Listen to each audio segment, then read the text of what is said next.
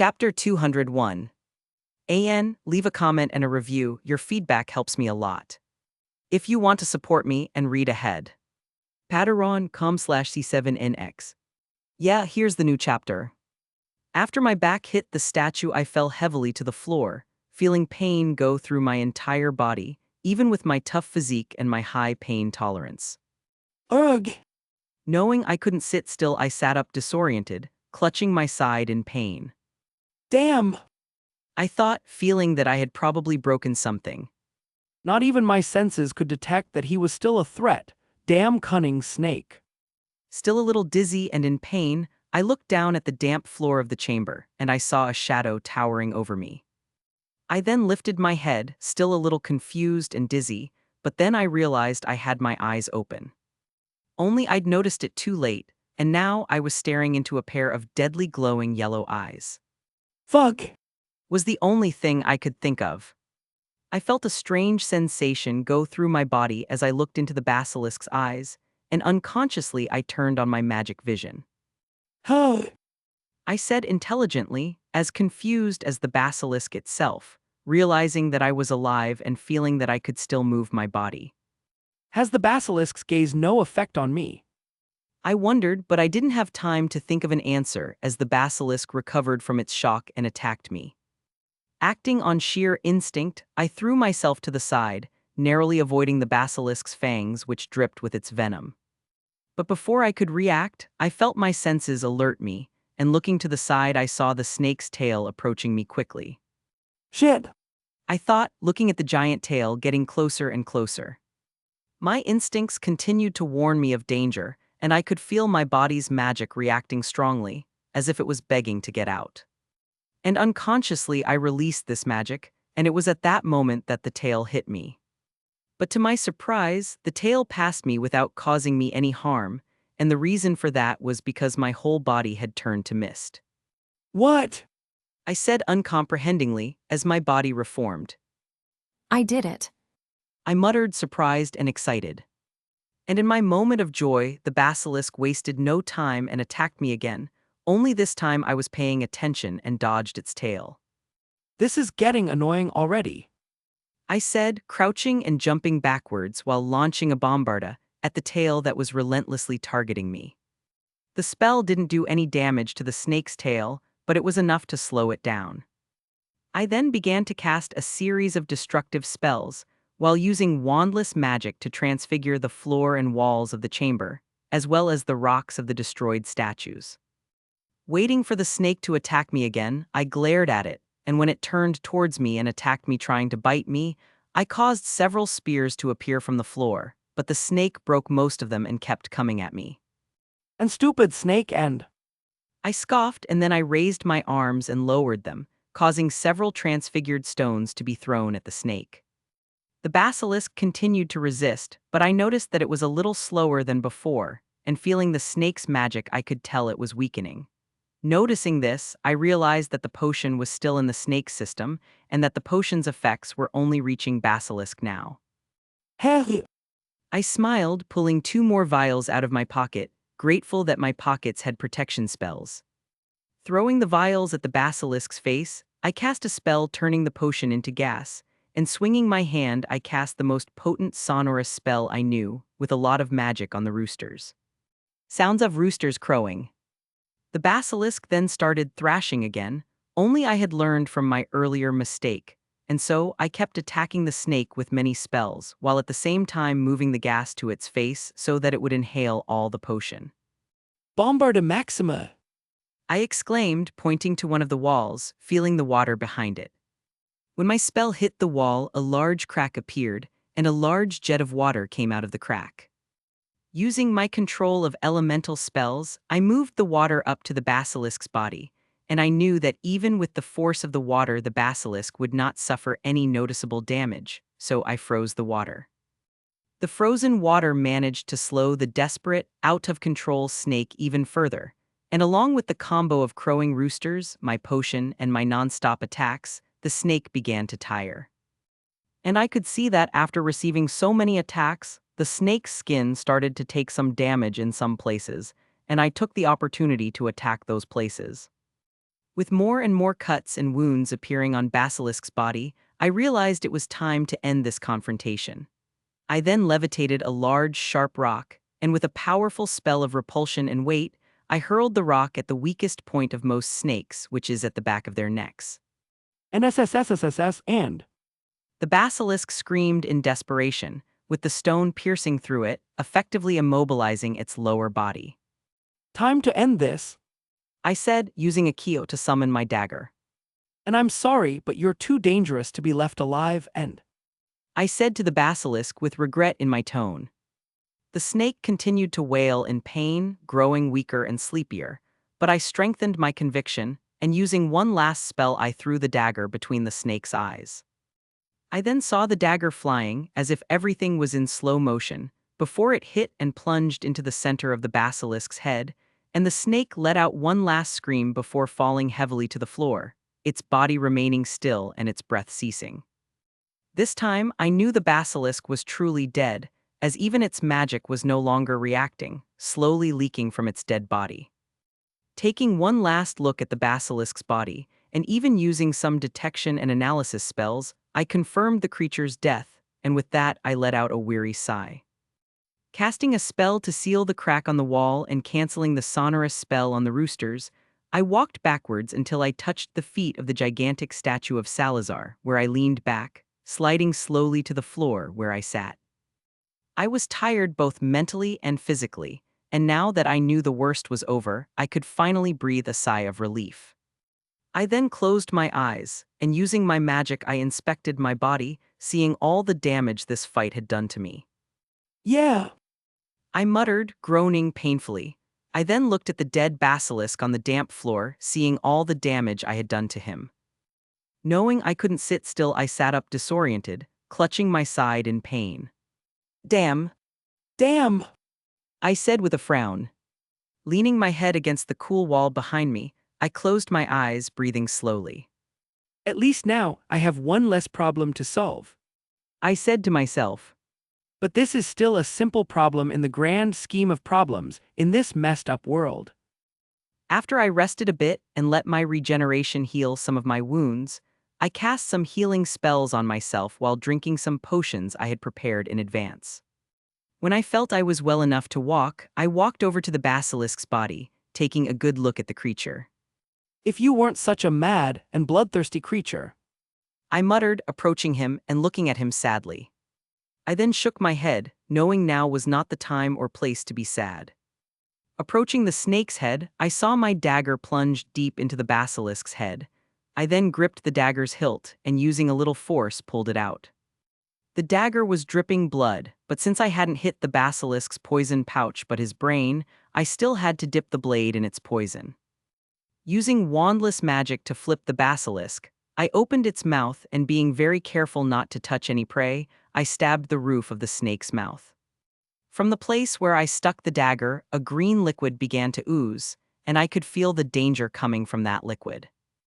I then saw the liquid run down to the dagger's hilt, but before the poison could be wasted, I took a large vial that I had prepared earlier, and placing it under the dagger, I let the poison drain out.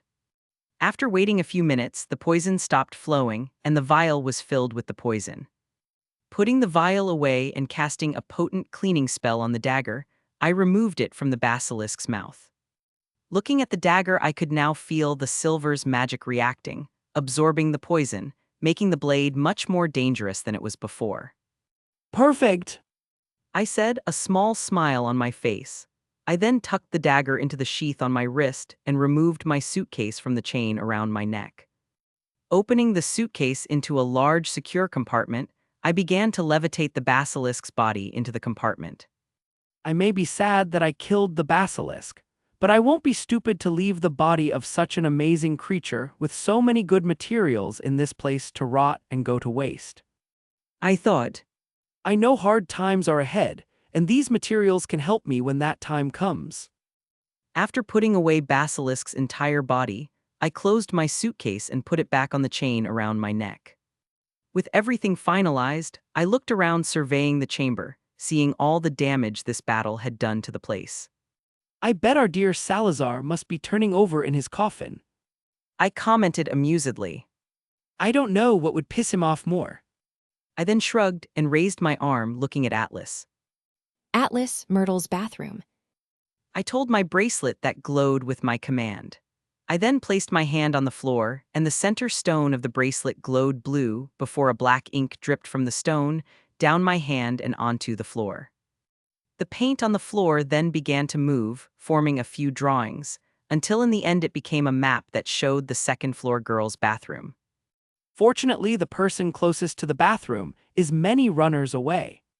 I sighed in relief. Atlas, cancel. I said, and the stone glowed blue and red before the map on the floor disappeared. Well, now I just need to change and clean up. And then I can go to the hospital wing with some lie about me having an accident experimenting with potions. I muttered, casting a cleaning spell on myself.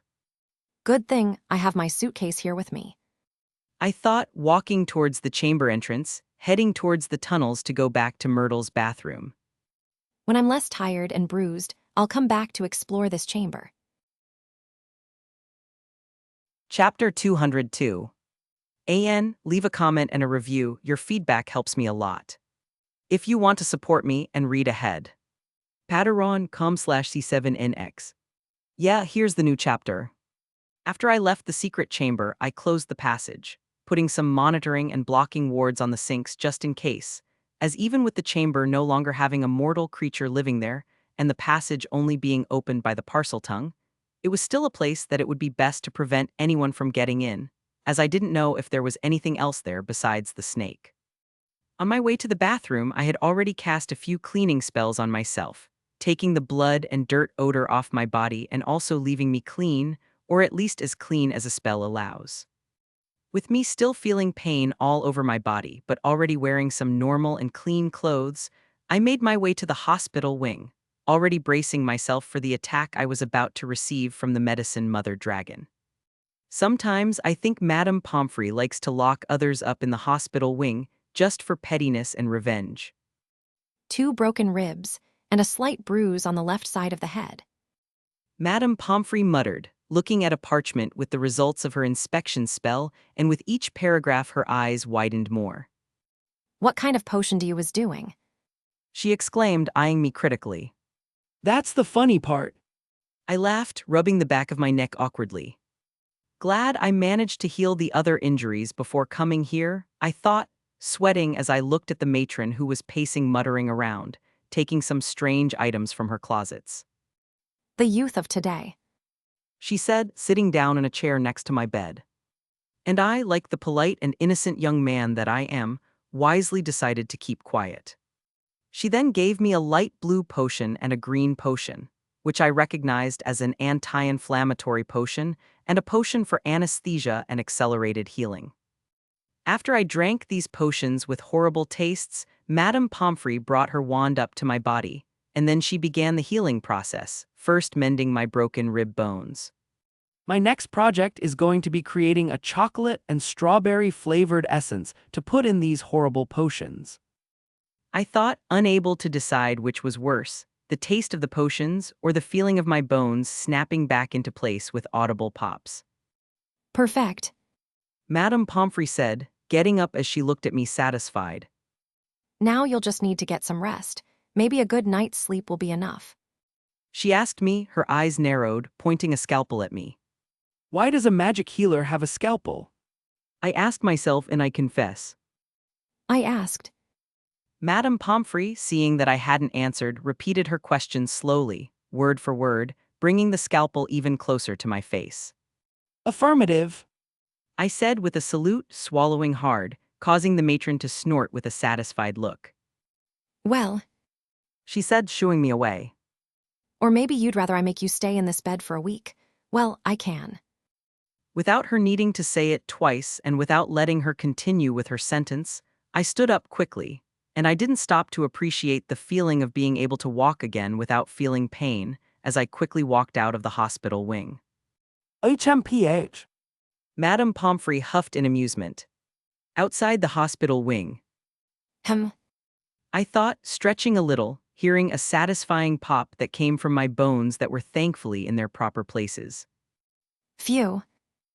And with that, I started toward my common room, feeling tiredness take over me now that there was no longer any pressure on my shoulders.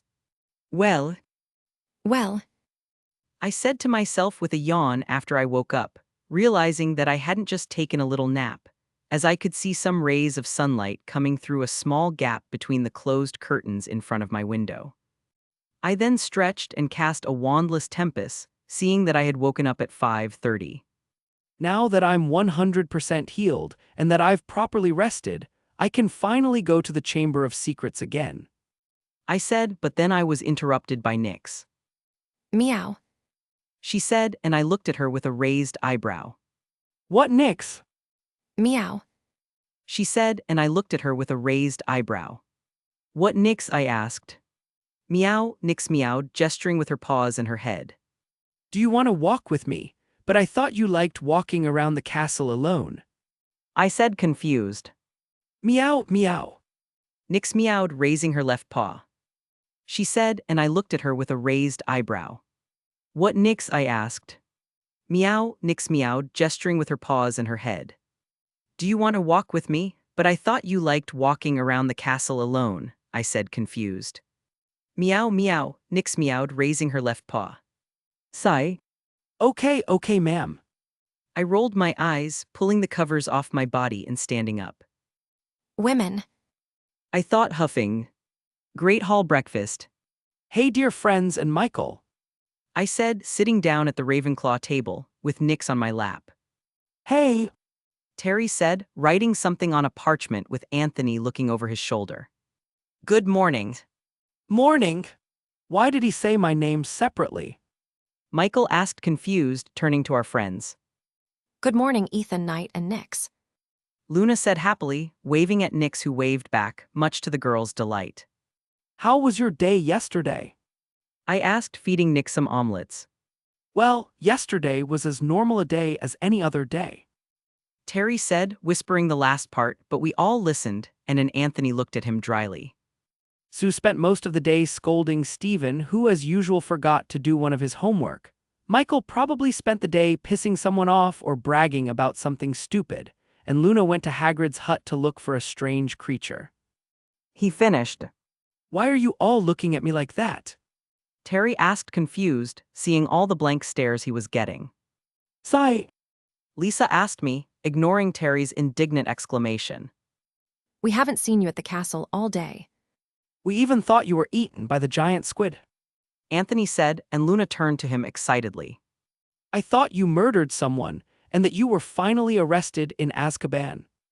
Michael said, and I looked at him in disdain. First, the giant squid is very docile and doesn't eat people. On. The innocent and curious girl said dejectedly. Second, if I happen to kill someone. 2 broken ribs and a slight bruise on the left side of the head. I continued, ignoring Stephen and Michael. And Azkaban would never be able to keep me locked up for long either. And third, I was practicing my spells and experimenting with potions from some old books I found in the library. I finished, shrugging my shoulders. So you spent yesterday just studying? Terry asked me, a little disappointed. Yay! I said, confused. I thought you were creating some incredible and difficult new prank, or trying to break into one of the other common rooms to terrorize some rival. He said, and those around him nodded in agreement. Even you, Luna. I thought, feeling betrayed. What do you think I am, some kind of suicidal madman? I asked indignantly. Ugh! She said, and I looked at her with a raised eyebrow. What, Nyx? I asked.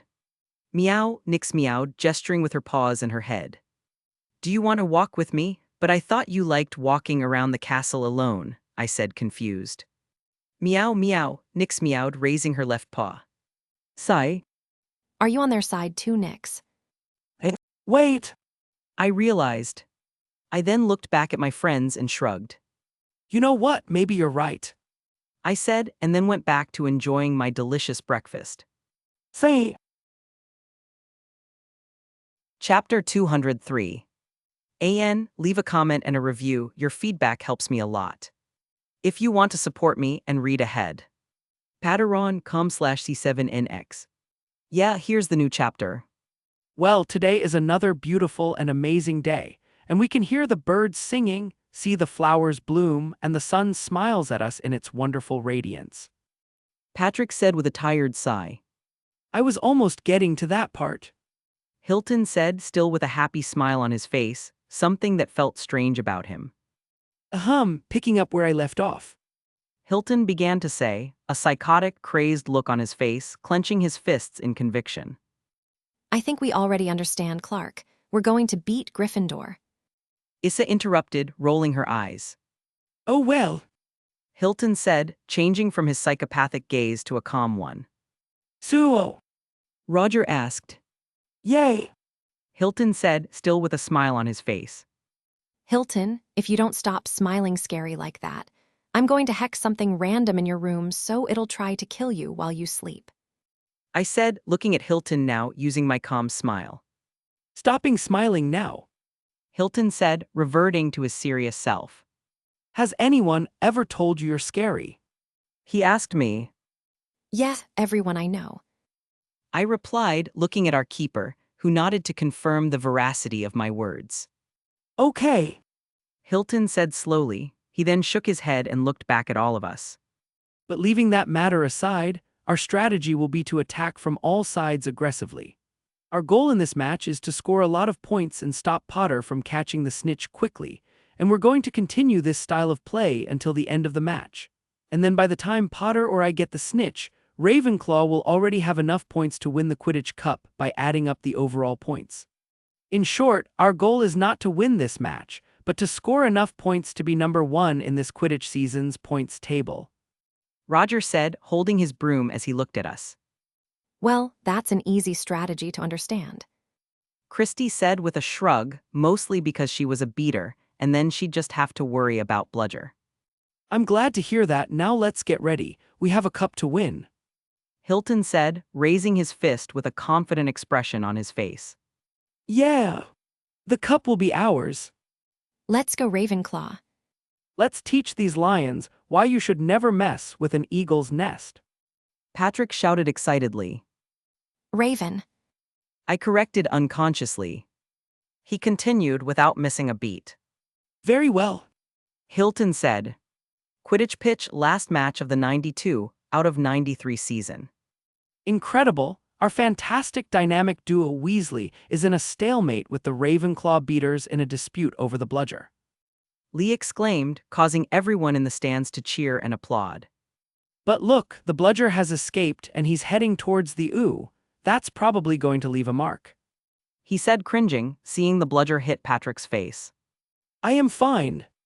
Patrick yelled, holding up his thumb to show he was okay, even though his nose was bleeding. He then advanced with his broom and joined Christy again in the fight for the bludger. And while the beaters were busy with the bludger, Roger and I were busy clearing space across the picth, past the other chasers, so Isabel could advance the quaffle. Summer is advancing fast, with the winds blowing her hair making her very charming and pretty, and just to satisfy the curiosity of all of you know that I'm still single. Jordan! Sorry, Professor McGonagall. Lee yelled, getting up from his seat. She threw the quaffle into the left hoop, but Wood was already expecting it, and Ethan Knight intercepts the quaffle. He then kicks it towards Davis. Where did this boy come from? Lee wondered, confused by my sudden appearance. Hilton said, still with a smile on his face.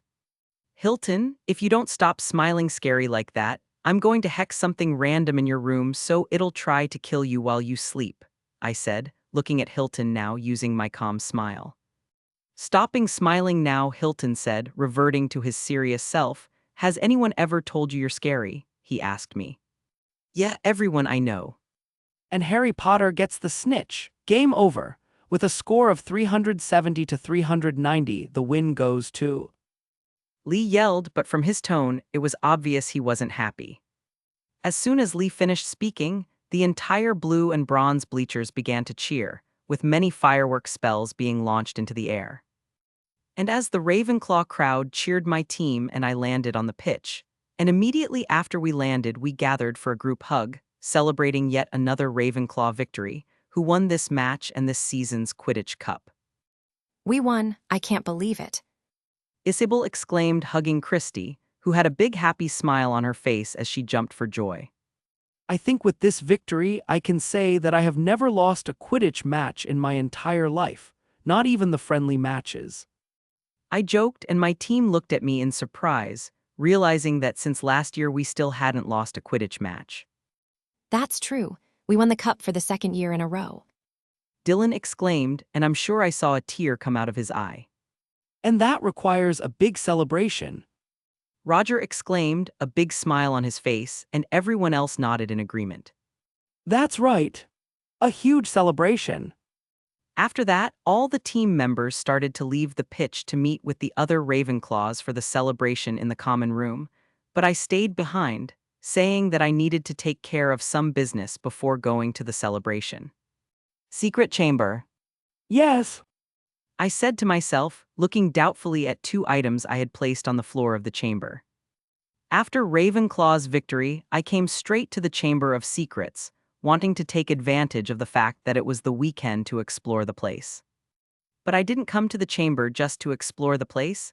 I also came here with the intention of using the chamber, which is a place away from other people, to destroy the Horcruxes in my possession.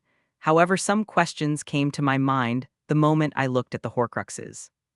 I can destroy 2 Horcruxes now, and then all that will be left is the other 5 that are inaccessible and unreachable for me, at least for now. I wondered with a worried frown on my face. I know that if I destroyed one of the Horcruxes, Voldemort wouldn't even notice, probably because of his weak body. Well, I think with this little problem solved for now, I can finally get back to focusing on the main purpose I'm here for. I said, putting the suitcase on my chain and looking around. Chapter 204. Leave a comment and a review. Your feedback helps me a lot. If you want to support me and read ahead. Patreon.com/C7NX. Yeah, here's the new chapter. Well, I said, looking around at what was probably the basilisk's hibernation site. I had used Salazar's incredibly narcissistic little magic words to open the passage that was in the mouth of the statue, and after entering it I saw that the place was big, like... smart. I said, scratching my chin in appreciation. With that, only a Parselmouth could release the snake and bring it out of its deep sleep.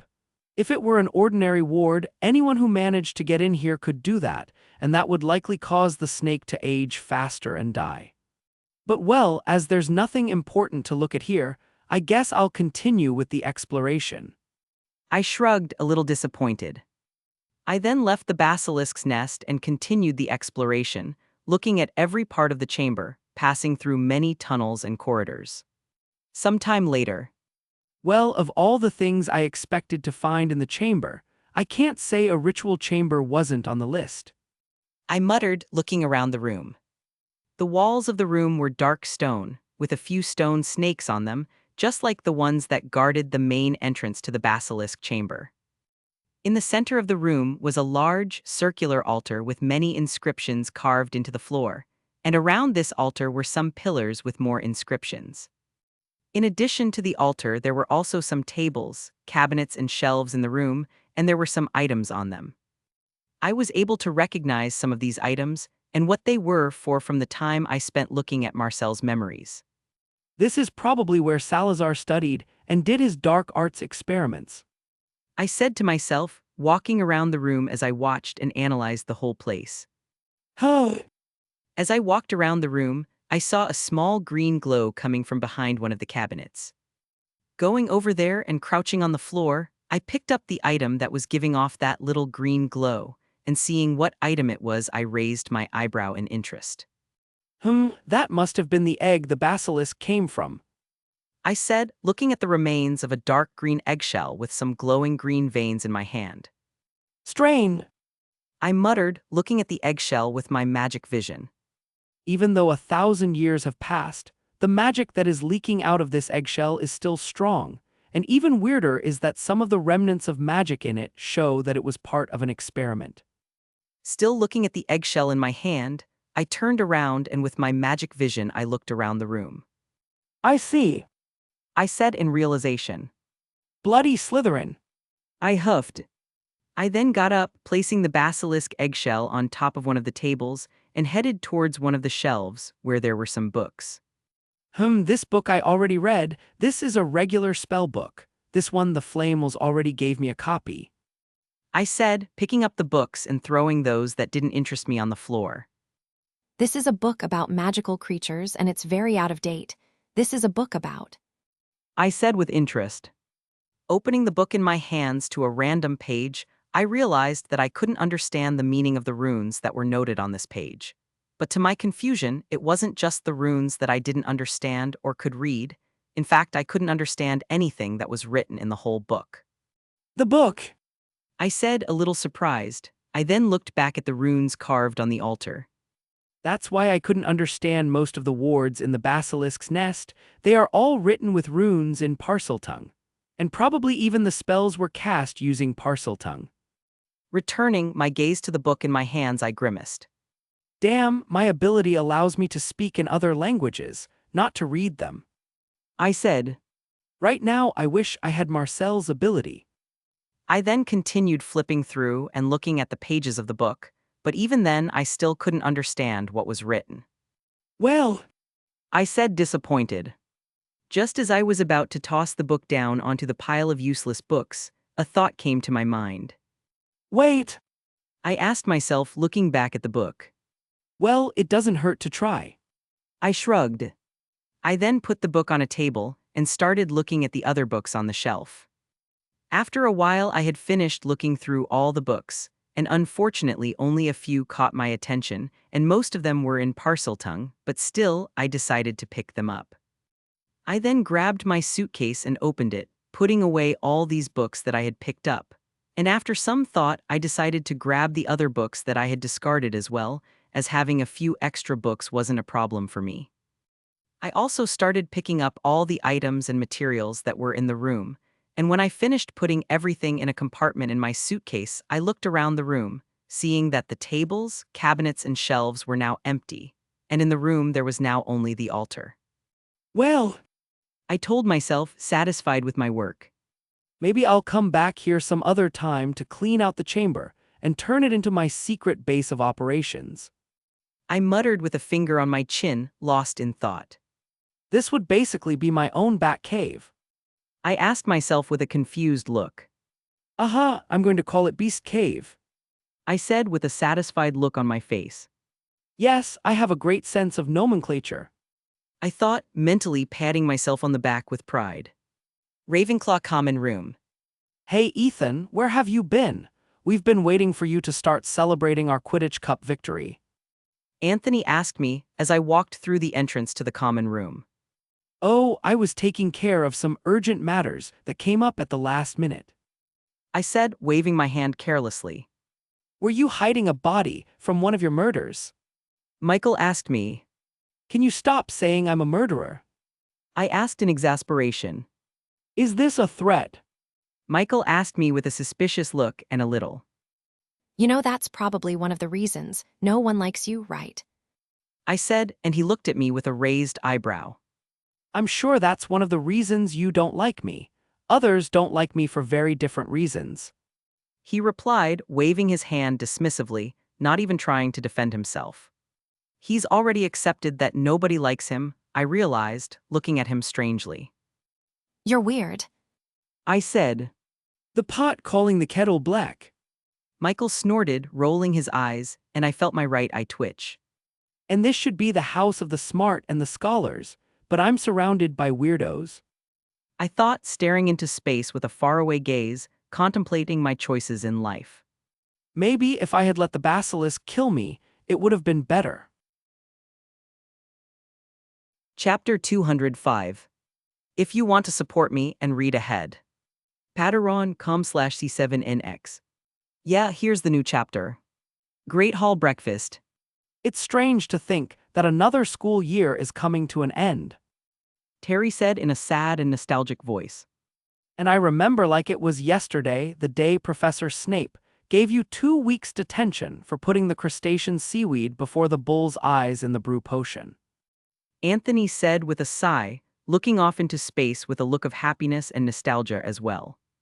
But this happened yesterday. Terry said with a frown. And like I said, Anthony replied, looking at Terry with a smile that made his eye twitch. Who'd? who is it mail time yet? Stephen wondered, looking up to see all the owls coming through the open windows of the great hall. Strain. Padma said, holding the newspaper that an owl dropped in her hands. The owl may have gotten confused and handed the newspaper to the wrong person. Terry guessed. I don't think so. I also received a copy of the newspaper, and I'm not a subscriber either. Lisa said with a confused face. Stephen said, looking around and seeing that all the students and even the teachers were holding a copy of the newspaper in their hands. That's weird. Terry muttered. I'm a Prophet subscriber, but this time I didn't even have to pay for today's paper. Sue said, looking with a strange face towards the main table. Merlin's withered balls. I heard a third year exclaim in shock, and ignoring his odd choice of words, many other people were probably feeling the same way he was. This. Anthony said, getting lost in his own words. Well. Terry said, his eyes glued to the news item in the newspaper. And I, who was watching and listening to all this, just looked at the chaos the Daily Prophet was causing with a smile on my face, reading this week's edition of the Quibbler. Glancing lightly at the newspaper one of the owls had left in front of me, I saw the article that was causing this ruckus in the Great Hall. On the cover of the Daily Prophet was a large picture of Lockhart holding one of his many books as he smiled and waved, posing for a photo, and in big, flashy letters above his picture read, The big fraud, the hoax that tricked thousands. With this title and the image of Lockhart on the cover, it was pretty obvious what the news that was written in the article was talking about. And to make my day better, and Lockhart's worse, the one who wrote this article was none other than our dear Rita Skeeter. Hiding my smirk, I went back to reading my Quibbler. The article is saying that Lockhart graduated with mediocre grades from school. Sue whispered, striking up a conversation with our group of friends. Yes, and look at that part. It says here that Lockhart did none of the feats mentioned in his books, and that it was actually other wizards and even some muggles who did, and that he stole their stories and took credit for their achievements. Padma said, shocked.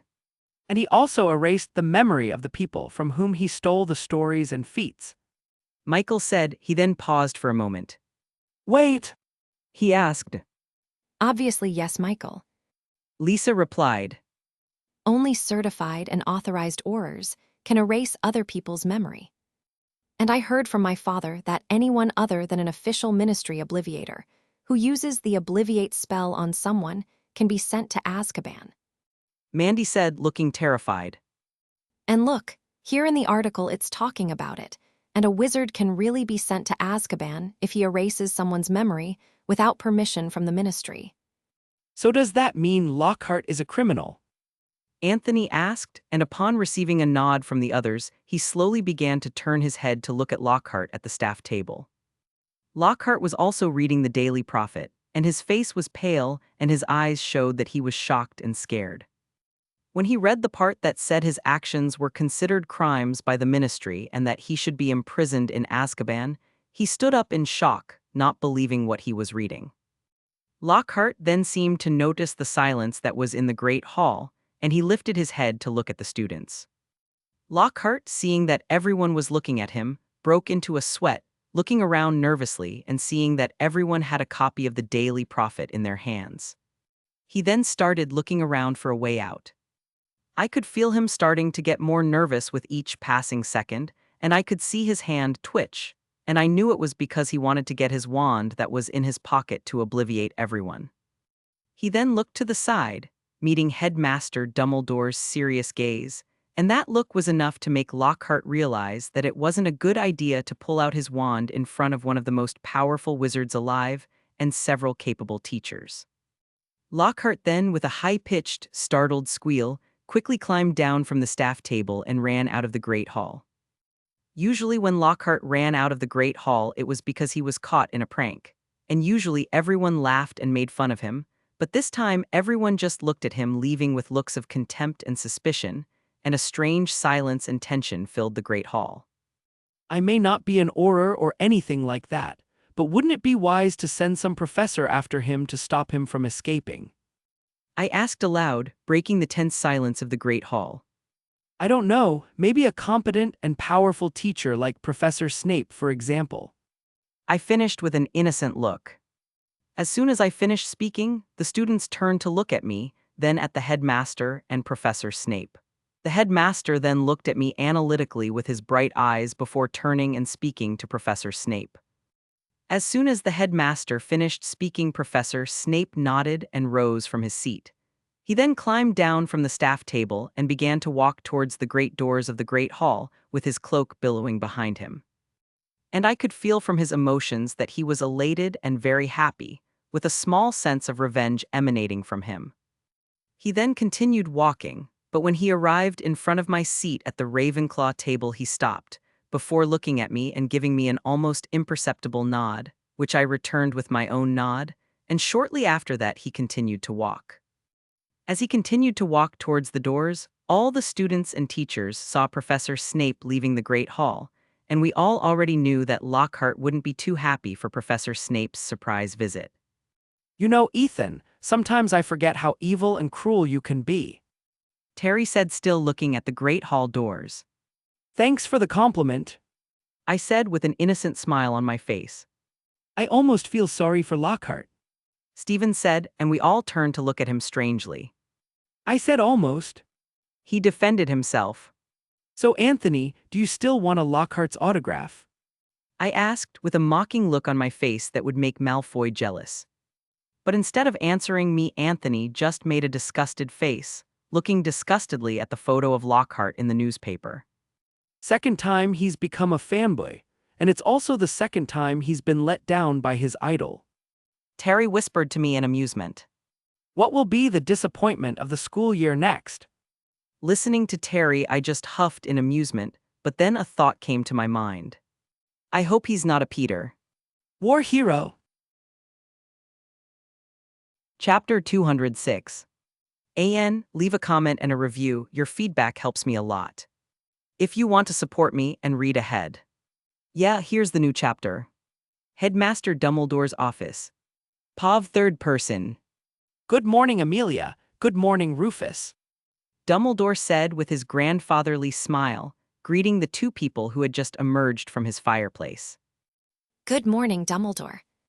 Amelia said as she brushed the ashes from her robes, nodding to the other professors who were in the office. Good morning, Albus. Rufus said, looking around the room with interest. Come have a seat. Dumbledore said, pointing to the two chairs in front of him. Oh no, we won't be long. Rufus said, refusing the seat. We just came here to get Lockhart and take him to the ministry for trial. In fact, I didn't think this situation with Mr. Lockhart was so important that the ministry needed to send the head of the DMLE and the head of the Aurors in person. Dumbledore said, looking at the two of them with a raised eyebrow. Well, Rufus said, with a slightly awkward expression on his face. but couldn't the ministry send some ordinary Aurors? Professor McGonagall, who had been quiet all this time, asked. Send 2 ordinary Aurors to arrest one of the few wizards who received the Order of Merlin, 3rd class. Rufus huffed. Lockhart is currently almost as famous as the minister himself, and if the media found out that the ministry sent simple Aurors to escort him to the ministry, they would have a very busy day talking about our incompetence and about how we don't care about safety and laws. He finished, resisting the urge to roll his eyes. I see. Dumbledore said, but then he looked at Amelia. That explains why the head of the Aurors is here, but it doesn't explain why the head of the DMLE came too. I came here as the most senior person in the DMLE, and as the head of this department, I am also the best choice to analyze the case. And with me here, the minister can show everyone that we are taking this Lockhart case seriously. Amelia said, looking professional and serious, but Dumbledore continued to look at her with his eyes shining, crossing his hands in front of his face. And? Dumbledore said. And I also decided to come, because I was worried about my niece being in the same place as this. Amelia admitted, acting like a nervous student in front of a teacher after doing something bad. And Dumbledore, seeing this, looked with amusement and nostalgia at Amelia. Since back when she was a student at Hogwarts, she loved to preach about laws and rules, even though she was one of the people who broke them. Don't worry about Miss Susan, she is fine. Professor Sprout said to reassure the worried aunt in the office. Right now, she must be playing with her friends from Hufflepuff and the other houses. I'm glad to hear that. Amelia said, looking at the plump teacher with a small smile on her face. Well, as you now know why we're here, we're going to get Lockhart to take him to the ministry. We don't want to take up any more of your time. Rufus said, looking at all 4 heads of house who were in the office. Oh, don't worry about it. We've already canceled our morning classes, and now the students are probably enjoying this free time they have. Professor Flitwick said, nonchalantly waving his hand. It eases my worries, but we still can't stay here for long. When we left the ministry, Fudge was already summoning the Wisengamot and preparing a hearing to Judge Lockhart. Amelia said. So the hearing of Gilderoy will be today. Dumbledore nodded.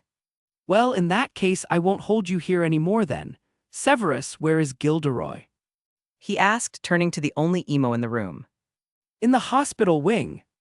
Professor Snape replied after a while, looking with intense interest at one of the knickknacks on a shelf. The hospital wing. Amelia asked in surprise and confusion, and she saw then that the other teachers and the matron turned to look at Professor Snape. He tried to resist. Was all Professor Snape said. And he has a punchable face. He thought, looking contentedly at Lockhart's disfigured and bruised face. Understandable. Rufus nodded, unaware that he was probably the only one who believed Professor Snape's lie. Of course, it's not his fault. In fact, of everyone present, he was the one who had the least interactions with Professor Snape, and therefore was unaware of his vindictive and somewhat cruel personality. Oh, you're still here, Dumbledore said after walking through the hospital wing doors. He then reached the others who were around a bed, but he felt a strange mood in the air, and following their gaze, Dumbledore saw what must have been a human, only the face was not quite recognizable. Is this Gilderoy? He asked himself, confused. He then turned to look at Professor Snape, and seeing a small smile on his face, Dumbledore immediately knew what had happened. Sigh, He thought, resisting the urge to rub his temples. He then shook his head and, returning to his calm appearance, he turned to Rufus and Amelia. Well, a letter from the ministry just arrived at my office notifying me about the hearing, so I guess I'll accompany you in escorting Gilderoy to the ministry, He said, his characteristic smile on his face. Has the notification about the hearing arrived yet? Amelia asked with a raised eyebrow. Fudge must be desperate to get this Lockhart issue resolved as quickly as possible. She said. Hearing her, Rufus huffed. With the amount of complaints that were reaching the ministry, I would probably do the same if I were in his shoes. As soon as he finished saying that, he turned to the injured and unconscious Lockhart on the bed. Only we have a problem. We can't take the Lockhart to the ministry with him all bruised up like this, He said with a scowl. Amelia, who overheard him, also grimaced, knowing they wouldn't be appreciated by the public if they were escorting Lockhart with him injured. Amelia then had an idea and turned to Madame Pomfrey. Madame Pomfrey, can you heal his face? She asked. Sigh. She said, more upset that she had wasted her time and potions trying to cure Lockhart than that she had failed to cure him. As soon as she finished speaking, everyone again turned to look at Professor Snape. He tried to resist a lot. He said, Tried to resist my butt. was the thought of some of the people who were there. Sigh. Amelia wondered. If you want, we can use some potions I made up. Professor Snape suggested, and no one noticed the vengeful look he was giving Lockhart. Oh, and what are the effects of these potions? Rufus asked with interest. I don't know, they haven't been tested yet. Professor Snape replied dismissively.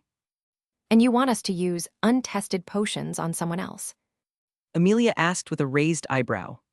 He would be testing the potions for us. Professor Snape said, as if this was the perfect solution. You know, I'm starting to think you don't like Lockhart, Professor Snape. Amelia said dryly. You think? Professor Snape asked, as dryly as she was. Stone Courtyard. Suo. Ron said, smiling, looking at Hermione satisfactorily. So what? She asked impatiently. Lockhart is a fraud and a criminal. He said, still with the same smile on his face. We don't know if he's a criminal. He hasn't been tried yet. Hermione defended him, but not as voraciously as before. But you didn't deny that he's a fraud. Ron said, glancing at her. So does that mean you've finally gotten over your crush on the idiot who loves lilac? I didn't have a crush on Professor Lockhart. Hermione denied it. Oh no, then why does your book have his name written with hearts around it? He asked. The book was already like this when I bought it. Hermione replied quickly. Yeah.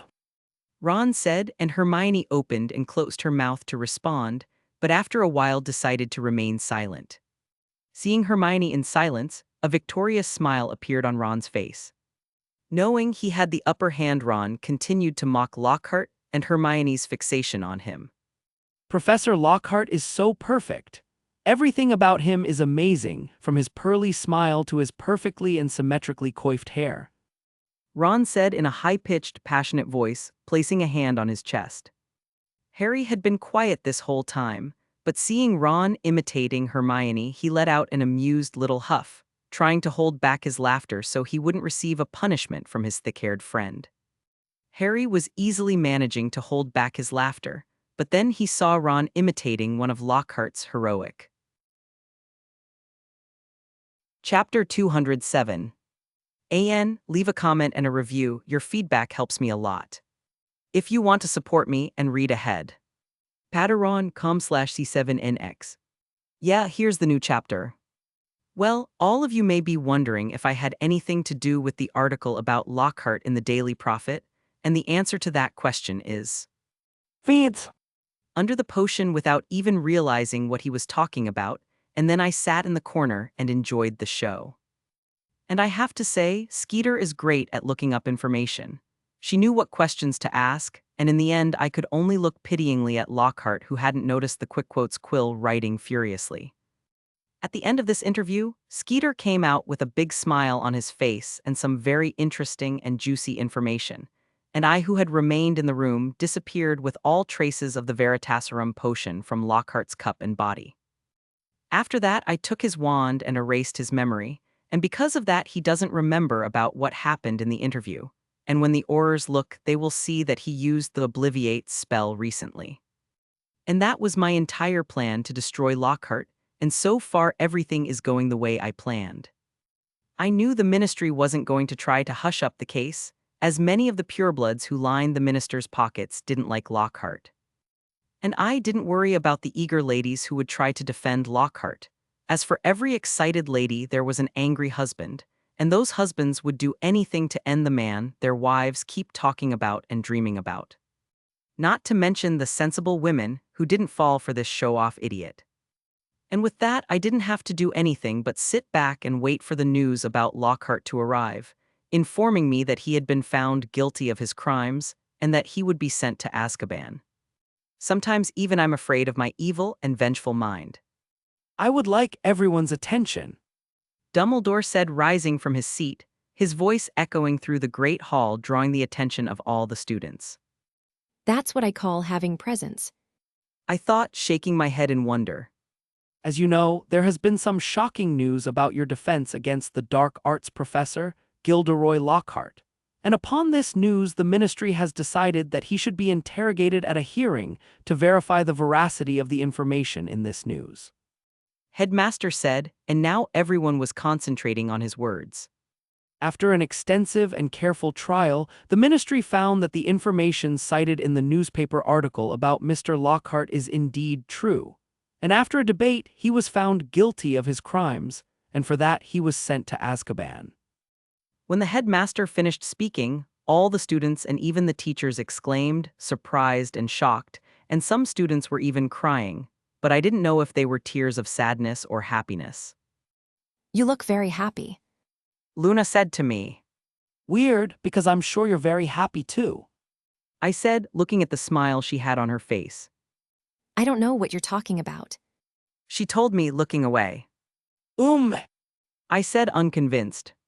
And with this news, I would like to apologize to all of you.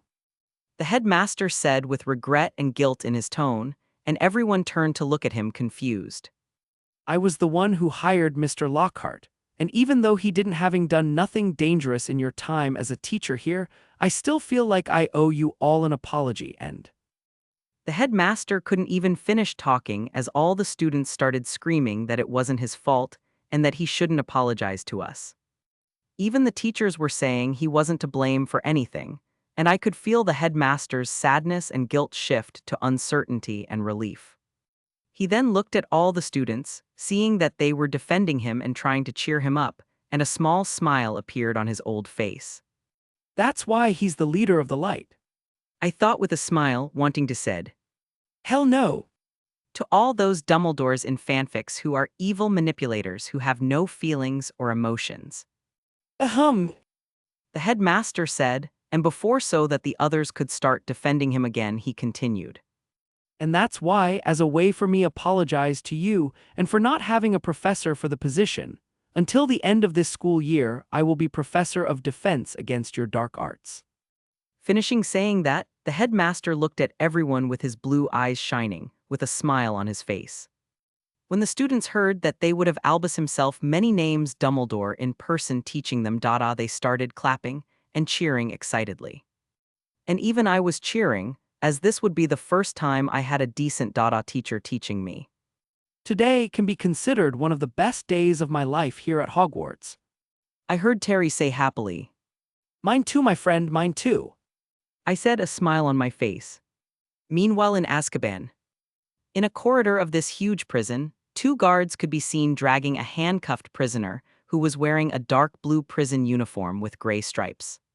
The uniform was torn and dirty, but it matched the prisoner's dirty, messy appearance. No, please, I'm innocent. Lockhart screamed as he was dragged by guards to his cell. Yes, yes, we know. One of the guards said, rolling his eyes.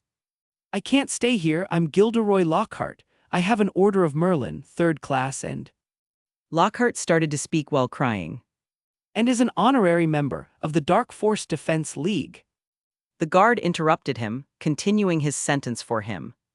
Everyone has heard you say that at least 10 times since you got here. He said wearily. Hey, maybe you can win over the Dementors with your smile 5 times, champion of Witch Weekly's most charming smile.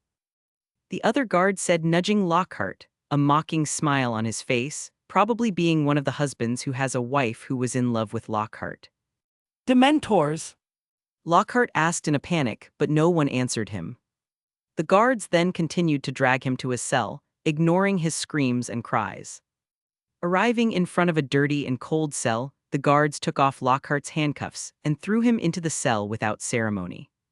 After falling to the floor, Lockhart sat up, looking around in fear and disgust. I hope you survive without your hair gel. The same guard as before said with a mocking and cruel smile after closing the cell. And then, without waiting for an answer from Lockhart, he and the other guard turned and left, leaving Lockhart alone to process that last sentence. Am I going to run out of my hair gel? No. Lockhart started muttering with a look of despair and madness on his face, pulling the hairs off his head. Chapter 208.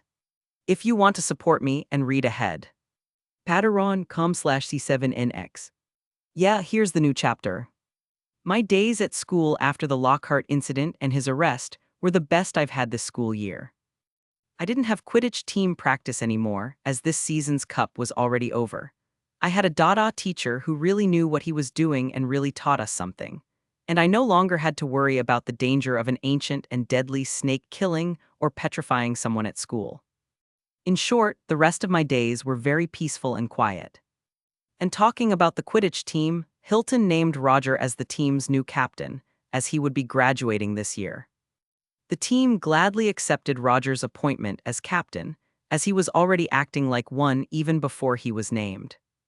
But it was fun to see Roger's surprise reaction, and how happy he was at the news that next school year he would be our captain. Hello, headmaster. I commented with an amused and wry smile on my face. Oh, address me however you see fit, Mr. Knight.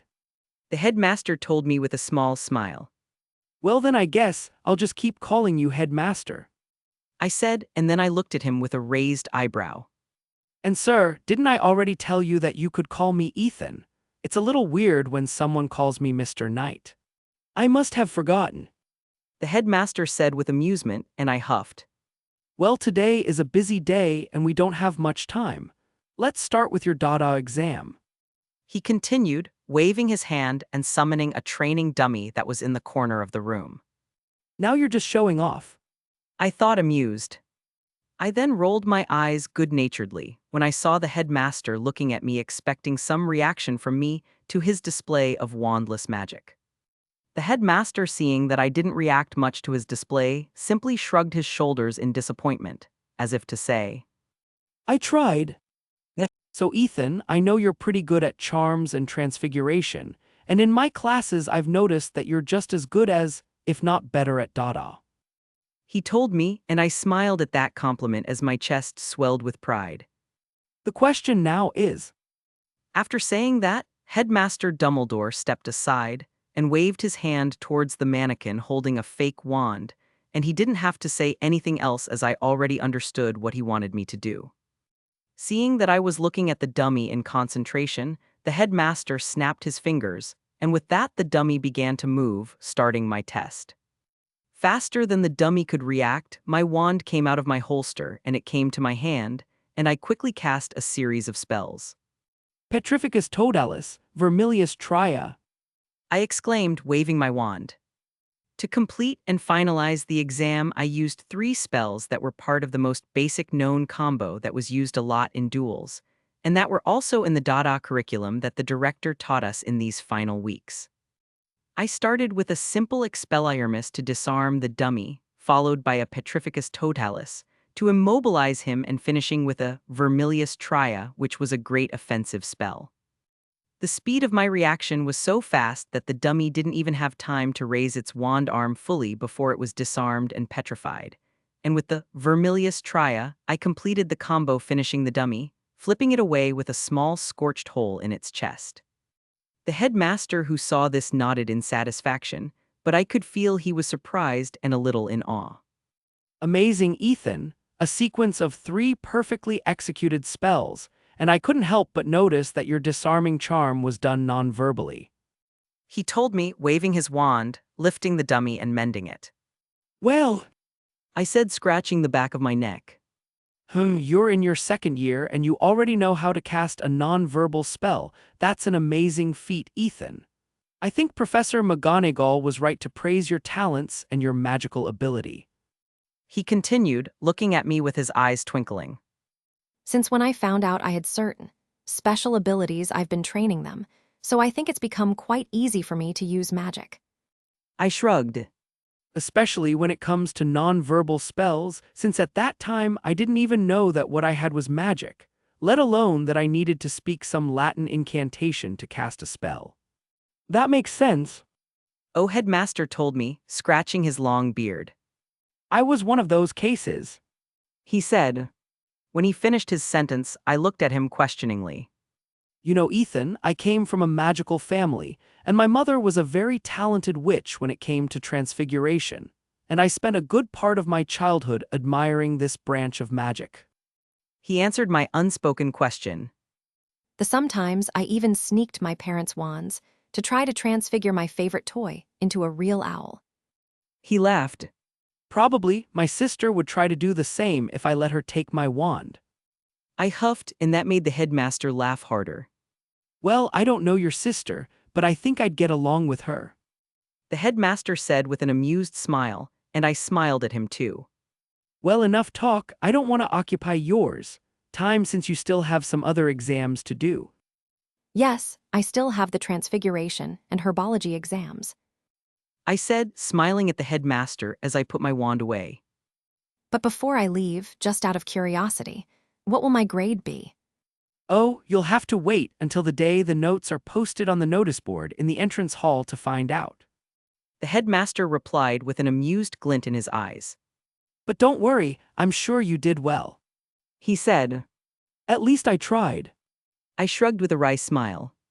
But well, I'll be off then. If I'm late for Professor McGonagall's exam, she might transfigure me into a pocket watch. I said amusedly, and the headmaster looked at me with amusement. Of that I don't doubt. He said.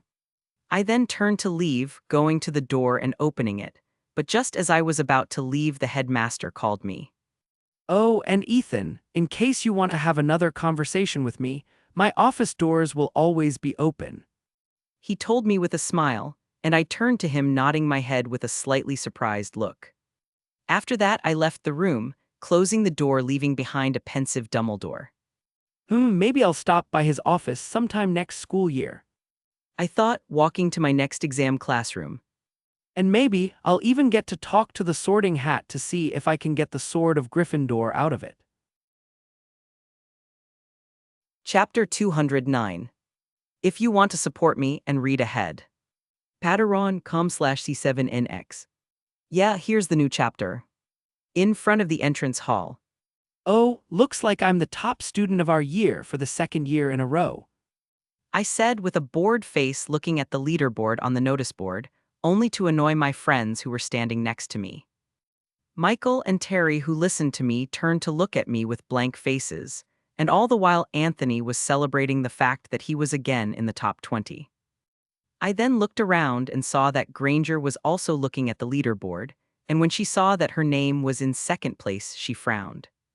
She then looked at the first name and her frown grew, but then she sighed and looked down at the floor despondently. Seeing the girl who is undeniably the smartest and brightest girl of my age so disheartened made me feel weird.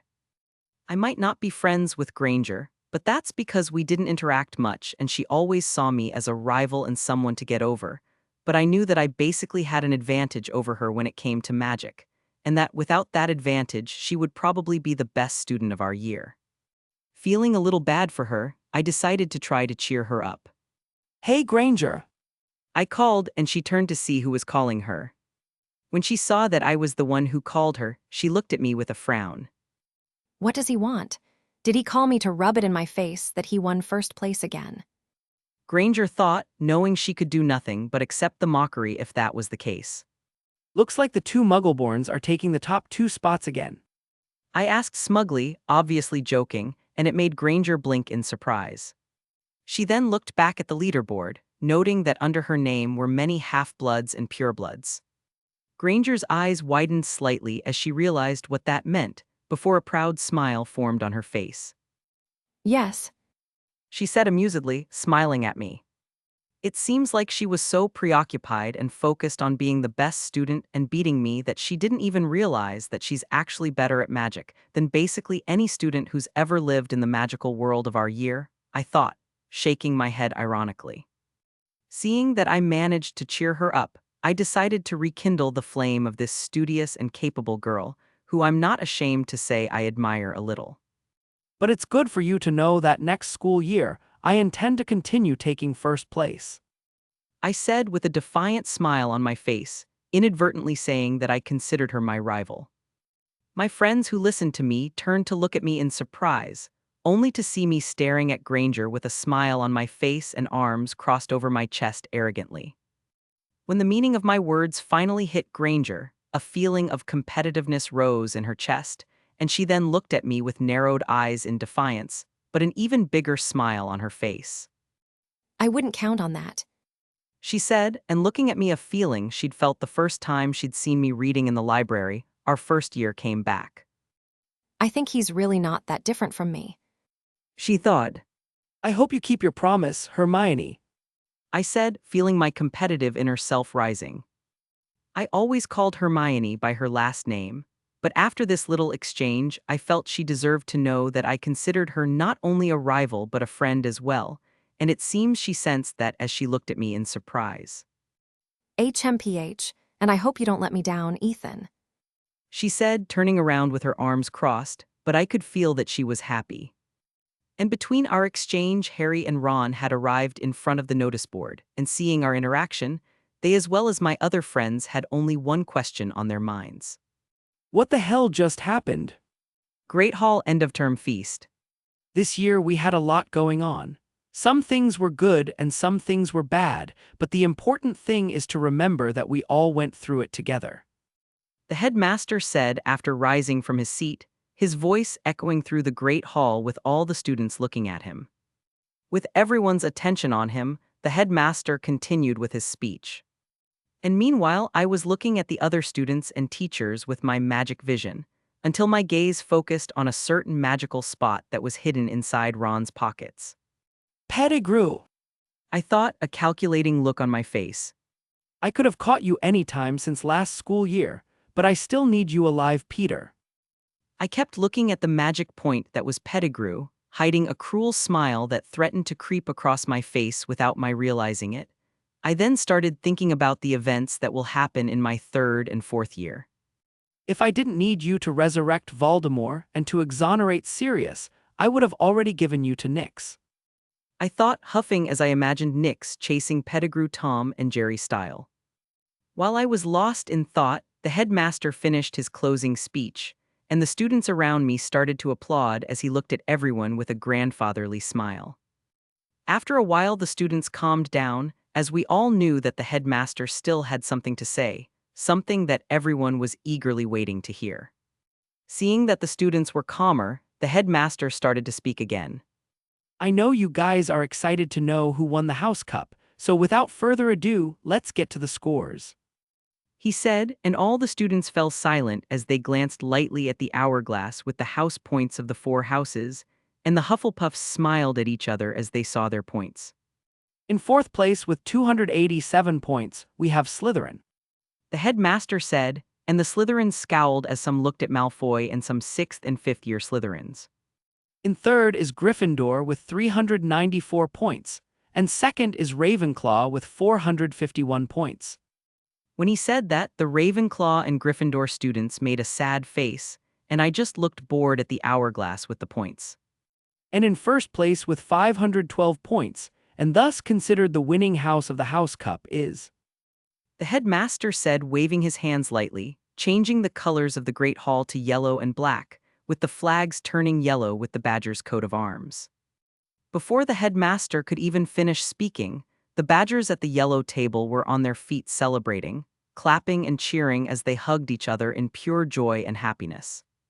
And meanwhile, the Gryffindors and Ravenclaws cheered too, as any house winning was better than Slytherin winning.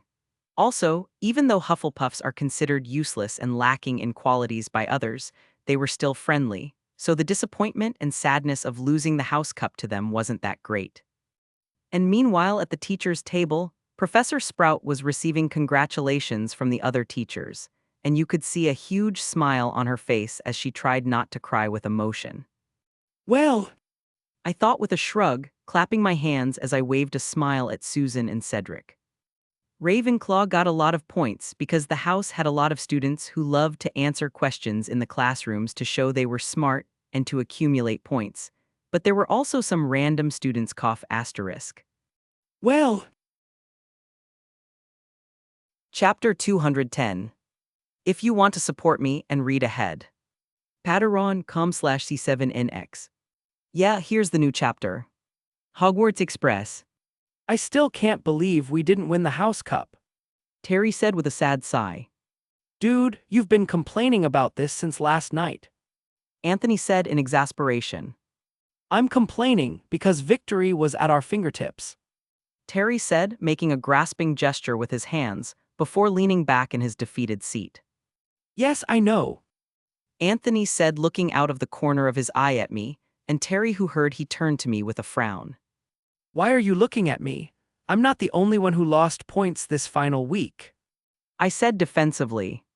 Yes, but no one but you lost 30 points in one go. And you had to prank Professor Snape, the worst, most spiteful teacher we have. Terry asked me, and I saw his hands shaking as he looked at my neck, and I suspected he was thinking about hanging me. First, Professor Snape took points from me unfairly, as he had no proof that I was the one who pranked him. And second, I don't know why you're complaining. I've earned more than triple the points the two of you together failed to earn. I said, crossing my arms as I looked at them with a raised eyebrow. Sometimes I hate it when you use a valid argument against us. Terry said, narrowing his eyes. What can I say? I'm amazing. I said as I raised my hands innocently. Hey guys, I'm back. Stephen said, opening our compartment door, with Michael behind him. Where are the girls? Anthony asked, seeing that only the two of them had entered the compartment. Oh, they're in another compartment with the Hufflepuff girls having a girl talk, whatever that means. Michael shrugged, sitting next to Terry, elbowing him aside to get more space, with Terry turning to him, frowning. Why don't you go sit next to Ethan? There's an empty space next to him. Terry said. I don't know if you're blind, but his cat is sleeping over there. Michael said, pointing to Nyx, who was curled up dozing next to me. Simple, take her and put her on your lap, or you can ask Ethan to put her on his lap. Terry insisted. Do you want me to wake up that monstrous being? Michael asked, shocked, looking at Terry like he was an idiot. Did you see what she did to Billy Steeler's face when he tried to get her out of the armchair and ended up waking her up? After Michael said that, Terry looked at him in a silence that lasted 5 seconds. Terry said, shivering as he glanced at Nyx. And as the two of them talked about Nyx, I looked at them blankly before turning to Nyx. What the hell did you do to Billy's face? I wondered, looking at her strangely. Platform 934. I'm telling you, the Yellow Canyons have a stronger attack than the Olympus. Terry said to Anthony, who shook his head in denial. Their offense is not stronger. Olympus have Lucian Clare as a chaser. And besides, their defense is one of the most difficult to pass in the championship. Anthony said. Yes, however. I asked, rolling my eyes tiredly. You guys have been talking about canyons and Olympus for over 2 hours now. Even if I don't like it, I have to agree with Ethan. Michael said with an irritated face. I like Quidditch, but I'm tired of hearing you guys talk about it. Really? Or is it that you're irritated that you can't hear your own voice in your thoughts? Anthony scoffed. Maybe Hurrah upset that his team didn't make it past the group stage. Terry joined Anthony in the mockery. At least my team didn't have to appeal to the commission for a few days off because of a mysterious illness. Oh, but at least my team.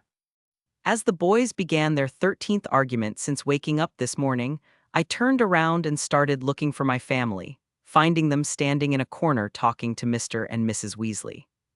I then ignored the boys behind me and went over to them, but halfway through I felt a strange thing, a sensation and a magic I had felt before. Glancing slightly to the side in the direction of this familiar magic, I saw that in a corner of the platform Greengrass had just been reunited with her family, and I noticed a pale little girl, a little younger than me, happily chatting with her older sister. Astoria. I thought, looking at the girl's rather fragile appearance, realizing that the familiar magic I felt came from her. Without even needing to use my magic vision, I could see that Astoria's magic was weak, and that also caused her health to be bad. Damn Marcel. I swore in my mind, turning away and not looking at the Greengrass family anymore. Seeing Astoria's happy smile and weak appearance made me sick. I was looking at an innocent little girl who was basically destined to die young. Well, not if I can stop it. I thought resolutely. Ethan! I heard my mom call out to me, stopping her conversation with the Weasleys and looking at me. Oh, hi, Mom. I said with a smile, putting my thoughts aside and continuing to walk towards my parents. Hello, Mr. and Mrs. Weasley.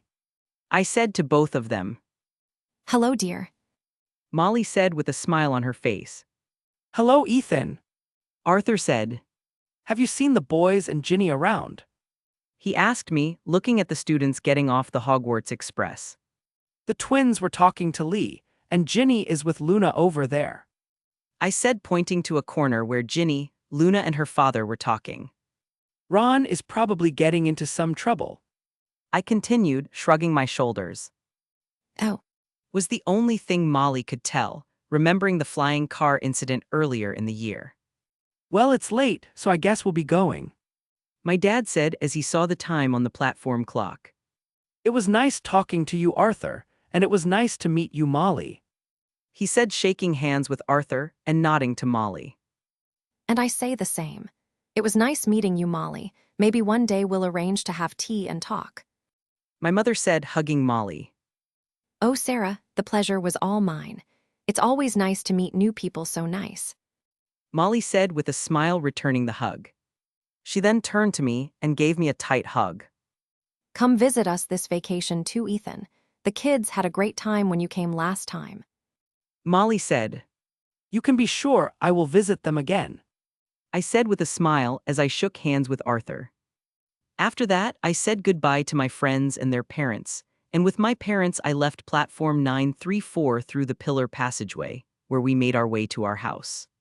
Knight's house, Sigh. I said, opening my arms and taking a deep breath as I entered in the house. I then went over to the couch in the living room and lazily threw myself on it, feeling the comfort and relief of being home reaching out to me. My parents, seeing my relaxed appearance, looked at each other and shook their heads with ironic smiles on their faces. My dad put Seal down and she came running to my side, lazily throwing herself as well, mimicking me. Home sweet home.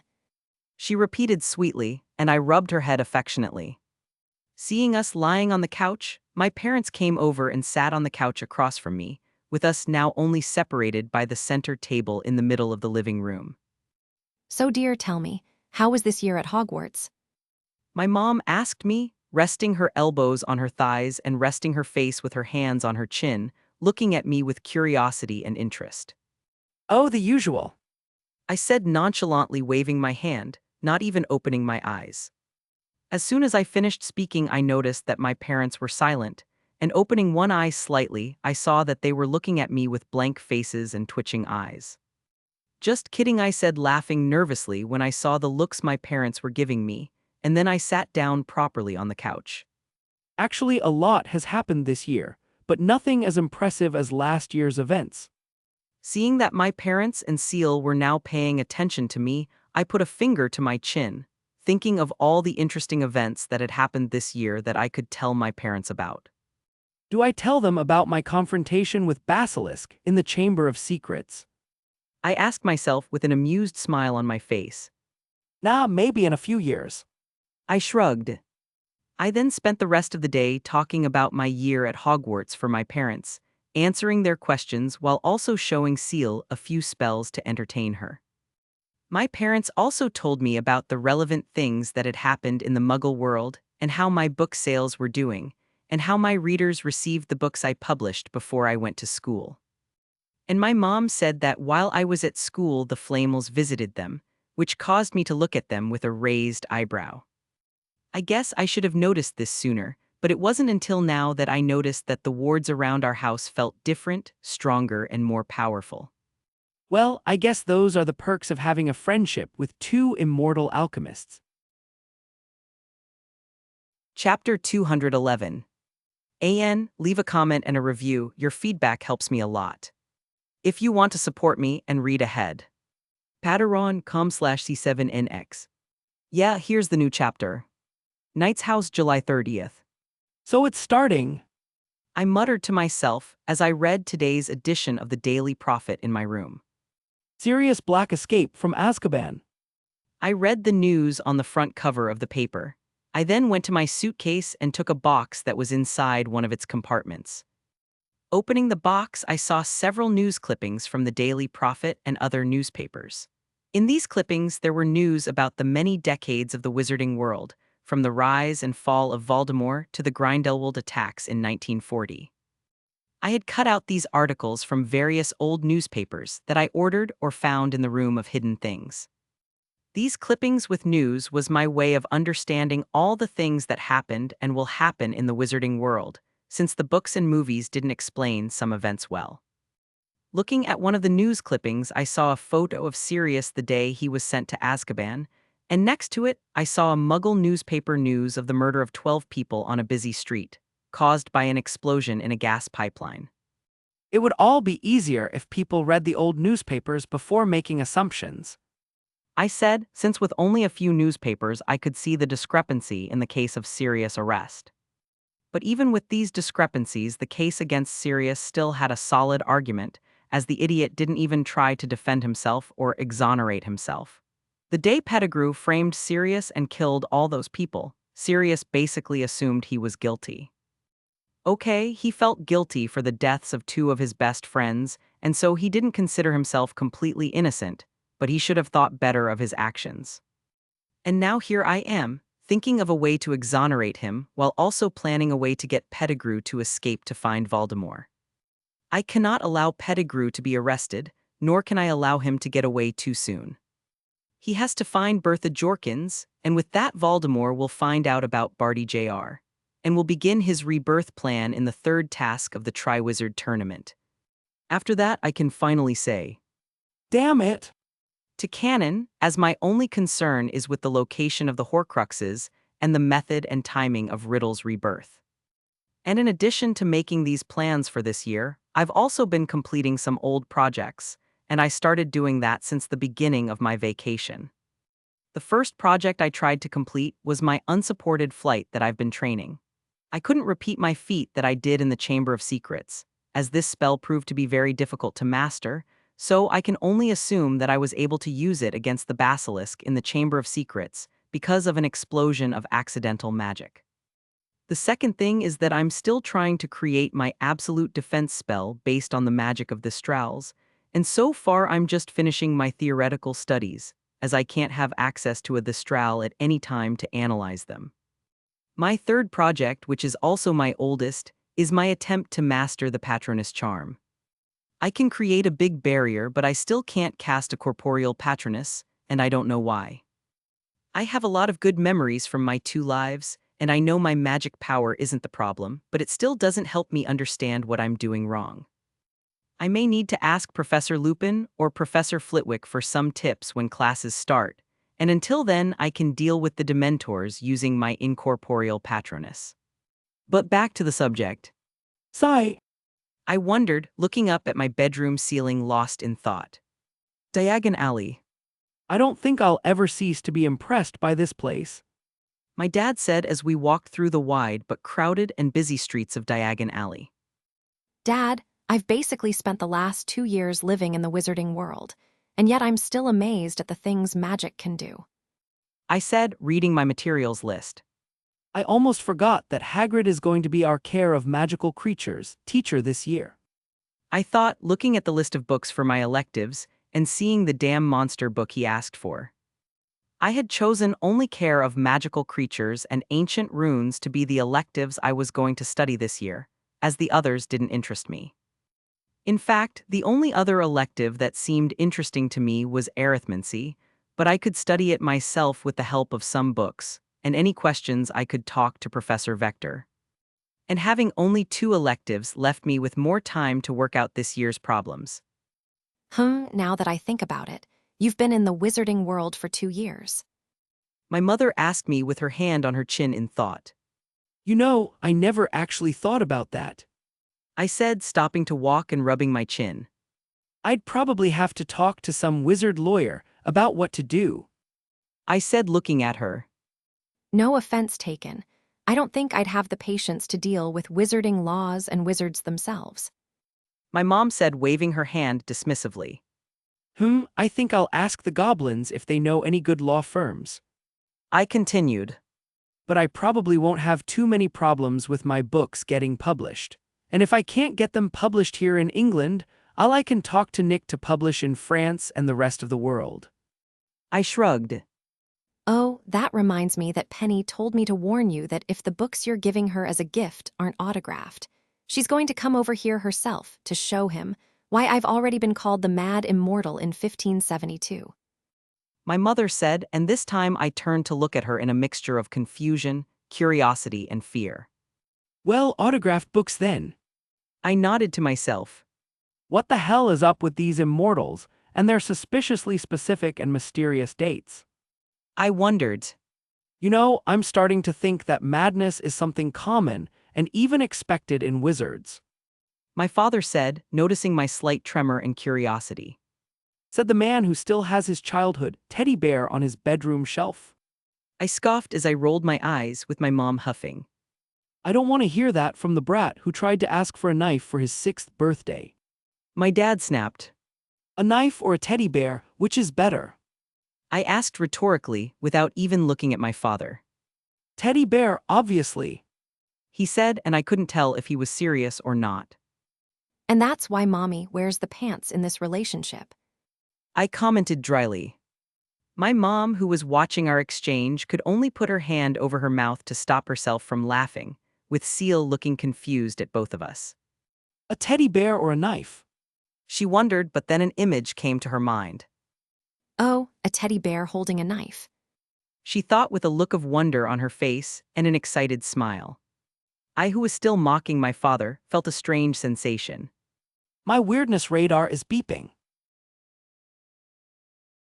Chapter 212. If you want to support me and read ahead. Patreon.com/C7NX. Yeah, here's the new chapter. Diagon Alley. So, My dad said, looking strangely and curiously at the monster book of monsters in my arms. Well, that's not the weirdest thing I've seen since we walked into Diagon Alley today. My mom said with a shrug. true. My father also shrugged. We had just left Flourish and Blots after I bought the books I needed for my classes this year. I actually already had a lot of books, and among them there were several books of all Hogwarts subjects, even the books that were ordered this year, so I actually just went to the bookstore to buy the Care of Magical Creatures book. It was funny the face the salesperson made when I specifically asked for the monster book, and it was even funnier to see the comical look on his face when the book didn't try to bite me, but instead snuggled into my arms like a puppy wanting to be petted. I'm glad the book didn't try to bite me, since if it had bitten me, I would have punched it until it obeyed me. I thought with a happy smile on my face, and for some reason the monster book in my arms trembled in fear. Mom, can we have ice cream? Seal asked, pointing to Florian Fortescue's ice cream parlor. Yes, but only one, since you get very agitated when you eat too much candy. My mom said, pinching Seal's nose affectionately. Yay. Seal exclaimed happily. Oh, magic ice cream. My dad said with a sick look. Oh dear, it's not the ice cream or the ice cream parlor fault that you ate a bad-tasting ice cream. It's your fault that didn't listen to Ethan's warnings. My mom said, and I on the side huffed as I smothered my laugh with my hand, remembering why my father doesn't like wizarding ice cream parlors. Is it my fault? How was I supposed to know that an ice cream called the mysterious every flavor could literally taste like anything? My father asked with an indignant expression. You already ate the every flavor beans, so shouldn't it have been obvious to you that that ice cream could taste like, well? I asked, looking at my dad with a raised eyebrow. Well, He said, looking away embarrassed. And that's why, darling, everyone considers me the sensible and intelligent person in our marriage. My mother said, pinching my father's cheek lovingly, and he blushed, embarrassed but with a silly smile on his face. And he also made a point of ignoring the whipping sound I made. A few days later, private room at Leaky Cauldron. Okay, I think I'm developing a law phobia. I wondered. I was currently sitting while leaning my elbows on the table in front of me, reading some papers my mom and I had prepared beforehand. I was in a private room, waiting for the lawyer I'd hired to arrive. After talking to the goblins, I discovered that there were some law firms in Diagon Alley, and I took the address, name, and basic information of these agencies until one caught my eye. What caught my eye was the name of one of the employees at an agency called Callaghan's Laws and Contracts, and that employee's name was Edward Tonks aka Ted Tonks, father of Don't call me Nymphadora. Tonks. Because of that name, I didn't even have to look at the information from the other agencies. I immediately sent a letter to Ted's agency asking for their services, specifying that I wanted him to be the one to come talk to me. And now here I am, waiting for the father of one of the best characters in the franchise to show up. As I was rereading the papers in front of me, I felt two people approach my room, and one of them was Tom. Knock knock.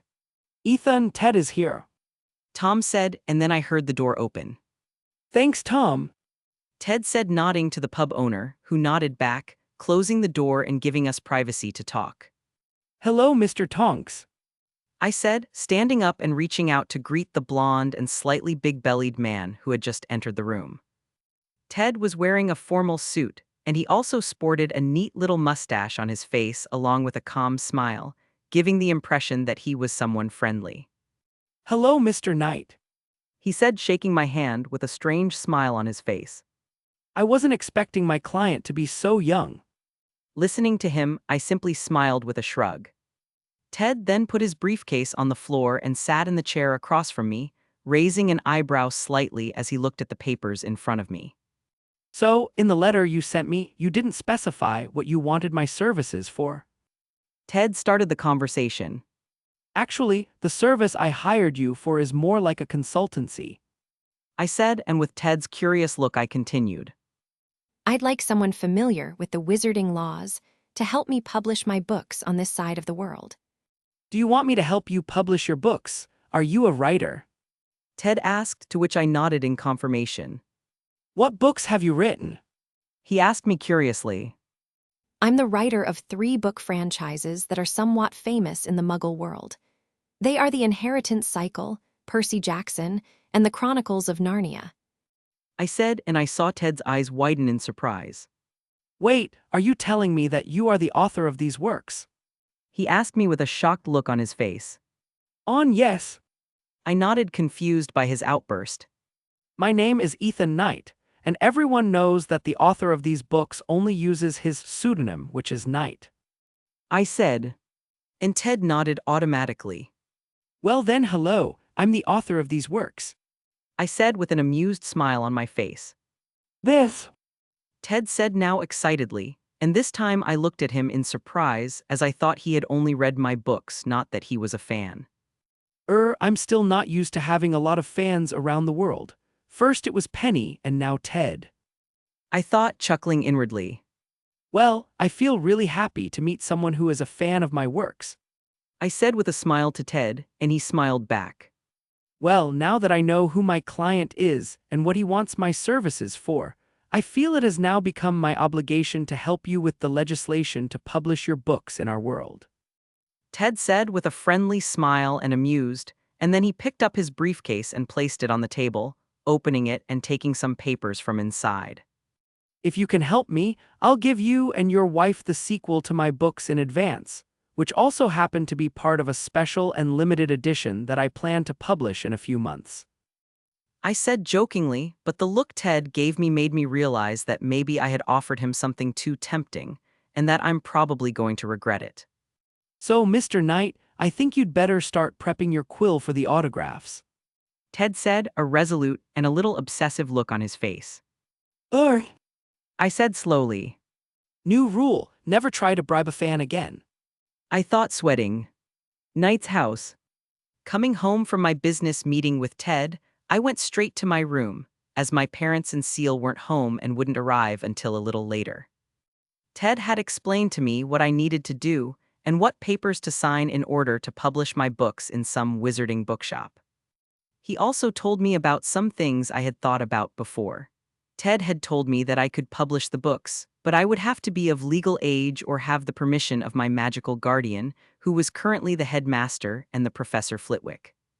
I trusted them both enough to know that they wouldn't abuse the fact that they were my magical guardians, not least because, even with them being my current guardians in the wizarding world, the ones who had the most control over things related to me were my parents, both in the Muggle world as well as the wizarding world, and not even the Ministry of Magic could dispute that. But thinking about Magic Guardian made me think of something.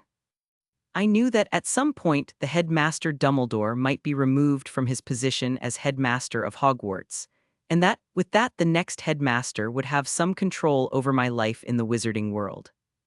And something Ted had told me is that the Ministry also has some control over my life, and they could choose another magical guardian for me by themselves, and that didn't sit well with me.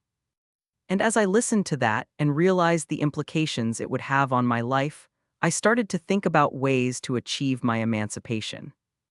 I didn't have to think long before an idea came to my mind, and this idea had many advantages, the main one being that this idea was connected to one of my plans for my 4th year.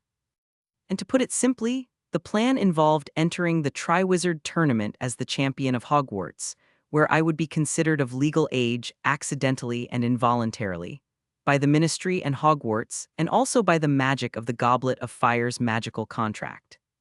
And before anyone asks me if this is possible, yes, it is. After reading many books about the tournament, about emancipation, and about magical contracts, I was able to come to this conclusion. And thanks to that, I knew my plan would work, and that was a good thing, as I couldn't think of any other way to become emancipated, at least not legally.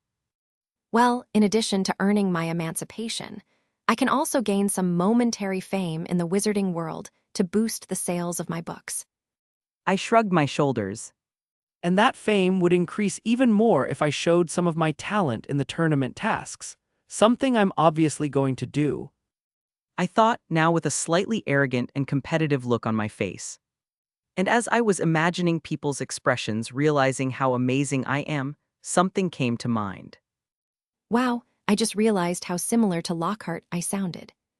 I thought with a shudder running through my body. I just hope that, if I win the tournament, I don't gain any fans like his obsessive and passionate fans. Chapter 213. If you want to support me and read ahead. Patreon.com/C7NX. Yeah, here's the new chapter. Knight's House, my room. Which of these two should I use? I wondered, looking at the 2 vials of potion in my hands.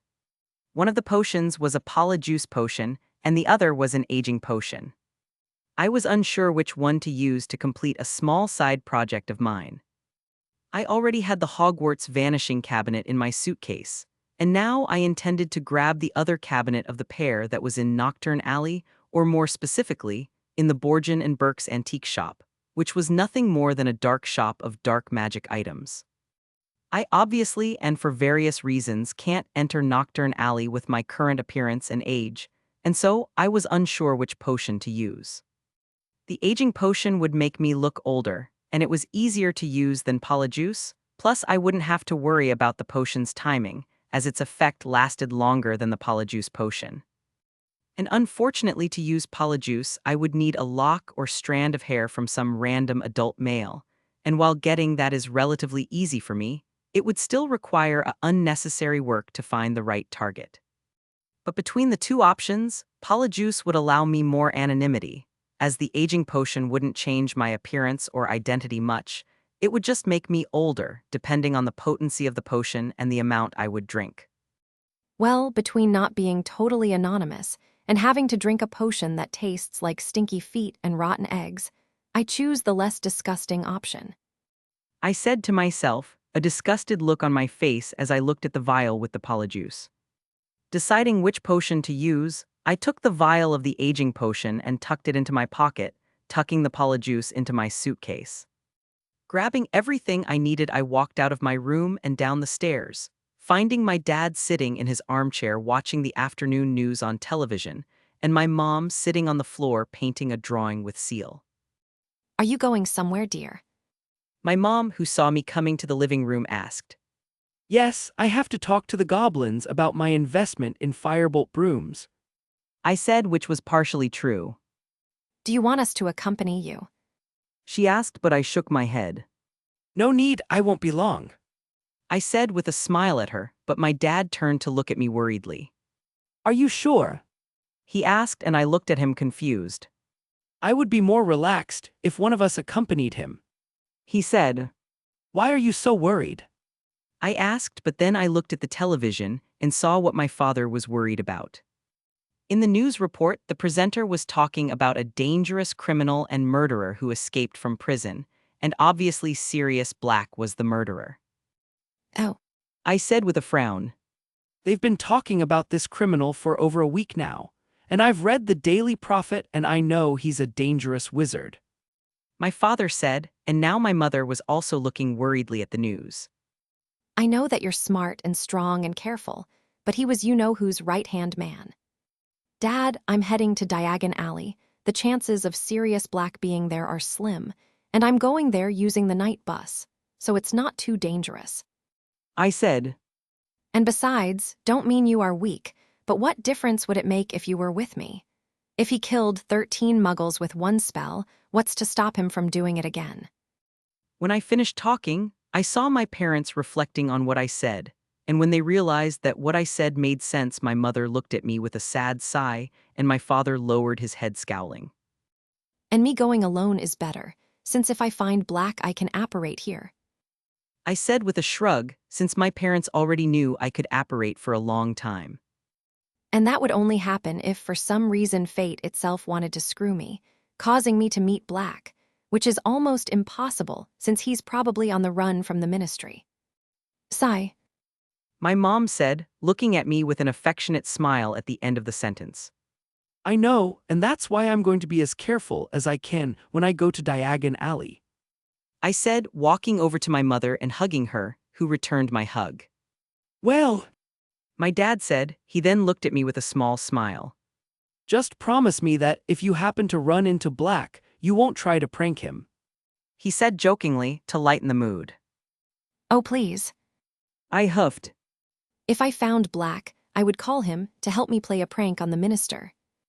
I said scornfully, which wasn't impossible as Sirius was such a prankster. Actually, that's not a bad idea. I thought, and as if she knew I was thinking something stupid, my mother stared at me. Huh, that would be a sight to see. My dad said while laughing.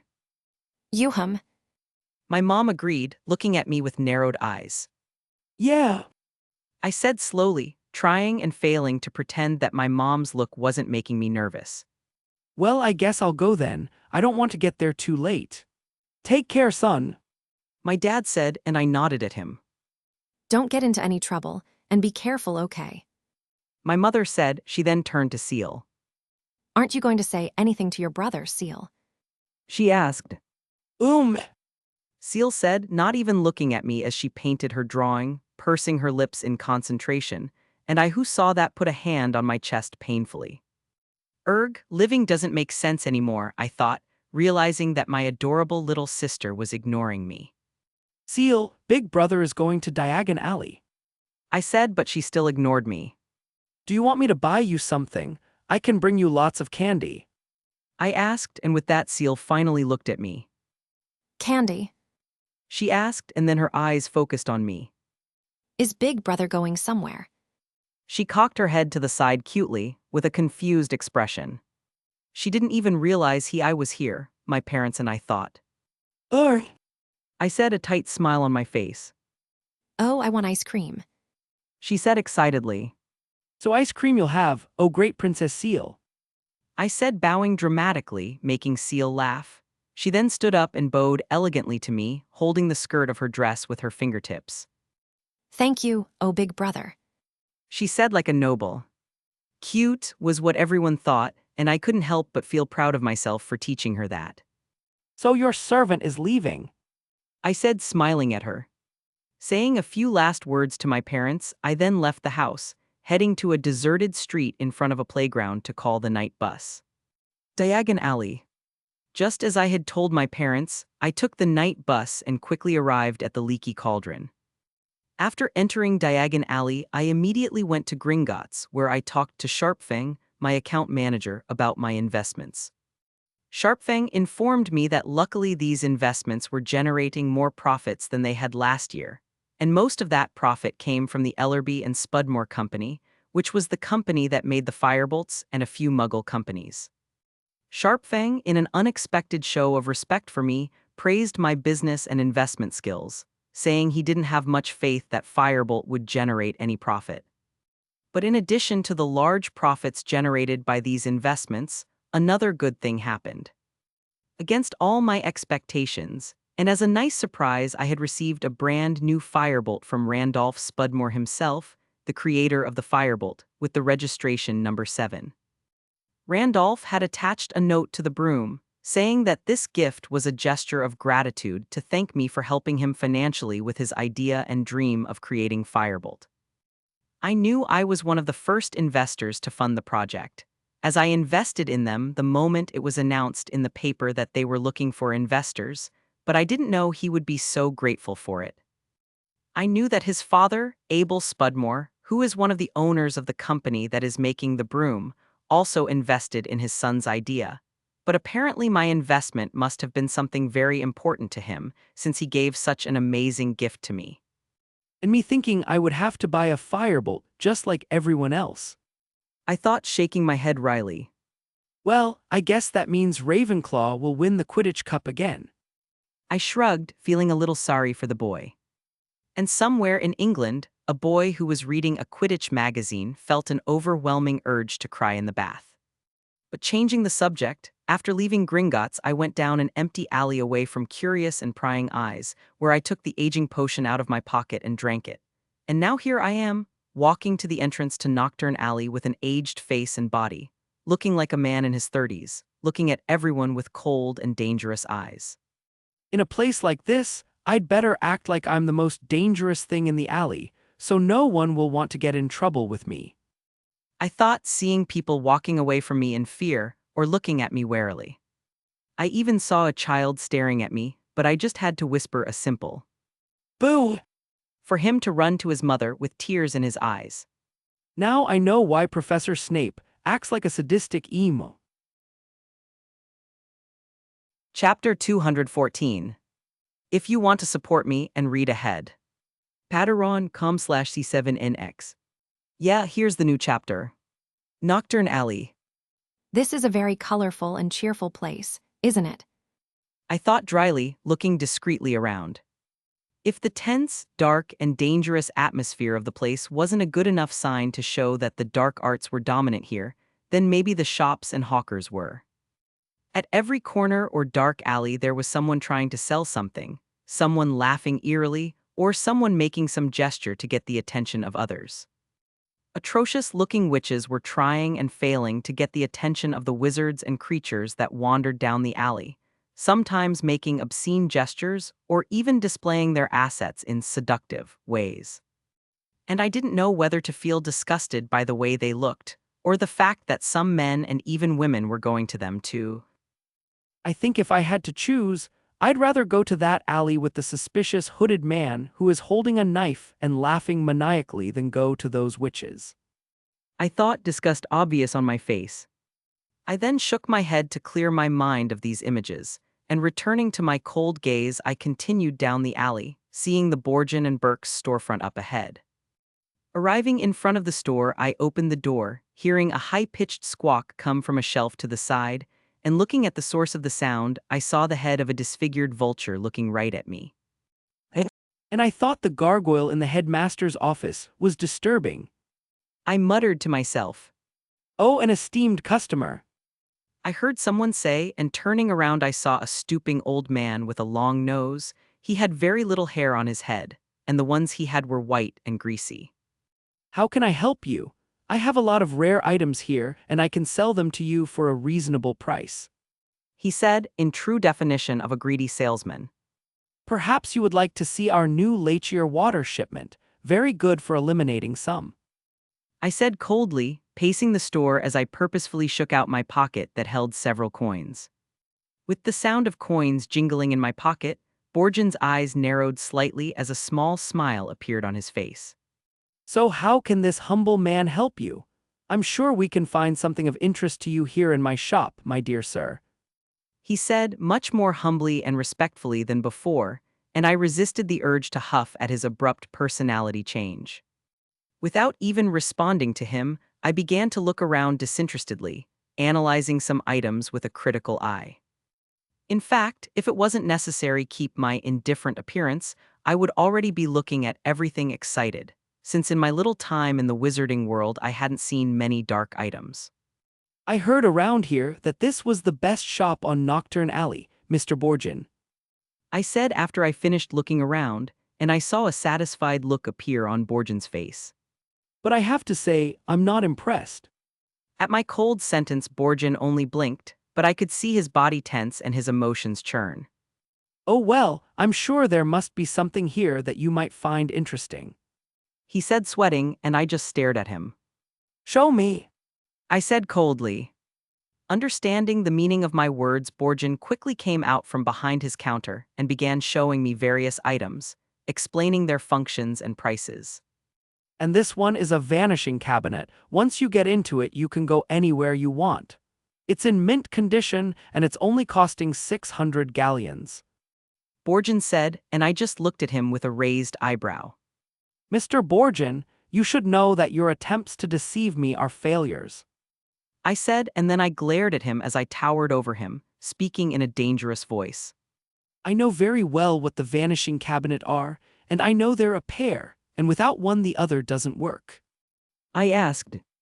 Borgin now looked at me in a mixture of fear and concern, but he was quick to try to get my good graces back. He said, shifting uncomfortably. And as for the other cabinet in the pair? He continued, with a false story coming to his mind, but my look made him rethink his next sentence. I don't know where it is. Then it's useless. I spat contemptuously, turning and ignoring the cabinet. And Borgin, not wanting to lose a valuable, wealthy client, soon followed me, trying to bring my attention to other items. After nearly half an hour of him showing me item after item, I turned to him. I didn't like anything in your. I said, saying little shop as if that phrase disgusted me. But I won't accept having come here just to waste my precious time. I continued. I then turned around and started picking up some random items, and some that I had actually found interesting, like some books of black magic, a ring that would heat up in the presence of poisons or harmful foods, and a bronze disc that exuded an unknown dark magic. Grabbing all these items, I approached the counter, and Borgin, seeing this, excitedly and with a speed I wouldn't expect from an old man, ran towards me. Oh, I see you've picked up some very interesting items, my lord. Many of them have been here in the shop for decades, just waiting for the right wizard to come and get them. He said, eyes twinkling as he imagined the amount of gold he would receive from selling these items. Cut the bullshit, Mr. Borgin. If I wanted to hear that an item was destined to serve me, I would have gone to Ollivander. I said gruffly. Oh yes, forgive me. He said, bowing his head repeatedly. Looking at him, I huffed. I'll also want that repellent for Fulgios and the vanishing cabinet. I said. My cabinets at home are already full of things. Maybe this one will be useful for storing these items, obviously after a renovation. I continued, not even saving a glance at the cabinet. Yes, absolutely. Borgin said. He then took out his wand and levitated the vanishing cabinet to my side. All these items, the books, the repellent, and the cabinet will cost a total of. He said, almost drooling at the prospect of making so much gold in one day. What did I say about trying to deceive me, Mr. Borgin? I said in an eerily calm voice, but my gaze and my leaking magic made Borgin understand that I was far from calm, and it made him unconsciously cower.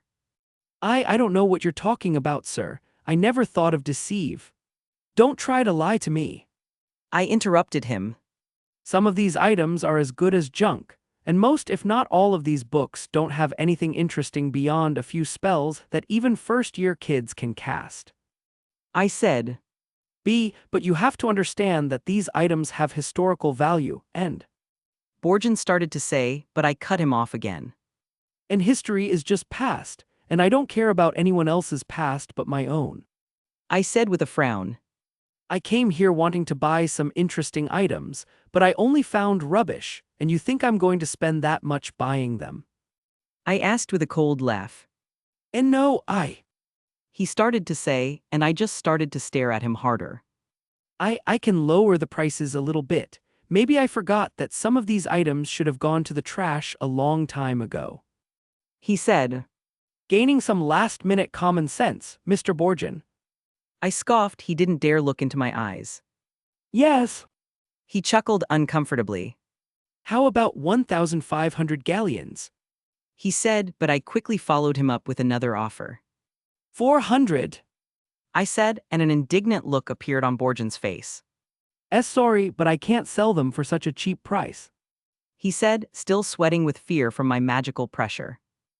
How about 1,330? I then looked at him for a while. 600 galleons. I said.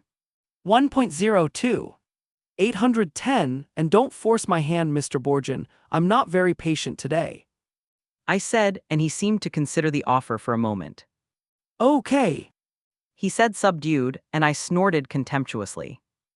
I then put my hand in my pockets and took out a bag with galleons inside, and looking at the bag, the Borgin's eyes widened slightly, as this was a bag exclusively for wealthy Gringotts patrons. Picking up the bag and turning it over on the counter in front of Borgin, I dropped many galleons onto it, and Borgin looked at the galleons with barely suppressed euphoria. When I felt I had spilled the right amount of coins on the counter, I put the bag back in my pocket, and Borgin wasted no time before swinging his wand over the large pile of coins, and a golden number appeared above them, showing the number 810. Seeing that I had given him the right amount of galleons, Borgin nodded in satisfaction, and without waiting for him to say anything, I pulled a wand out of my pocket. A wand that was obviously not my Thunderbird Feather Core wand, as this one had a different appearance and size. Shaking the wand, I saw all the items I had purchased shrink, and then I waved the wand again, and all the items levitated into my other pocket. My business here is finished. I said after tucking all the shrunken items into my pocket, something that didn't surprise Borgin. I then flattened my robes to get the excess dust off of me, and with one last look at the store, I started to turn away. I hope you'll come and do more business at my humble shop some other time. Borgin said fearfully, lowering his head respectfully to me as he rubbed his hands together nervously. Perhaps. I said coldly, turning around without sparing a second glance at the despicable wizard. After I left, Borgin stared at my back for a moment, before the squawk of the vulture's head beside the door woke him. Now that I realize, I never got his name. Chapter 215. Leave a comment and a review. Your feedback helps me a lot. If you want to support me and read ahead. Patreon.com/C7NX. Yeah, here's the new chapter. Outside the Borgin and Burke's shop. Sigh. I wondered, shaking my head in a mixture of exasperation and disbelief, sensing some people following me. I wasn't surprised since I already knew something like this was going to happen, as I was aware that my intimidating appearance wouldn't be enough to ward off all the thieves and crooks in Nocturne Alley. And maybe because I'm a No. visitor to Nocturne Alley, these people must have thought I was just another overconfident idiot or someone very naive who decided to venture elsewhere in the wizarding world. And well, not all wizards can be rational and intelligent enough to know that there are certain people who shouldn't be provoked, especially when that person is obviously not easy prey. At least they were smart enough not to have tried anything against me when I walked into the alley, but I can only assume it was because they knew the basic rule about being a thief. The rule is, you should never rob someone who has just arrived in a commercial area of your territory. If that person has come to this place, he will probably buy something or sell something. If he's come to sell, when he's done his business he'll have gold to steal, and if he's come to buy, you can steal his item and then resell it for a higher price. And I think this little rule doesn't just apply to thieves, as doing business with some businessmen or goblins is almost the same, and sometimes even more dangerous. As I pondered the laws of the thieves' world, I led my 3 pursuers down a dark and empty alley. Oh, sorry, sir, I didn't see you there. The wizard who bumped into me was a hunchbacked man wearing a dirty hooded cloak, but underneath all that dirt I could feel his malice. I didn't answer him and just looked at him from above with cold and indifferent eyes. Realizing I wasn't really in the mood for conversation, the hunchbacked man simply clucked his tongue in dissatisfaction and started to withdraw his hand from inside his cloak. Seeing his action and feeling the other men behind me stir, I immediately acted, grabbing his hand and twisting his wrist, seeing that what he held in his hand was a wand. Arg! He groaned painfully, dropping his wand at the pain in his hand, and I caught his wand before it hit the floor. Feeling the power at the core of his wand, I realized it wasn't refusing my magic, and I smiled at that. Oh, apparently someone decided to change masters. I thought, smiling cruelly at the man in front of me. Terriasa. One of the wizards behind me exclaimed, pointing his wand at my back. Without even looking back, I blocked the spell with the tip of the wand I'd just taken from the hunchbacked man. Turning around, still twisting the hunchbacked man's wrist, I flicked my wand, and a blue bolt shot through the alley and hit the other wizard who started to recite a spell. Not having time to defend himself, my spell hit him, and he crumpled to the ground with a cry of pain, which I quickly silenced with another flick of my wand. If the others paid attention, they could see that there was blood staining the man's pants, and with a closer look they could see that there were some thorns made of bones sticking out of the man's leg, which were actually his own bones tearing his legs from the inside out. Wasting no time, and taking advantage of the momentary shock of the other two men, I placed my wand on the hunchbacked man's chest. By I said with a cold smile. Depulse. And with my spell, the hunchbacked man was sent flying with tremendous force towards one of the alley walls. As soon as he hit the wall, I could hear the sound of the wall and some bones breaking, and I just looked at him with a shrug, turning my attention to the last two men standing. Well, I said, playing with the wand in my hand. Hearing me, the two wizards tore their eyes from their hunchbacked friend who was lying bleeding on the floor and turned to me, their eyes filled with fear and panic. why did we have to go after this guy? I swear that if Health isn't dead, I'll kill this crap myself. The two wizards didn't answer me, but I could see their legs shaking, and that brought a smile to my face. I'm starting to find Nocturne Alley more fun than Diagon Alley. I thought. Back to Diagon Alley. After dealing with that, Dirt! in Nocturne Alley, I headed back to Diagon Alley. I didn't kill those men, but that wasn't out of mercy, as with a slight legilimency, I could see some of their disgusting and cruel thoughts. That's why instead of killing them, I simply made them unavailable for the rest of their lives. They will probably never walk or move again without feeling pain, and that was just the physical damage I did. The mental damage with some illusion spells was much greater. I can't say that my little one-sided duel was a bad thing, as I got a new wand and some items I Gained! from those wizards. In fact, I can say that all I got from them was spoils of war. But in this confrontation, I can't deny that I was lucky to earn the loyalty of the hunchbacked man's wand, as if that hadn't happened I would have had to use wandless magic to defeat them, as my wand still has the trace. Using wandless magic is not difficult or tiring for me, but I don't like to do it for everyone to see, and I also don't like to pretend I'm using my wand because it can be recognized, which is why I usually transfigure something to look like a random wand. Well, I think that for me, who only came here to see my investments and get a magic cabinet, my day was very productive. I thought, heading to an empty alley to wait for the effects of the aging potion to wear off. As soon as the potion wore off, I walked out of the alley and immediately headed towards the ice cream parlor to buy a big pot of ice cream for Seal and my family, happily satisfied with the events of my day. Leaky Cauldron, Room 11 at night. Pav Harry. Hey Hedwig, do you think if I asked Headmaster Dumbledore, he'd let me spend my next summer vacation here at the Leaky Cauldron too? I asked my faithful companion and first friend, not counting Hagrid, of course, as I petted her on her perch on the table. Hedwig, listening to my question, simply cocked her head to the side before pecking my finger affectionately. Sigh. I said sadly.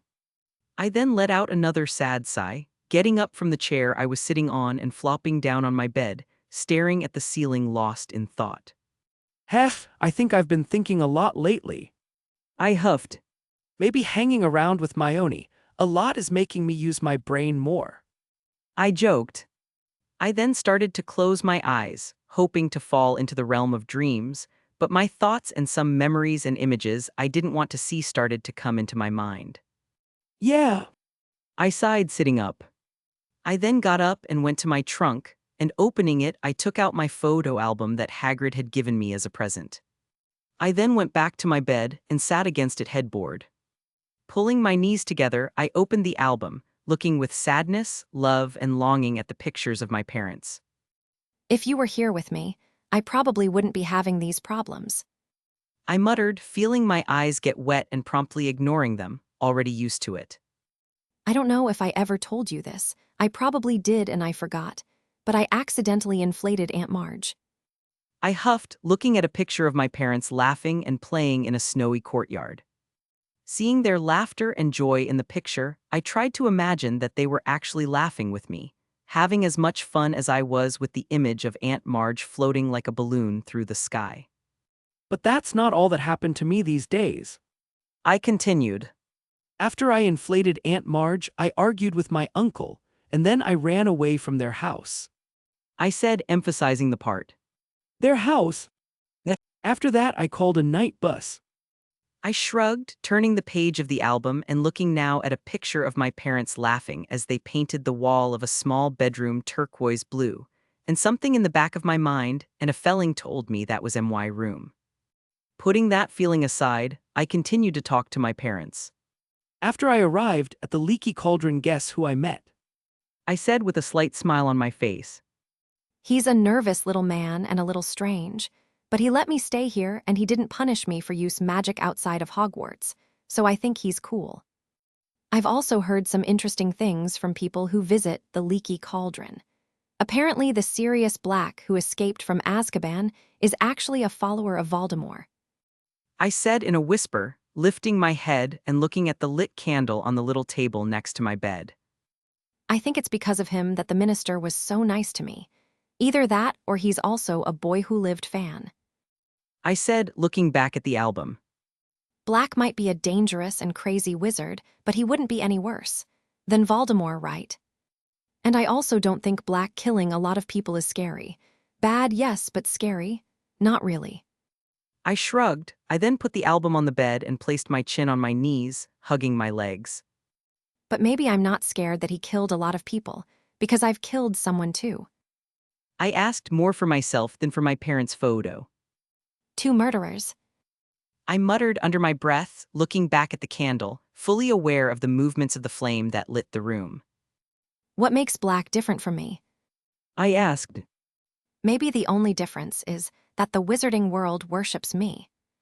A little voice in the back of my mind said. The boy who lived. I muttered and then looked at my parents' wedding photo, where they were happy. Maybe. Chapter 216. Leave a comment and a review. Your feedback helps me a lot. If you want to support me and read ahead. Patreon.com/C7NX. Yeah, here's the new chapter. In my suitcase, compartment 7, special room. Well, I can't say the cabinets are 100% functional.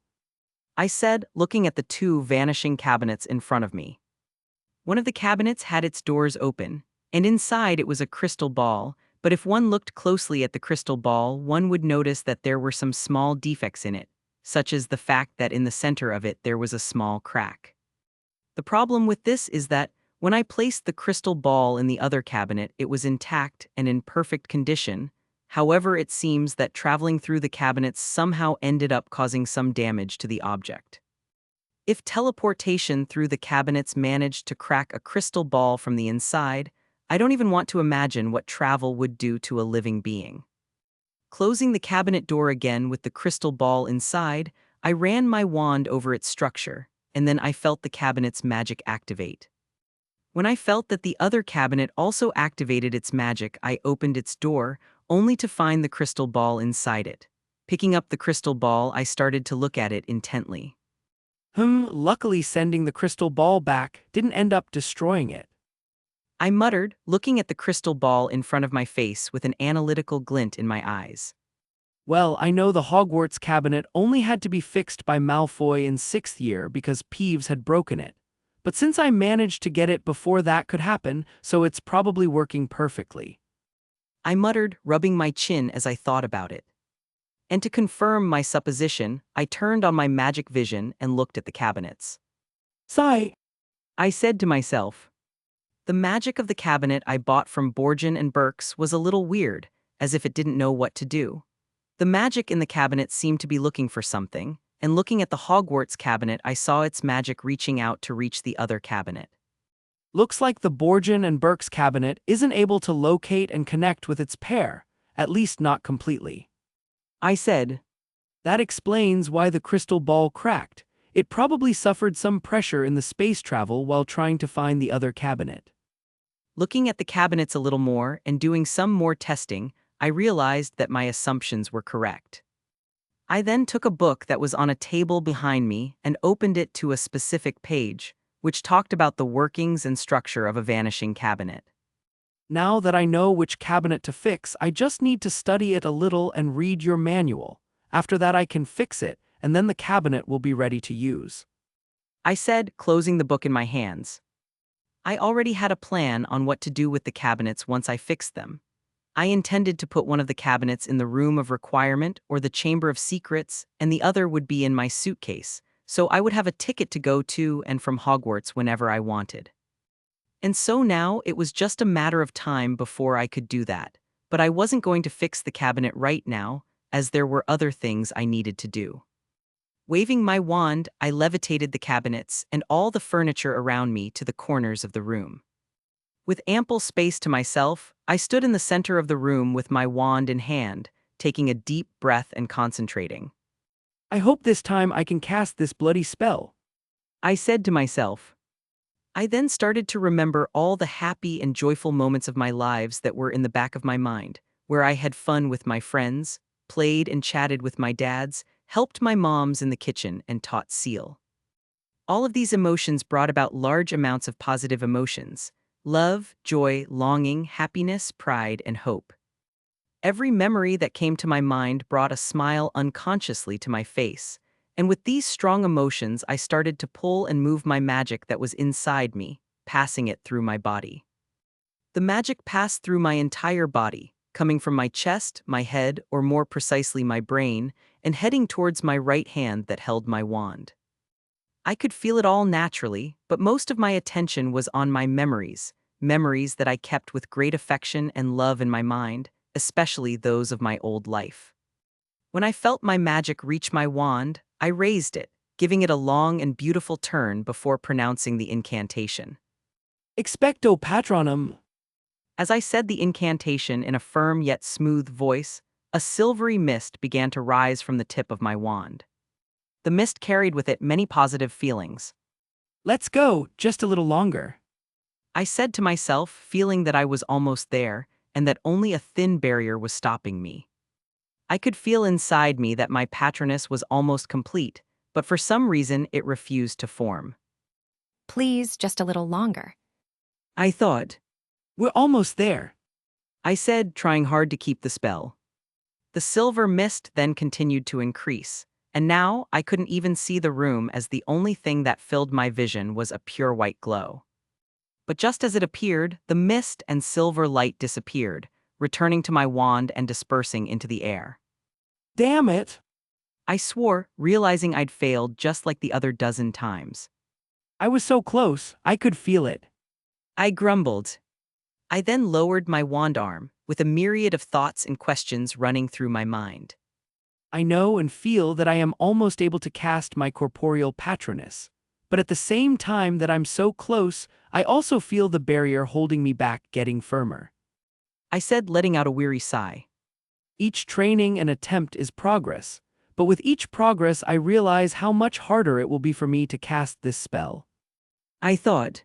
Shaking my head then to clear the thoughts from my mind, I started to raise my wand again. But well, I guess there's not much left for me to do other than keep trying. I shrugged with a small wry smile on my face. Sigh. I said, pulling back my happy memories and my magic. Sometime and many attempts later. Well, it's official. I can't cast a corporeal patroness. I said, taking a deep breath to catch my breath. For the first time in a long time, I couldn't master a spell on my first few attempts, and this bloody spell also managed to tire me out and drain my magic, something that only happened to me when I was younger and was learning to control my magic. Why do I feel like I'm back to square one? I asked myself.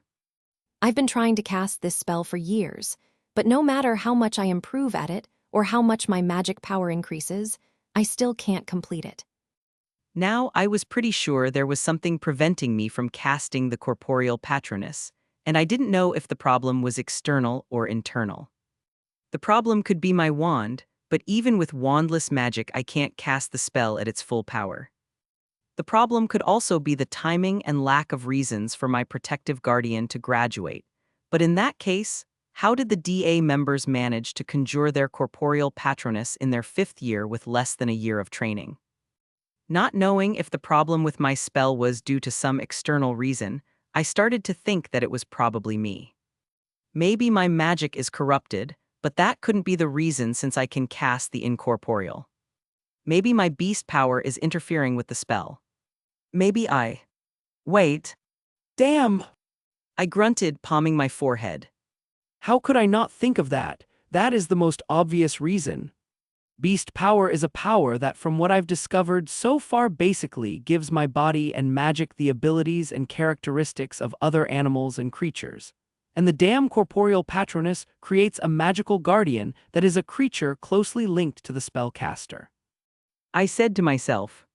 If I'm basically connected with many, if not all normal and magical creatures, how the hell is my patronus going to be able to transform into a specific creature? I wondered, and this time I let out a weary sigh, resisting the urge to bang my head against a wall. I've trained and tried to cast this spell so many times, only to find out now that my problem with the spell and casting it is probably because of my special ability. With myself coming to that conclusion, I sat on the floor in the living room, both physically and mentally exhausted. Well, at least now that I think I've figured out the problem, it's going to be a lot easier to find the solution. I muttered. Wait a minute. I said to myself. Chapter 217. If you want to support me and read ahead. Patreon.com/C7NX. Yeah, here's the new chapter. Knight's House Kitchen. Does Mr. Flitwick like lasagna? My mom asked me, washing some vegetables. Probably. I shrugged, sitting in a chair while reading a book, using wandless magic to prepare the salad. I don't know any living thing that doesn't like lasagna. Well, My dad asked, making the lasagna pasta with Seal, who was laughing as she messed with the flour. I don't know any rational living being that doesn't like lasagna. I corrected myself, and my dad rolled his eyes. Besides, your cooking is great, Mom. Professor Flitwick will like anything you make. Well, I hope so.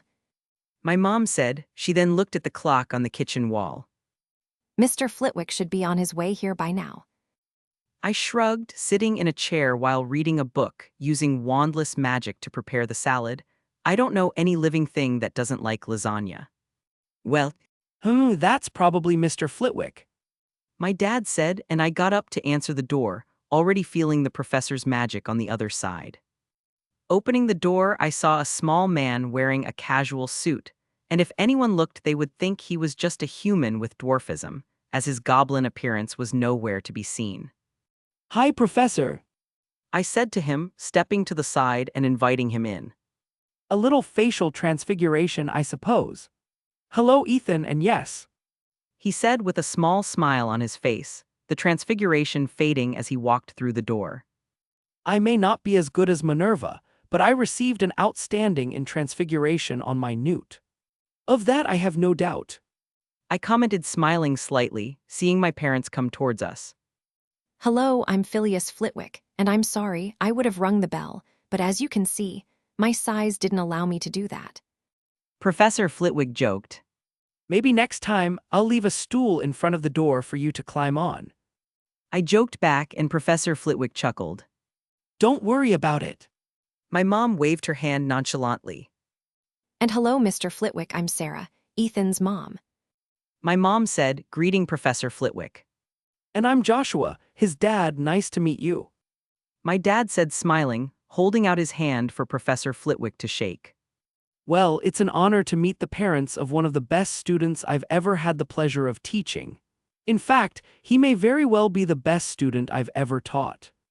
Professor Flitwick said happily as he shook my father's hand, and I looked away in embarrassment, which amused my parents. And please call me Phileas. After greeting my parents, we heard a cute little voice speak. Goblin. Seal said, confused, looking at Professor Flitwick's slightly pointed ears. Oh, and who is this adorable little girl? Professor Flitwick asked, not taking offense at Seal's questioning. And I, who was seeing him and Seal staring at each other, had to hold back my laughter, as they were both the same height, making the scene a little comical. That's my little sister I told you about. I said, approaching Seal and ruffling her hair as she turned to me with a cute pout. Oh, I remember. Professor Flitwick said. He then extended his small hand to Seal. Hello, Seal, I'm Phileas, your brother's charms teacher. Hi, I'm Seal. she said, squeezing his hand. She then looked at him for a moment, turned to me, and after a moment of consideration turned to him again. The Princess of Unicorns. She proclaimed proudly. I see. Professor Flitwick said with an amused smile. After the greetings, I took Professor Flitwick into the living room, where he sat on the sofa opposite me. So, Ethan, from what I read in your letter, you need my permission to publish your books in the wizarding world, right? He said, and I nodded in affirmation. Well, I can give you permission, but first I'd like you to answer a question of mine. What question? I asked curiously. Oh, it's no big deal. I'd just like to know why you never mentioned those books to me. He said, and I blinked as I looked at him. Actually, I think I just forgot. I said, looking away. But you told Minerva, and even gave her some of your books as a gift. Professor Flitwick said, and from his emotions I could tell he was upset. Er, I asked, and it was Professor Flitwick's turn to look away. I don't know what you're talking about. I said, unconvinced. Well, if it makes you feel any better, I can give you my books as a gift this Christmas. With autographs? He asked hopefully. With autographs? I agreed. Perfect. He said, smiling happily. Now Minerva won't be able to show off for having those books anymore, hee. He whispered softly, but I heard him. Why I feel like this won't end up being good for me. I wondered, sweating as I looked strangely at the professor in front of me. Ignoring that feeling, I then used wandless magic to summon the papers Professor Flitwick had to sign, and he wasn't even surprised at my demonstration and mastery of wandless magic. With the permission papers in front of him, Professor Flitwick happily signed them without even reading them, showing his confidence in me. Well, that was quick. I thought, putting the papers in an envelope that I would send to Ted. After that, Professor Flitwick and I had a little chat about my books and about what he's going to teach us this year, before my mom called us to lunch. Kitchen, This food is amazing, Sarah. Professor Flitwick said after eating a piece of the lasagna, with a look of wonder in his eyes. Thanks, My mom said, a little relieved.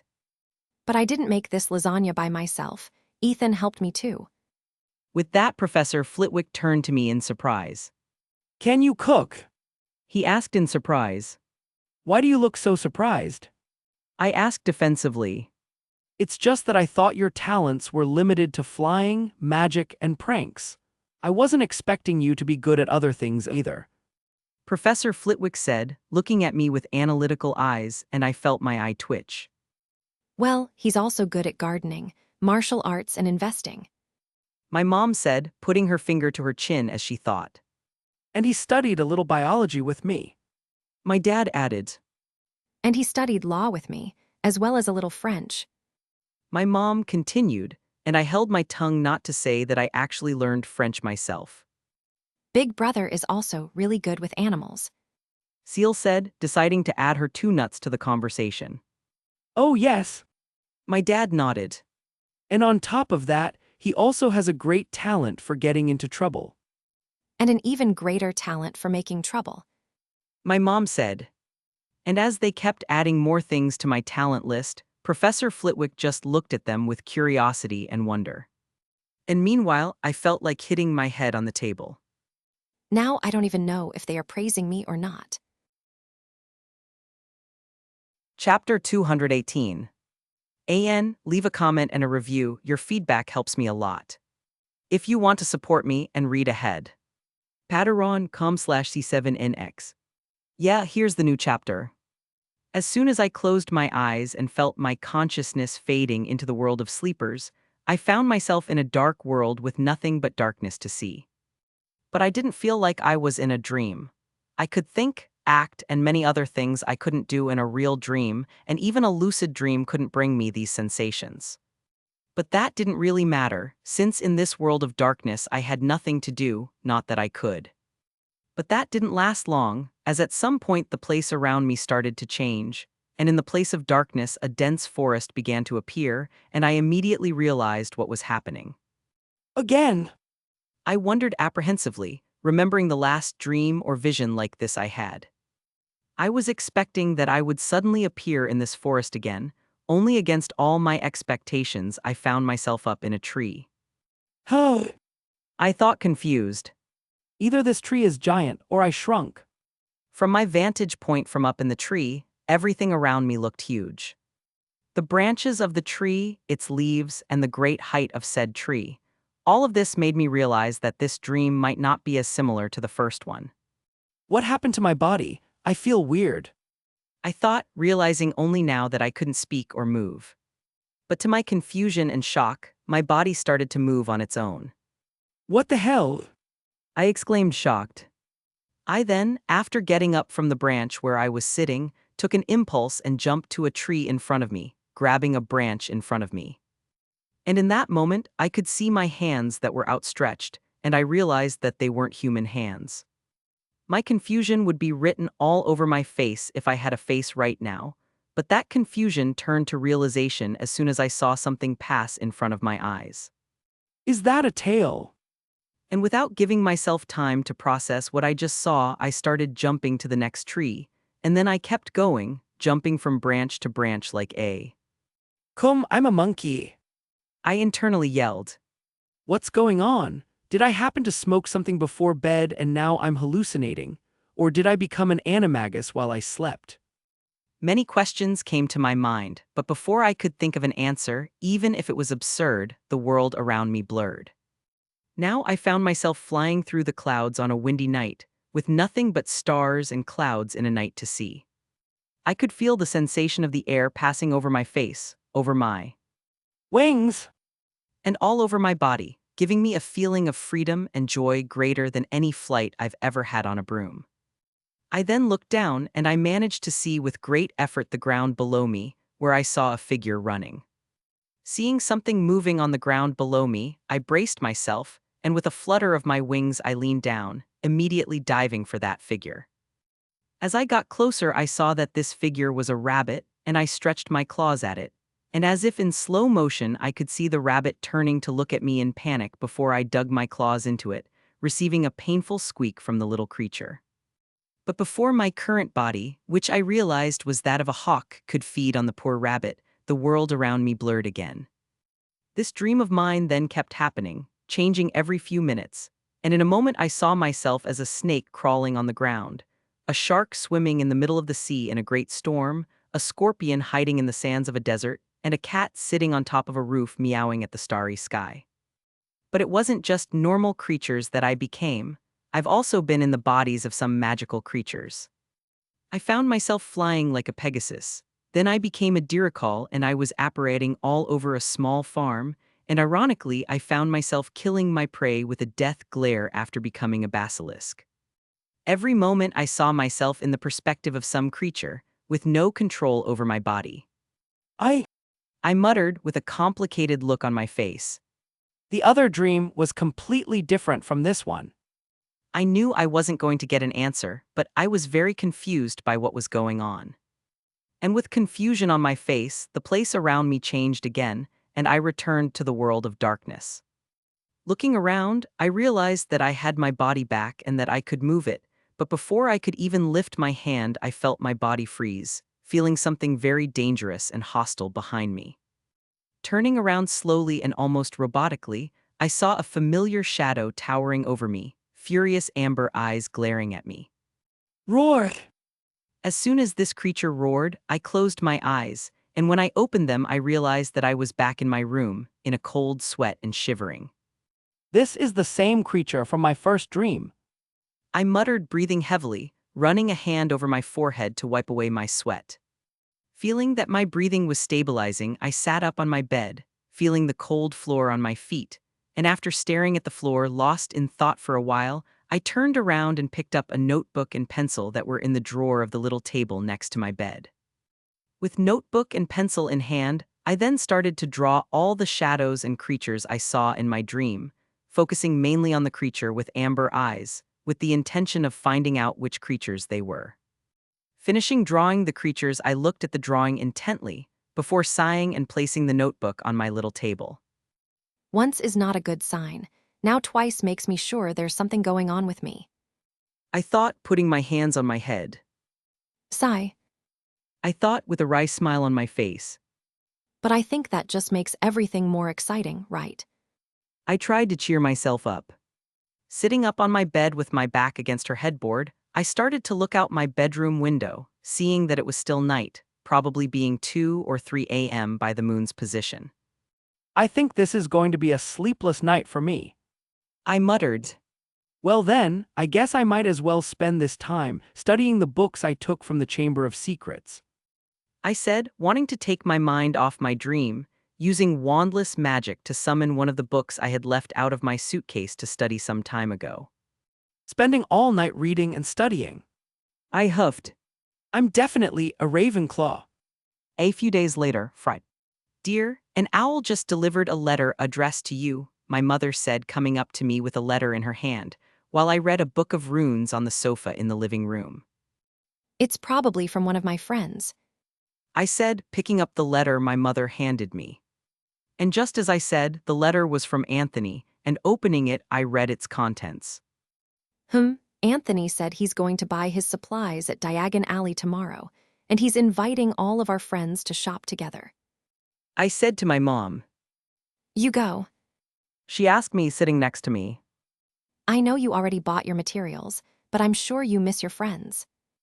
Mom, I saw them a few weeks ago, and I've spent almost a whole year in their company. I said, rolling my eyes humorously. But yeah, I think I'll join them. Well then, why don't you invite them on a tour of our world? I know most of your friends have never set foot in the Muggle world, and I think you'll have fun doing it. She said with a smile, ruffling my hair affectionately. Actually, that's a good idea. I said after thinking for a bit. But I probably have to warn them first, since I can't let them go to the Muggle world wearing their normal wizard clothes. Oh, it's probably not that bad. It's not, but I don't trust them not to dress as stupidly as possible just for fun. Sometimes I think I'm the only student with common sense in that school. I sighed.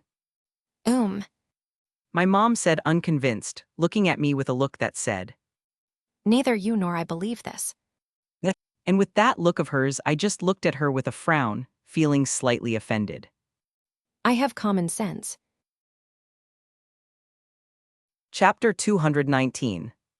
Leave a comment and a review. Your feedback helps me a lot. If you want to support me and read ahead. Patreon.com/C7NX. Yeah, here's the new chapter. Leaky Cauldron. Hey, Ethan. Terry called out to me as I walked through the pub door. Hey. I said, walking over to the table he was at and sitting next to him, sharing a fist bump. Are you the only one here, or has someone else arrived? I asked, looking around and not feeling the magic of our other friends around. Yeah, but I got here pretty early, so it's not that surprising. He shrugged. Fair. I said. Well, actually Mandy arrived too, but she needed to help her mother with something in the alley. He said after thinking. Oh well then, we'll just have to wait, I guess. I shrugged. We then started talking about our summer vacation while we waited for our other friends to arrive, which didn't take that long. I've missed you guys so much. Anthony said dramatically as soon as he arrived at the Leaky Cauldron, hugging Terry and me the moment he saw us. Let go of me, you badger. Terry said, trying to push Anthony off of him. Don't be like that, Terry. I know you missed my good looks and ingenious mind. Anthony said, smiling at him. Pretty good looking for a troll. Terry said, grimacing. And I'll bet you 5 galleons you don't even know what it means to have an ingenious mind. Ha, unfortunately for you, I know. Anthony said with a smug face. I got a dictionary as a gift from my brother, so now I'll be able to understand all the difficult words you guys say. Terry asked uncertainly. It doesn't matter, now give me another hug. Anthony said, and not giving Terry time to try to escape, he hugged him again, and luckily I managed to get out of his arms. Friendship. A new voice said in disgust. Turning to this voice, we saw Stephen coming with Michael to meet us, with Michael looking strangely at Stephen, who was wearing a mocking smile on his face. Huh. Terry looked confused at Stephen, realizing that the voice was his. Great Michael impersonation, Steven. I said. Thanks, I've trained hard to reach that level of contempt and arrogance. He said, now smiling slightly at us. Oh phew. Anthony sighed in relief. You. Michael said, going from irritated to calm in seconds. Oh. Why are you looking at me so shocked? Michael asked with a vein appearing on his forehead, seeing our wide eyes. Well, that's the Michael I know. I thought I was dreaming. For a second, I thought the world was going to end. Hearing all of us, Michael's eyes twitched, but he wisely kept his mouth shut. Oh, all the boys got there before us. A female voice came from the pub door, and looking over there we saw Padma, Sue, and Lisa looking at us. Actually, I've been here for a little while now. A voice said from beside me, and the boys and I jumped in fright. Damn it, Luna, how do you always manage to do this? I exclaimed, hand on my chest. Luna, when did you get here? Stephen asked, leaning on Terry as he caught his breath. Luna then looked at us with an amused and serene smile on her face. Well, I arrived a little later than Anthony. She said. And how come we didn't see you come in? I was looking at the door this whole time. Terry said, but Luna just smiled at him. I was also watching who entered the leaky cauldron, but I didn't feel or see her, I thought, calming down after the shock. I have yet to find out how she manages to escape my senses. I thought resolutely. Well, does that mean only Mandy and Morag haven't arrived yet? Lisa asked. Oh, Morag said she couldn't come because she hasn't arrived from her family trip yet. Sue replied. And Mandy is already inside Diagon Alley. She said she needed to buy some things with her mom and that we could meet her inside. Terry said. In that case, then we don't need to wait for anyone else, right? Padma asked. And our friends from the other houses. I asked. I invited Nev and Justin, but Nev is busy being taught by his grandma and Justin said he would be home today with his family.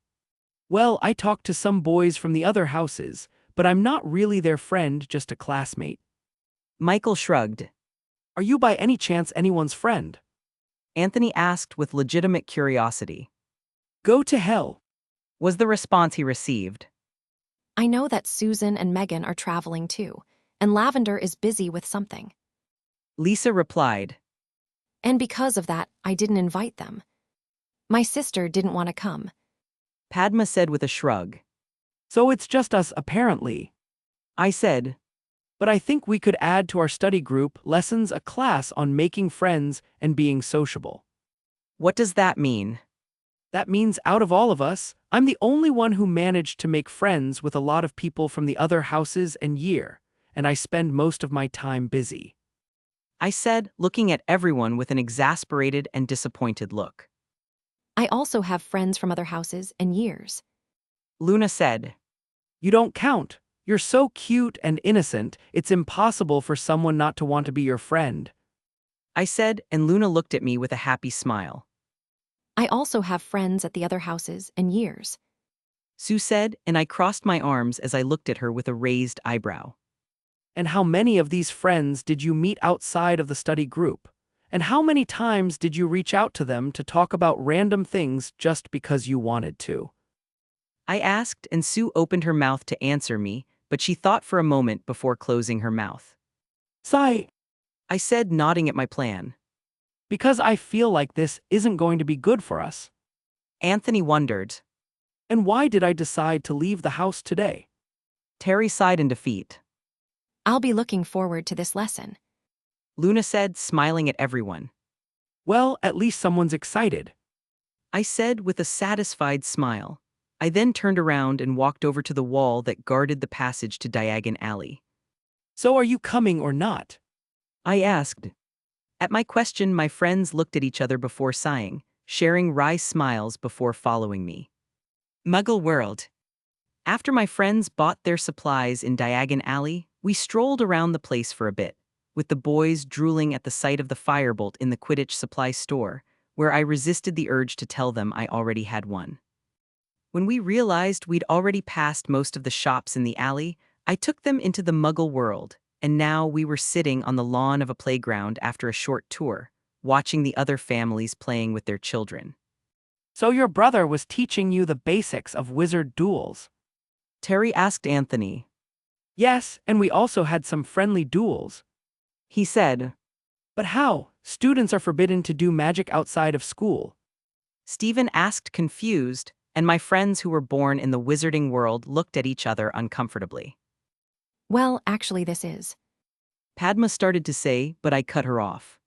Children of wizarding families can use magic inside their homes. I said, and Stephen and Lisa looked at me in surprise, being the only two Muggle-borns in the group besides me. The trace is in our wands, and it disappears when we come of age. But until that time, any and all magic we do will be detected by the ministry. I started to explain. But that still doesn't explain how children from wizarding families can use magic. In fact, it just makes me more confused. Stephen said. I was almost there. I said. Wands are not the only means of tracking the illegal use of magic. The ministry also monitors the whole of the UK, and the radars mainly work in the Muggle part of the country. Here I looked at Stephen and Lisa, and I saw them paying attention to me, as did my other friends. And with all these monitoring methods, you may be wondering, so how can they use their wands without being detected and punished? Well, there are two ways to circumvent monitoring. I explained, holding up a finger. The first is not using your own wand, but using a wand that no longer has the trace. I then held up one more finger.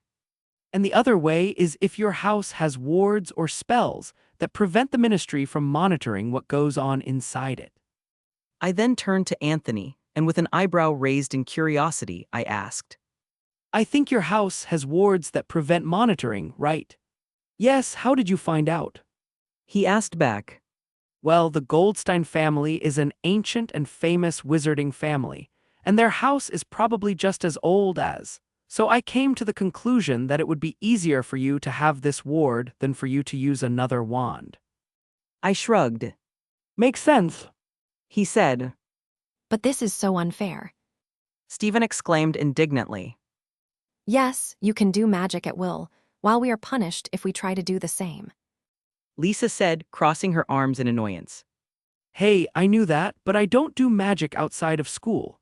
My dad doesn't let me use any wands to practice spells, and my house doesn't have wards. Michael said. Same for me. Mandy said. But it's not like I asked my parents if they'd let me use their wand to practice. Well, I use my uncle's old wand, but I think my house has some wards, but I don't know if it has this monitoring blocking. Terry said. It's kind of a tradition for parents to teach their children spells from a young age back in India. Padma said. But now that I'm in the England, my parents can't teach me anymore. But that doesn't change the fact that basically all purebloods have a magic advantage over Muggle-borns. Stephen said, and I looked away, not wanting to point out that my house actually had wards and that I could use my wand if I want, not that I needed to. But when I looked away, I felt someone looking at me, and turning around I saw Luna looking at me with a knowing smile.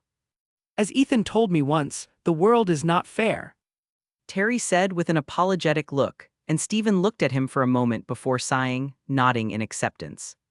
Actually, speaking of Ethan, it was because of something he said to me once that made me ask my brother to train me, and also because of our stupid, incompetent Dada teachers, obviously not counting Headmaster Dumbledore. Anthony said, and Terry and I both looked at him curiously. What did I tell you that made you stop being a lazy badger? I asked. First, being called lazy doesn't offend me, and second, it was because of that conversation we had in the library at the beginning of our first year, where you talked about the deadly weapons that all witches and wizards carry with them. Oh, I said. what conversation, and what deadly weapons? Sue asked, and I simply pointed at my wand holster on my wrist, which became visible to them. Oh, I get it. Well, let's talk about Ethan's wise and philosophical words later, as I have a question for Anthony. Michael said, drawing our attention to him. Yay! Anthony asked. You said you dueled your brother, right? He asked, and Anthony nodded. Did you learn anything? How did these duels end? I learned a few things, but only the basics. Anthony replied. What about our duel? Well, our duel was balanced. Mandy asked, and Anthony just looked at her blankly. I think that's a no. Chapter 220. Leave a comment and a review. Your feedback helps me a lot. If you want to support me and read ahead. Patreon.com/C7NX. Yeah, here's the new chapter. Knight's House. It was only a few days before the start of my third year at Hogwarts, and I was currently in the special room in my suitcase. In these days that passed, I returned to Nocturne Alley, only this time I had used the Polyjuice potion to change my appearance. Back in Nocturne Alley, I had managed to buy a boggart from one of its many shady shops, and now I was intending to face it. The reason I want to face a boggart now, instead of in Dada class with Lupin, is simple. I want to find out what the thing the boggart will turn into when he sees me, since even I don't know what my biggest fear is. I could wait to find this out in my Dada class, but the fact that I don't know what my biggest fear is makes me consider it a terrible idea. The boggart could transform into the Voldemort I saw in the Forbidden Forest, or he could transform into the basilisk of the Chamber of Secrets, and those two options would only raise too many questions from the teachers and the other students, and I didn't want that. And that's not even the worst thing that can happen. This is my second life, so the boggart can turn into something I was afraid of in my first life, and depending on my fear, the fact that I am a reincarnated can be revealed, or at least it can generate a lot of doubt. I know I'm being very cautious, but I prefer caution to naivety and recklessness, especially when it might screw me up in the future. It would be a little sad if I were doing all that, only to find out in the end that my biggest fear is something like cockroaches. I muttered, cocking my head to the side and looking curiously at the trunk with the boggart inside. But it would be fun if my boggart turned into some fictional horror movie character like Freddy Krueger. The purebloods would be terrified. I laughed. Actually, that gave me a great idea for a prank. I said to myself, but then I shook my head and got back to the main subject. The trunk in front of me was shaking, and I could hear scratching sounds coming from inside it, and I could feel confused emotions coming from the boggart, but two emotions that towered above the others were anger and fear, and I was surprised since I didn't expect such emotions coming from this creature. I then drew my wand, and with a slight wave I opened the lock on the trunk, and then a black mist came out of it.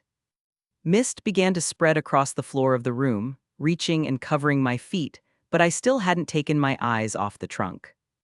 And as I looked at the mist that started to take shape, I felt my body sweating cold unconsciously, and before I could think about why I was shaking, I saw him appear. In front of me now, towering over me and using the mist for cover, was a dark shadow with fierce, cruel amber eyes. I felt my legs give out, and I looked at the creature in front of me with a strained breath. The creature started looking at me, and my mind started to get confused, so much so that I didn't even notice that my eyes started to glow, magic vision being activated by itself. With my magic vision on, I could think rationally again, and I could see the creature's magic in front of me, but the only thing I saw was a small gray ball of light. Blinking my eyes quickly, I raised my wand, now reminding myself that what was in front of me was a boggart and not the creature from my nightmares and visions. Ready! Just as I started reciting the boggart banishing spell, something strange happened. The boggart in front of me began to shake, and as if it were glass, it began to crack, and I felt a presence in the back of my mind fading, or rather, being torn apart. What the hell? I said, not knowing how to react. And then, in an explosion, the boggart in front of me exploded into thousands of pieces, with each piece turning to mist and disappearing. And as I looked at this scene in amazement, I felt a headache hit me, and I immediately knelt on the floor holding my head, and the last thing I heard before I passed out was an angry roar in the back of my mind. Some minutes later, Ugh! I wondered, sitting up, still holding my head, confused and disoriented. I then looked around the room I was in, and I saw the open and empty trunk beside me and realized I was on the floor. I fainted.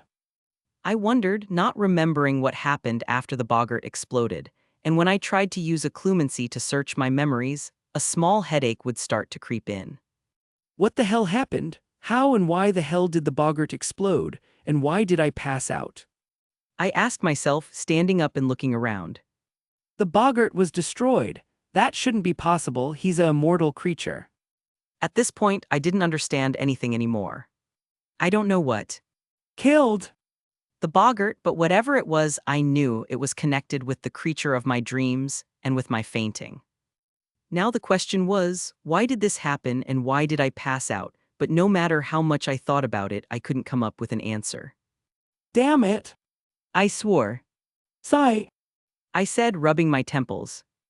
I then went back to looking around, still feeling the remnants of the boggart's magic scattered around the room after its destruction. Now how am I going to explain to Professor Lupin that I won't be able to participate in your practical class with boggart? I wondered, feeling another kind of headache hit me. September 1st, Hogwarts Express. And I thought muggles couldn't impress me. Anthony said, and then he looked at me and Stephen, who were looking at him with a raised eyebrow. No offense, of course.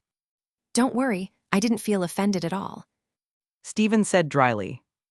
I wasn't that surprised as I'd been to the Muggle part of London with my parents once. But it was a long time ago, and we hadn't walked around the place that much. Terry said. Listening to them, Michael huffed. It's just that you haven't seen the best part yet. Amusement parks, arcades, movie theaters.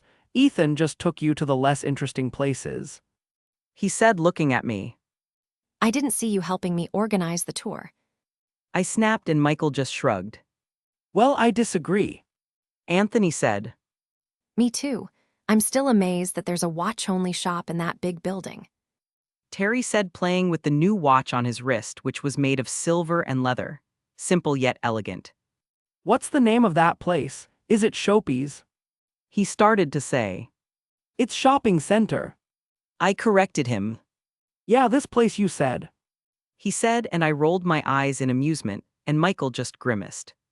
But if it was me organizing the tour, Michael started to speak, but he stopped mid-sentence when he felt the train suddenly slow down.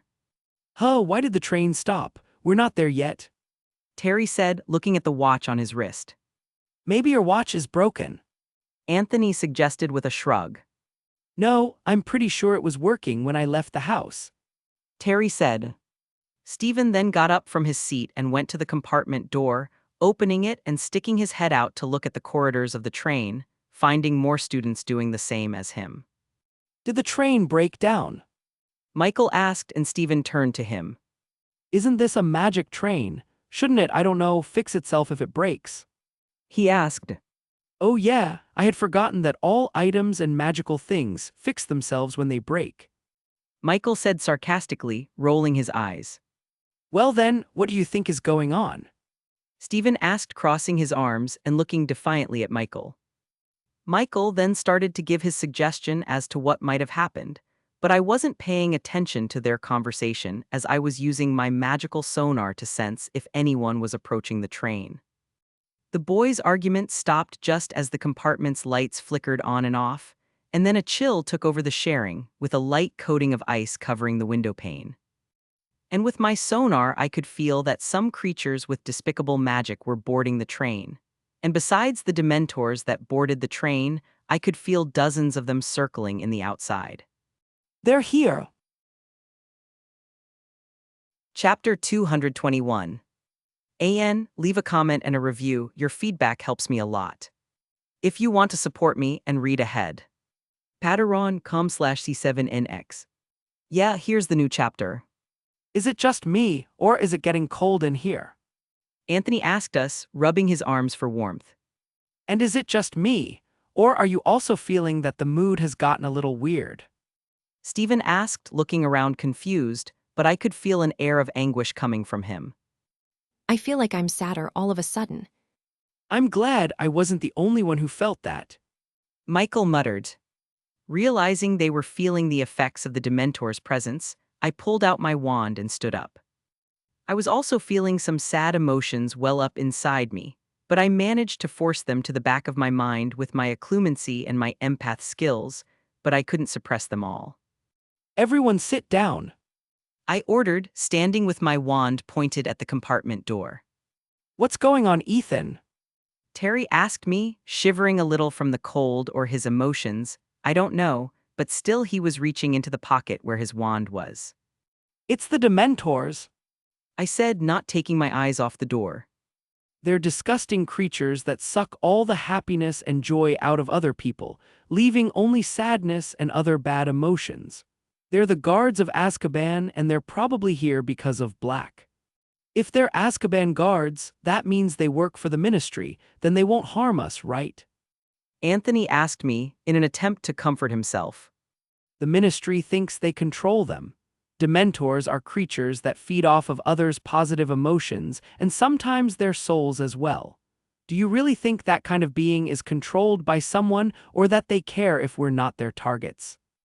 I asked, and that made Anthony close his mouth and frown, now looking warily at the door. Paying no more attention to them, I began to expand my magical sonar, and I felt that the Dementors that had boarded the train were walking the corridors, looking from compartment to compartment. I could feel all the positive, joyful emotions of the children fading away, and the negative emotions coming in droves. Today should be a day when the young children would be nervous but happy to see a new world where they could practice magic, and it should also be a day when the older students would be having fun with their friends, feeling happy to be back. To Hogwarts. But now, thanks to these disgusting and despicable creatures, the only emotions everyone was feeling were sadness, fear, anger, and anguish, and that I couldn't accept. Now, knowing what I was supposed to do, I raised my wand and swung it over me, pronouncing the incantation firmly. Expecto Patronum. With that said, a thick and dense silvery mist shot out of my wand, expanding rapidly. I didn't hold back and used all my positive emotions and memories, as well as a lot of magic, as I wanted to drive all the Dementors off the train, not for myself, but for the other students.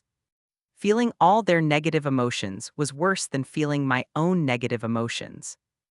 There weren't any Dementors very close to my compartment, but my spell spread through the other carriages and started to create a barrier to stop the Dementors from continuing to roam the train.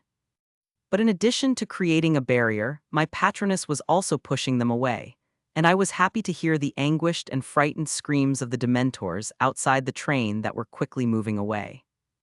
Stay here. I said, looking at my friends who were looking at me in surprise, not feeling so cold or sad anymore. I then, still keeping the spell active, got out of my compartment, and standing in the corridor I started looking for the carriages that had the Dementors, finding them in the front carriages. Damn, the carriage Harry and the others are in is up front. I thought with a scowl, and with a wave of my hand I locked the doors to all the compartments around me, and with that I made my way through the corridors. Passing quickly through several compartments, I sensed some Dementors ahead, and beyond them I sensed the magic of the Golden Trio, Nev and Ginny, as well as an unknown animalistic magic, which I assumed was Lupin. With the Patronus still active, I headed towards that compartment, only for a silver glow greater than mine to emerge from that direction, and then I saw a large wolf of silver light rushing past me. Amazing! I whispered to myself, feeling the big, strong positive emotions leaking out of that corporeal patroness. Shaking my head, then I kept moving forward, finally canceling my patroness, and arriving in front of Harry's compartment, I saw him lying unconscious on the floor. Apparently I'm too late. I said, drawing everyone's attention to me.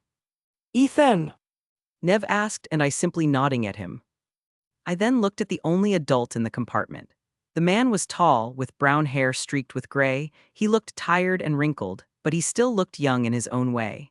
He wore patched and shabby clothes, but with him standing there looking fierce and protective, he gave the impression that he was someone powerful. So you're the one who cast that patronus? I said, and he looked at me a little surprised. Yes. He replied, eyeing me carefully. Why am I so tense and nervous? He wondered. I suggest you call your patronus back and have him circle the train.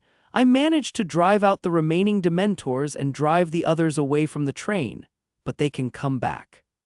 I said, and then looked back at Harry. When Harry wakes up, give him some chocolate. It will help to counter the lingering effects of the Dementor's presence. And how do you know that? Hermione questioned me, and I rolled my eyes. Obviously reading. I said, You said you drove the other Dementors away. Lupin said, catching my attention. So does that mean that Patronus that came from the back carriages was yours? He asked. And to answer your question, I just waved my wand and said the incantation, causing a silvery mist to fill the compartment, and I could feel the others feel more at ease with the presence of my patroness. Impressive. Lupin said, looking at me in surprise, then a smile came over his face. I think I'll enjoy teaching you. When he said that, I smiled at him. So my thinking was right. You are our new Dada professor. I said, and he nodded. But well, it was nice to meet you. But I need to get back to my friends. They must be worried. I said, and at that moment Harry woke up, looking around with confusion on his face, noticing that he was lying on the floor. I think I'll let you explain what happened to Sleeping Beauty over there. I said, pointing at Harry, ignoring Lupin's amused look, and I then turned and walked away from the sharing. Walking through the corridors and looking through the now open doors of the compartments, I saw many students still feeling the effects of the Dementors, and some were worse than others. Dementors are the worst kind of creature there is, and if I could, I would wipe them all off the planet, but I also couldn't deny that they were useful in guarding Azkaban's prisoners. But putting my contempt and hatred for the Dementors aside, I continued to walk back to my compartment where my friends were. But before I went back to my compartment, I went to the carriage where I felt the trolley lady, and when I got there, I bought a lot of chocolates. And with a lot of chocolates in my pockets, I went back to my compartment. Are you okay? I asked the boys, who were sitting in their seats with pale faces. Ask me that tomorrow. Terry replied. Well, if you're that cheeky, then that means you're fine. I chuckled, handing them some candy bars. Chocolates, what for? Stephen asked me. Eat it. Chocolate helps to overcome the effects that Dementors leave on us. I said, and without more words, the boys took it and started eating the candy, believing my words. I'm also going to give some chocolates to our friends and the first years. I continued, turning to leave, but then I turned to the boys again. Do any of you know which compartment the girls are in? I asked. There are about 7 compartments to our left. Stephen replied. But I think Luna is sitting with Weasley's sister in another compartment. Michael said. I don't think so. I passed some compartments on my way to ours, and I saw Ginny sitting with some other students from her year, and I saw Luna sitting in a compartment alone. Terry said, and he then frowned. I invited Luna to sit with us or the girls, but she said she wanted to read alone in a quiet place. I wasn't listening to Terry anymore, because as soon as he said that Luna was in a compartment alone, my body froze. Damn it! I swore, and without further ado, I turned around and started walking quickly, looking for Luna's magic. After searching for a while, I found the compartment Luna was in, and I could feel emotions of sadness coming from inside, and without a second thought, I opened the compartment door. As I opened the door, I saw Luna sitting on the window seat, hugging one of the Quibbler magazines to her chest, and I could see dry tear marks on her cheeks. Luna! I called out to her, but she just kept staring straight ahead with a blank stare. Luna, are you okay? I said, still no answer. Seeing that Luna was still in a somewhat catatonic state, I entered the compartment and closed the door, sitting next to her. Hey, look at me, Luna. I said softly, touching her arm. As soon as I touched her, Luna turned to me, and seeing her lost, anguished look, I immediately pulled her into my arms, laying her head on my chest. It's okay, Luna, I'm here. I whispered quietly to her. Luna then snuggled into me, shivering a little with a sad look on her face, but I could feel her emotions of sadness waning. Fuck the Dementors, I'll find a way to destroy these disgusting creatures. Chapter 222. Leave a comment and a review, your feedback helps me a lot. If you want to support me and read ahead. Patreon.com/C7NX. Yeah, here's the new chapter. I saw my mom. Luna muttered under her breath after a while, and I let her continue, just rubbing her back, showing my support for her. It was the day your experiment went wrong. I didn't know what to say to her, as nothing I said could ease the pain and sadness she was feeling, but then an idea came to my mind. I reached out one of my hands and brought it in front of Luna's face, and then I cast a little patronus, and from my hand a mist of silver light emerged. Luna then took her face from my chest and looked at my patronus, feeling a feeling of happiness and tranquility welling up inside her. I can't ask you to forget your mother's death, but I'm going to ask you to try to remember the happy times you had with her instead. I said, and Luna reached out to touch the mist of my patronus. That's a patronus. She said, affirming. Yes. I confirmed. It's beautiful. She said, and I smiled at her. If you want, I can teach you how to cast it. I said, and Luna turned to me excitedly, putting all her sad thoughts aside. Serious? She asked. Yes, but only if you help me with one thing. I said, and she cocked her head to the side with a curious look. Help with what? Oh, nothing special. I just want you to help me deliver some chocolates to the other students. I said, and then took a mint and caramel candy bar from my pocket. And before I forget, it's yours. Mint and caramel. She said, picking up the candy bar happily, opening it and biting into a piece. My favorite. Listening to her, I huffed in amusement. Well, it's not like you told me that like 500 times. I thought wryly. I then got up from the seat and extended my hand to her. So, are you going to help me? I asked with a smile. Hum. She put a finger to her cheek as she pretended to ponder my request. Of course. She said, taking my hand and standing up. Perfect.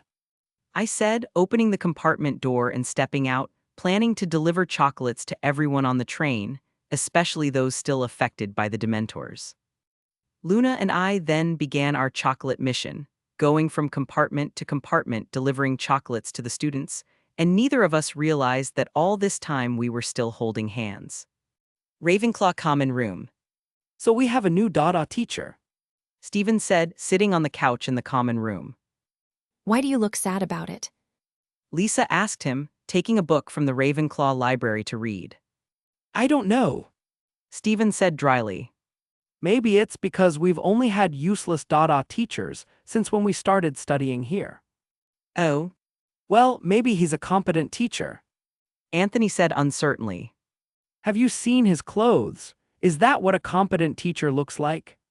Michael asked. If a good outfit turned a person into someone with skill, then every model out there would rule the world. I said dryly and then turned to Michael. And I know you don't like it when people compare you to Malfoy, but you sounded just like him now. Listening to me, Michael grimaced, before looking away with an embarrassed, guilty look. Yeah, I think I was a little stupid. He said. What? Anthony exclaimed, gasping in surprise. Michael! Listening to them, I rolled my eyes good-naturedly. Padma cleared her throat to get our attention. I support giving the new teacher a vote of confidence. Me too. Lisa shrugged and Sue nodded. Actually, I think he's going to be a good teacher. I said. And what makes you think that? Terry asked me. Simple, he warded off the Dementors with a corporeal patronus. And I'm 100% sure that only a competent wizard would be able to do that, so by extension he must be a good teacher. I replied. Corporeal patronus? I remember reading about it somewhere. Stephen said, he then snapped his finger in realization. Isn't that a very difficult newt-level protective spell? Now that you mention it, I also remember reading about it in a 6th-year charms book. Sue said. She then put a finger to her cheek as she tried to remember what was written in the book. The patronus is a protection spell that conjures up a shield of positive emotions. And with a lot of power, the caster can even conjure up a magical guardian in the form of an animal, which is almost tangible. Exactly, I couldn't have explained it better. I said, clapping my hands lightly, with my friends joining in, much to Sue's embarrassment. Oh, stop it. She said, blushing, but with a small smile on her face. So does that mean Professor Lupin can conjure a magic guardian? Amazing. Stephen said, his eyes brightening excitedly, but then he looked at me. Wait, so that spell you used on the train was a patronus? An incorporeal, but yes. I nodded. I'd ask how you can cast a patronus when he's so hard to cast, but I'm not even surprised. He said, and I shrugged. Hey, wait, was that bright light Ethan's patronus? Yes. I confirmed. It's beautiful, she said, and I smiled at her. If you want, I can teach you how to cast it, I said, and Luna turned to me excitedly, putting all her sad thoughts aside. Serious? She asked. Yes, but only if you help me with one thing, I said, and she cocked her head to the side with a curious look. Help with what? Oh, nothing special, I just want you to help me deliver some chocolates to the other students, I said, and then took a mint and caramel candy bar from my pocket, and before I forget, it's yours. Mint and caramel, she said, picking up the candy bar happily, opening it and biting into a piece, my favorite. Listening to her, I huffed in amusement. Well, it's not like you told me that like 500 times, I thought wryly. I then got up from the seat and extended my hand to her. So are you going to help me? I asked with a smile. She put a finger to her cheek as she pretended to ponder my request. Of course, she said, taking my hand and standing up. Perfect, I said, opening the compartment door and stepping out, planning to deliver chocolates to everyone on the train, especially those still affected by the Dementors. Luna and I then began our chocolate mission, going from compartment to compartment delivering chocolates to the students, and neither of us realized that all this time we were still holding hands. Ravenclaw Common Room. So we have a new Dada teacher, Stephen said, sitting on the couch in the common room. Why do you look sad about it? Lisa asked him, taking a book from the Ravenclaw library to read. I don't know, Stephen said dryly. Maybe it's because we've only had useless Dada teachers since when we started studying here. Oh. Well, maybe he's a competent teacher, Anthony said uncertainly. Have you seen his clothes? Is that what a competent teacher looks like? Michael asked. If a good outfit turned a person into someone with skill, then every model out there would rule the world, I said dryly, and then turned to Michael. And I know you don't like it when people compare you to Malfoy, but you sounded just like him now. Listening to me, Michael grimaced, before looking away with an embarrassed, guilty look. Yeah, I think I was a little stupid, he said. What? Anthony exclaimed, gasping in surprise. Michael. Lisa shrugged and Sue nodded. Actually, I think he's going to be a good teacher, I said. And what makes you think that? Terry asked me.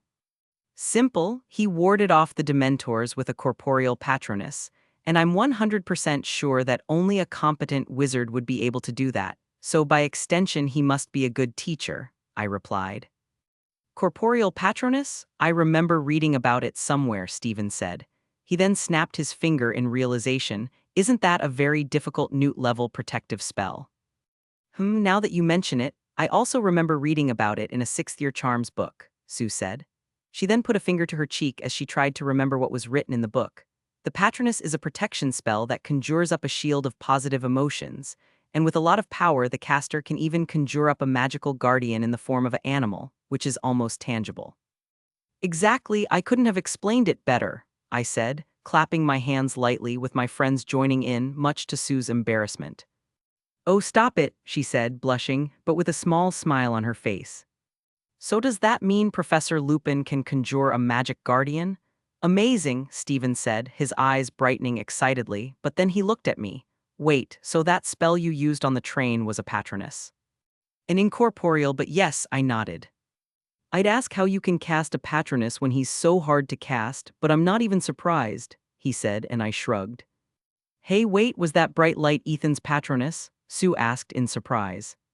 Yes, Anthony said, and the girls then looked at me in surprise. Okay, you're going to teach me this spell, Lisa said, with no room for argument. Me too, Padma said. Looking at the girls and boys, I noticed that some of them were still a little traumatized by the presence of the Dementors, and this made me realize that it might be a good idea to teach them the patronus before our 5th year, when DA would be founded. You know what? I'm going to teach you guys, but you'll have to wait since there's already someone I'm going to teach first. I said, thinking about Luna. Fine. Anthony shrugged, and the others accepted as well. You know, it's a relief to know that we're finally going to have a good Dada teacher. I just hope he's normal. Terry said, changing the subject, and I almost snorted at what he said. Normal? What do you mean? Anthony asked. Well, let's see. Quirrell was a stuttering idiot, Lockhart was a criminal fraud, and I can't say Headmaster Dumbledore is normal. Have you guys seen how he dresses? Terry asked us, and we looked at each other. Yes, he's right. When he talks like that, it makes sense. I can't disagree with him. Wait, speaking of not normal, where is Luna? I thought, looking around. I then saw Luna talking to some first-year students, and overhearing their conversation, I realized that she was telling them about the amazing magical creatures she knows, and from the wonder of some of the children, I could tell that some were believing her. Corrupting the little ravens. I huffed and then went back to paying attention to my friend's conversation. And I'm telling you, I'm sure the headmaster's underwear is colored too. Anthony said confidently. No, his underwear is normal. Michael said uncertainly. But I'm sure Professor Snape's underwear is all black. Of that I have no doubt. Stephen said.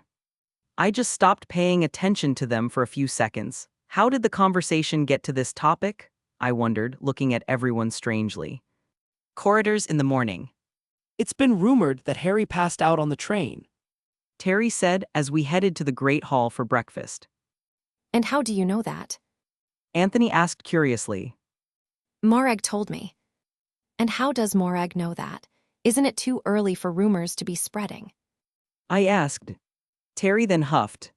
Are you seriously doubting her gossip skills? He asked me with a raised eyebrow. Fair enough. I shrugged. We did not continue our conversation, as we had reached the Great Hall. Hey, Ethan.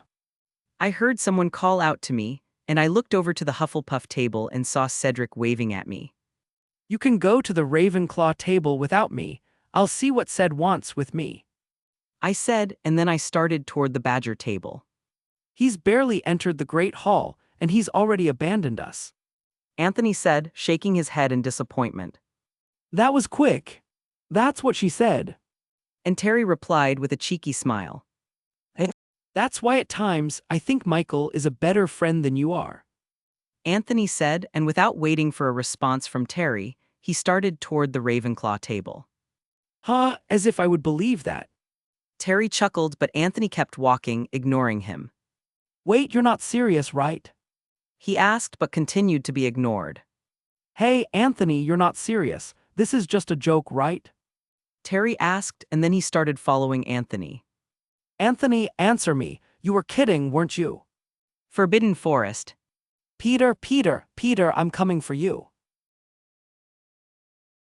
Chapter 223. If you want to support me and read ahead.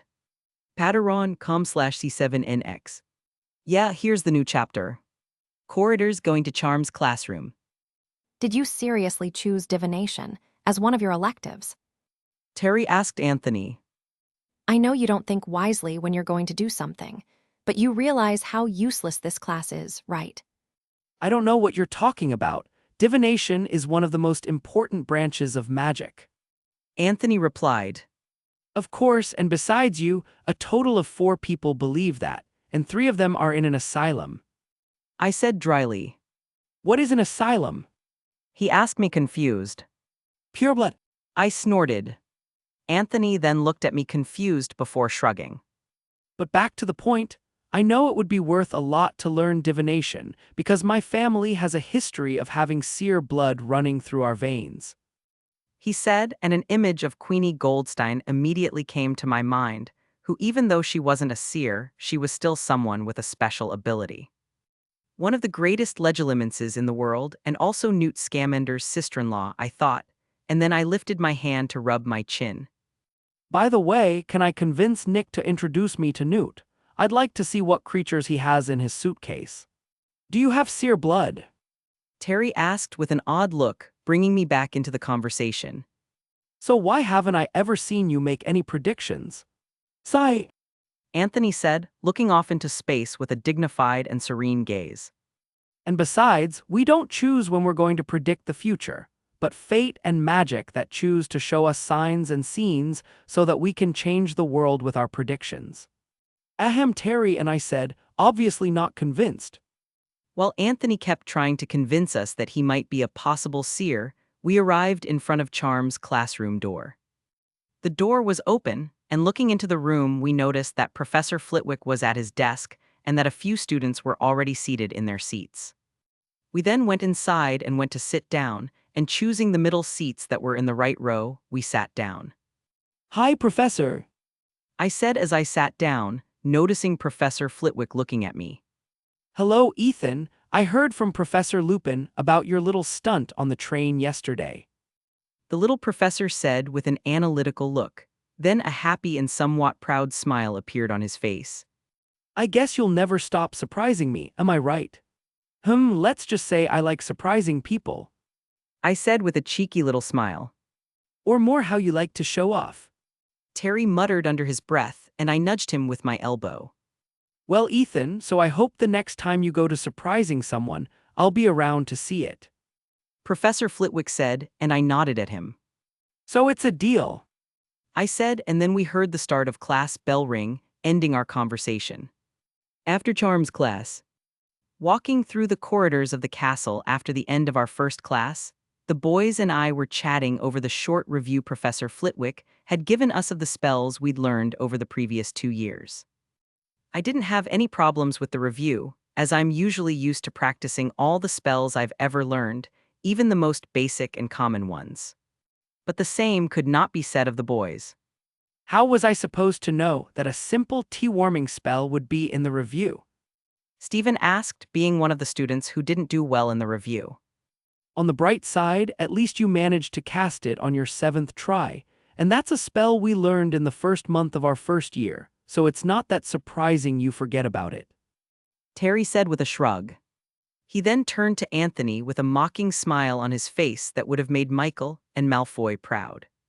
Unlike Anthony here, who took him 15 tries to cast the Shrinking Charm, and that was the last spell we learned in our 2nd year.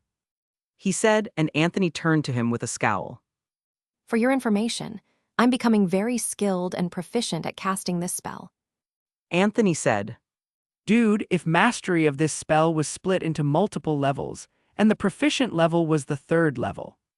Terry said, and Anthony's left eye started to twitch. Says the guy who managed to transfigure a porcupine into a mug. Anthony snapped. And who said this is a bad thing? Terry asked with a raised eyebrow.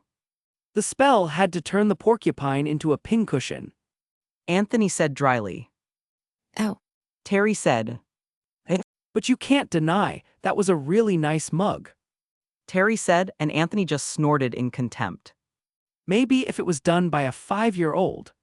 He said. Yes, whatever you say, seer boy. Terry rolled his eyes, not the least bit offended, already accepting how terrible he is at the branch of magic called transfiguration. Sigh. Michael said. Shut up, Michael, Terry and Anthony said in sync, and Michael just snorted mockingly. I should have chosen Hufflepuff, I thought, looking at nothing in reflection. Hagrid's hut.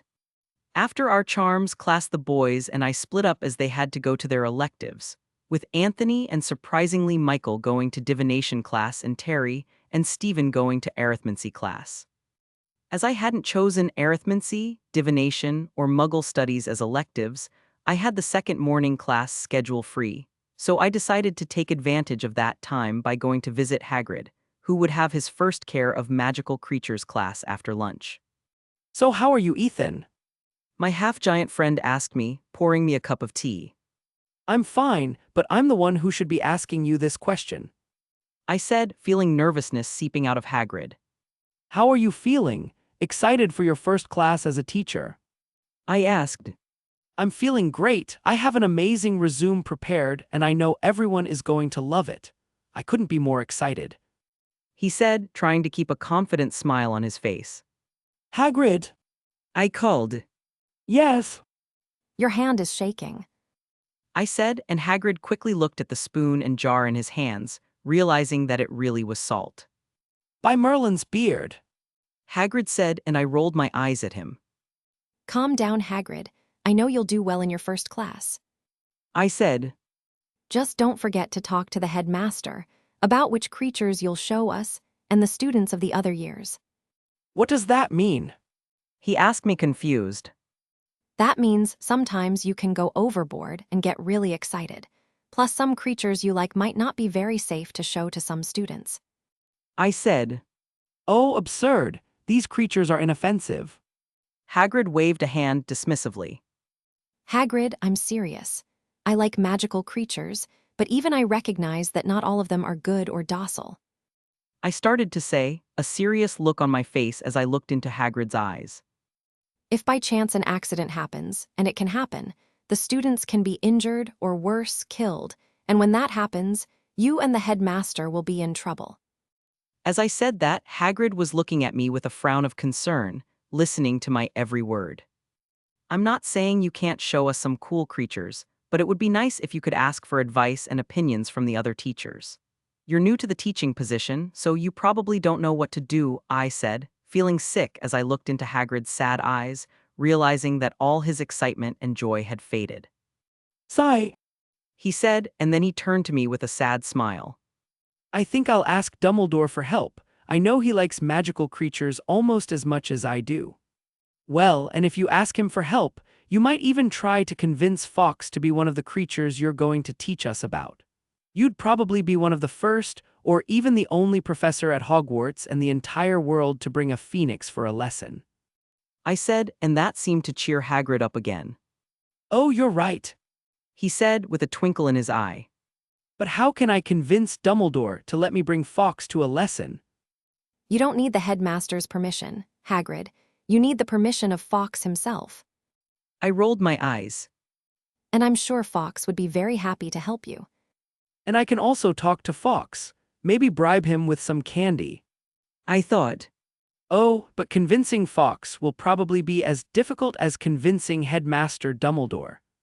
Hagrid said. Don't worry, you'll make it. I said, getting up and walking over to him, climbing up on a chair to pat his shoulder. And I'm really excited for your lessons. Thanks, Ethan. I just hope the students enjoy my classes too. Hagrid said with a little nervousness and anticipation, and immediately Malfoy and his group came to my mind. Looking at Hagrid and his enthusiasm for wanting to teach, I couldn't help but frown as I thought about the Buckbeak incident. Well, I might not be able to make Malfoy gain any good sense, but I can stop him from interfering with Hagrid's class. Chapter 224. Leave a comment and a review. Your feedback helps me a lot. If you want to support me and read ahead. Patreon.com/C7NX. Yeah, here's the new chapter. Hogwarts grounds. After lunch, my friends and I and a few other students from our year started walking towards Hagrid's hut, which was near the edge of the Forbidden Forest. With me were almost all my friends and colleagues from Ravenclaw, just missing Mandy and Padma, who weren't very fond of magical creatures, or any other creature that wasn't cute and small. After walking a bit on the muddy ground from yesterday's rain, we finally arrived in front of Hagrid's hut, finding him waiting for us outside his hut. Everybody is here. He asked with a smile on his face at us. He then seemed to remember something and quickly took something out of his pocket, which turned out to be parchment. He then started muttering as he looked at us, and from what I heard, I could tell that what was in his hands was a list of the students who would be attending his class. Where's Mr. Malfoy? Hagrid asked, looking at the list of students in his hand and the students around him, looking for a platinum-haired brat. Pansy Parkinson started to say, with many eyes falling on her. Draco had a little accident at lunch, and Madame Pomfrey said he would need to stay in bed for the rest of the afternoon. She said with a worried look on her face. When Parkinson said this, a smile appeared on the faces of most of the students, especially on the faces of a certain golden trio. Hearing Parkinson's, a smile threatened to cross my face, and I was instantly reminded of the little accident that had happened this afternoon that had landed Malfoy in the hospital wing. Flashback no jutsu. Lunchtime North Corridor. Pav third person. Malfoy was walking towards the Great Hall thinking about what new method he was going to use to annoy Potter and his idiot friends, but then he saw something gleaming on the floor in front of him, and curiously he approached. Arriving in front of the item, he bent down and picked it up. What is this? Malfoy wondered, looking at the shiny beetle-sized pebble in his hand curiously. But he didn't have time to think of an answer as the stone began to glow brighter, and then suddenly it exploded. What happened? Professor Burbage, who teaches Muggle studies, said, coming into the corridor as soon as she heard the explosion. She then saw that in front of her, standing in the middle of the hallway, covered with some kind of moss, was a student. Oh my. She exclaimed, approaching the student and seeing that he was paralyzed like a statue, but her eyes kept moving. Hey, Malfoy managed to say through his paralyzed lips, feeling a strange tingle on his skin. End of flashback no jutsu. Sai. I thought with a smile on my face, not noticing that Seamus Finnegan was turning away from me with a wary look. Well, that's sad for him. He's going to miss this lesson, and I'm going to show you something really amazing and interesting. Hagrid said, and this caught the student's attention. But let's go then, we can't waste time. Saying that, Hagrid began to lead us through the Hogwarts grounds until we reached a fence in a paddock, and our half-giant professor turned to us. All of you rally around this fence. He said to us. He then pulled another parchment out of his pocket and began to read it. Wait. I sweated, listening to Hagrid's murmurs. After reading the contents of the scroll, Hagrid looked at all of us. Now, I want you all to take your books and open them to page 46 and... Terry asked, interrupting him. How what? Hagrid asked back, looking confused at Terry. How do we open this book? Terry asked, showing Hagrid his chain book. Stroke its spine. I said, and Terry looked at me with a raised eyebrow, until he saw my docile monster book of monsters snuggled into my arms. He then shrugged and stroked the spine of his book, and watched as it shivered at his touch before calming down with a satisfied purr. I'm not even going to ask how you found this out. Terry said to me, opening his book. When the other students listened to me and saw Terry taming his book, they followed suit and did the same, and Hagrid watched it all with pride. Maybe next time I'll leave a note on the materials list, telling them how to open the book. He thought. And in several places in the castle, some students felt like crying and hitting a certain bearded professor, who was not the headmaster, while looking at their hands with bite marks. Well, as you all managed to open your books, I want you to go to page 46 and read about the creature mentioned on it, and in the meantime I'll go get the magical creatures. Wait here. Hagrid said, leaving us to read the book as he turned and left, heading to the back of the paddock that was inside the Forbidden Forest. I think Hagrid really took our conversation seriously.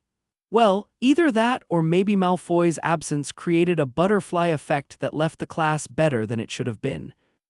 I thought, shrugging my shoulders. Hippogriffs? Anthony asked, looking at the image and description of the creature that was in the book. Are they what we are going to learn about today? Cool. He said. Did you happen to predict this in your teacup, Anthony? Terry asked mockingly, and Anthony's eye twitched. I'll refrain from arguing with you. I know this is just jealousy. Anthony said, looking smugly at Terry and me. What did I do? I wondered. Yes, anything that lets you sleep at night. Terry said, going back to reading his book. HMPH. Anthony Bufo. Asa. Squeaked Lavender from the back of the group, pointing forward, catching the attention of those still reading their books and causing them to look where she pointed.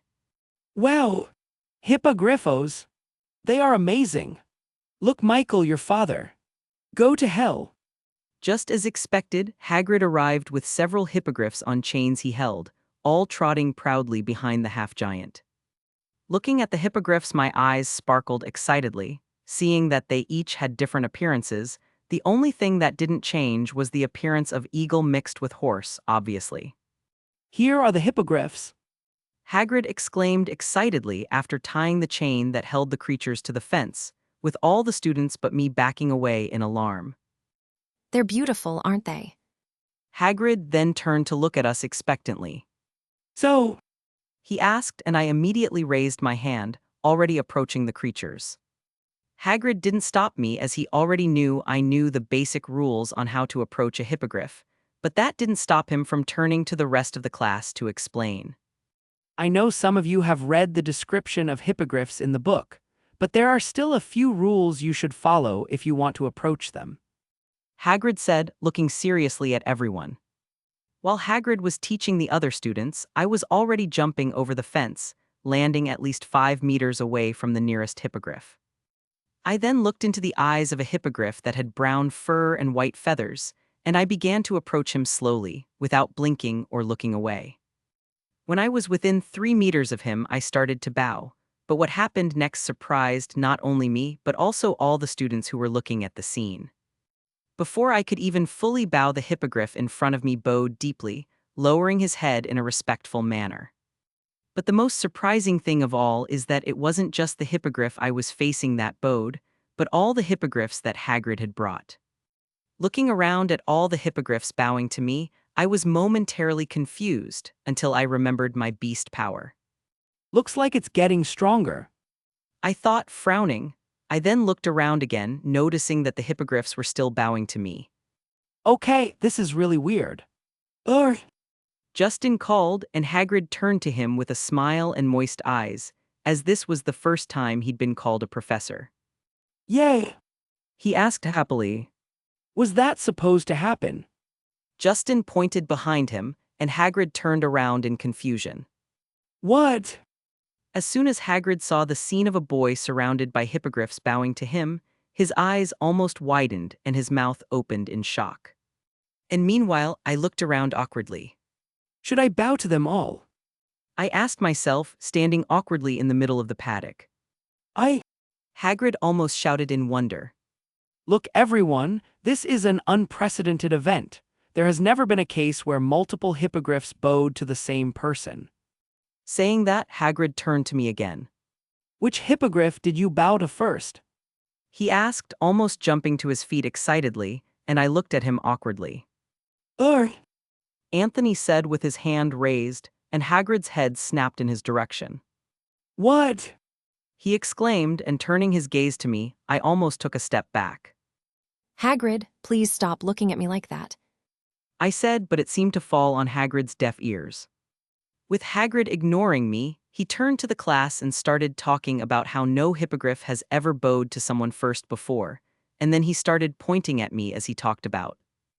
Wait, shouldn't this lesson be about hippogriffs? Since when did I become the focus of this class? I wondered with a strange look on my face. I then saw some students take some parchments and quills out of their bags and start jotting something down while looking at me. Why do I now feel like the magical creature being studied in this class is me? I muttered. And can you guys stop pointing at me like I'm some kind of strange creature? I thought, sweating as I felt several analytic eyes on me. As I thought about whether it would be wrong to hit a teacher and drown some students in the lake, I felt something nudge my right arm, and looking to the side I saw a gray hippogriff looking at me expectantly as it lowered its head. Sigh. I said, stroking the hippogriff who closed his eyes in satisfaction. I then felt something poking my back and my left arm. Turning around, I saw that the other hippogriffs had approached me, and just like the hippogriff I was petting, who I realized was Buckbeak, they also wanted my attention. Well. Chapter 225. If you want to support me and read ahead. Patreon.com/C7NX. Yeah, here's the new chapter. The rest of the Care of Magical Creatures class spent with Hagrid talking about everything he knew about hippogriffs, letting the students pet them after showing their respects to the creatures. Not that it was necessary, since the hippogriffs were so focused on me that they didn't even seem to notice the other students' presence, even when they were being petted. Hagrid also asked some simple questions about the laws of creating magical creatures, and I was pretty sure that part was required by the headmaster. If there's one thing I know about Hagrid, it's that even though he's a big, gentle, and fluffy, he's still a bit irresponsible when it comes to the laws of creating magical creatures, as evidenced by Norberta, Fluffy, and Aragog. But moving on. What happened, Nev? I asked the boy, who turned to me startled, before relaxing to see it was me. Oh, hi, Ethan. He said, and I noticed dry tear marks on his cheeks. Why were you crying? I asked with a worried frown. It's nothing. He said, rubbing his eyes with the sleeve of his robe. Try again. I said dryly, approaching him and sitting down opposite him. You and I both know you're a terrible liar, so I'll ask you again. I asked, looking at him seriously. Neville then looked at me for a moment with an uncertain face, before sighing. Snape! He whispered softly, as if he was afraid that mentioning the man's name would somehow summon him. When Nev said Professor Snape's name, I immediately remembered that Gryffindor had double potions this morning, and I grimaced. Oh, I said. I then saw Neville looking away in embarrassment, and I sighed. Nev, tell me what happened. Neville then looked at me for a few seconds before lowering his head and starting to talk about what Professor Snape had done. Neville told me about how Professor Snape treated him badly in the potion class, much worse than he ever had before, and how he threatened him and used Trevor, his toad, to test his potion. Listening to all this, I was silent for a few seconds. I then turned to Neville and started talking.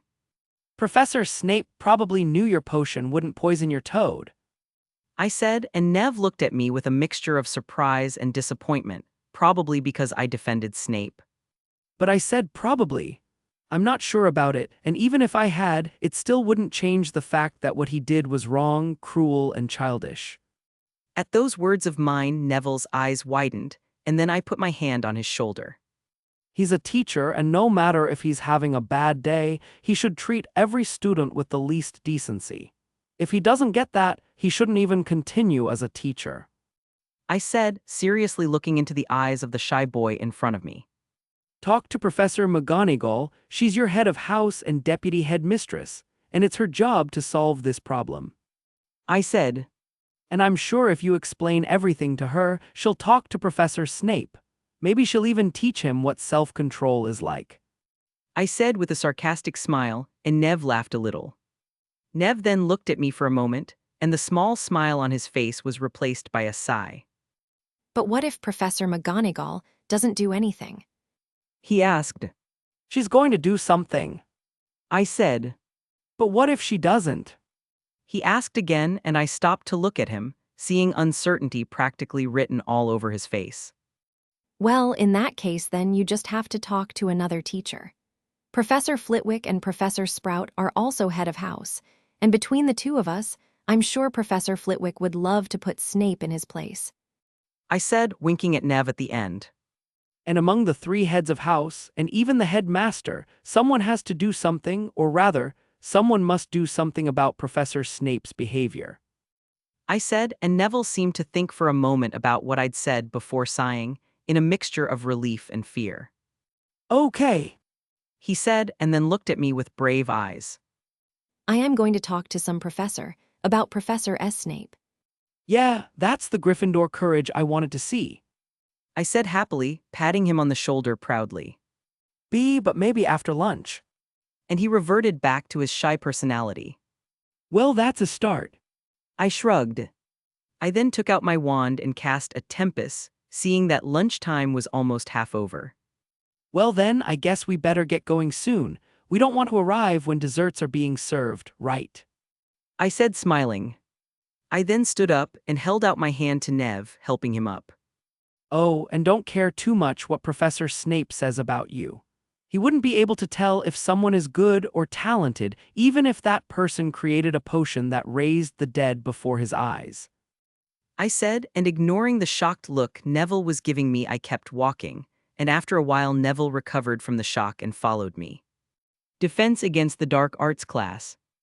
On our first afternoon class, we went to the Dada classroom, only for Professor Lupin to arrive and tell us to put away our books and follow him. As we followed Professor Lupin to the staff room, we saw Peeves clogging the door lock of a room with gum. We kept walking, and when we got within 2 meters of him, he turned to us, his eyes immediately falling on Professor Lupin, and when he started to open his mouth to taunt him, he saw me out of the corner of his eye. With me looking at him with dangerously narrowed eyes, Peeves let out a startled cry, and under the gaze of the other students he turned and fled, not daring to look back. The students then started looking at each other strangely, with confusion on their faces, and only Terry, Anthony, and I knew why he had run away. Dude, that happened in our first year, and he's still scared of you. Terry commented beside me, and I just shrugged. And I hope it stays that way. I don't want my first big achievement in the wizarding world to be figuring out a way to destroy a poltergeist. I said, and Terry and Anthony both looked at me strangely. I don't know what's scarier, you saying that or me not doubting that you would actually do it. Anthony said, and I turned to him with an innocent smile on my face. I then looked ahead and noticed that Professor Lupin was looking at me with a raised eyebrow, and I shrugged my shoulders at him with a mysterious smile on my face. Werewolf hearing, I thought. Professor Lupin then decided to put the matter aside for the time being, but inside he was curious to know what I had done to scare Peeves, something that no student and no teacher has been able to do. Professor Lupin continued to guide us through the corridors until we arrived in front of the staff room door. He then opened the door and told us to come in. The staff room was a long room with many old chairs, tables, and even sofas scattered around it. The room felt old but cozy, and the only person who was in the room when we entered it there was Professor Snape, who was sitting reading a book. But I didn't pay attention to him, as what caught my attention was a wardrobe that was leaning against one of the walls of the room, and I could feel the magic of a boggart coming from inside it. Now that I think about it, isn't it a bit stupid and cruel for Professor Lupin to make us face our biggest fears in front of the whole class? I wondered. I actually have this opinion because I know that some people are afraid of embarrassing things they wouldn't want anyone to know about. And I have no doubt that there are also some students who would love to know what their classmates' biggest fear is, just to have more reason to tease and even scare them. And with that said, Malfoy came to mind, reminding me that he would try to dress up as a Dementor just to scare and harm Harry at one of Gryffindor's Quidditch matches. But on the logical side, having many people in the room makes the mission to defeat Boggart easier. I shrugged and then looked around. Well, now I just need to stay at the end of the line so I don't have to face the Boggart. Chapter 226. If you want to support me and read ahead. Patreon.com/C7NX. Yeah, here's the new chapter. Staffroom Dada class. Leave the door open, Lupin. I don't want to be here to see this. Professor Snape said, closing his book and getting up from the sofa he was sitting on. Professor Snape then started towards the door, but halfway through, he turned to Professor Lupin. Probably no one warned you, Lupin, but this class has Neville Longbottom. I advise you not to let this boy do anything that presents great or the least difficulty, unless Miss Granger decides to whisper instructions in his ear. Professor Snape, he said contemptuously, looking lightly at Hermione and Nev. Hermione was embarrassed but didn't back down, and impressively Neville faced Professor Snape, looking at him defiantly. Professor Snape's eyes widened slightly, but he was quick to hide it, but I could feel he was surprised. Looking at Neville, who was trying to keep up a brave face, I smiled, knowing he was scared but still decided to face his tormentor. Is this how a mother bird feels when she sees her babies fly for the first time? I thought, wiping a fake tear from my eyes. Professor Lupin, listening to Professor Snape, turned to look out of the corner of his eye at Neville, and seeing his defiant stance, he smiled. Just like Alice. Professor Lupin thought with nostalgia. He then turned to Professor Snape. No need to worry. I'm sure Neville will do very well in my class. He said, smiling slightly. Actually, I'm going to ask Neville to help me in the first part of my lesson. Professor Snape then narrowed his eyes at Professor Lupin. I hope you know what you're doing. He said dryly. I know very well what I'm doing. Professor Lupin said, and if it were possible, Professor Snape would have killed Lupin with his eyes. Professor Snape looked at Professor Lupin for a few more seconds before scowling at Neville. He then snorted coldly, turning and walking out of the room without another word, his cloak billowing behind him. As soon as he left and the door closed, and Professor Lupin turned to the rest of us. Nice guy, he said jokingly. He then walked towards the wardrobe at the back of the room, gesturing for us to follow him. When he got to the side of the wardrobe, it jerked, hitting the wall and startling some students. Don't worry. Professor Lupin said calmly. There's a boggart in there. He then proceeded to give a little basic introduction about what a boggart is and where it usually hides. And now that you know a little bit about boggarts, there's a question we all must ask. Professor Lupin asked, and then he pointed at Hermione. It's a shapeshifter. She replied quickly, happy to have been chosen. It's able to take the shape of the thing it thinks scares us the most. Perfect. I couldn't have given a better description. Professor Lupin smiled, and Hermione's face lit up with pride. A boggart can change into anything as long as it's the greatest fear of the person in front of it.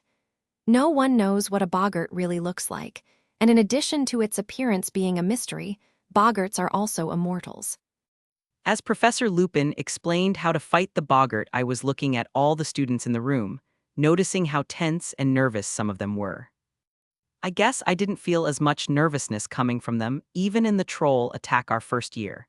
And it proved to me that people are more nervous facing their greatest fears, even knowing they are safe, than when they are in some real danger. Hey, that's the power of fear. I thought, shaking my head. That's why Voldemort is considered the greatest dark wizard, surpassing even Grindelwald. When I refocused on the class, I saw Professor Lupin explaining to Neville the process behind the boggart banishing spell. Okay, now everyone line up at the back of the room. As soon as Neville faces the boggart and casts the spell on it, the next one in line will advance, and then the next and the next, understand? Professor Lupin said to us, and immediately everyone started to form a line, giving Neville ample space, who stood nervously in the middle of the room in front of the wardrobe. When the students started to form a line, I waited for everyone to be organized before moving to the end of the line, right behind Faye and Mandy. I noticed that Terry, who was a little way forward, was looking at me with a raised eyebrow, but he just shrugged and turned his attention back to Professor Lupin. On the count of 3, I will open the wardrobe, so get ready, Neville. Professor Lupin said to Nev, with his wand in hand. Neville nodded at him boldly, gripping his wand tightly as his hand shook. 1. Professor Lupin exclaimed, and immediately swung his wand open the wardrobe doors, freeing the boggart. What came out of the wardrobe was a perfect copy of Professor Snape, who was advancing with a scowl towards Neville, whose eyes widened in alarm. Ridiculous. Neville exclaimed, pointing his wand at the boggart, who stopped with an odd expression before starting to transform with a crack sound. Now Professor Snape was wearing a frilly green dress, wearing high heels and a huge wizard hat with a deformed vulture on his head, and he was holding a red handbag with golden pearls. If it was before, I would feel bad for Professor Snape, since basically a lot of students are seeing him wearing these embarrassing clothes, but after what he did to Neville, I kind of feel like he deserves it. And with that said, I joined the other students and started laughing lightly at the scene in front of me. Parvati, it's your turn. Professor Lupin called. Padma's sister then advanced forward, and immediately Boggart's confusion ended and it spun around with a loud crack, turning into a mummy. Ridiculous. Ridiculous. She cast the spell, and the boggart ended up tripping over its own ribbons, which began to change color, leaving the mummy's ribbons vivid blue. The class then continued with students advancing and facing the boggart, with the creature transforming into several different things in an attempt to scare us. I saw what my friend's biggest fear is, and some of them didn't surprise me and others did. And unexpectedly, Lisa's biggest fear is not a bearded man or Santa Claus, but a strange creature that I remember seeing in a horror movie as a kid. And with lessons still going on, I saw Harry stepping forward to face the boggart with a brave look, and the boggart began to transform, and I felt that all the students were now quiet and paying attention. I could feel the nervousness and fear coming from most of them, and then I realized that, like Professor Lupin, the students also thought that Harry's biggest fear was Voldemort.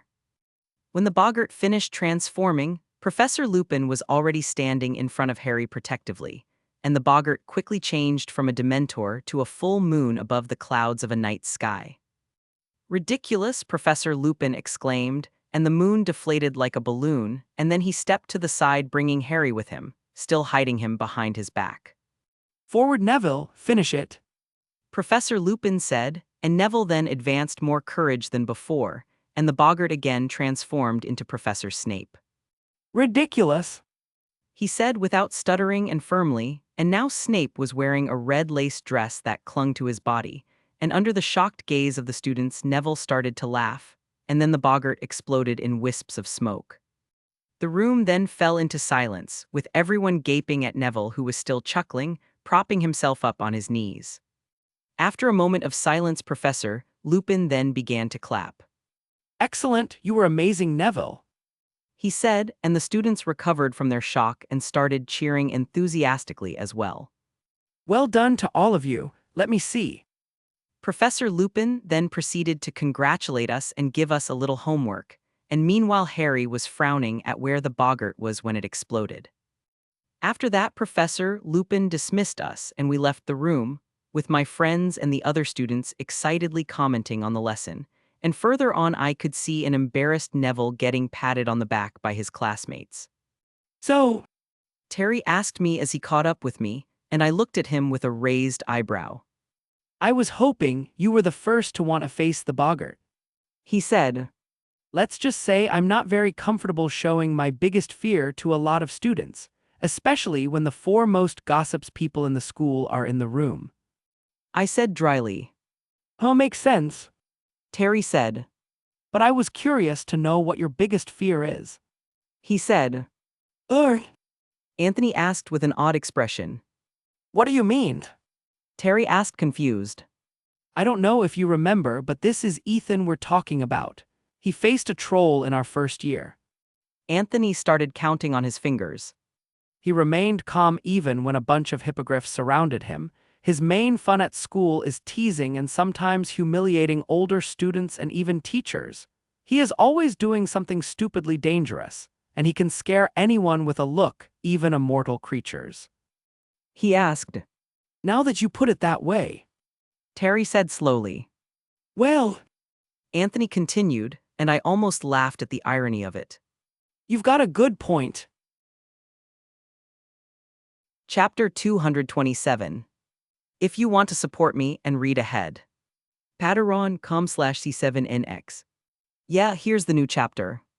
Ravenclaw and Gryffindor third-year students weren't the only ones who found Professor Lupin's classes amazing. Basically, there was mutual agreement among all the students at the school who had already had their first Dada class this school year that he was a great Dada teacher, and only a few had anything bad to say about him and his classes. But all these bad things were drowned out by so many good things being said. And it was the same for Hagrid, who was still teaching with as much joy as he had been on the first day. We haven't had another Care of Magical Creatures class yet, but Hagrid has already told me he's going to review the hippogriffs again in his next class before we move on to another creature. Everything would be going great with me having fun with my friends and the classes being fun and exciting, if it weren't for the fact that there was a heavy atmosphere hanging over the students and teachers, either because of the presence of the Dementors or because of the sighting of Sirius Black, who was seen just a few kilometers from Hogwarts. I intended to wait for Halloween to ambush Sirius when he was going to try to break into the Gryffindor common room. I wanted to talk to him and try to convince him that the best thing to do would be to hand the rat over to the Ministry, and thus also exonerate himself so he could take care of Harry for real. But that whole plan boiled down to hoping Sirius would agree to stay hidden and not go looking for Pettigrew, and if he didn't listen to me, I'd simply have to stun him and arrest him. Yeah, I think I'll actually leave the talking part as a second option. Stunning Sirius and arresting him seems a lot easier. The weekend passed and so did Sue's birthday, and as all my friends and I knew when her birthday was, we decided to have a little party for her, but not as big as the one we had for Luna earlier in the year. Sue was really happy about the party as she wasn't expecting it, and we had so much fun celebrating and eating. But now back to the subject. Today is Monday, the day of my first Ancient Runes class, and I was walking down the halls towards the Runes classroom, with Lily by my side, with her talking excitedly about her Dada class she just had. And then the boggart showed up and I went bam, and it screamed and went POW. Then Professor Lupin went in ta, and the boggart exploded with a boom. Lily said excitedly, gesturing and grimacing in a cute way. Amazing, I'm proud of you. I said, ruffling Lily's hair to her delight as we walked into the classroom. Hee hee, yes. She said, smiling. I think this was one of the best lessons I've ever had. I'm glad to hear that, and I'm sure Professor Lupin would be glad to hear that too. I said, taking the seats to the left of the room with Lily sitting next to me. Maybe. She said with a finger on her chin. She then let out a sad sigh. I just wish my housemates weren't trying to disrupt Professor Lupin's class, or badmouthing him. Sigh, unfortunately not all people can be as thoughtful and nice as you are. I said with a small smile.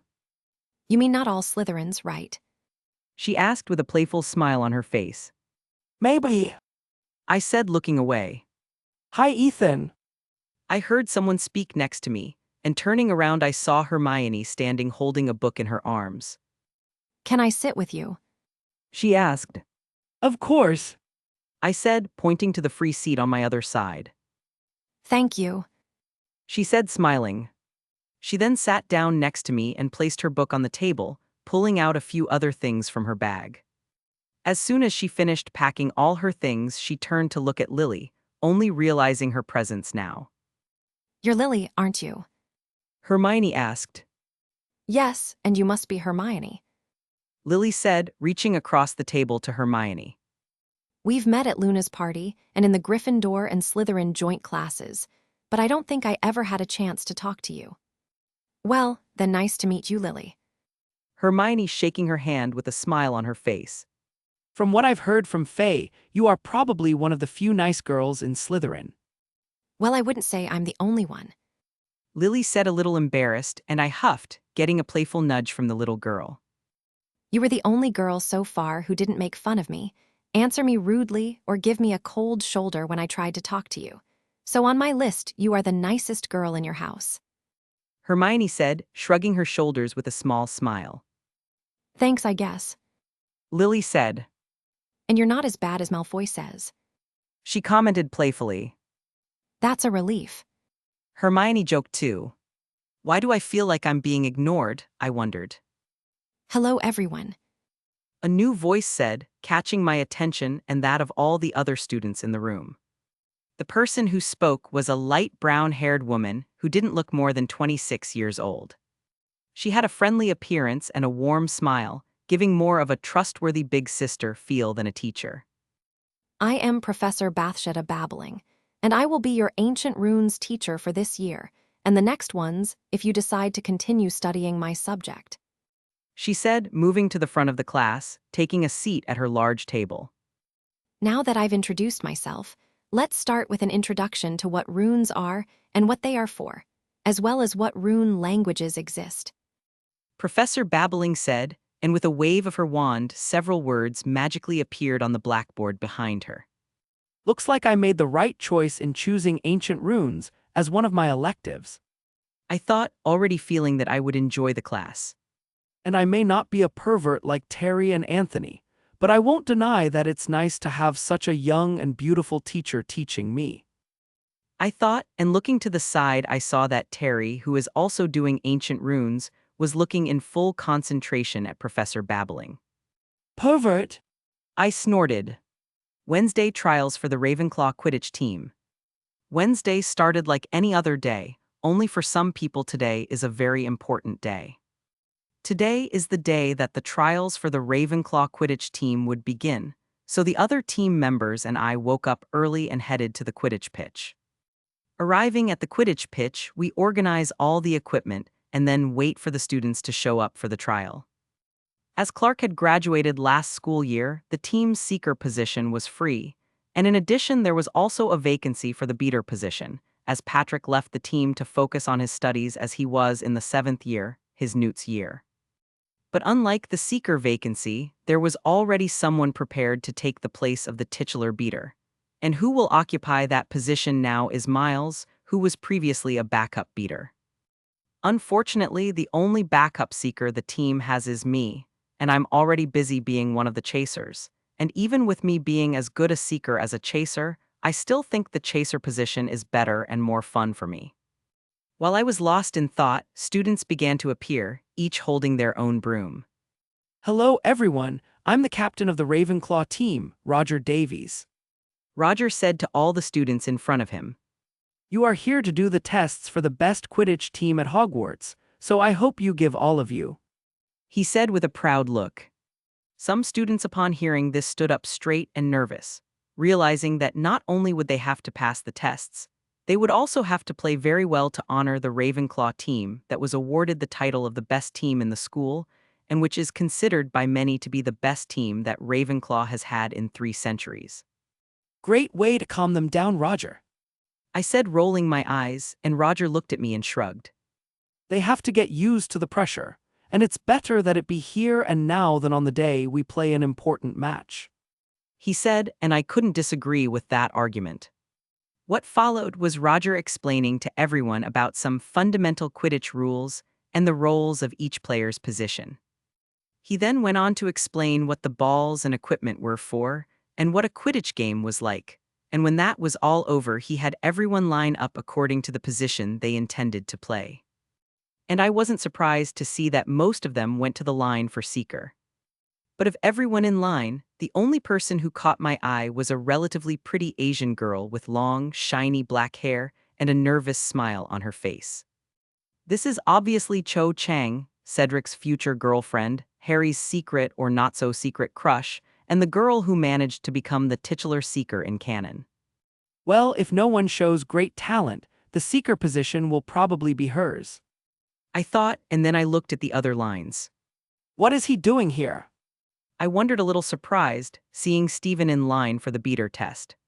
When he saw me looking at him, Stephen waved at me. I didn't know he was going to participate in the trials, and I didn't even know he wanted to be a beater. I thought, but then I shrugged. Well, I hope he does well. When I finished looking at the students in the pitch, Roger finished explaining how the trials would take place and what criteria we would use to select new players.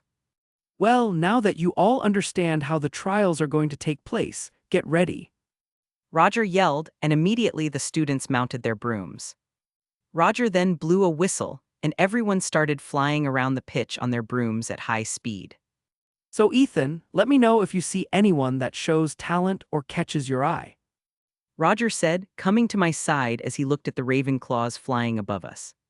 I'm sure that won't be necessary. I said, smiling. Why not? Roger asked me, confused, turning to me. But the only response he got from me was an amused smile, and while he looked at me strangely, I looked at Chang, who flew with grace, unlike those around her. So it's not that surprising that she was chosen to be the team Seeker in canon. She flies better than I expected. I thought. Heh. Chapter 228. If you want to support me and read ahead. Patreon.com/C7NX. Yeah, here's the new chapter. Herbology class, Greenhouse 7. Are you sure this is how you clean this thing? Terry asked me with a disgusted look. Yes, Terry, I'm sure. I rolled my eyes. Isn't there a less? He asked, pushing a cactus-like plant away from him when one of its boils burst. And what's that plant's name again? Mypnonia. It's Mimbulus Mimbletonia. I replied, cleaning my cactus with a sponge and a fine brush. And it's just a plant with some boils. Stop being a crybaby. A plant with boils that squirts a disgusting, smelly green goo. Terry snapped back with a scowl. Details. I said. We would have continued the discussion if I hadn't felt someone approaching and sitting next to me with an annoyed huff. Sorry. Hermione said as I turned to her, placing her cactus on the table. Ron isn't talking to me and Harry is weird, so I thought I'd better sit down with someone else. And why did you choose to sit with me? I asked. Not that I mind, but I'm just curious. I quickly said, not wanting her to be offended. Sai, honestly. She asked, looking into my eyes. Of all the people in this class, you're the only one I talk to besides the boys, and we have things in common to talk about. Fair. I shrugged. And to tell you the truth, your presence is good. Having someone smart to talk to is sometimes refreshing. I continued. But aren't you in Ravenclaw? And isn't this supposed to be the smart student's house? She asked me confused. Yeah, I said, ignoring the look Terry was giving me. but unfortunately Ravenclaw is short on people with more than 5 neurons, so talking to you is a good thing. Good. Hermione said with a small smile. We then started working together on our cactus, with Terry finally building up the courage to clean his plant. When herbology class ended, Terry quickly came out of the greenhouse wanting to clean himself, and so I started walking back to the castle with Hermione at my side. We started talking about some Muggle world issues, about our classes and electives, and about our studies. She also asked me if the study group I created would be open this year, to which I said yes, much to her delight. We then continued walking until we stopped in front of the fat lady's portrait in Gryffindor Tower. Well, thanks for walking me this far. Hermione started to say, but I interrupted her. Great night. I said to the fat lady, and after she looked at me for a moment, the passage in the portrait opened. What? Hermione asked, confused. I didn't think it would work. I muttered with a finger to my chin. I then shrugged and turned to Hermione with a smile. Well, I've always wanted to see what the Gryffindor common room was like. I said. Oh, Hermione looked at me confused, but then she saw me walking towards the passage that had been opened. Wait. She said, but I was already inside the Gryffindor common room. Looking around the Gryffindor common room, I noticed that it looked like the common room in the movies, but there were some differences, like the size and a few more details. As I looked around the common room, I noticed that a few Gryffindors were looking at me, some with curiosity and confusion, and others with caution and animosity. And to those who looked at me with animosity, I simply shrugged them off. look what we have here, my 50% less handsome brother. I heard someone say, and a smile broke out on my face as I recognized the voice of one of my 2 prank buddies. I'm seeing my dear clone. Looks like the Ravens' invasion has started, and they've already sent their best weapon. Fred said, and I turned to them with an amused look on my face, seeing them sitting on one of the big couches doing their homework. Best weapon? I asked, approaching them.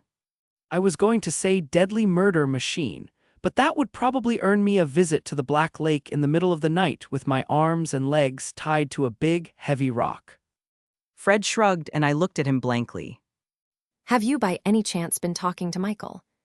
I asked. No, why? He asked me, confused.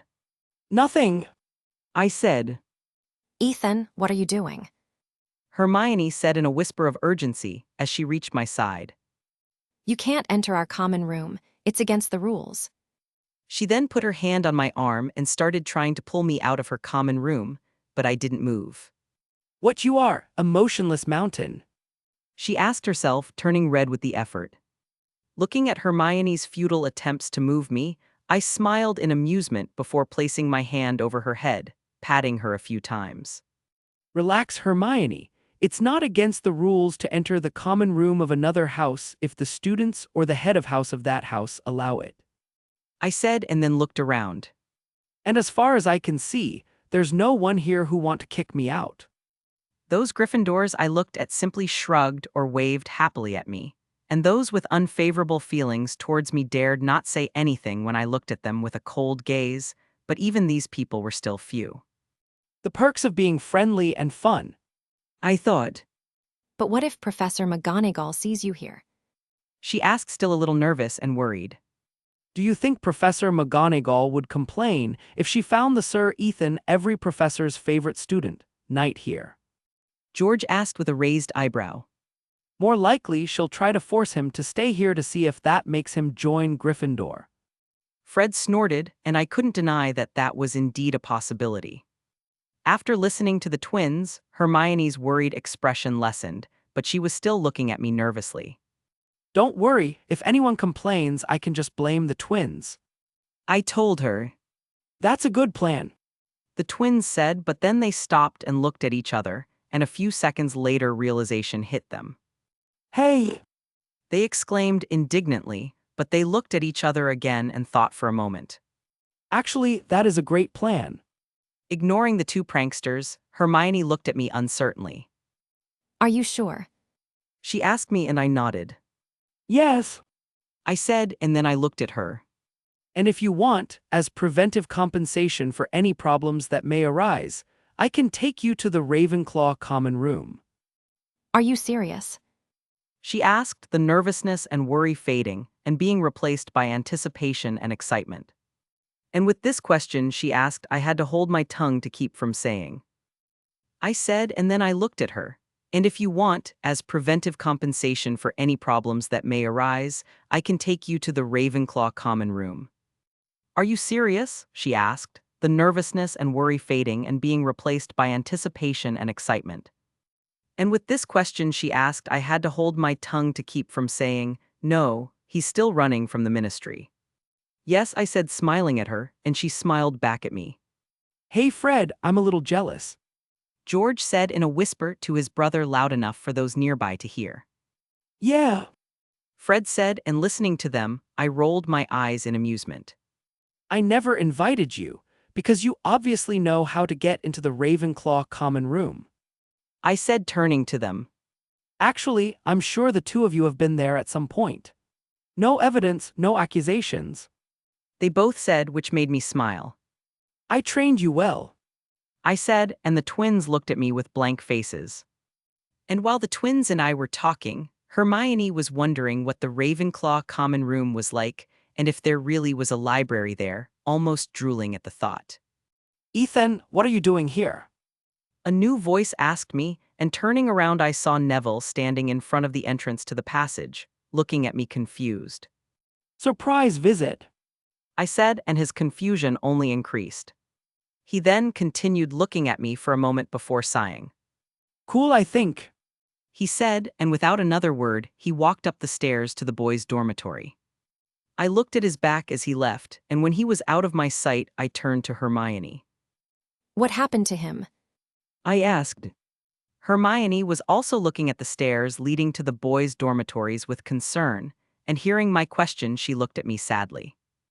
Do you remember the Dada class, where we studied and faced the boggart? She asked, and I nodded in affirmation. Well, it looks like Professor Snape heard about what happened in that class, and now he's targeting Neville a lot more than before. She said. Listening to her, my eyes narrowed. So I guess that means either Neville didn't talk to Professor McGonagall or he did, and she talked to Professor Snape, and yet he's still being an idiot. I thought, and turning around again, I looked in a certain direction, feeling the magic of Neville.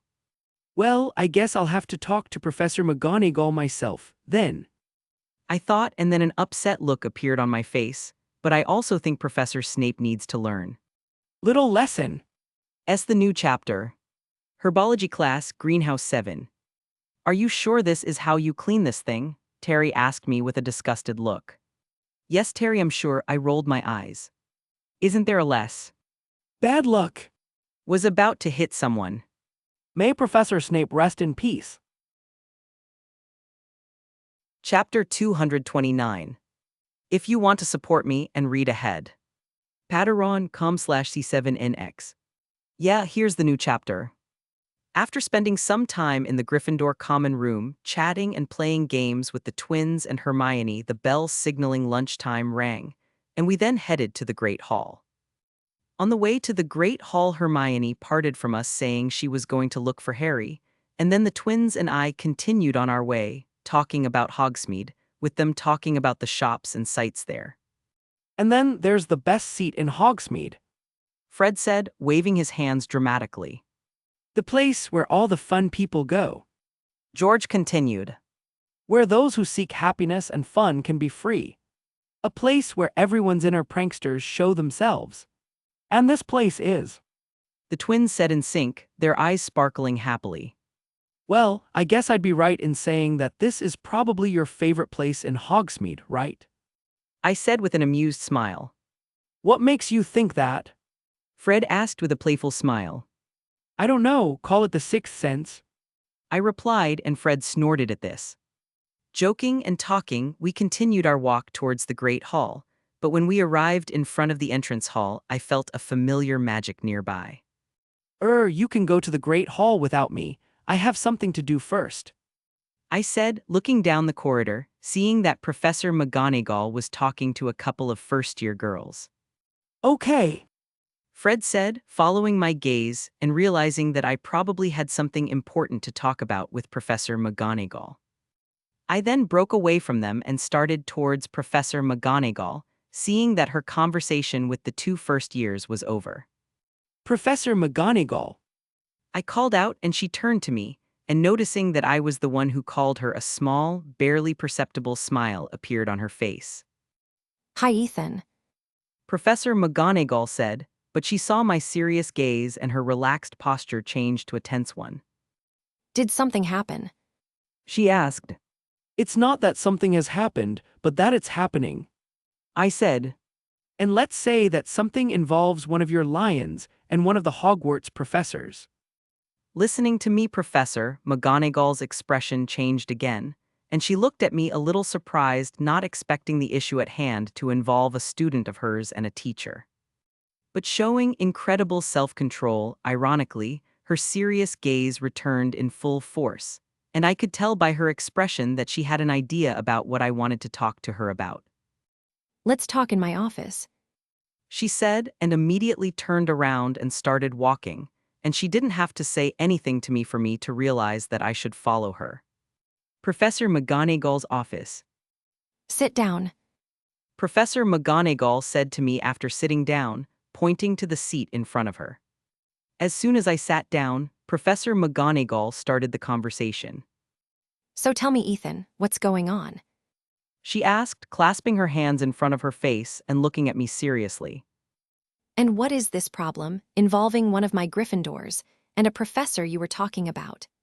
Professor, let's not pretend you don't know which teacher I'm talking about. I said, and I could see Professor McGonagall's shoulders tense. So I was right. She said with a weary sigh, and I felt bad for her. Yes. I said, also sighing. And the Gryffindor I was talking about is Neville. As soon as I said Neville's name, Professor McGonagall frowned before sighing more heavily, looking down at her desk. She then lifted her head and looked into my eyes. Tell me everything. She sort of demanded, and so I did. I talked about how Professor Snape had been mocking, teasing, and mistreating Neville since the beginning of this school year, and that he had been doing it since our first year, but this year it got worse. I talked about Neville's boggart in our first Dada class, and that after that Professor Snape decided to start making Neville's life hell, tormenting him in and out of the potions classroom. When I finished talking about what was going on, Professor McGonagall leaned her forehead in her hands, looking down as she processed what I had just said to her. I could feel the disappointment, sadness, exhaustion, and anger coming from her, and I didn't like feeling those emotions coming from her at all. I had always considered Professor McGonagall a strong and serious woman, and that nothing could shake her, but now I only saw a tired woman with many responsibilities on her back. Now it's official, I'm going to make Professor Snape's life hell. I've never had a problem with him, but I'm also not going to accept him acting like a big kid while tormenting my friends and causing so much trouble for Professor Minnie. I thought, narrowing my eyes. And as I thought of ways to torment Professor Snape, Professor McGonagall reflected on recent discoveries. I've been so busy with my deputy headmistress duties that I ignored my duties as Gryffindor's head of house. She thought, reflecting on everything she's done since the beginning of this school year, realizing that she's been too busy with Sirius Escape and the Dementors to pay any attention to her students. I was supposed to be there to help my lions, but it seems I made the same mistake again, ignoring my children. The image of Harry on a bed in the hospital wing in his first year flashed through Professor McGonagall's mind. She still remembered the warnings from the boy and his friends talking about someone trying to steal the Philosopher's Stone, and how she simply ignored them, resulting in them going to protect the stone themselves. And now she realized that she was making the same mistake with Neville, a boy so shy and friendly, who had already suffered so much in his life and who didn't need someone to add to that suffering even more, especially not a teacher. Now you've crossed the line, Severus. Professor McGonagall thought, controlling the anger that began to rise in her chest. Looking at Professor McGonagall, I saw her shoulders straighten, and she straightened her posture, and then her serious, strong gaze returned, and I smiled slightly at that. Yes. I thought, realizing that the Gryffindor lioness mom had been awakened. Thanks for telling me about it, Ethan. She said, I always knew that Professor Snape was biased and that he wasn't very friendly with the students at the other houses, but I didn't know the situation was that bad. Sorry for saying that, teacher. But it's hard to believe this when basically everyone at school knows that Professor Snape is an idiot. I said, and before Professor McGonagall could scold me for my language, I continued. He acts like a grow-up child grumpy, with an ego and a vindictive personality, mocking everyone, and to me he's far from a good teacher. In fact, he shouldn't even be around other kids if he's going to continue to act like that. After listening to me, Professor McGonagall looked at me with a look of shock. She said, He never spoke ill of you, and in all our meetings, you never said anything about him. She asked me confused. I don't have a problem with Professor Snape, but it's hard not to feel some bad feelings towards him when he continues to act like an asshole. I shrugged. Language. Professor McGonagall said unconsciously. English. I said also unconsciously. And I know Professor Snape is a great potioner and an amazing wizard, but his actions this year have changed my perception of what I think of him. That's sad. Professor McGonagall said, looking at me with a frown. Sigh, but I can understand why you think that way about him. I wouldn't like, but I understand. Well, I don't know if that makes you feel any better, but I don't think this situation between Professor Snape and Neville is all Professor Snape's fault. I said, and this caught Professor McGonagall's attention. I think Professor Lupin is just as guilty as Professor Snape. What do you mean? Professor McGonagall asked me confused. I don't want to excuse Professor Snape's actions, but I would also be very annoyed if someone made me wear embarrassing and shameful clothes in front of several of my students, even if it wasn't really me, but a kind of copy. I shrugged. And I don't think it was Neville's fault. After everything he's been through the last 2 years, he deserved a chance to get revenge on Professor Snape, even if only indirectly. And so it's Professor Lupin's fault. Professor McGonagall asked me, beginning to understand the situation. Well, I said, and Professor McGonagall's eyes narrowed. Oh, so it was his idea. She said. Apparently Remus hasn't matured as much as I thought. She thought a little disappointed. Even after all these years and without the other 3, he still makes his. Pranks. With Severus. Sigh. Professor McGonagall said with a faint, tired smile at me, and I smiled wryly at her. if you need help to educate these adults, you can always call me. I said, and then a mischievous smile began to creep across my face. Now that Lockhart is gone, I don't have any other professors to be the subject of my experimental pranks. Very bold of you to say that in my presence. Professor McGonagall said dryly, and I just looked at her innocently, causing her to huff. I didn't hear you denying my proposal. I said, and Professor McGonagall just got up from her seat. I think we've talked long enough. Let's go to the Great Hall. We don't want to miss lunch, right? She said, putting her hand on my shoulder and leading me out of her office. Then I'll take that as you accepting. I said, smiling. I think I'll have some pasta and pea sauce today. She said, completely ignoring me. I think I corrupted Professor McGonagall. Chapter 230. If you want to support me and read ahead. Patreon.com/C7NX. Yeah, here's the new chapter. October. I don't know what happened after my conversation with Professor McGonagall, but I'm sure she did speak with Professor Snape and Professor Lupin since they both started acting strangely. Professor Lupin didn't look Professor McGonagall in the eye for a week, and I heard from Neville that Professor Lupin called him into his office one day to apologize to him. Whenever Professor Lupin walked past me, I could feel the shame and guilt coming from him, but being scolded by Professor McGonagall didn't discourage him. In fact, I think being scolded made him focus even more on his Dada classes, probably in an attempt to show Professor McGonagall that he's really matured. Now about the other teacher, well, Come on, Ethan, the other students are already heading to the carriages.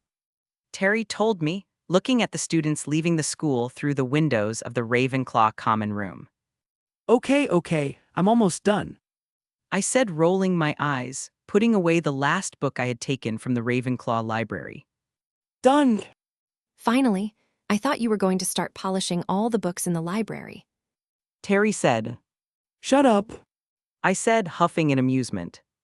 I then took my bag enchanted with an expansion spell, and with that the boys and I started to leave the common room. But as we were about to leave, I saw Luna sitting in my armchair reading a book with a happy look on her face, but I could tell she was a little sad. Don't be sad, Luna. I'll bring you lots of things and sweets from Hogsmeade.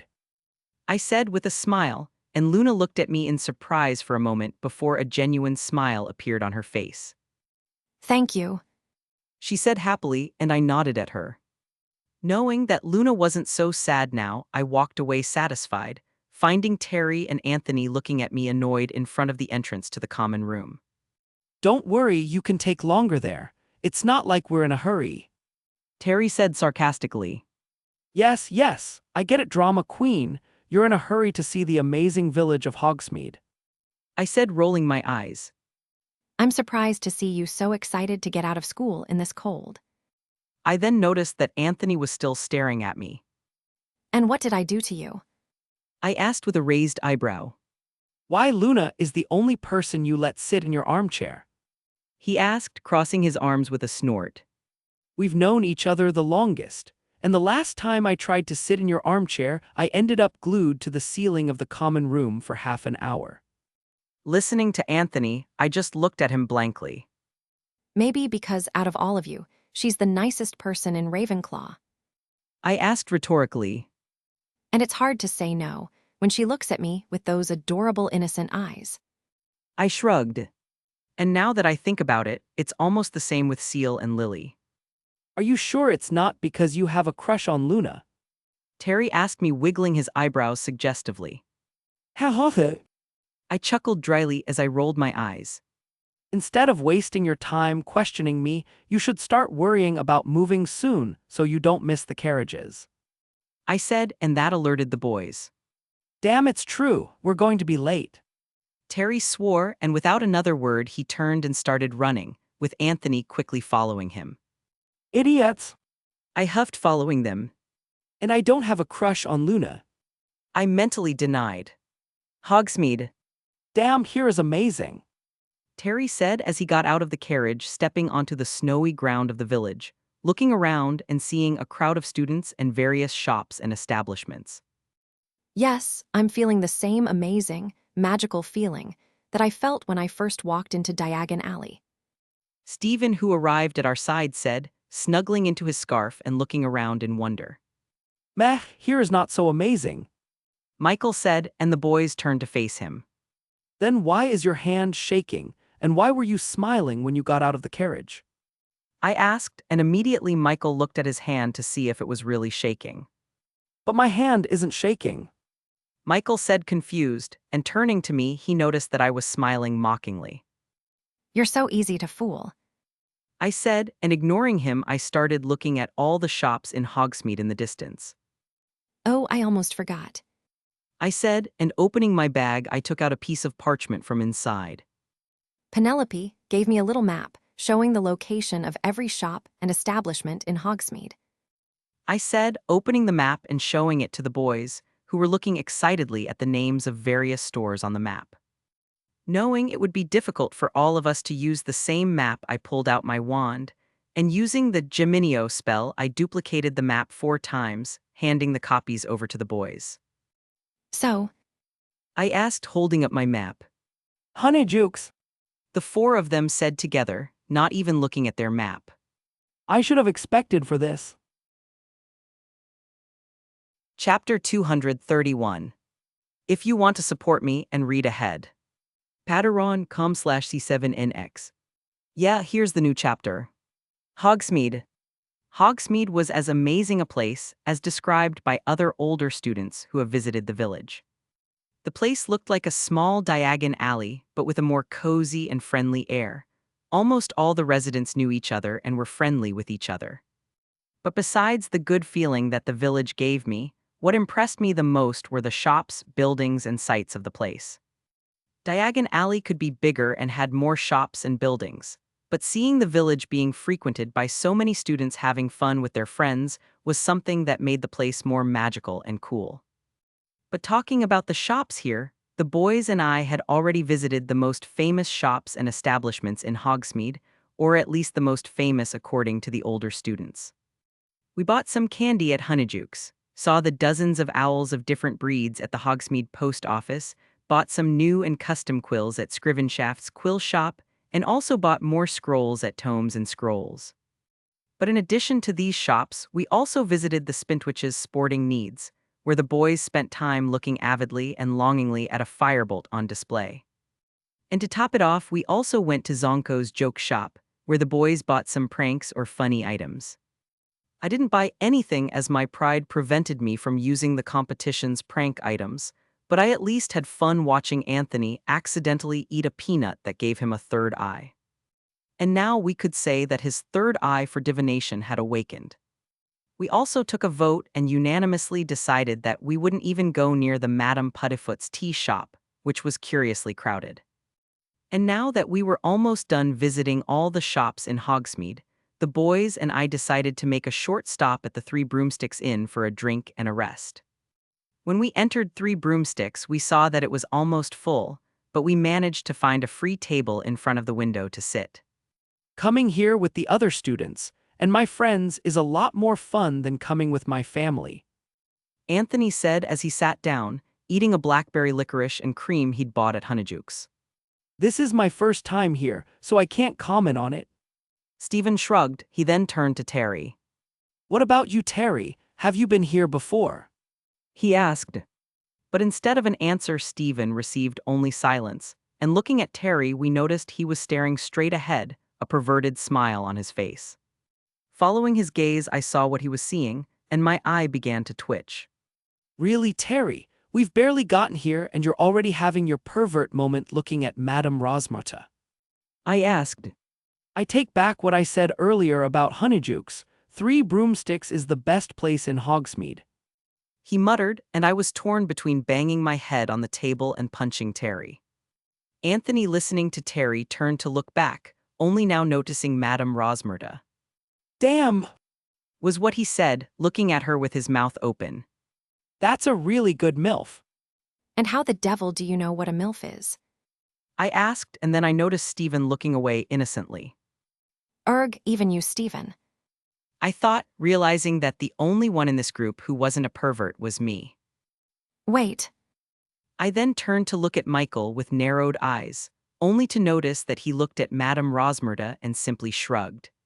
How is it possible that the most idiot person among us is one of less perverts? Hey, boys! We heard someone call, and that was enough to make the boys stop looking at the MILF. Oh, hey, Lisa. Anthony said as he discreetly wiped a trail of drool from the corner of his mouth. Have you girls finished your tour of the village? He asked the girls. Basically, yes. We just haven't visited the Shrieking Shack yet. Sue was the one who replied. And I don't think we should go there. Padma said, shivering at the thought of that scary place. Me too. Lisa agreed, being the only one besides Padma who was afraid of scary things. Well, we haven't been there yet, so if that makes you feel safe, we can all go see the dreaded Shrieking Shack together. I suggested, and the girls, especially Padma and Lisa, began to ponder my suggestion. Well, Padma said, rubbing her arm nervously. Yes. Lisa said. but if anything happens, I'll leave you two to be devoured by whatever creature or monster is there. She continued, looking menacingly at Sue and me as she pointed at us. Fair. I said, and Sue shrugged. Wait, who said I want to go see Shrieking Shack? Anthony said hastily in fear. Sue and I then looked at him with innocent smiles on our faces, which immediately put him on high alert. You don't have a choice. we said, and he immediately slumped down in his seat. If I were in Hufflepuff, this wouldn't be happening. He thought with a pout. Back to Hogwarts after the visit to Hogsmeade. I'm back, bitches. I said as I entered the entrance to the Ravenclaw common room, carrying some bags of candy and other items. Ethan, you do know that most of the people who stayed at school are second and first years, right? Sue told me, looking at me strangely. Oh, it's true. I said. I then took a step back out of the common room before re-entering. I'm back, mini bitches. Why do I still try? Sue palmed her forehead. Ignoring her, I started looking for a certain blonde-haired girl with a dreamy look, finding her in the Ravenclaw library holding an open book as she looked at me with an amused smile. Luna. I called out to her happily, and she tilted her head in confusion. Gifts. I said, smiling, lifting the two large bags in my hands. Listening to me, Luna's eyes widened slightly, before a gleeful smile crossed her face and she came hopping happily towards me. Did you bring me any pudding? She asked, looking expectantly at me. Listening to her, Michael huffed. More like he bought every pudding in stock at Honeyjuke's. Pretending I didn't hear him, I handed the two bags to Luna, who looked at them confused. Both are yours. I said, and Luna looked uncertainly at me. You is sure? She asked, and I tried to wave my hand dismissively, but the bag stopped me. Of course, I bought all of this specifically for you. I said, and she tentatively started to extend her hands. Picking up the bags, she almost dropped them because of the weight, but I quickly helped her, taking the bags from her hand. Here, let me help you with that. I said, carrying the bags over to one of the free couches and placing them on it. They're heavy. Luna said. It must have been expensive. It was just a few nuts for me. I said dismissively. Malfoy. Terry coughed into his hand, pushing past me and plopping down on the other couch. Well, Luna said with a small smile and a grateful look. You're welcome, that's what friends do. I said, smiling. But let's leave the thanks aside, you still have to open the bags to see the things I brought you, and here's a clue. I winked at her. As I said that, Luna's eyes started to sparkle, and immediately she sat down on the couch next to the bags, opening them excitedly. As soon as she opened the first bag, the first thing she found was a strawberry and yogurt pudding, which she opened without much delay. She then took a spoon from I don't know where and started eating it with half-closed eyes of satisfaction, with the smile never leaving her face. Doesn't she look like a cute bunny looking like that?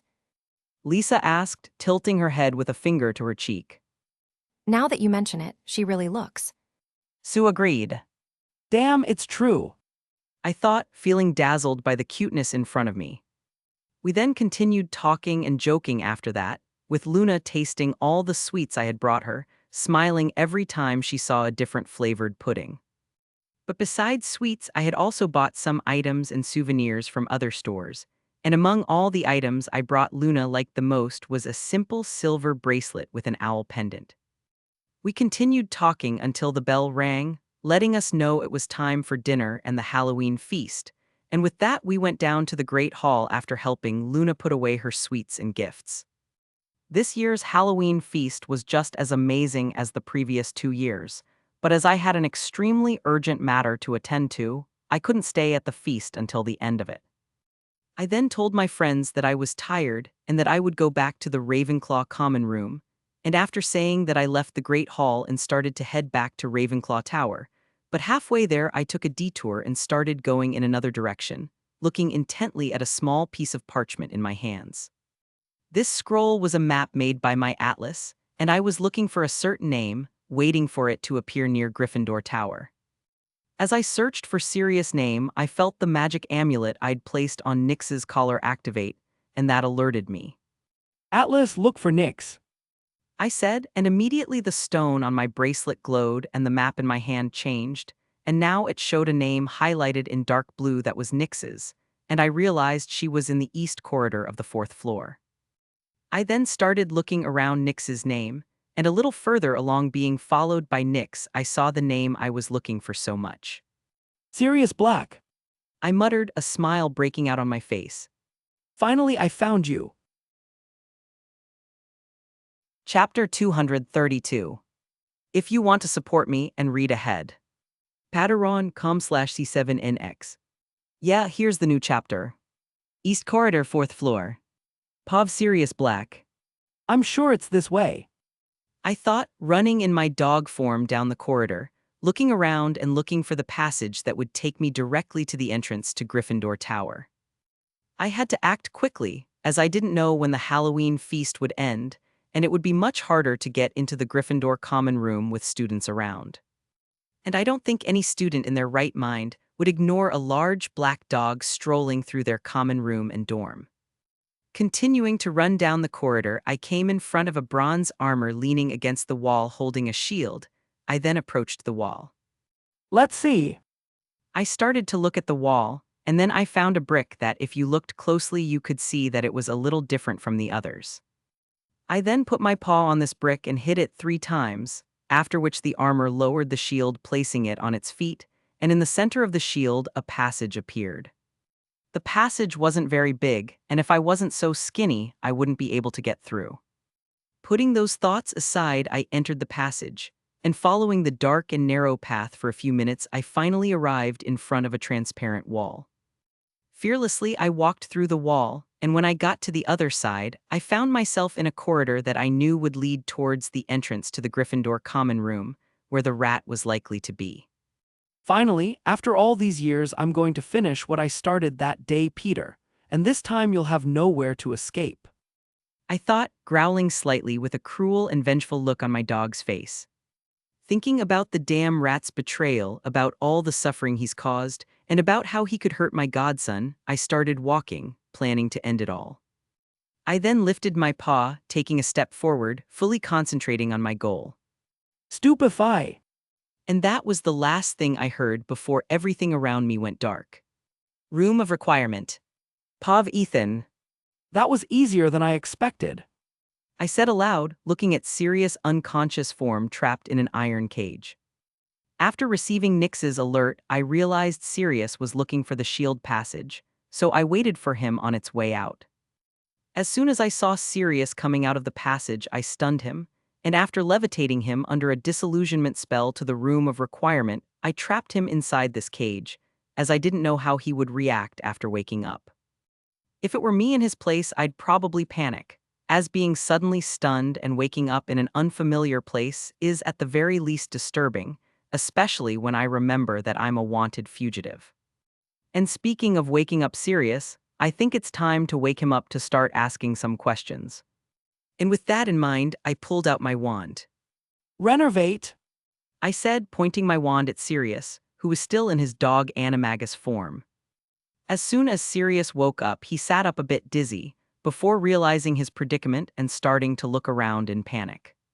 He then seemed to notice my presence, and seeing that the one in front of him was a student, he sadly lowered his head and began to whimper, putting his paw over his face. Nice try, but trying to fake sadness in front of an empath isn't a very smart move, I thought. Cut the act black, I know it's you. I said, rolling my eyes, and I could see the dog in front of me freeze, getting tense and nervous. He then looked at me, and I stared at him coldly, and after a few seconds the dog inside the cage began to transform, turning into a dirty, disheveled man in dire need of a barber. See, it wasn't that hard. I said with a slight smile on my face. Yes, you captured the infamous Sirius Black. What do you intend to do now? Sirius asked in a husky voice, as if he hadn't spoken in a long time. What do I intend to do? I repeated, and then started tapping my chin with a finger. Well, that will depend on your answers to my questions. I said. Questions? He repeated, confused. Yes, starting with why an innocent man was arrested in Azkaban. I said, and immediately Sirius' confusion turned to shock. Sirius was now looking at me with wide eyes and open mouth, and I could tell by the look in his eyes that this wasn't the kind of question he was expecting me to ask. W. He asked. Exactly what you heard. I said with a shrug. I then summoned a chair across the room for me, and sitting in it in front of the cage, I faced Sirius. Why was an innocent man arrested in Azkaban? I repeated the question, and Sirius blinked as he looked at me. He then looked at me warily and uncertainly. Seeing his wary gaze, I sighed, running a hand through my hair. Look, I know you're not the cruel, maniacal killer everyone talks about, and I also know why you tried to go to the Gryffindor common room. I said, and once again Sirius looked at me in shock. How? He asked in a whisper. Let's just say I have a sixth sense to know if people are good or not. I said, shrugging my shoulders. As for how I know what your reason is for wanting to go to the Gryffindor common room. Finish my job. He repeated, confused, looking at me strangely. Kill Peter Pettigrew. I said simply. Hearing this name being said by me, Sirius immediately tensed up, looking at me seriously. How do you know Peter is alive? As far as I know, everyone thinks I killed him 12 years ago. He said. Hearing his question, I smiled slightly, and then I tapped the stone on my bracelet. With this, I said, and Sirius looked at me like I was crazy. Noticing his gaze, I smiled even more. Atlas, activate map. I said, and the stone on my bracelet glowed for a moment, after which I placed my hand on the floor.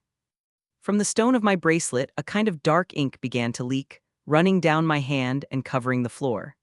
After that, the ink started to move, and after a few seconds, a map of Hogwarts was drawing on the floor, with the footsteps of every person in the castle being shown along with their name. Sirius, at the sight of this, nearly jumped back in shock, gaping at the map that appeared on the floor. Seeing his reaction, I smiled amusedly and decided I wanted to surprise him a little more. Atlas, Gryffindor Tower, third-year boys' dormitory. I said aloud, and the stone glowed again as the map on the floor shifted, as if looking for a place, and after finding it, the map zoomed in. Now on the floor in front of me was a map drawn, in detail showing the third-year boys' dormitory, and on the map there was only one name and footstep showing, which was Peter Pettigrew. And that's how I know Pettigrew is alive. I said, looking at Sirius, who was torn between looking at me in surprise and wonder, and looking at Pettigrew's name with hatred. Shaking his head to rid himself of the shock, Sirius turned to me. This. He said, and I looked at him with a raised eyebrow. It is an improved version of the Marauders map. I said, and then looked at him with narrowed eyes. And how do you know what the Marauders map is? I asked, knowing I couldn't say that I already knew he was one of the map's creators. Because I was one of its creators. He replied, looking lightly at the map on the floor, getting lost in his memories. So I can assume the other three creators are Professor Lupin, Peter Pettigrew, and Harry's father. I said, again surprising Sirius. How did you find out? He asked. I just put the facts together. I said with a shrug. You four were best friends when you were studying here, and if you were one of the creators, most likely, your three best friends back then were the others. Besides, the nicknames you chose were an obvious clue. Our nicknames, what about them? He asked me. Moony, Wormtail, Padfoot, and Prongs. Their nicknames have to do with their animagus forms, right? I asked, and Sirius finally understood what I meant. You're Padfoot because of your big paws, Pettigrew is Wormtail because of his rat animagus, and Professor Lupin is Moony because he's a werewolf. And the only one left was Harry's father, who I don't know what the animagus form is. I said, lying at the end, as I would have no explanation for my knowledge if I said I knew he was a stag. Impressive. Sirius said, but then he seemed to notice something. Wait, how do you know Remus is a werewolf? He doesn't teach classes on a full moon day. He always looks tired 2 days before, and after the moon comes up, he has claw scars on his face, and a few other reasons I'd rather not talk about. I said, and that made Sirius stop. He asked me, and I smiled at him. How did you reach that conclusion? I asked, and Sirius huffed in amusement. I then looked at the map on the floor in front of me, seeing that it was again showing the entire castle, and I noticed that students had started to head to their common rooms, signifying that the Halloween feast was over. Well, I think I've already answered many of your questions. Now it's your turn to answer my questions. I said, and Sirius looked at me for a moment before sighing. All right. He said, What would you like to know? Oh, I'm not going to ask you anything right now. I think you should eat first. I said, and Sirius was going to deny it, but his stomach growled. Dobby, I called, and immediately the cheerful little elf appeared at my side. what does Sir Ethan sir need Dobby for? He asked excitedly, wearing a set of 4 socks, 2 scarves, a bonnet, and 3 blouses. Could you get some food for my guest here? I asked, gesturing towards Sirius, and Dobby turned around. SS Sirius Black. Dobby exclaimed in alarm. Calm down, Dobby. He's not a bad guy. I said to reassure the elf, placing my hand on his head and using my beast talk to calm him down. Sir Ethan, are you sure? He asked, looking fearfully at Sirius, but still he stood protectively in front of me. Yes, I'm sure. I said, And as you can see, he hasn't had a good meal in years. Could you bring him some food, please? Sir Ethan is so kind, saying please to Dobby sniff, Dobby said, almost crying, and I smiled slightly at him. He then wiped away his tears and looked at me with conviction. Dobby will prepare the best meal in the world for Sir Criminal. Dobby will not let Sir Ethan down. He said, and then without waiting for me to say anything else he apparated. What the hell just happened? Chapter 233. If you want to support me and read ahead. Patreon.com/C7NX. Yeah, here's the new chapter. Room of Requirement sometime later. He didn't lie when he said he was going to cook the best meal in the world. Sirius said, munching on a chicken thigh while holding a plate of rice and potatoes in his other hand. Sirius was now out of the cage I'd prepared for him, sitting in front of a table laden with food, gorging himself with happiness and satisfaction. Can you not talk with your mouth full? I asked, looking at him in disgust. Sorry, He said, swallowing his food. it's been a long time since I've had any real food other than the leftovers and slops they give in Azkaban. Sigh. I said, and Sirius shrugged. Sirius then continued to eat, and meanwhile I looked at him, noting his ragged appearance and feeling his troubled but controlled emotions. The man in front of me lacked the beauty and elegance commonly found in those of the Black family. The man in front of me was very thin, probably malnourished, with a sunken face and dark circles under his eyes, pale and weak-looking, with long, messy, dirty hair and yellowed teeth. I'd seen pictures of Sirius from when he was arrested, and even with his half-crazed appearance he still looked more. It's really nice to be able to eat until I feel full again. He said. He then looked at the remaining food that was on the table. But unfortunately, my stomach still can't handle so much food. I waved my hand carelessly. After that, you'll be able to eat whatever you want without worrying about your fragile stomach, suffering some setback. I highly doubt I'll be able to do that. Sirius huffed, and I looked at him confused. After I finish settling my business with the rat bastard, I'll probably have to spend the rest of my days on the run, unless I'm arrested again or handed over to the Dementors. He said with a shrug, grimacing at the last part.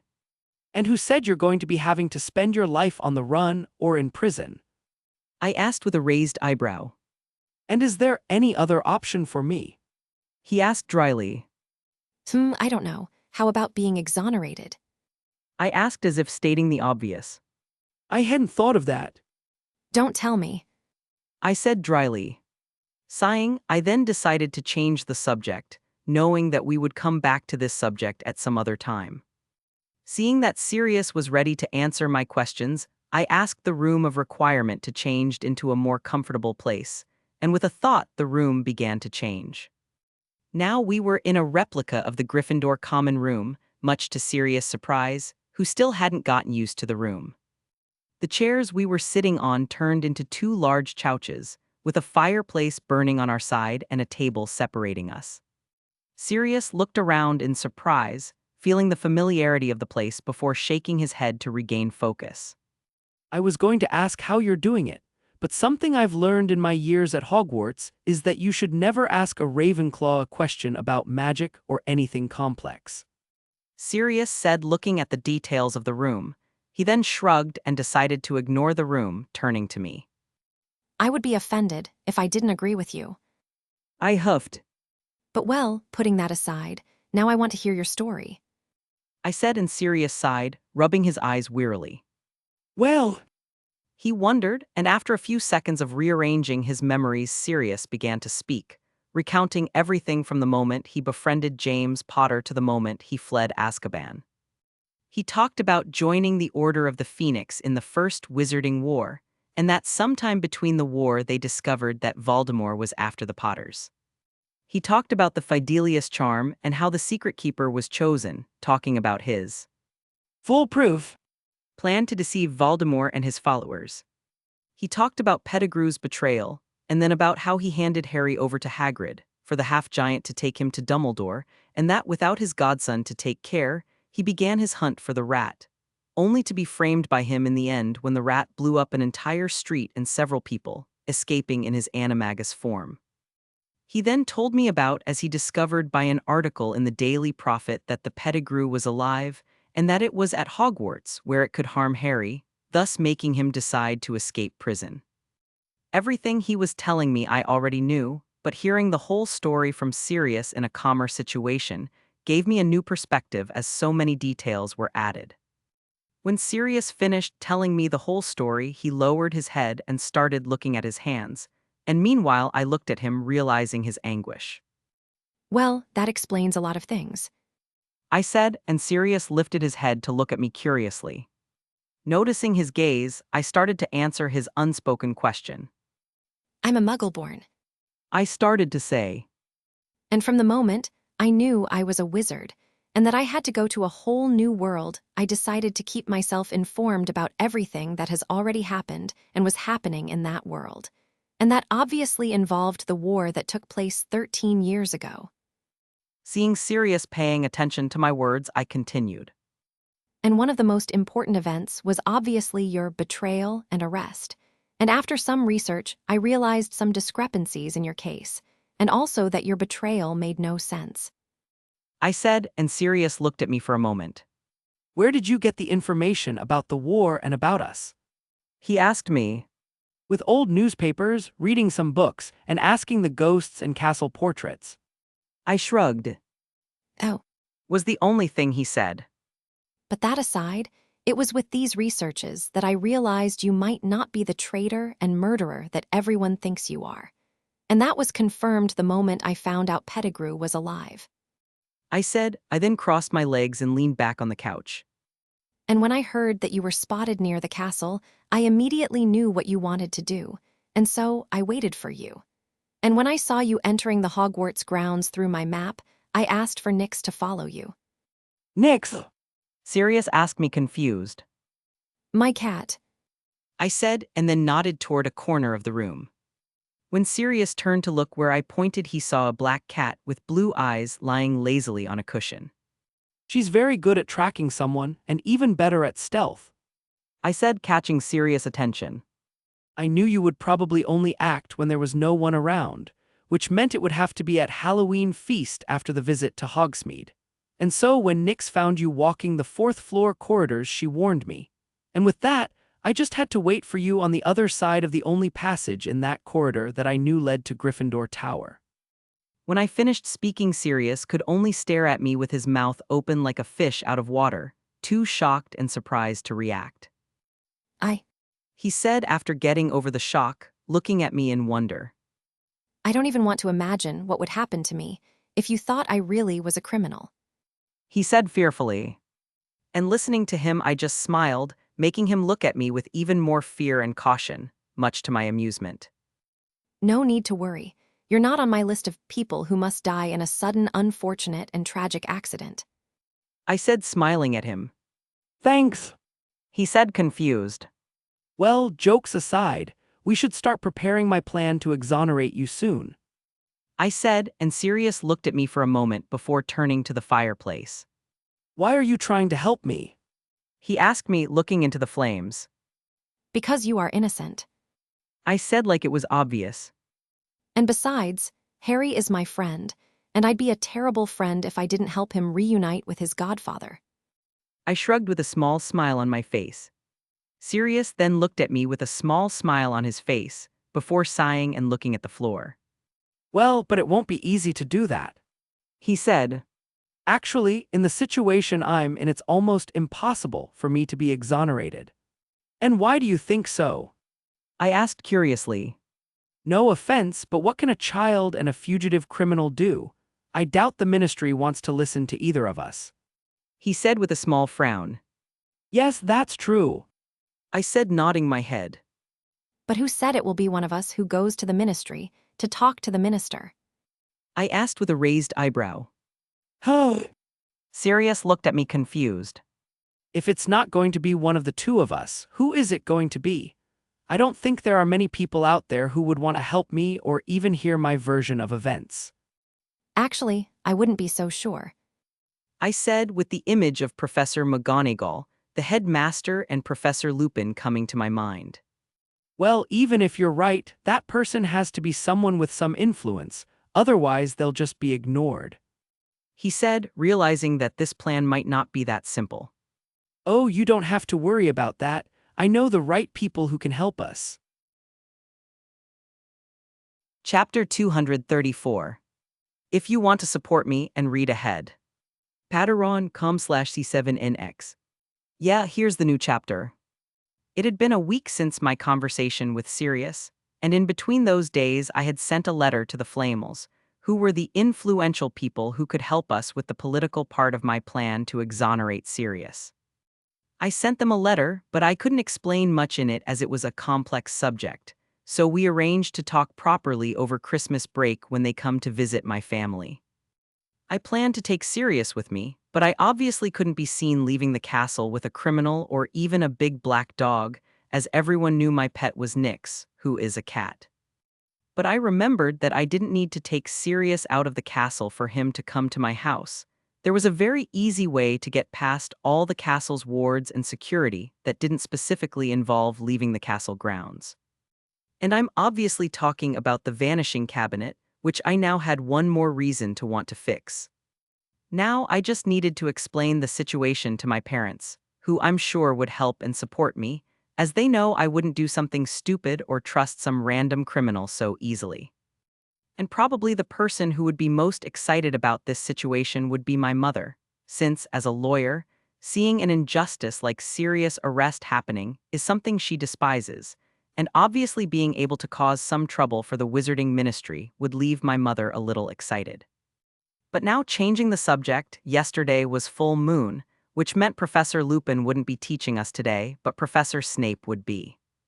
I wasn't too excited about this class, as I knew it would only come down to Professor Snape giving us an essay in an attempt to reveal to us that Professor Lupin is a werewolf. But in fact, that might not happen, as Professor McGonagall has had her eye on the two of them since the incident with Neville, and also since Sirius didn't rip up the fat lady's portrait. Professor Snape will have no reason to try to get Professor Lupin out of the school on suspicion that he was helping Sirius infiltrate the castle. Well, I just hope my time in Dada class isn't wasted. Dada class. When I entered the Dada classroom, the first thing I noticed, and that didn't surprise me, was that the one waiting for us was Professor Snape. Oh no. Lisa said unconsciously. What is he doing here? Anthony whispered to me, and I just shrugged. I then went to one of the seats at the back of the room and sat down, with the boys looking at each other, looking at Professor Snape, and then following me. Is it just me or does Snape look a little happier than usual? Terry asked, sitting on my left side.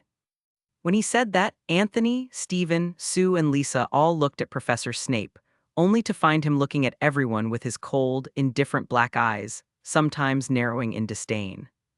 Is that happy for you, was what they thought. And unaware of my friend's thoughts, I looked carefully at Professor Snape. He really is happier. I realized, narrowing my eyes and getting a bad feeling. Erg, damn it.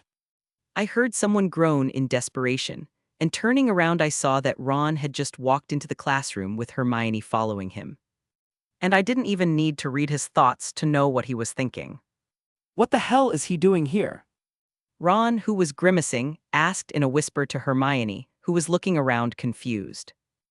I don't know.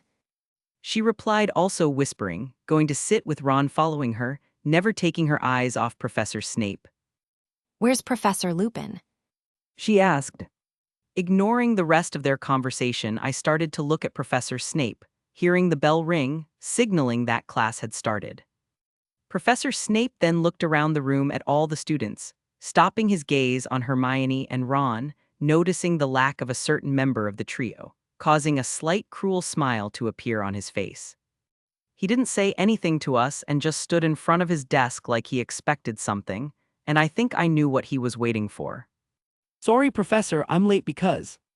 Harry, who walked through the door panting, started to say, but his voice trailed off when he realized that it wasn't Professor Lupin who was waiting for him. What are you doing here? He asked. And if it were possible, Professor Snape's satisfied and vengeful gaze grew even stronger. Professor Snape then explained the reason for his presence here, teasing Harry as he did so. He also didn't forget to mock us and criticize Professor Lupin, talking about his terrible teaching skills. When he was done with his little drama, he grabbed one of the books off the table he was leaning against. Flipping through the book, he flipped to the last few pages, and I immediately felt a sense of déjà vu. Everyone, turn to page 394 of the book. Today we will be learning how to recognize if someone is a werewolf. He said in his silky voice, and I could feel the anger and revenge coming from him. Damn! I thought, wanting to palm my forehead. I should have known that Professor Snape wouldn't be mature enough not to try to get revenge on Professor Lupin at some point. At least the class was still a little interesting. Petty vendettas aside, Professor Snape really is a good Dada teacher, better than a potions teacher at least. But moving on. How did you guys convince me to come watch this match in this weather? Lisa asked with a pissed-off look, trying her best not to get hit by the falling rain, covering herself with her cloak. Come on, Lisa, it's the first match of this school year. We have to watch it. Anthony said excitedly as he covered himself with his raincoat. I want to die. And this was Terry, who was shivering from the wind and rain, which had already soaked through his clothes. I thought you guys would give me a better birthday present than making me come here. Lisa said, and then she thanked me when I used the impervious abyss spell to create an umbrella-shaped barrier for her. I then did the same for my other friends who didn't have a raincoat or umbrella, not making one for myself as the cold and water didn't bother me. Actually, I even liked it. Oh, don't be a killjoy. Anthony rolled his eyes.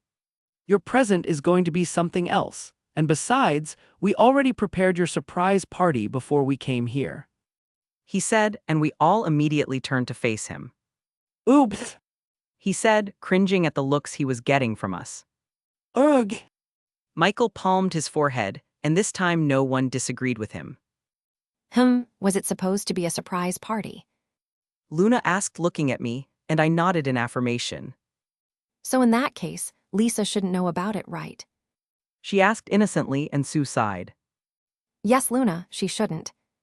She said, and Luna looked confused at us before looking at Anthony with her head cocked in confusion and thought. You're weird. She said, and Anthony grimaced before lowering his head, accepting that fact. Is this a bad time to say that I already knew about this surprise party? Chapter 235. If you want to support me and read ahead. Patreon.com/C7NX. Yeah, here's the new chapter. Gryffindor versus Slytherin. I was seeing the two teams competing for the quaffle in the sky, hidden between the dark clouds to most eyes, but my good eyesight allowed me to see the players perfectly, and even the snitch that was flying over the south stands, far from the two seekers. I was staring at the sky, using my empathy and my senses to the fullest, trying to sense the approach of the Dementors, which I knew were going to attack. But as I tried to sense the Dementors, I started to think about what I would do when they appeared. The most obvious answer would be to cast my Patronus, but I knew that my incorporeal Patronus would not be able to expel them. Even though my Patronus is potent, the Quidditch pitch is still very large, and as they would be in the sky, my Patronus' reach would hardly reach them, and at most I could protect a few stands next to me. With all these thoughts in mind, I came to the conclusion that the only thing I could do would be to alert the teachers about the attack, and then I would let them settle the matter with their corporeal Patronus. And with that said, I just realized that maybe I might be a little jealous of them. It's official now, I hate you, Anthony. Terry said, hugging himself for warmth. Huh, what did I do? Anthony asked in surprise. Why the hell did you want to come see this match when we can't even see anything in this rain? Terry yelled indignantly, pointing to the dark sky thanks to the rain clouds. What do you mean? Of course we can see something. Anthony snapped. Oh, so what are you seeing? Terry asked in defiance with a raised eyebrow. Well, Anthony started to say, looking up through squinted eyes in an attempt to see further. He replied, nodding to himself at the end. Anthony, the Slytherin team has committed a foul, the game is paused, I commented, and Terry turned to look triumphantly at Anthony, who looked away in embarrassment.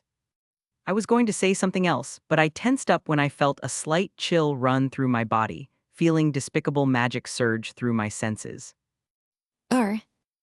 I said hurriedly to my friends, and without waiting for an answer from them, I turned around and started walking through the students who were huddled around me, bumping into some of them in an attempt to get to the stand where the headmaster was. Using my agile body and speed, I passed all the students who were watching the match, sensing the Dementors getting closer and closer. Arriving at the teacher's stand, I immediately walked over to the principal, ignoring the gaze of the other teachers. Headmaster. I called to him and he turned to me. Yes, Ethan. He asked with a slight smile, but then he saw my tense gaze and immediately turned serious. The Dementors, they're coming. I said, and the headmaster's eyes widened slightly before turning cold. The other professors who listened to me looked at me strangely, with only Professor Flitwick and Professor Lupin earning a serious look. Are Dementors coming? Sorry, kid, but I don't see any Dementors here. Professor Vector huffed, but I ignored her and kept looking at the headmaster who was frowning at the sky. The headmaster raised his wand, pointing it to the sky, and without saying an incantation, a spell was fired. The spell came out as a ball of yellow light which rose to the heavens, and when it reached the height of the clouds it exploded. Those teachers who doubted me now looked up in shock, since as soon as the headmaster's spell blew up, all the clouds around them were dissipated, allowing us to see what was beyond them, and what we could see was a group of dozens of Dementors flying over the field. When the spell was fired by the headmaster, most of the students had already turned to him, but as soon as the Dementors in the sky were revealed, the Quidditch pitch fell into tense silence. The players also stopped playing, feeling the strangeness in the air, and looking up their eyes widened. Noticing that the Gryffindor and Slytherin players were still standing still, Madame Hooch blew a whistle to get their attention. Everyone, get down immediately. She screamed in urgency, and the players didn't have to listen twice before shooting down at high speed, taking great distances from the dark creatures in the sky. But unexpectedly, a single person stood still in the sky, not following the other players, and that person was Harry, who was closer to the Dementors than the others. Come on, get back to the ground quickly. Wood yelled to his team, looking back to see if the Dementors were following them, only to realize that Harry was still frozen in place. What is he doing there? Wood exclaimed in his panicked mind. He then stopped his broom and turned to Harry. Harry, come quickly. The Dementors are here. He yelled but received no response from Harry. He then looked down and noticed that the other players and Madame Hooch were already landing on the ground, and cursing, he turned to Harry again. And without much thought, he shot up at high speed. Harry! Wood yelled as he flew towards Harry, ignoring the shocked gasps that sounded from the stands when the students noticed he was flying towards Harry, and by extension, the Dementors. Look this way, Harry. We have to get down. Harry, who was still frozen on his broom, couldn't hear anything that was being said, as his gaze was unfocused, and his mind was receiving flashes of memories, with many voices ringing in his head. He heard the same voices that had invaded his mind when the Dementors had attacked the Hogwarts Express, but now there were other things being said, and new voices speaking. Run, Lily, go with Harry. He heard a man's voice scream in panic. You should never have existed. This same voice said, Not Harry, not Harry, please not Harry. A woman pleaded, and you could hear the fear and despair in her voice. Why did we have to die for you to live? The female voice questioned with hatred. Stand aside, you silly girl. A new male voice said with disdain, its words dripping with cruelty and meanness, but it was a familiar voice to Harry. You freak! His Uncle Vernon's voice sounded, and a flash of memory of his uncle throwing him against the wall in anger came to his mind. Not Harry, please no, take me, kill me instead. The woman said in a pleading voice, in a tearful voice. You are not our son, you are a disappointment. She said with contempt and rancor. You killed me, Harry, why did you have to kill me? It hurts so much to burn like that. Professor Quirrell's voice asked in despair, with obvious pain in his tone. Not Harry, please. The woman continued begging. You are a murderer. Quirrell, the woman, and the man said, with hatred, anger, rancor, and contempt.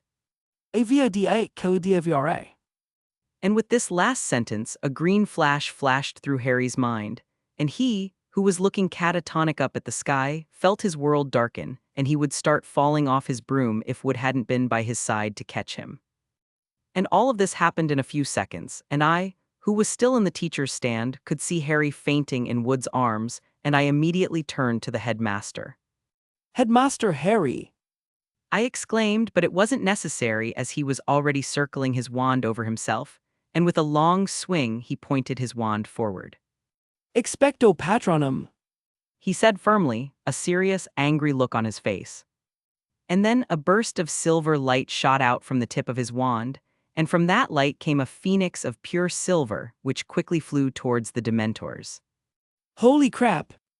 I thought, stumbling back because of the force of positive emotions coming from the headmaster's corporeal patronus, realizing that it was at least 10 times more powerful than Professor Lupin's patronus. I then watched as the phoenix of light chased away the Dementors who was screaming in agony. With each beat of the phoenix's wings, it released a pulsating wave of light which brought a lot of positive emotions coursing through the entire field. Remus, get Minerva and Phileas. Go to the hospital wing and tell Poppy to free a bed. The headmaster ordered, snapping me out of my thoughts. As Professor Lupin and Professor Flitwick left, the headmaster turned to me, and I noticed that the gleeful gleam in his eyes had faded, replaced by a serious look, but I could feel the weariness and anger coming from him. Thanks for the warning, Ethan. I don't even want to imagine what would have happened if we'd acted a little later. He said with a sigh, and I nodded at him. I just wish I'd come a little sooner. I said, looking out over the field. You've done enough already. He said, following my gaze and looking at the lawn where students were gathering around Wood and Harry, who had landed on the field. Now I'm going to solve the problem with the Dementors. Why don't you go join your friends? They must be worried about you. Yes, I think you're right. I said, seeing from up here Luna looking around looking for someone. I then looked at the headmaster. I hope you can convince the minister to keep the Dementors away from the castle. I said, and he sighed again. I hope so too. He said. I then turned to go to the stand my friends were in, but before I could leave, the headmaster called out to me. Oh, and Ethan, after all matters are settled, I'd like to speak with you in my office. Chapter 236. If you want to support me and read ahead. Patreon.com/C7NX. Yeah, here's the new chapter. After I left the teacher's stand, I went to the stand where my friends were, and when I got there, I found them talking and whispering to each other excitedly. They were so engrossed in their conversations that they didn't even notice my arrival, and from where I was, I could hear them talking about the Dementors' invasion and the headmaster's patronus. Ethan! Luna called to me softly, and looking to the side I saw that she was separated from the group, hugging each other as she looked at me, shivering every now and then. I was confused until I saw her looking up in the direction the Dementors had left, and I felt emotions of fear coming from her. Oh shit! I thought and immediately went to her. It's okay, Luna, they're gone. I said, coming to her side and hugging her with one arm, while with the other I raised my wand to use the umbrella spell to protect us from the rain that was falling. Luna, listening to me, just nodded, not wanting to say anything, and realizing this, I turned to my friends who were still talking. Hey guys, let's go back to the castle. I called, and my friends turned to look at me. Terry and Anthony, seeing Luna in my arms, raised their eyebrows, but when they noticed her sad look, they decided not to comment. As for the girls, they immediately came close to Luna, noticing her sadness and trying to cheer her up. Luna answered a few questions, but mostly she was silent, and that worried our friends. Seeing that the rain was getting heavier and noticing the sad and tense mood in the air, we started to leave the Quidditch pitch to go back inside the castle. And I noticed that Harry had already been taken to the hospital wing and that the crowd of students in the field were leaving too. Why did Harry faint if he wasn't so close to the Dementors? At most, he should have been annoyed by their presence. I thought, frowning, looking up at the sky in contemplation. I knew that it was not possible to measure the extent of the negative effects of Dementors, as it changed from person to person depending on the anguish and sadness that they were hiding within themselves. But as far as I can remember, Harry shouldn't have so many negative memories and emotions stored within himself to suffer so much from the exposure of the Dementors from such a far distance. Something's not right. I thought with a frown. I then sighed and looked back, seeing that the headmaster's Patronus was still, hovering in the sky, looking everywhere, looking for any enemy. I'm not a counselor or a therapist, but I think I'm going to have to talk to Harry about it. Hospital wing. Pav Hermione. Please, Harry, wake up soon. I begged, looking worriedly at Harry. After Headmaster Dumbledore chased all the Dementors out of the castle's surroundings, Professor McGonagall came to the field and took the unconscious Harry to the hospital wing. And after a few minutes of inspection, Madame Pomfrey said he just needed to rest, and that soon he would wake up. And now here I was, sitting on the side of his bed, watching his still, pale body under the covers, feeling a feeling of worry and fear rising in my chest. Do you think he's going to be okay? Ron asked me with concern, sitting in a chair on the other side of Harry's bed. He, like me, was looking at Harry's pale complexion, noticing that every now and then he frowned like he was having a nightmare, which was quite possible considering his senior year and his bad sleep. I don't know. I said in a low voice, taking Harry's hand. Ugh. Ron asked irritably. And why is it always Harry who suffers the most from their presence? I think I knew the answer to Ron's second question, but even knowing the answer, I didn't want to accept it or even talk about it. He was very close to the Dementors when they appeared dear, so the effects were stronger on him. Madame Pomfrey, who had arrived with a tray of potions and 2 mugs of hot chocolate, said softly, in a different tone than we were used to. Being exposed to so many of these creatures. She said with a sigh, and I realized that just like us, she was worried about Harry too. She then put the tray on the little table next to the bed and picked up the mugs, handing one to each of us. Here, have a drink. You're still soaking wet and probably cold. The hot chocolate will warm you up. She said, smiling slightly at us. Thanks. Ron said, taking the mug, but still looking at Harry. Thanks. I said too, smiling softly at her. You're welcome. She said. Madame Pomfrey then pulled out her wand and waved it at us, drying our clothes with a spell. Madame Pomfrey then turned and left, leaving us alone while she went to check on Wood, who was also suffering from the effects of prolonged exposure to the Dementors, but not as badly as Harry. Taking a sip of hot chocolate, I glanced over at Ron, who had his mug down, frowning while looking at Harry, lost in thought. Hey, Hermione. He called out to me, and I looked up at him, resting my mug on my lap. Yay. I asked, Do you think the Dementor's presence affects Harry that much because of his memories of the day he said, pointing to his forehead at the end. He said he heard a woman's voices begging and screaming when the Dementors attacked him on the train, and that afterwards he only saw a green light. Sigh. I said, looking down sadly, not saying that I thought there were more bad things the Dementors showed Harry. Damn it! Ron swore, balling his hands into a fist and squeezing them tightly. And I didn't even bother to censor his language, because for the first time I also wanted to curse about this situation. Sigh.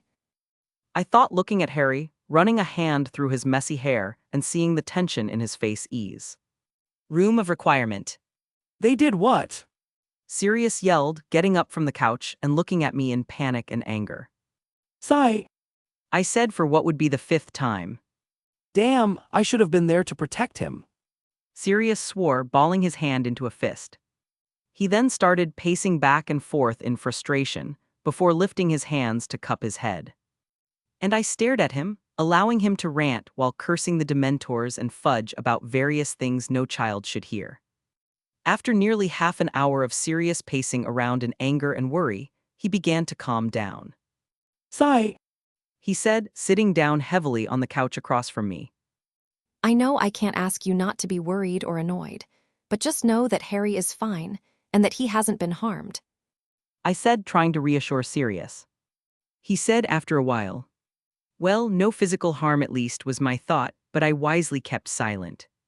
I'm starting to think it would be better if I went far away from Hogwarts.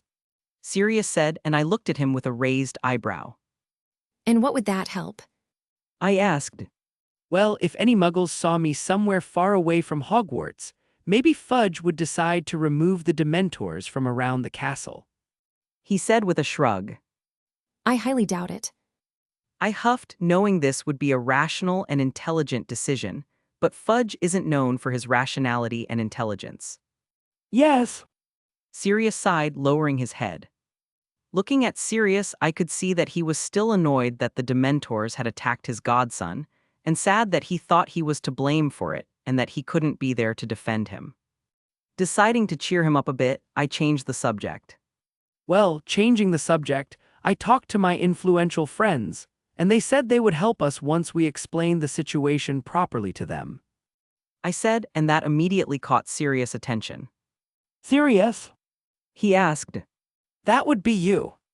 I said, glad to finally be able to use this joke, which apparently also amused Sirius, judging by the slight twitch of his lips. It's been a long time since I heard that. He said lightly, nostalgia in his eyes. He then shook his head and refocused on the matter at hand. Well, for me to meet up with those friends of yours, we're going to need this, right? He said, using his thumb to point to his back, where in one corner of the room was the newly repaired vanishing cabinet. And I wasn't surprised that he figured out why I wanted the vanishing cabinet fixed so quickly. Yes, I said. And I know my friends will help us after we explain the situation to them. And after that, then, we'll just need to come up with a plan to exonerate you. you say we just need to come up with a plan, but actually you already have a plan in mind, right? He asked, already knowing the answer to that question, and I smiled at him. Maybe. Chapter 237. If you want to support me and read ahead. Patreon.com/C7NX. Yeah, here's the new chapter. 2 days after the Dementors invaded the Quidditch pitch, conversations and discussions on this subject ended up waning, and now that the students were calmer, things went back to the way they were before. But something everyone noticed was that tension and fear continued to hang in the air, as no one knew if or when the Dementors would strike again. I continued to study and train as I normally did, but even I couldn't help but worry, as the situation with the Dementors made me realize that I had to learn to cast a corporeal patronus urgently. Not being able to do anything to help reminded me of my dreams where I was helpless in front of that scary creature, and I really don't like this feeling. The feeling of being useless, of not being able to do anything. Well, so now I proclaim that our 93-94 school year study group has begun. I said, looking around to see several of my friends and other classmates sitting around a large table in the library. And as soon as I finished talking, as if it was rehearsed, all my friends started clapping, not caring about the sound, as I had already thrown a barrier over us to stop any sound from leaking out, so Madame Pince would complain about any noise. A few of the group didn't clap and simply remained quiet, and it was no surprise that most of them were Slytherins, not telling Lily, of course. When everyone calmed down, I saw Anthony stand up, straightening his tie in a professional manner, and I already knew he was going to say something stupid. Well, and as co-creator of the group, I'd like to say that HMHun. Since no one else has anything else to say. Lisa started to say with a calm and dangerous smile, looking at everyone, especially the remaining Ravenclaw boys. As she held out her wand she just used to silence Anthony. I think we should start our study section by reviewing our lessons from the last few weeks first. Then we'll move on to our current lessons later. I agree. Sue nodded. The remaining group members also nodded, and we all grabbed our materials, settled into our seats. Don't look at me. Terry said after Anthony sat back down and turned to him with a sad expression, pointing to his mouth, but no sound came out. Sigh. Sigh. Mine's by now, I thought, shaking my head in disappointment. I wasn't expecting there to be so many people in this study group. Hermione, the newest member of the group, muttered in surprise, and I turned to her. Can you blame them? It's hard to resist joining a study group that has me, the smartest student in school. I proclaimed proudly. Hermione, listening to me, just looked at me with a blank face. How can someone like him be better than me in classes? She wondered with a blank stare. Room of requirement in the afternoon. I forgot to ask you, but do you have the Marauders map with you? Sirius asked me, causing me to look up from the book I was reading. No, the map is still with the people who found it. I said, and that made Sirius raise an eyebrow. What do you mean? He asked. Well, the map is in the possession of the twins, and they had found it in their first year at Filch's stuff and took it, thinking it might be something interesting. I shrugged my shoulders. They were the ones who showed me the map, and after some research and study, I replicated its magic to my bracelet, making some modifications.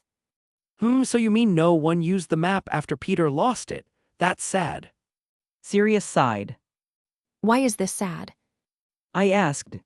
Well, the map is such an amazing item created by us, and knowing that it has been sitting around gathering dust for so long without being used by anyone is kind of disappointing. Sirius replied. I see. I said, tapping a finger on my chin. I then looked at Sirius again. But I think you can be happy now, as whoever found them is actually a duo of notorious Hogwarts pranksters. I said, and that caught Sirius' attention. Really? He asked a little excitedly. Yes, and actually, they're both Gryffindors and also big Marauders fans. I said with an amused smile. This is wonderful. Sirius said, eyes twinkling. I would love to meet these little fans of mine. Well, you may not know them, but you know their family. I said. Their family, who? He asked. The duo I'm talking about are called Fred and George Weasley, and they're Arthur and Molly's kids, and you've met her brothers. I replied. Weasley. Sirius repeated in surprise. What a coincidence. He said. Yes. I huffed. The two current castle pranksters are from the same family as your godson's best friend, who also happens to be the current owner of Pettigrew. Not to mention the fact that their mother is Molly Weasley nee Pruett, who is the younger sister of Gideon and Fabian, who were also twins, and who were once members of the Order of the Phoenix. I said. Wow, I didn't remember that last fact. He said, and then stopped to think for a moment. Actually, I hadn't noticed that before, but those twins in the newspaper really look like Gideon and Fabian. He muttered, scratching his chin. And I know something else that might surprise you. I said, catching Sirius' attention. It's a secret, but the two of them are also members of a prankster group, or a trio to be more exact, and they are quite famous here at Hogwarts and great pranksters, even better than the Marauders. That's a pretty bold statement to say.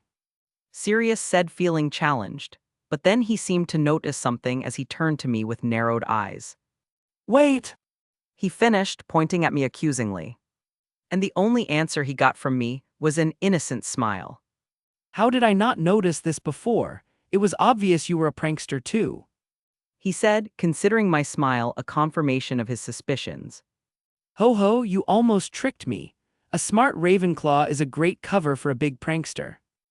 I never tried to hide my prankster personality. I said with an amused smile. Actually, I said it was a secret that we are the Three Musketeers, but probably everyone at school knows it's us. Three Musketeers, like in the novel. Cool. Sirius said, nodding his head appreciatively. And if everyone at school knows that the three of you are the members of this group of pranksters, then that means you're not all that good. Oh, that's where you're wrong. In fact, we're so good that even the teachers know it's us, but there's nothing they can do about it. What do you mean? He asked. Well, the map is in the possession of the twins, and they had found it in their first year at Filch's stuff and took it. Thinking it might be something interesting, I shrugged my shoulders. They were the ones who showed me the map, and after some research and study, I replicated its magic to my bracelet, making some modifications. So you mean no one used the map after Peter lost it? That's sad, Sirius sighed. Why is this sad? I asked. Well, the map is such an amazing item created by us, and knowing that it has been sitting around gathering dust for so long without being used by anyone is kind of disappointing, Sirius replied. I see, I said, tapping a finger on my chin. I then looked at Sirius again. But I think you can be happy now, as whoever found them is actually a duo of notorious Hogwarts pranksters, I said, and that caught Sirius' attention. Really? He asked a little excitedly. Yes, and actually they're both Gryffindors and also big Marauders fans, I said with an amused smile. This is wonderful, Sirius said, eyes twinkling. I would love to meet these little fans of mine. Well, you may not know them, but you know their family, I said. Their family who? He asked.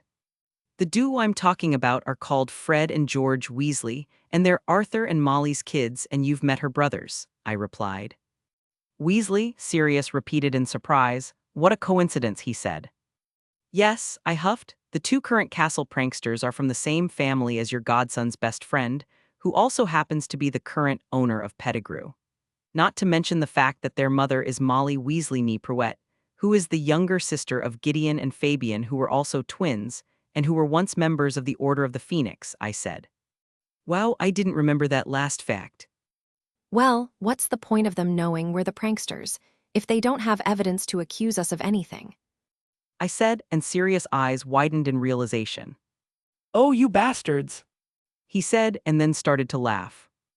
Yes, even Professor McGonagall and the headmaster know it's us, but they don't do anything, not even a point reduction or a detention.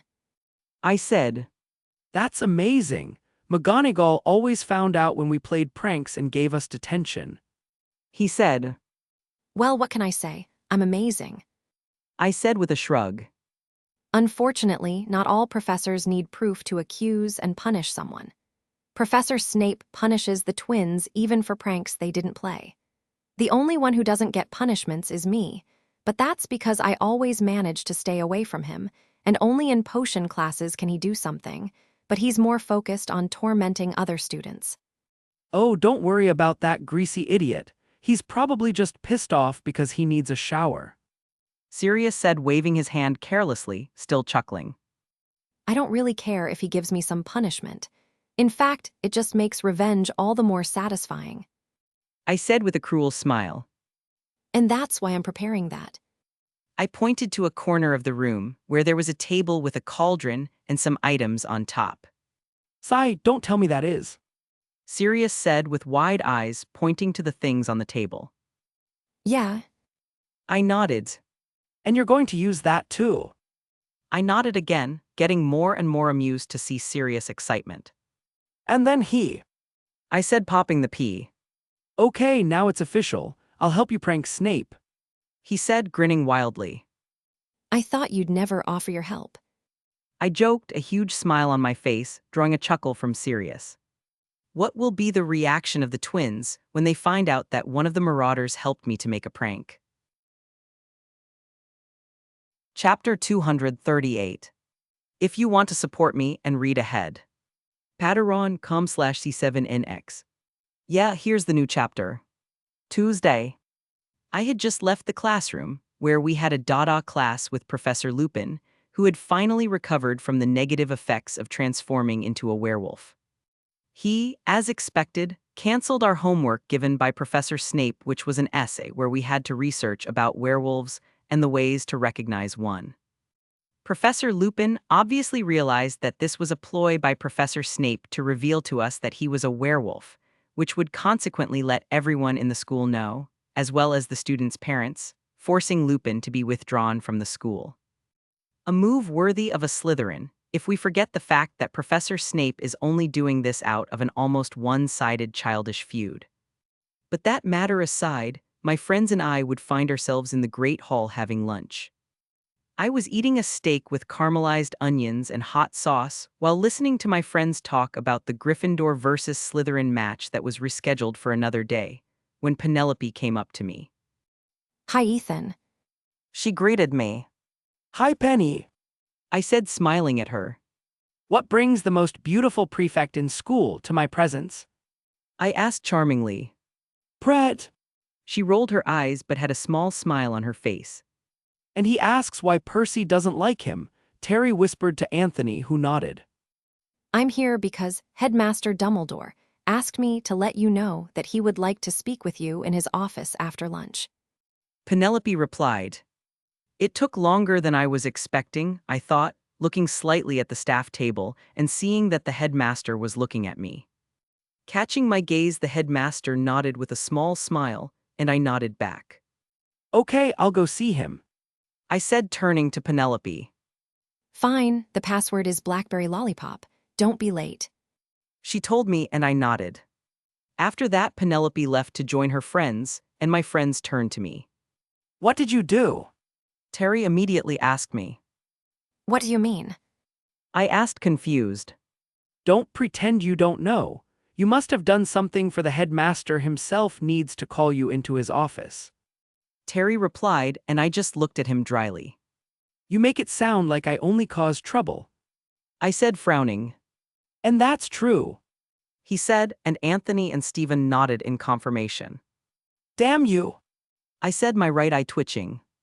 I don't cause any trouble. I thought sullenly. After lunch, arriving in front of the gargoyle that guarded the passage to the headmaster's office, I gave the password and it opened for me, showing a spiral staircase. I went downstairs and arrived in front of his office door, and I waited for the headmaster to say something. But after a few seconds of silence, I turned on my magic vision and noticed that there was no one in the office. Shrugging, I turned the knob, realizing the door was open. Well, he invited me, and the door was open. I questioned myself, opening the door and stepping into the office. Headmaster! I called, looking around. With no answer and alone inside the office, I used my senses to try to feel the headmaster's magic. Using my senses, I felt powerful, dense magic coming from behind a door at the back of the office, and I realized that this was probably the room that the headmaster's dorm was in. Deciding not to interfere with his privacy, I continued to look around curiously. Every time I come here, I surprise myself with these knickknacks. I muttered. Ha, I feel the same way, and I've been working with Albus for almost 50 years. I heard a familiar voice speak, and I turned around with a smile. It's been a long time, Mr. Hat. I said, looking at the Sorting Hat, who was also looking at me. Exactly 2 years and 69 days. Sorting Hat said to my surprise. I am a magical object created by 4 powerful wizards. Memory problems are not something I have to worry about. He commented after noticing my surprise. This is amazing, and I should have expected this. I said. Awesome, you say. I want to see how you would feel having to remember the personalities, thoughts, and complaints of every kid who's ever dressed you. Sorting Hat grumbled angrily. Many of them weren't polite when talking to me, and some kids stank. Listening to him, I huffed in amusement, finding the scene of a sentient hat complaining about his job amusing. I really can't imagine your suffering. I said amusedly, but Sorting Hat didn't notice. Yeah, it's a really hard life, He said, and I looked at him in a mixture of sympathy and amusement. Seeing the hat's depressed state, I started to think of a way to cheer him up, and immediately something came to mind. Oh wait, I have something you'll probably like a lot. I said, causing Sorting Hat to look at me curiously, or at least something I think is curiosity. She won't be upset that I'm giving this away, will she? I wondered, but then I shrugged. Meh, later I'll give her a year's free subscription to this magazine. I thought. Holding the magazine in my hand, I offered it to the Sorting Hat, who was looking at it curiously and confusedly. Well, this is for you, Mr. Hat, a women's fashion magazine with lots of cute and charming witch hats. I said, handing the magazine to Sorting Hat. Now you can relieve your stress of having to sort lots of brats all the years. I said with a sly smile on my face. Huh, what do you think I am? A bloody pervert? The Sorting Hat exclaimed indignantly, but this was spoiled by the fact that he was hiding the magazine inside him. No, I never thought that. I just thought you were a culture hat who likes to appreciate the beauties the world brings us, especially the female beauties. I told him with a deadly serious and dignified face, as if I was talking about something honorable. Erg. Yes, I'm a culture hat. The Sorting Hat replied, looking at me with its slits that were its eyes, and in that moment I felt that the respect he had for me since sorting had increased. And while my conversation with the Sorting Hat was going on, Headmaster Dumbledore, who had arrived at the office some time ago, was looking at our interaction with a dumbfounded but very amused look. Glad to see you two are getting along well. He said, catching our attention, with the Sorting Hat quickly hiding the magazine. Oh, Albus, how long have you been there? The Sorting Hat asked. Long enough. The headmaster said with a slight amused smile. The Sorting Hat laughed pervertedly. He then turned around, acting as if nothing had happened, leaving the headmaster and me staring at his back in amazement at his utter lack of shame. Turning to the headmaster, I noticed that he was now looking at me with an accusatory gaze, and I raised my hands innocently. Blame the sinful society. I said, and the headmaster snorted in amusement. Well, sinful societies aside, I guess we have to talk. He said, and I nodded. He then went to his seat behind his desk and pointed to the seat in front of him. Come have a seat. And wasting no time, I went and sat down, looking at the headmaster curiously, but inside I was wary. I didn't know why the headmaster would want to talk to me, but whatever the reason, it's probably something important, and if it's important to the headmaster, then it's also important and even worrying to me. As I reflected on this, the headmaster looked at me, and I could see an internal battle going on inside him. His emotions showed fear, worry, sadness, and disappointment, and this left me very confused, as none of these emotions were something I expected to come from him in this conversation of ours. Sigh. The headmaster then sighed, and I noticed how tired he looked. I know this may seem sudden, but I called you here because I have a request for you. He said, Huh. and I replied unintelligently. Okay, now I'm really confused. I thought, You have every right to refuse my request, Ethan, but I wouldn't make this request to you if it wasn't important. he said, and I looked at him for a moment.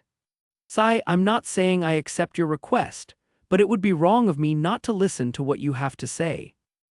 I said, and even though I knew I hadn't accepted his request, I could see the headmaster's shoulders relax as he heard my answer. Thanks, Ethan, that's enough, and I couldn't ask for more from you. He said. The headmaster then started looking at his hands, rearranging his thoughts before he looked at me again. I'm worried a lot about a classmate of yours. He's been through a lot, and I was hoping his years at Hogwarts would make up for his bad childhood, but things didn't go as planned. He said regretfully. Listening to the beginning of his explanation, I started to realize that from the beginning this conversation wasn't about me, that it was what I expected and what worried me. But that's not all I noticed. I also noticed the slight changes in the headmaster's emotions when he talked about this classmate of mine, and I've only seen him show this kind of emotion when talking or thinking about a single person, at least until this moment. And with the beginning of his explanation talking about this student's life, I immediately discovered who he was. So it's about Harry. I realized, somewhat relieved to know the topic wasn't about me, but now worried to know it was about a friend of mine. I had already noticed that there was something wrong with Harry, but if even the headmaster noticed and called me to his office to talk about it, then that means things are really bad. Now my question is, why did the headmaster want to talk about Harry with me, and what is his request? I asked myself, and no matter how much I thought, no answer came to my mind. Sigh. Chapter 239. If you want to support me and read ahead. Patreon.com/C7NX. Yeah, here's the new chapter. Headmaster's office. As I looked at the headmaster who was telling me about my classmate with obvious guilt on his face, I was thinking, trying to find some reason for his change. From the moment I laid eyes on him, I realized that the headmaster cared about Harry, but I didn't expect his concern to be so great that he would come to me for help. Something like that had never occurred in canon, and until now I've always considered this world to follow the same events as the story I read and watched, but now I started to wonder if I was in some sort of alternate universe. The chances of me being in an alternate universe were almost nil, since apart from this change, all other events happened as expected. But with that, the only conclusion I could come to was that my presence caused some butterfly effect, and once I reached that conclusion, I realized that I wasn't as nervous or worried as I thought I would be. I'm trying to keep things the same as canon at least until the end of the 4th year, but knowing that I've changed a few things with my presence and actions hasn't left me worried about future events. I don't know why, but maybe it's because I know these changes won't interfere with Voldemort's rebirth, or maybe I've already accepted the fact that some things would have to change with me here. Well, I don't think there's any point in me thinking about it too much. The best thing I can do for now is listen to the headmaster and think of a way to help Harry. And with that in mind, I looked at headmaster. I asked, and the headmaster looked at his hands for a moment. He replied, he then looked at me, and I could feel his troubled emotions. And I know this is a strange request, but I would like you to help him, talk to him, try to get him to cheer up. He said, But why make this request to me? You could have asked Hermione or Ron, they are Harry's best friends. I said confused, and the headmaster sighed again. Yes, I could. He replied, But they can't help Harry completely. They can cheer him up, comfort him, make him feel wanted, but he needs the help of someone who won't mince words and who will know what to say. But a professor could do that. I said, I know Harry has been talking and spending a lot of time with Professor Lupin. Why don't you ask him to talk to Harry? You answered that question yourself, Ethan. The headmaster replied, and I looked at him confused. Professor Lupin is a teacher in Harry's eyes and an adult, and I don't think he's the best choice to help Harry with his problems, at least not these ones. He said, looking away, and I could tell this was a subject he didn't want to talk about. I said, Harry has other friends, mostly in Gryffindor, so why me? I asked again, Because you're his friend, because you're smart, because you see the world with mature eyes, and because you're the only one who can calm his mind and heart. The headmaster answered me solemnly, and his answer confused me. His answer confused me for many reasons, the main one still being that I didn't understand why I had to be the one who had to talk to Harry. Open his eyes. And as I thought about that question, I was reminded that this year there were certain events in particular that would be bothering Harry, making him stressed and angry, and these events involved matters from both his past and his present. With that, I finally realized the headmaster's intentions. You're not asking me to talk to Harry just because I'm his friend. You're asking me to talk to him because you know I have the answers to his questions and doubts. I said, and the headmaster looked at me for a few moments before nodding his head. Yes, He said, sighing wearily. I know very well that Harry is confused by everything that's been going on this year, and as much as I want him to remain ignorant of these matters, I can't stop him from knowing about his own story. But you know what will happen when he knows everything, right? I asked. Yes, I know. The headmaster replied to me, and I couldn't deny that he had a good point. But what about Professor Lupin? I asked, and the headmaster looked at me for a moment before understanding what I was asking. Sigh. The headmaster said, And besides, I think neither he nor I have the right to hide the answers from Harry. Listening to the headmaster, I looked at him for a few seconds, feeling his emotions and the truth in his words, and realizing he was serious, I nodded. So basically the headmaster wants me to tell Harry everything I know about him and his life. Something that almost all adult wizards know but don't like to talk about, at least not to Harry himself. I thought, sighing mentally. And the headmaster also expects me to talk about Sirius. betrayal, and about his and Lupin's friendship with his father. Damn, this isn't going to be a smooth conversation. I thought with a frown, remembering how Harry reacted to this revelation in canon. The only difference is that I know a lot more than the headmaster thinks I do, and that could be a big help in the conversation I'm going to have with Harry. I had already decided for myself that I would talk to Harry the moment he was attacked by the Dementors on the Quidditch pitch, so accepting the headmaster's request is just a formality. Sigh. I said, and I could see the headmaster's shoulders relax. Thank you, Ethan. He said, I know my request is unexpected and stressful, so know that you don't have to do this right away, and that if you need help to fill in your knowledge or corroborate your story, you can always talk to me, understand? the headmaster said, looking at me. Understood. I said, and then I stopped to think for a moment. But there's something I'd like to know.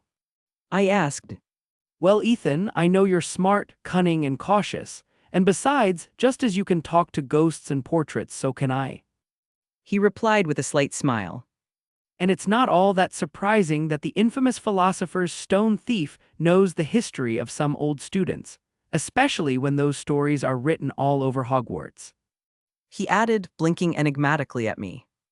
I opened my mouth to say something, but before I could answer him, we heard the bell ring, signaling the start of afternoon classes. I commented, looking at a grandfather clock that was on one of the walls of the office. I hadn't noticed the time passing, as the conversation with the headmaster kept my mind busy, and now I really just wanted to lie down to rest and organize my thoughts. I don't want to be late for my next class, so I guess I'll be on my way. I said, standing up and ending the conversation. Yes, He nodded, realizing we'd been talking for at least half an hour. your next class is Transfiguration, and I'm afraid to imagine what Minerva would do to me if she found out her favorite student was late because of me. He said, and I huffed. Maybe she'll permanently turn you into a bowl to store your lemon's drops in.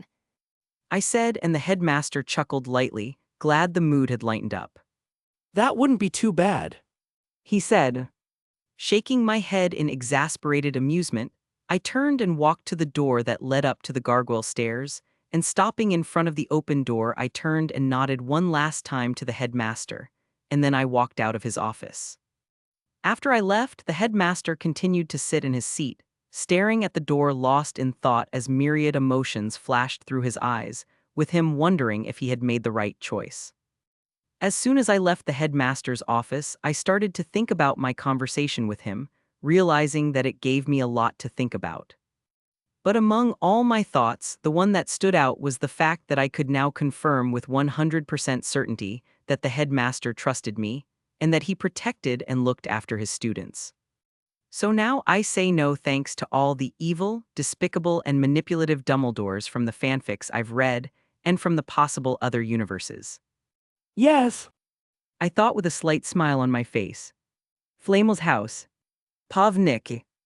Dear, which one of these do you think Ethan will like best?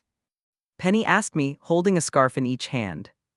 One of the scarves was turquoise blue with black edges, and the other was navy blue with cyan blue edge, with silver star prints. These scarves didn't have much difference other than color, and I didn't even need to use my magic insight to see that there were a lot of enchantments and spells in the two scarves.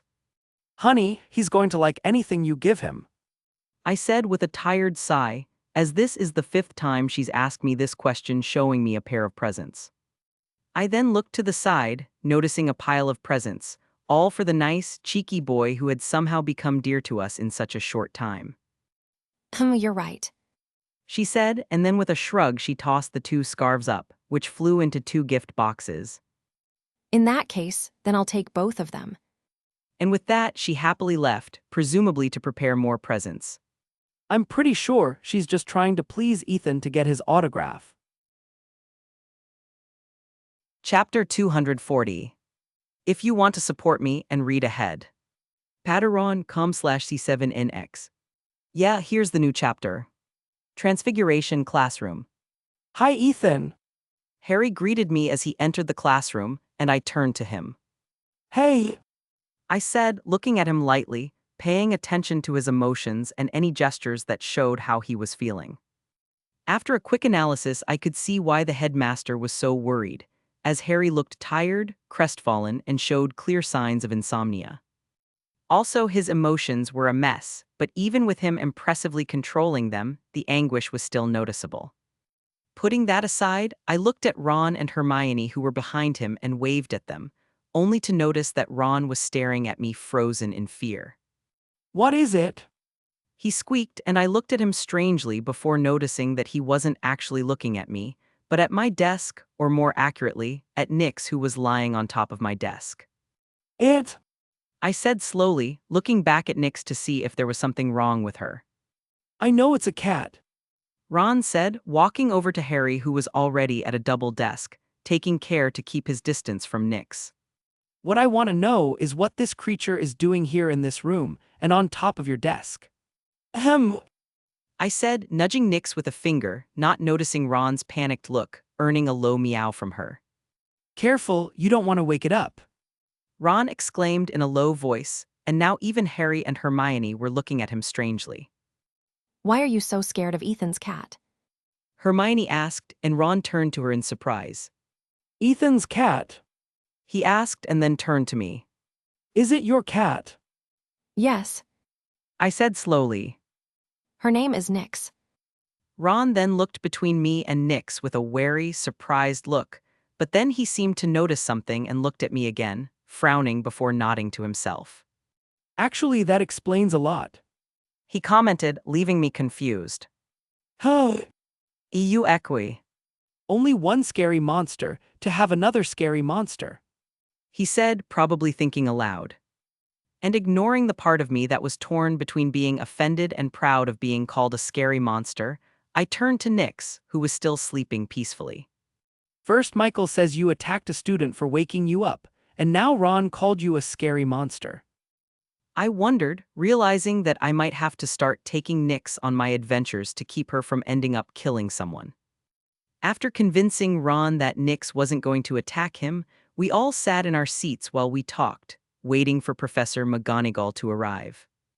In between our conversations, Harry commented that the Gryffindor Quidditch team would be doing extensive practice this afternoon after morning classes, where we would all have the remaining time free.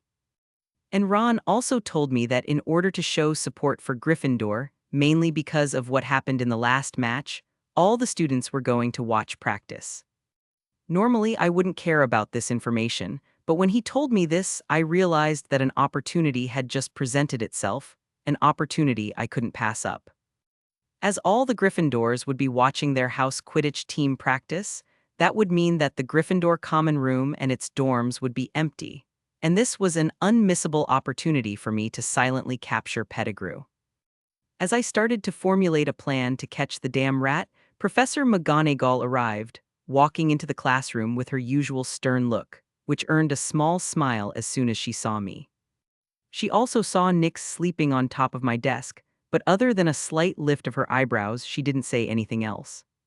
Realizing that Professor McGonagall was going to start the class, I focused on her, deciding to come up with a plan to capture Pettigrew at another time. Room of requirement. You really intend to catch the bastard rat today, right? Sirius asked me for the 7th time in the last 20 minutes, with anticipation and madness in his eyes. Yes. I said wearily, looking at him irritably. Perfect. He said with a creepy yellow smile, and my tired look changed to one of fear. Please stop smiling like that. I said, and Sirius' smile fell as he turned to me. That hurt. He said with a false look of hurt, but I just rolled my eyes. After the transfiguration class was over, I separated from my friends and immediately came to the room of requirement, and as soon as Sirius saw me walking through the door hastily, he came to me worried, thinking that something had happened to Harry. As I didn't want a worried adult male breathing down my neck, I told him that Harry was okay, and I also told him about my plan to capture Pettigrew today. And now here we were, standing around a circular table that had a map drawn on it, showing everyone in the castle. We were waiting for all the Gryffindors to leave the castle, so I could enter their common room, where I would enter the third-year boys' dormitory, approach Ron's bed and stun the rat, and after that I would put him in a cage, finalizing the plan with me bringing him to the room of requirement. We already had everything ready, even the cage which was enchanted with many spells by Sirius, who used my wand for it. I didn't know most of the spells he used, but I knew they were dark spells and probably illegal, and when I asked him about it, the only answer he gave me was that he is still a black. Look, the last Gryffindor is leaving. Sirius said, pointing to the fat lady's passage. And just like he said, as soon as this Gryffindor left, the Gryffindor common room was empty. Obviously, the map still showed some names and footprints inside the common room and dormitories, but other than Pettigrew, the other names and footprints were from the students' pets. Okay, so let's get started. I said, summoning the cage for me. Yes, starting the Tom and Jerry plan.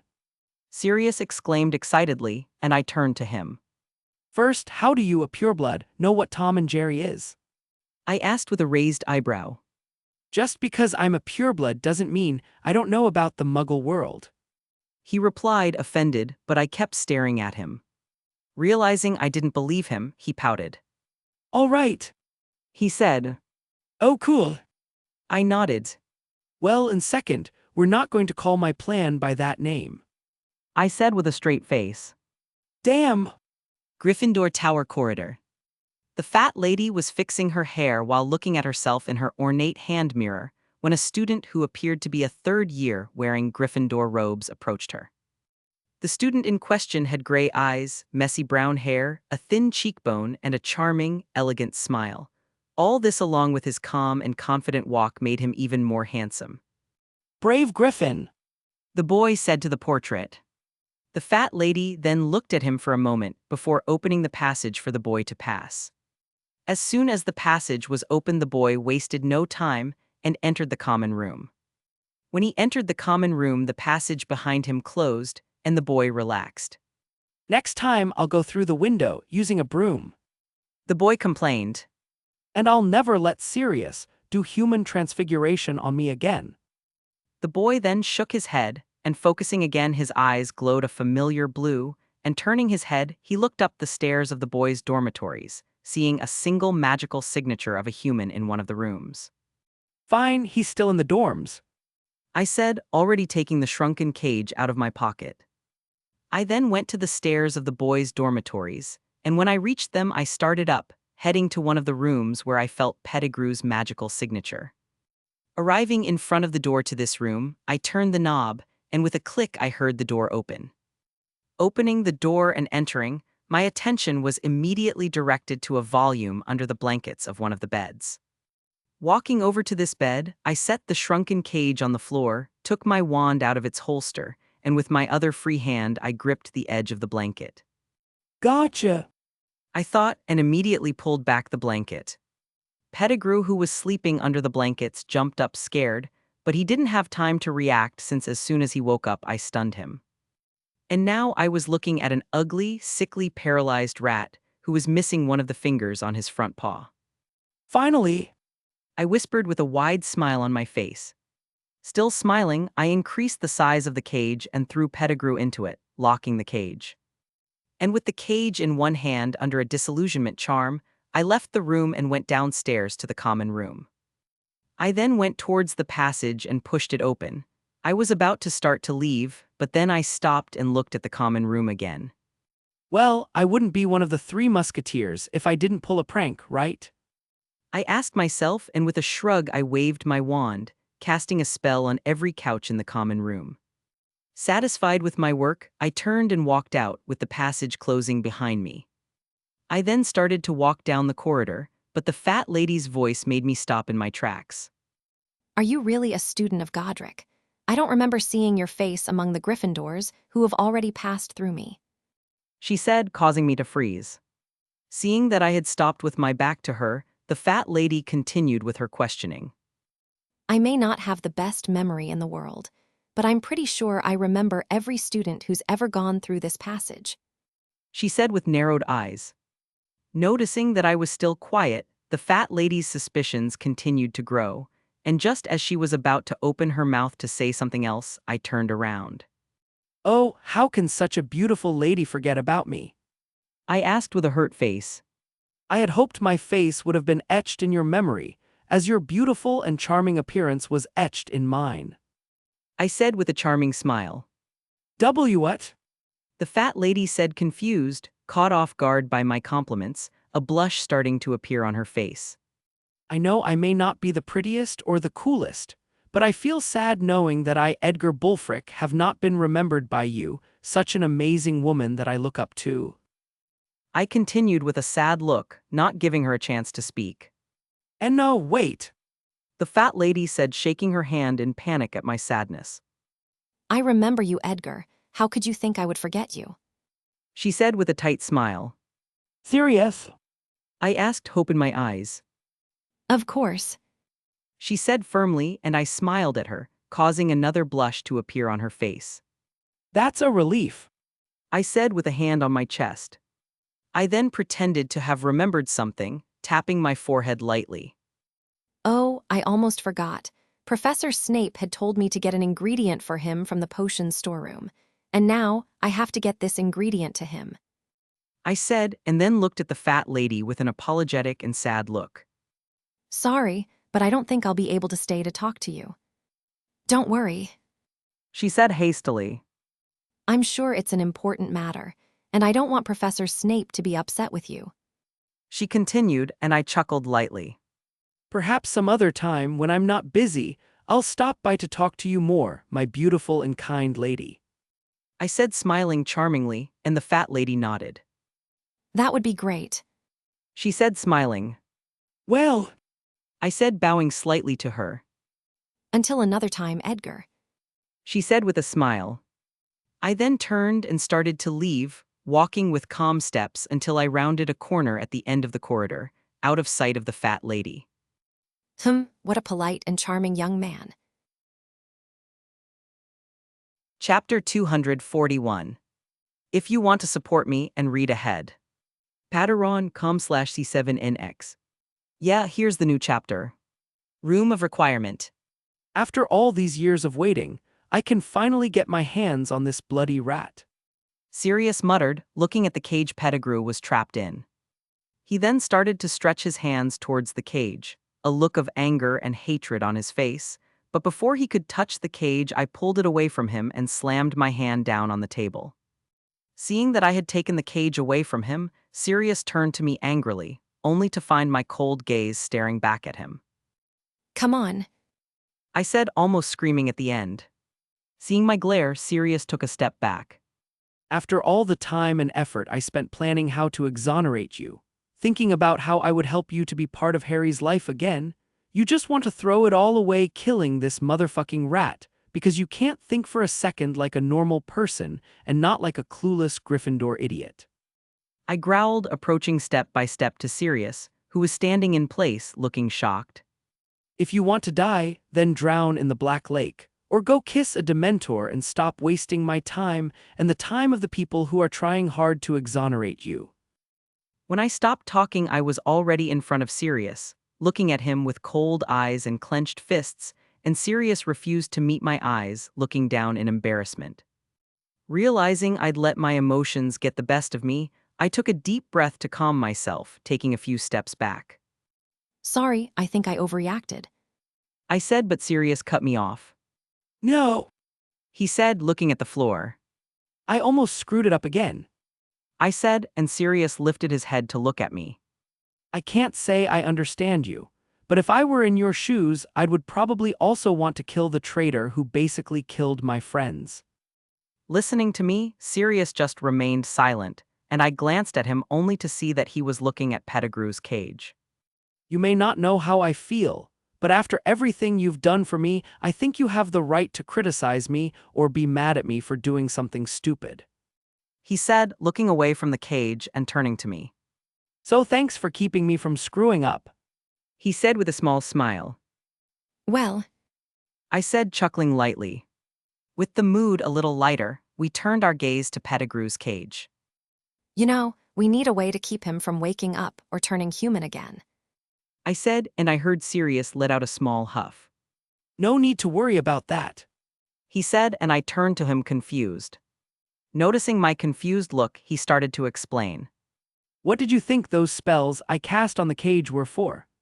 He asked. Hearing his question, my eyes widened in realization. I've spent at least 12 years thinking of ways to capture, torture, and kill this human trash. And I've finally discovered a good use for some of the spells my dark family taught me when I was a kid. He continued, a rather cruel smile on his face. Listening to him, I could only look with mild curiosity at the cage. Sigh. I said, turning to walk over to a table that held a parchment with the notes for my plan to exonerate Sirius. But we still have to complete the other phases of the plan, and they will be the most difficult. I continued. Yeah, I was expecting that. Sirius sighed. Difficult, huh? He thought. Sirius was lost in thought, and I had my back to him, so he couldn't see that I had stopped walking and that I was frowning at my hands. For a moment, I really felt like hurting Sirius when I got angry. I thought, opening and closing my hands. And I shouldn't have exploded like that. My occlumency should have kept me calm. And this isn't the first time my emotions have taken over me, and I've become aggressive. I reflected with a frown on my face. I continued to think for a moment about my reaction and my violent emotions, and lowering my hands, I let out a deep breath before looking up with a worried look. What's happening to me? November 27, Saturday, day of the second match of this Quidditch season. So, Ethan, are you nervous? Anthony asked me as we had breakfast in the Great Hall. I was still chewing my toast, so I couldn't answer him, but Terry did it for me. Are you asking if Ethan is nervous about a Quidditch match? Terry asked Anthony, looking at him strangely. Okay, that was a stupid question. Anthony said. And listening to him, Terry huffed. Understatement. He said. Rolling his eyes, Anthony decided to ignore him and turned to me again. Changing the question. He asked, and I looked at him blankly. You know, that coming from an honorary badger is kind of ironic. I said, and this time it was Anthony's turn to stare blankly at me. I'm not an honorary badger. He said. We would believe that.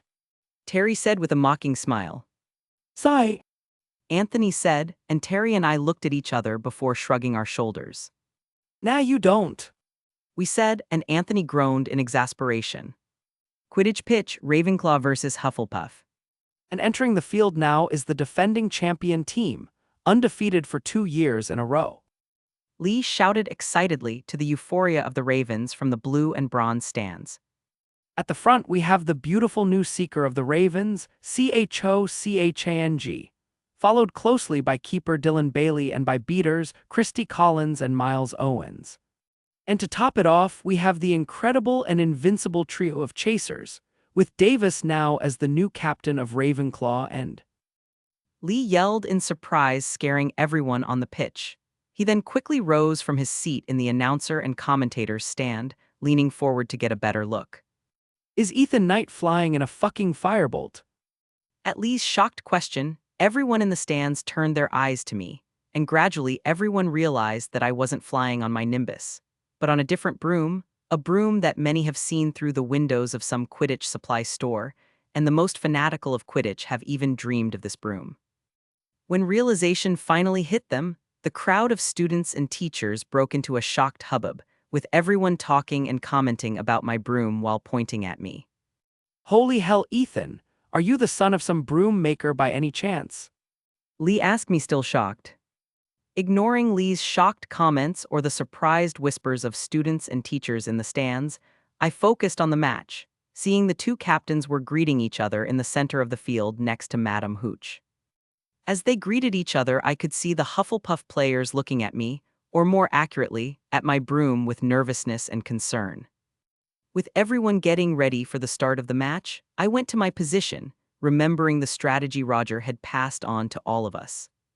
The strategy we created was that we should measure the offense and defense of the Hufflepuff team before we started to play seriously. And as I had the best broom, I would act as the central support to defend our area of the field and to make passes, and meanwhile Roger and Issa would test the Puff's defense and the keeper ability. With that in mind, the moment Madame Hooch blew her whistle, we began our strategy. The match started, and for the first 9 minutes I continued to act as a barrier to stop the enemy chasers from advancing, but I knew this couldn't go on for long. The way the match was going, the odds of the Ravenclaw team losing were high, and unless we moved forward, we had no way of winning. Chang and Ced's dispute for the snitch in the end would end with Ced's possible victory, as he has a better broom and more experience playing as a seeker. But that's not to say that Chang doesn't have a chance of catching the snitch. It's just that it would be difficult, and that's why we would have to decide the match by the normal points scored with the quaffle. We had to score more than 160 points, so even if Ced got the snitch we would still have 10 points more, bringing us the win. Fortunately, currently we were already 90 points ahead, even though I didn't participate much in the attacks, and none of the seekers had seen the snitch yet, and that was because the little golden ball with wings was flying low near the lawns in front of the west stands. It's a good thing that half the Hufflepuff team is new players. I muttered, dodging a bludger that came from my back without even looking at it. Returning to my position, I looked around noticing that the Hufflepuff chasers were about to make a rehearsed move, and my eyes narrowed. I then looked to the side and saw Roger nod at me, flying into the defensive position next to Isabel. Well, I said, and with a wild smile I shot forward at high speed, using all the good attributes of my firebolt. And in a flash, I quickly passed the Hufflepuff chasers as they exchanged passes with each other with the quaffle, and catching the quaffle in midair they watched without reaction as I flew towards their team's goal. The enemy keeper looked at me in surprise, not expecting a sudden attack, and taking advantage of his surprise I threw the quaffle hard into the hoop that was furthest from him, and like a bullet the quaffle fired, passing through the hoop with the keeper gaping at me. fine, 10 more points. I said to myself, and looking down at my broom a smile grew on my face. But well, I guess it's time to show you what we can do, right? I asked my broom, and with a fierce smile and eyes glowing excitedly, I continued my attack. And that was the central part of Roger's proposed strategy. While he and Lisa would be using the opening minutes of the game to test the Puffs' defense, I would be on defense analyzing their playstyle. And after my analysis was finished, I would use my speed advantage and my flying skills to initiate a rampant attack. Yeah. Chapter 242. If you want to support me and read ahead. Patreon.com/C7NX. Yeah, here's the new chapter.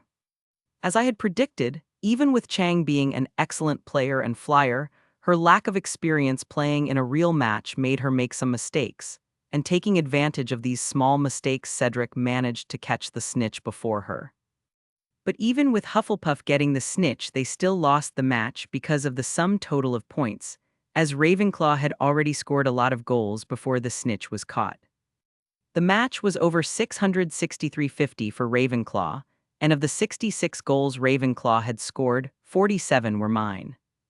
Since my debut as a chaser, this was the match in which I scored the most goals, and I could say that this happened because of my firebolt, which really is an excellent broom and very fast, but another reason is that my skills and instincts were getting stronger. And with all these factors, and with Roger telling me not to hold back, I was able for the first time in a Quidditch match to play freely and unhindered, using all my attributes.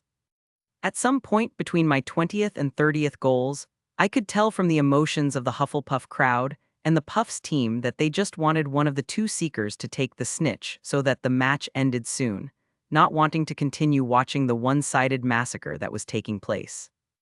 And with the end of the match, everyone from Ravenclaw celebrated happily, much more excited than the other times. And in contrast, you could feel the sadness of the Puffs in the air and the nervousness and pressure that the other houses were feeling. And I didn't even need to read the minds of the Slytherin and Gryffindor players to know they were worried, probably thinking about how they would defeat my firebolt. But with all that and with the match over, all the Blue and Bronze House students who were in the stands left the Quidditch pitch, heading back to the castle and heading towards our common room with the intention of celebrating this victory. Ravenclaw Common Room, after the victory against Hufflepuff. After taking a relaxing shower to clean up after the game, me and the other team members headed to Ravenclaw Tower, knowing our housemates would be waiting for us to properly celebrate our victory. Arriving in front of the bronze knocker, we answered the riddle and the door opened for us, giving us passage to the Ravenclaw common room. Entering the common room, we saw that the place was all decked out in blue party decorations. But in addition to noticing the decor, we also noticed that all eyes fell on us as soon as we arrived, and I could feel the joy and happiness coming from everyone. And after staring at us for a few seconds, our housemates immediately started applauding, with some coming up to us running with happy looks on their faces wanting to congratulate us. What the hell, Ethan? Why the hell didn't you tell us you had a damn firebolt? Terry, who was the first of my friends to reach me, asked me as he grabbed my shoulders and shook me. Yes, you don't know how surprised I was when I saw you enter the field riding it. Anthony, who arrived shortly after Terry, said, with a big smile on his face. Well, I shrugged, enjoying the irritated look Terry was giving me. if we didn't need you to win the Quidditch Cup, I'd jinx you so much your mother wouldn't even recognize you. Terry said, and I just smiled innocently at him. Ignore him. Anthony said, pushing Terry aside, ignoring his indignant exclamation. Now standing in front of me, he raised his hands and placed them on my shoulders, and lifting his head to look at me, I noticed he was looking a little crazed. Suo. He asked. Where's what? I asked confused. Where's the broom? He repeated, squeezing my shoulders. You know, you acting like that sounds like a harasser. I commented. Do not change the subject. Okay. I said, rolling my eyes. I then took Anthony's hands away from my shoulders, and bringing my hand up to the chain around my neck, I took it off. On the chain, in addition to my shrunken suitcase, there was also a miniature broom pendant, but obviously this was not a simple broom pendant. Pulling the mini broom off the chain, I held it in my hand, showing it to Anthony and Terry, who brought their face close to my hand as they stared in wonder at the broom. It's beautiful. They whispered. You guys are weird. Michael, who was right behind Terry and Anthony along with my other friends, commented but was promptly ignored. You know, wouldn't it be easier for you to return the broom to its normal size so that everyone could see it? Stephen, who was looking strangely at Terry and Anthony, asked. Yay, I may not be a fan of Quidditch or flying, but even I want to see what this famous and amazing firebolt looks like. Padma said. And I'm sure we're not the only ones. Lisa huffed, gesturing around us. I then looked around, noticing that the common room had fallen into silence, and I noticed that all the students were trying to look at the mini broom in my hand. Sensing the anticipation coming from the others, I shook my head in amused exasperation. Taking my wand out of its holster, I shook it and touched my mini broom, which began to grow to the size of a regular broom. And now everyone was looking at a real firebolt that was in my hands, marveling at its exquisite and beautiful polish. Ta-da! I said jokingly, but no one responded as everyone was still looking at the firebolt in shock. Holy hell! Someone yelled in the background, and that was enough to make everyone recover from the shock. Everyone then started talking and commenting about my firebolt, pointing at it, and even those not interested in Quidditch and broomsticks were excitedly talking about it. Oh, you discovered the truth. I said dryly. I then looked at Anthony for a few seconds before continuing.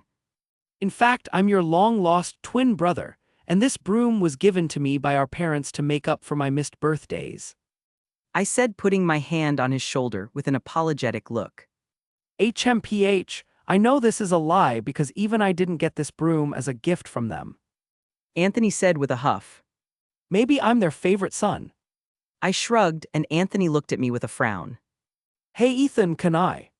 Terry asked me, making me turn to him. Looking at him, I saw he was pointing at the firebolt, and with a shrug I handed the broom to him, who took it as if it were a precise, delicate item. I then let my friends and colleagues see and touch my firebolt, and while they drooled over it, I stood to the side, looking at the scene with an amused but exasperated look. It's amazing and strange to see them react like this to a broom. Everyone is acting so weird, but there aren't any rackspurts around them. Luna, who was next to me, commented. Well, everyone is happy that Ravenclaw won our first match, So maybe everyone's joy and positivity is pushing them away. I said. It makes sense. Luna said with a thoughtful look. How are the students of the other houses reacting to the fact that I have a firebolt? I wondered with my hand on my chin. Gryffindor common room at the same time. All the Gryffindors were sitting in the red and gold common room, with sad, worried looks on their faces. The members of the Gryffindor Quidditch team were staring at the floor lost in thought, feeling nervous at the thought of a future match against Ravenclaw. Yeah. Finnegan commented, breaking the tense silence of the common room, and impressively, no one disagreed. Slytherin common room. The same worried air hung over the Slytherins, and many grumbled with grimaces on their faces. Most of the students were nervous, thinking about the difficulty they would face in the next matches, realizing that it would be difficult to win this school year's Quidditch Cup. And the remaining Slytherins were frowning as they realized that the one who owned a firebolt was a mudblood, and that not even they, purebloods, had that broom. Damn, my father will hear about this. A boy with pale blonde hair, almost white, complained, and those around him rolled their eyes, having heard that same phrase hundreds of times. December 18th, last Hogsmeade visit of the year. After a few days, everyone's emotions calmed down, and even with a lot of people still talking and commenting about my firebolt, this was no longer the main topic in the conversations between groups of friends that took place around the castle, at least not in the last 5 days. And that was due to the fact that 5 days ago, at lunch, the headmaster had announced that we would have another weekend in Hogsmeade before Christmas break, which got everyone excited. And it just so happens that today would be that day, and that's why I was in the Great Hall with my friends waiting for the carriages to arrive for us to go to the village of Hogsmeade. As I chatted with Terry and Anthony, Stephen sat heavily on the seat across from us, looking downcast. We stared at him strangely, and meanwhile he was drawing circles with his fingers on the table. Come on, man, get over it.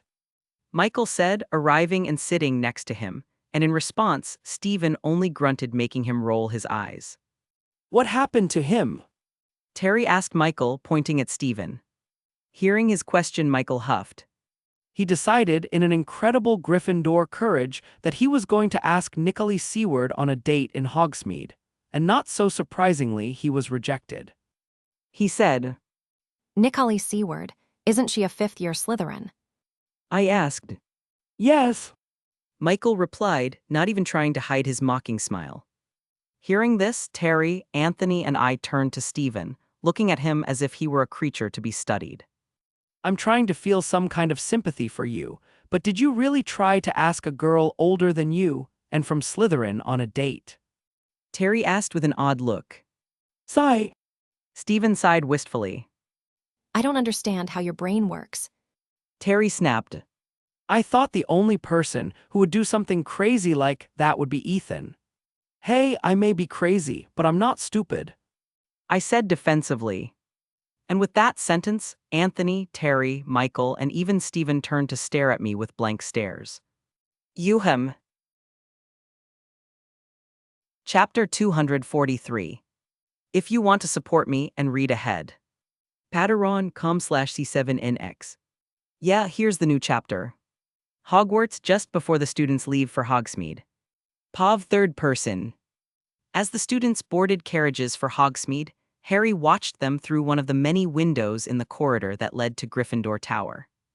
His sadness was perceptible, and it didn't take a genius to figure out the reason for his sadness. Many people at school knew that Harry did not have his parents' permission to go to Hogsmeade, and obviously the one who told everyone about it was Malfoy, who wasn't going to miss the chance to mock Harry for being one of the few third years and above who would have to stay at the school. But surprisingly, this school year Harry didn't seem to mind Malfoy's taunts. On the contrary, actually having to listen to Malfoy's constant scoffing and retorting accordingly managed to take Harry's mind off certain matters that plagued him. But now that everyone was heading to Hogsmeade, Harry realized that he would be alone in this big castle. And at this point, he realized that he unfortunately didn't know much about the other students who would also be staying at the castle, not even his second and first-year housemates. If I hadn't been annoyed with Aunt Marge, maybe Uncle Vernon would have signed my permission form. Harry thought, frowning at the memory of when he had blown up his aunt and threatened his uncle. Looking one last time at the students departing for the famous village of Hogsmeade, Harry sighed sadly. And while he was lost in thought, Harry heard someone calling him in a low voice. Turning around curiously, he saw that hidden behind a large statue of a centaur were Fred and George, who were waving their hands calling to him, looking discreetly to the sides. Looking at them strangely, Harry walked over to them, and as soon as he got close enough, the twins grabbed him and pulled him towards the statue. To Harry's surprise, instead of hitting the statue, he and the twins walked through it, and now they found themselves in a small, empty, dusty room. What the hell? Harry blinked in confusion. And ignoring Harry's confusion, George took a parchment out of his pocket and handed it to Harry, who was looking at them blankly. Well, my dear friend, we've noticed that you're a little downcast about not being able to go to Hogsmeade. Fred started to say, catching Harry's attention. And seeing that, we decided it would be our duty to cheer you up, so consider this an early Christmas present. George added, pointing to the parchment in Harry's hand. Harry glanced at the parchment in his hand before turning to the twins suspiciously, thinking this was probably another prank on their part. And what is this supposed to be? Harry asked, and the twins smiled. This, my friend, is the secret of our success and fame. Fred replied.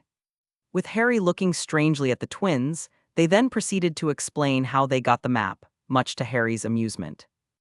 They then proceeded to explain its functionality to Harry, teaching him how to use the map, and at the end of the explanation, the black-haired boy could only look shocked at the activated map in his hand and at the twins, who smiled seeing his reaction. This was the only thing Harry managed to say. Yes, my friend. George nodded in agreement. But remember, Harry, this map is a very amazing item. However, it can also be a very dangerous item if it falls into the wrong hands. He said with a serious face. So please don't show this map to anyone you don't trust, and always keep it safe with you. George said also with a serious look. I know you will show it to Hermione and our brother, but try show the map only for these two. Yes, and also don't forget to tell them to keep the map secret. Fred continued. And tell our dear brother that he shouldn't talk about the map to anyone else, and that if he does, we know where he lives. George added, and Fred nodded. Well, I think you understand the seriousness of being the new bearer of the Marauder's map, right? Fred asked. Yes. Harry said, looking down at the parchment in his hand with a frown. He then shook his hand, holding the map tightly. Seeing this, the twins nodded to themselves in satisfaction. Well, now that we've explained everything to you, all that's left for you to do is make the most of the map. George said with a mischievous smile. And as good friends, I say. Fred said, winking at him, and the twins could see an excited glint in Harry's eyes as they said that, making them smile. Then, without another word, they turned and walked out of the secret passage, leaving behind a boy who was now imagining his friend's reaction when he showed up in Hogsmeade. Corridors with the twins. I hope Harry heeded our warnings. George commented, walking down the hall to the carriages. Yeah, I don't even want to imagine what Ethan would do to us if he found out that the map fell into the wrong hands because of us. Fred said as he shivered in fear, and George next to him shivered too. Neither do I. George said, he then put a finger to his chin in thought. Now that I think about it, what do you think Ethan would have said to Harry? He asked his twin brother. What would Ethan have said? Fred snorted. He would have threatened Harry by saying he'd rip his arms off, transfigure them into iron batons, and use them to beat him to a pulp if he lost the map or revealed its secret to someone he couldn't trust. Said. That was an oddly detailed and very aggressive description. George said. But I'm not wrong. His twin commented. Obviously not. Hogsmeade in front of the Shrieking Shack. No matter how many times I look at it, this place is still scary. Anthony said, looking at the Shrieking Shack in the distance. The only thing separating us from the Shrieking Shack was a broken fence, but the boys wisely decided not to go over that fence. What do you think is there? Terry asked. A ghost. Stephen replied, and we turned to him. What? Ghosts are scary. He defended himself. Stephen, we see ghosts every day in the castle. I asked. And who said I don't find castle ghosts scary? He asked back. Touche. Maybe it's some deadly creature with sharp claws and teeth that is waiting for its next victim. Michael said with a shrug. Well, I thought. or maybe Sirius Black is there. Anthony said, looking fearful. In another world, this assumption would not be entirely wrong either. What about you, Ethan? What creature do you think is haunting the shrieking shack? Stephen asked, turning to me. I don't know. I shrugged. Maybe Michael's future girlfriend. Hey, I'm kidding. I said, raising my hands in surrender to Michael, who was scowling at me. Hearing this, he snorted in disdain, turning around and crossing his arms. Even because I'm sure you'll end up marrying the giant squid. I added. And I then immediately dodged a stinging jinx, and turning around I stuck my tongue out at Michael, who growled as he held out his wand that was pointed at me. He then started chasing me across the snowy terrain while I laughed and dodged his hexes. Stand still, you bastard. He yelled at me. No way. I said amusedly, picking up some snow off the ground and balling it up, throwing it at Michael. And he, who hadn't expected a counterattack, received the snowball in the face, causing him to stop in his tracks. Taking advantage of this moment, I turned and ran, laughing the entire way. Michael, shivering from both annoyed and cold, brushed the snow off his face, only to hear some laughter coming from behind him. Terry, Anthony, and Stephen were chuckling as they held their stomachs, but then they noticed that Michael started to turn towards them slowly. I might not be able to hit Ethan, but you guys are easy targets. He said with narrowed eyes. Hearing him, the boys tensed, and then they looked at each other, and nodding to each other, they turned to Michael. Run! They said, reaching down and picking up some snow to throw at Michael, taking advantage of the distraction to run too, running in the same direction as me. Wiping the snow off his face again, Michael wasted no time and started chasing the boys, wand in hand as he cast jinx at them. Come back here, you cowards. Michael yelled, but even he couldn't contain the smile that started to break out on his face. After having a little fun playing with the boys, they got tired, and so we decided we were going to eat and drink something at 3 Broomsticks, so we started heading there. But halfway through, I remembered that I needed to replenish my stock of parchment, so I said that they could go to 3 Broomsticks without me, and that as soon as I finished buying my parchments, I would join them. Parting ways, we then went in different directions, with me heading to the Hogsmeade Scrolls and Quill's shop. After a few minutes, I finished buying everything I needed, and then I left the store. Leaving the store, I felt the cold winter air hit my face, but in addition to the cold, I also felt some troubled emotions coming from someone in front of me. The emotions carried sadness, anger, hatred, suffering, and revenge, and when I looked for the source of those emotions, I saw no one, and I was confused. I can feel the emotions coming from that direction and moving away, but I don't see anyone.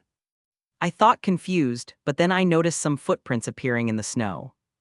Looking at the footprints, I realized who these emotions were from, and to confirm my suspicions, I felt the magic of this person, and feeling the familiar magic, I frowned. I then heard some hurried footsteps coming from the other side, and turning around I saw Ron and Hermione coming from the direction of the 3 Broomsticks with worried looks, looking around as if looking for something. Looking back in the direction Harry had left, I sighed, and shaking my head, I started to follow him. I knew where Harry was going, so I followed him silently at a distance, realizing that the path he was taking would lead us to the edge of the forest at the bottom of Hogsmeade, where there was a clearing that had a frozen lake and a few stone benches. Arriving at the clearing, I stood behind a tree, and then I heard sniffling sounds, and looking in that direction, I felt Harry sitting on one of the large stone benches covered in snow. Sighing again, I slipped out from behind the tree I'd been hiding in, approaching Harry without him noticing. You look a little sad. I said, startling Harry and causing him to turn to me, dropping his invisibility cloak. Ethan! He asked, surprised and confused, quickly wiping the tears from his eyes with the sleeve of his coat. Yes. I said, and then I got a serious look. I think we need to talk, Harry. Chapter 244. If you want to support me and read ahead. Patreon.com/C7NX. Yeah, here's the new chapter. Hearing what I said, Harry looked at me confused, not understanding the reason for my seriousness. But underneath his confusion, the conflicting feelings of anger and sadness still dominated him, and because of that, Harry wanted some alone time to himself. Sorry, but I don't want to talk right now. He said, frowning, turning his face and looking at the floor in front of him. Seeing him acting this way, I sighed, and then I walked over to him, sitting down next to him. Sorry, Harry, but we really need to talk. I repeated, but more softly this time. Harry continued to stare straight ahead, but I could feel him getting irritated, and to stop him from saying or doing anything, I continued. Harry, it's obvious to anyone with two eyes that you're not fine. I started to say. And I'm sure all your friends are worried about you. And it's not just your friends, the teachers too, and even. How can you be so sure? He asked, interrupting me, still not looking at me. What? I asked, confused by his question. How can you be so sure they're worried about me? He asked again, lifting his head and looking at me, and I was surprised to find uncertainty, anger, and sadness reflecting in his eyes. Well, they're your friends, so it's obvious they'd be worried about you. I said with a shrug, and Harry snorted scornfully before turning away. Sigh. I asked, seeing that he didn't believe me. They are your two best friends, and you know them better than I do, so you must know very well how worried they must be. Harry, after listening to what I said, started looking down at his hands in thought, and I could feel his emotions changing. Worried about me, huh? He thought, lifting his head to look at the frozen lake in front of him. Part of him wanted to deny that anyone really cared about him, but the other part could remember Ron and Hermione's worried faces whenever he said he was fine when he really wasn't. Maybe. He thought, but then he shook his head. What are you saying, Harry? It's obvious they care about you, they're your friends. He said to himself mentally, wanting to slap himself for not having faith in his friends. Sigh. He said. Harry then looked down at his lap for a few seconds, gathering his thoughts until he finally started to speak. I'm not feeling very well these days, and there are some issues that keep running through my mind, leaving me frustrated, confused. When he said that, I could see how tense his shoulders were, and I realized only now how stressful it must be for him to have to know that a bloodthirsty murderer is after him, especially now that he knows that this murderer was once a friend of his parents and that he betrayed them. Let me guess, these matters concern Sirius Black, right? I asked, and Harry turned to me. How do you know? He asked me. The question should be, how would I not know? I huffed. Everyone at school talks or suspects that Sirius Black is after you, and it's not that hard to connect the dots to figure out what's stressing you out so much. Oh, Was the only thing Harry managed to say. But you know, I began, drawing Harry's attention, who was looking at me out of the corner of his eye. unlike the others who are just making assumptions, I know why the ministry and the teachers think Sirius Black is coming after you. do you know? He asked in disbelief. Yes, I nodded. they think Black is coming after you to finish his master's work by killing you.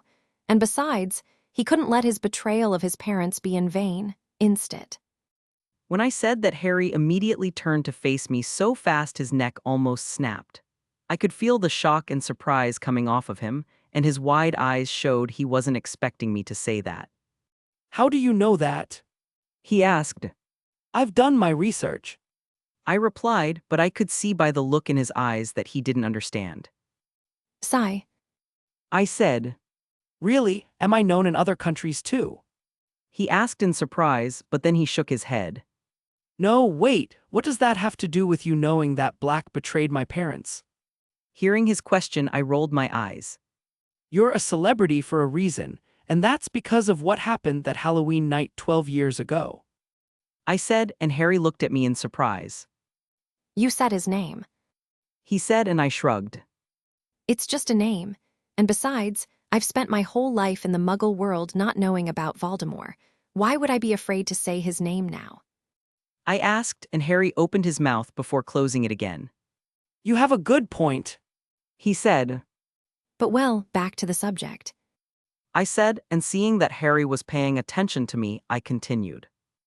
Many will say that the war was over on the 31st of October, but in truth there were still Death Eaters causing chaos and fear in search of their master. Families were still fleeing or hiding, and there was the big event that shook both the light side and the dark side. What do you mean by an event that shook both the light and dark sides? Harry asked me.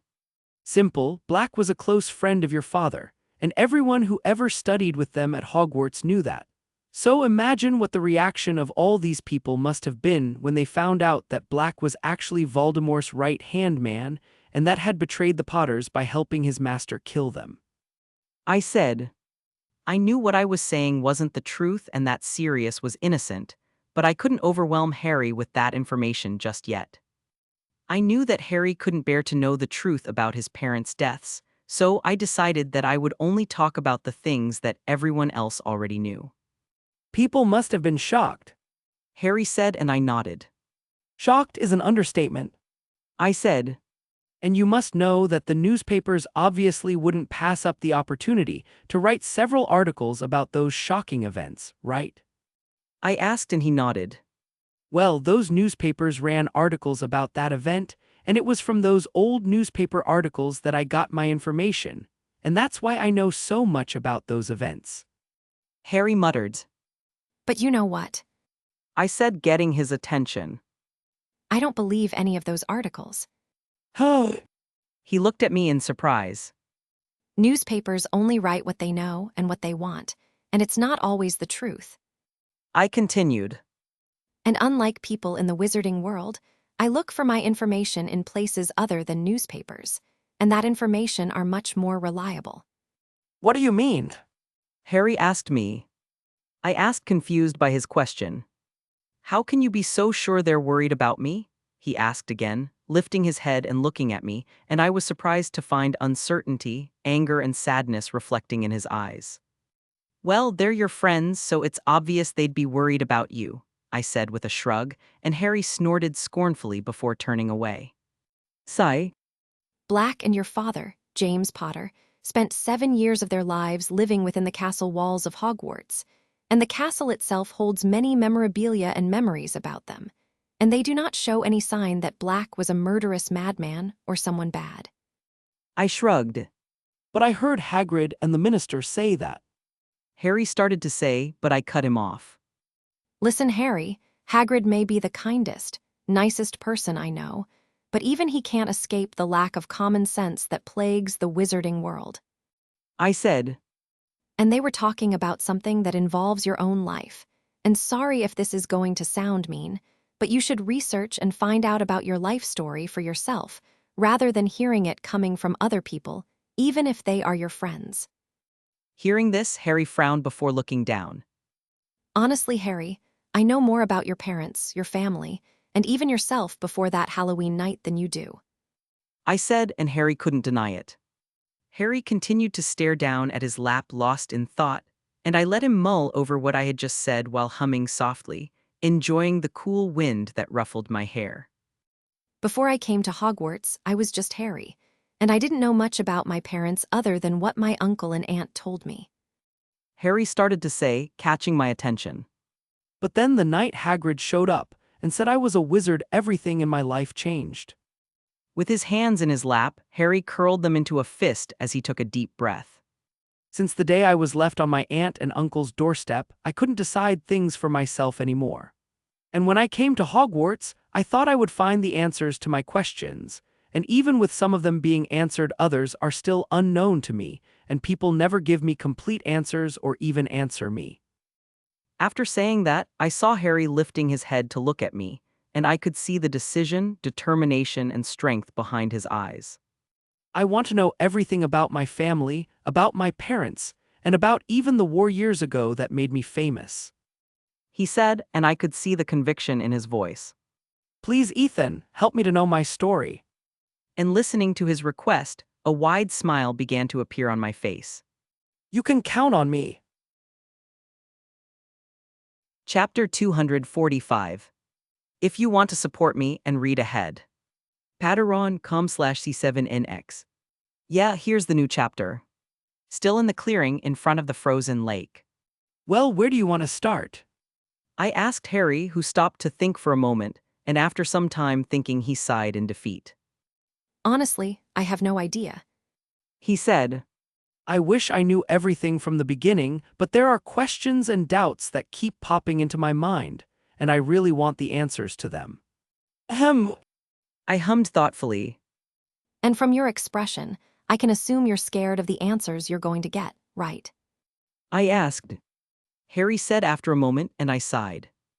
I can understand that fear, but I also know that you're a Gryffindor, and if there's one thing I know about the Gryffindors, it's that courage and stupidity are two very strong traits in you. I said, getting an amused snort from Harry. So how about now, you use that courage of yours to ask me your question, huh? Listening to me, Harry smiled slightly, and he then looked up thoughtfully. Well, He said, and hearing this, I put a finger to my chin to think. I said to Harry, well then, while you're thinking of a question, why don't I tell you about the group of pranksters your dad was a part of? Was my father part of a group of pranksters? Harry asked me in surprise. Yes, and that group was responsible for creating the map the twins gave you. I replied. The Marauders map. Was my father one of the Marauders? He looked at me dumbfounded, but then he seemed to realize something. Wait, how do you know the twins gave me the map? And how do you know about it? He questioned me. Did you really think I didn't know about the twins' intention to give you the map? I huffed, looking at him smugly. And as for another question, the only other person besides them to know about the map is me, because they showed it to me our first year. Oh, Harry said. Yes. I nodded. and besides, the map is sticking out of your back pants pocket. As soon as I said that, Harry put his hand in his back pocket to feel the map, seeing that it really wasn't very well hidden. I suggest you don't leave it in such an easy place to steal or lose. I said in amusement, but Harry caught the warning tone in my sentence, and after that he nodded slowly, picking up the map and placing it carefully in the inside pocket of his coat. And seeing this, I nodded in satisfaction. Well, now that the questions are answered, let's get back to the Marauders. I said, and Harry immediately started paying attention to me, wanting to know everything about his father. I then started talking about the things I knew about his father and his three friends, who after a while became part of the biggest and best group of pranksters at Hogwarts. Everything. I knew about Marauders, and Harry now looked at me in wonder. Wow, I didn't expect my dad to be like that or do those things. He commented with a small gleam of surprise, longing and happiness in his eyes.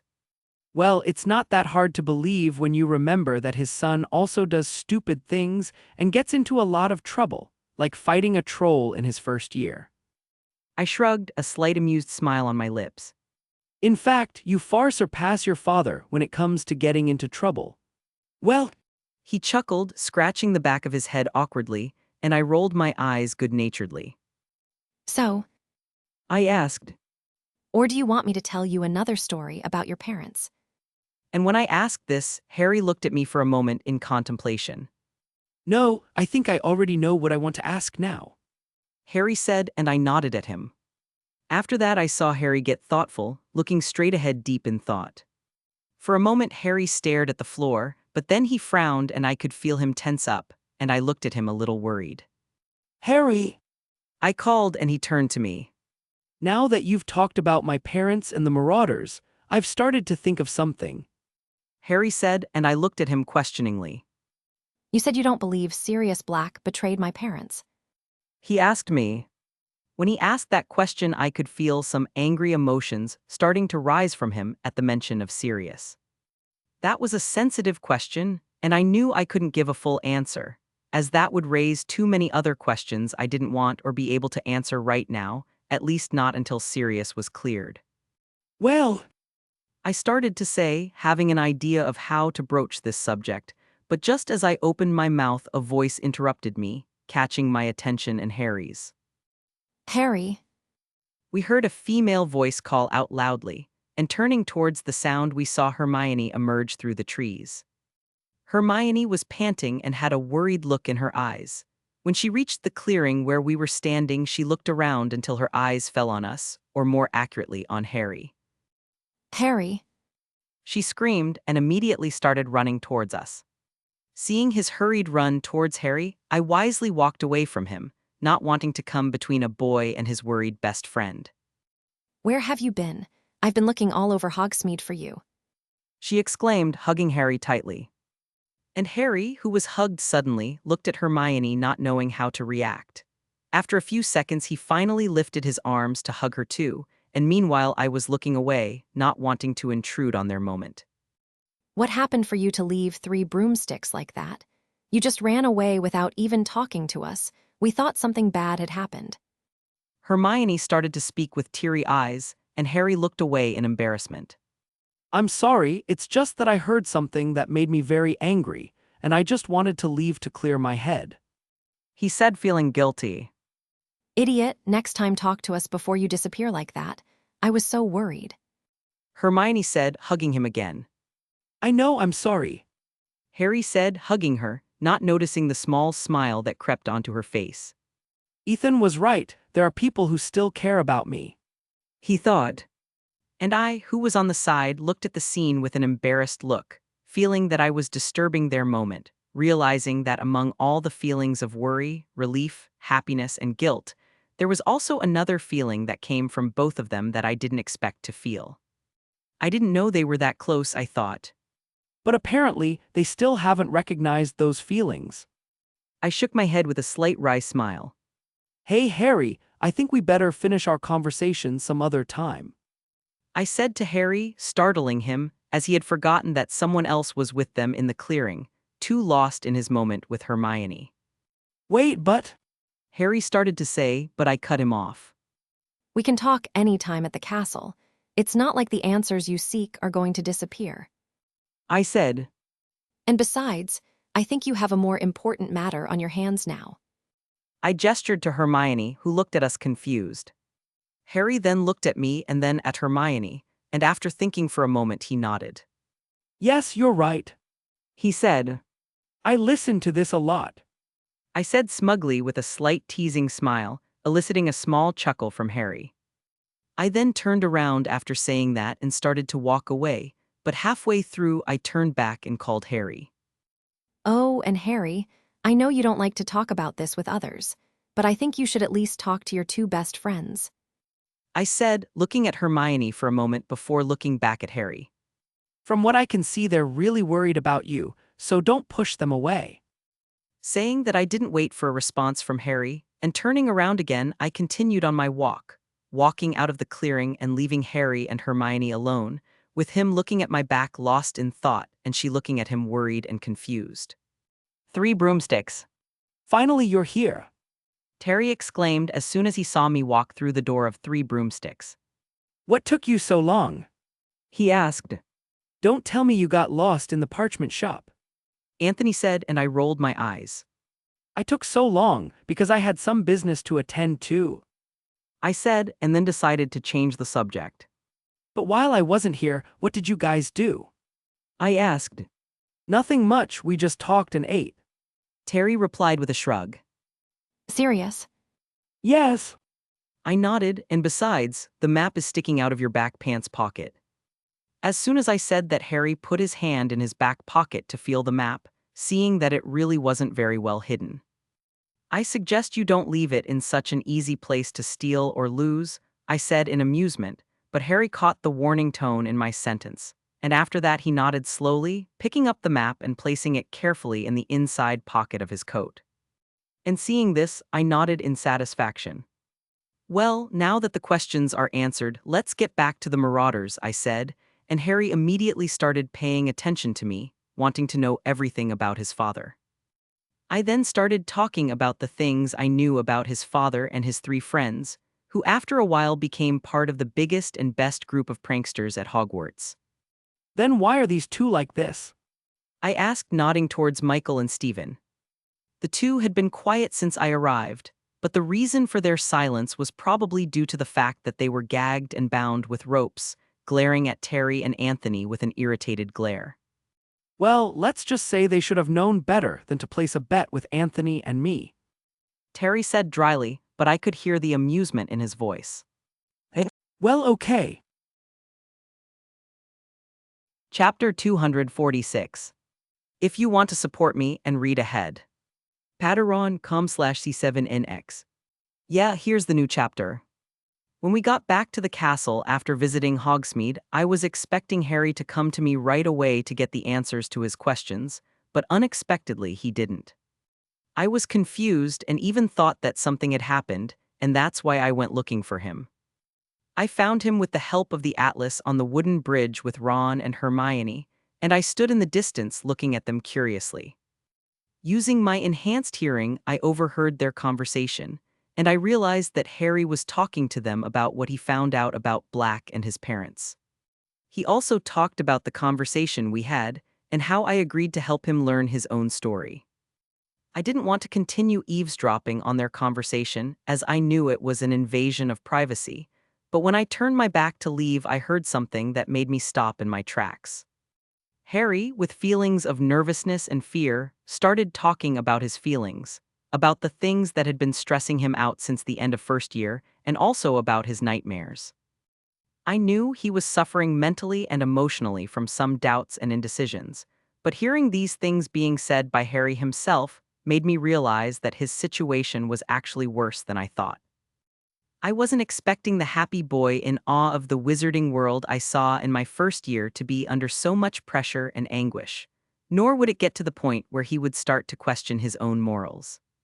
Having heard enough of their conversation, I left, leaving the trio of friends to carry on with their conversation, knowing that Ron and Hermione would console Harry and help him with his problems in a way that neither I nor the headmaster could. Returning to the castle, I felt an immense desire to destroy something, a willingness to release some emotions where I could also think in silence. And knowing that I couldn't go to the room of requirement since Sirius was there, I immediately went to the Chamber of Secrets, the only other place in the castle I could cast destructive spells at will.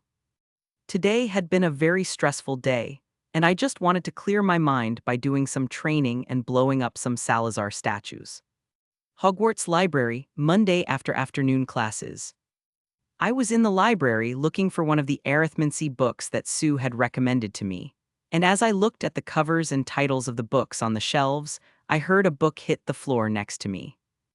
Turning around, I saw a little blonde girl wearing Slytherin robes carrying several books in her arms. She was looking with an irritated pout at a book that was lying on the floor. Astoria, I thought, frowning. Seeing her trying to pick up the book from the floor, still holding the other books in her arms, I sighed and then started walking towards her. Coming in front of her, I bent down and picked up the book, and Astoria looked up to look at whoever had taken the book for her. Thanks. She said, seeing that I was holding the book out to her. You're welcome, I said. She then took the book, placing it on top of the pile of books she was carrying, and with all of them in her arms, she started towards one of the empty tables in the library, and I could see how much effort she was making to carry all that weight. The books she was carrying weren't very heavy, but I could feel her weakness, and it made me frown. Sigh. I thought. I then shook my head and walked over to her. Here, let me help you, I said after reaching her side, extending my hand in a gesture that showed her that I wanted her to hand me some books. Oh, don't worry, I can carry them myself. She said, but I could see her arms shaking. Yes, I can see that, I said sarcastically, and then without waiting for her to say anything else, I took the books from her arms, surprising her. I then started to walk towards the table, and Astoria stood there looking at my back. Sensing that she wasn't following me, I turned to her. Well, aren't you coming? I asked, and Astoria blinked before nodding and following me. Thanks for helping me. She said as she reached my side. My name is Astoria Greengrass, first-year Slytherin. My name is Ethan Knight, third-year Ravenclaw. I said, and then looked at her out of the corner of my eye, wanting to see her reaction when she realized I wasn't a pureblood. Are you Ethan Knight? She asked in surprise. My sister talks about you a lot. She said, and that made me stop in my tracks. She talks. I asked with a strange look. She won't even talk to me. Why would she talk about me to her sister? I asked myself confused. Yes, she does. Astoria replied. Actually, it's more like her complaining about you, always getting better grades than hers. She shrugged, a wry smile on her face. That makes more sense, and yet it's surprising. I thought. I didn't know your sister cared so much about grades. I said, and Astoria snorted. As if. She said. She studied a lot when she was home before coming to Hogwarts, and she thought she would be the best student in her year. She continued, now with an amused smile on her face. Yes. I chuckled, coming to the empty table, placing the books on top of it. After that, I turned to Astoria, looking at her with an analytical gaze. You know, you're very different from your sister, in a good way. I said. Really? She asked, cocking her head. Yes, you're more cheerful and talkative, and unlike her you show emotions other than a cold look of indifference. I shrugged. Oh. She said. Astoria then looked at the floor with a frown. Actually, I don't like it either when she acts indifferent and cold. When Astoria said that, I could feel the sadness coming from her, and I realized that the phrase Lifeless doll had a deeper meaning for her. I then looked confused at Astoria, trying to understand the hidden meaning behind her sentence, and after a few seconds the answer came to my mind. Damn, that should have been obvious. I thought, feeling like smacking my forehead. For someone who is like a fragile doll whose days are numbered, to see someone so close acting so lifeless must be sad and frustrating. Seeing how Astoria's head was down, I sighed and placed my hand on top of her head, causing her to look up at me. Don't worry, I promise you that I will try to get your sister to give up that cold facade. I said with a slight smile on my face. And how would you do that? Astoria asked me. Well, I can try to get her to open up to me, or I can piss her off so much that she'll try to hex me. I shrugged and Astoria chuckled. Yes, I think that would work. She said, smiling at me, and I could tell she was grateful. She reminds me of Lily. I thought, but then I shook my head. Well, enough about that.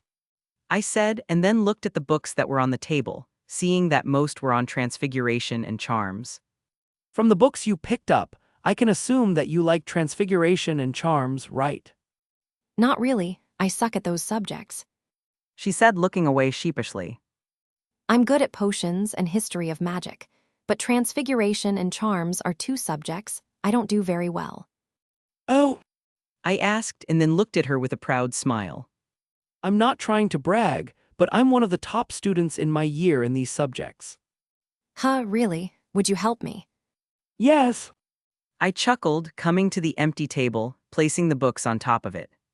After that, I turned to Astoria, looking at her with an analytical gaze. You know, you're very different from your sister, in a good way, I said. Really? She asked, cocking her head. Yes, you're more cheerful and talkative, and unlike her you show emotions other than a cold look of indifference, I shrugged. Oh? Thank you so much for that. She said, hugging me, something that took me by surprise. She then broke the hug, and now she was looking at me smiling happily. You don't know how relieved I am that you're going to help me with my homework. Oh, well. I said, but then looked at her questioningly. But now I'm curious. Didn't you ask any housemates of yours for help? I asked. I asked, She said with an annoyed pout on her face. but either they were too busy or they didn't want to help me. And your sister? Well, She said, looking away. Why not? I asked, cocking my head to the side. because she's really busy with her electives, and I didn't want to disturb her. She replied with a shrug. Sigh. I said with a slight wry smile.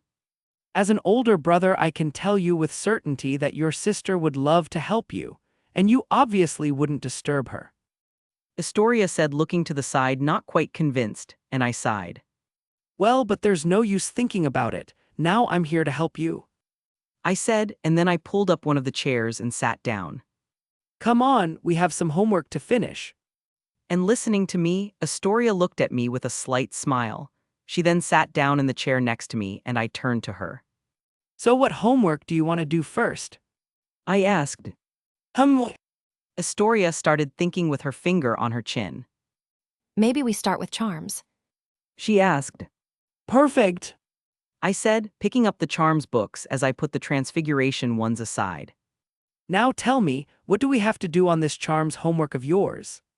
Hearing my question, Astoria took some parchment, a quill, and an ink pot from her bag, placing them on the table. She then took one of the parchments that had something written on it. Well, for starters, we have two. And after that, Astoria started telling me what we had to do and research for her homework. And with that, my study afternoon became an afternoon helping an unexpected new friend. Later in the Great Hall dinner, Daphne Greengrass and her friend Tracy Davis were having dinner at the Slytherin table when she saw her sister walk through the doors of the Great Hall. She was so focused on her sister's happy expression that she didn't even notice that she had just said goodbye to an amber-eyed Ravenclaw student. She then saw her sister coming over to the Slytherin table, taking the seat next to her. Her sister had a cheerful smile on her face, and that made Daphne raise a surprised eyebrow. Where have you been all afternoon, and why are you so cheerful? She asked her sister, with her usual indifferent expression, though you could see a softer look in her eyes when she looked at Astoria. Oh, I was studying with my new friend. Astoria replied smiling as she picked up some scrambled eggs and sausage. New friend. Daphne questioned, and then she looked around, trying to figure out which Slytherin her sister had befriended. Yes, I met him at the library today, and he helped me with my homework. Astoria said, and then a small mischievous smile started to creep across her face. Actually, you know him. Oh, do I know him? Daphne asked, sipping some of her pumpkin juice. Yes, his name is Ethan Knight. Astoria replied. And Daphne, who heard this, choked on her drink. Cough, cough. She asked in shock, looking at her sister. Yep. Astoria nodded, her lips twitching in amusement at the sight of her shocked, red-faced sister. That. Daphne said with a confused look, totally breaking her Ice Queen persona. And seeing her sister in this state, Astoria started to laugh lightly. Well. Chapter 247. If you want to support me and read ahead. Patreon.com/C7NX. Yeah, here's the new chapter. Platform 93.4, coming home for Christmas break. Finally, Christmas break had arrived, and at this moment I was getting off the Hogwarts Express to meet my parents, who I saw waiting for me next to one of the platform's apparition points. Is that your little sister Ethan? Stephen asked me, looking at my family. Oh, you've never seen my family before, right? I asked. Those are my parents, and yes, that's my little sister Celestia. I said. Well, she looks a little like you, only a younger female version. Stephen said, rubbing his chin in thought. Don't worry, she still has time to learn a few things from me about how to appear more threatening. I said, waving my hand dismissively. That's what worries me. Stephen said. Shrugging him off, I walked over to my parents, who had smiles on their faces as soon as they saw me. Hi Mom, hey Dad. I said, hugging them. Hi, dear. My mom said, hugging me. How was the school, big boy?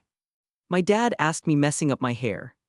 Well, I said with an enigmatic smile.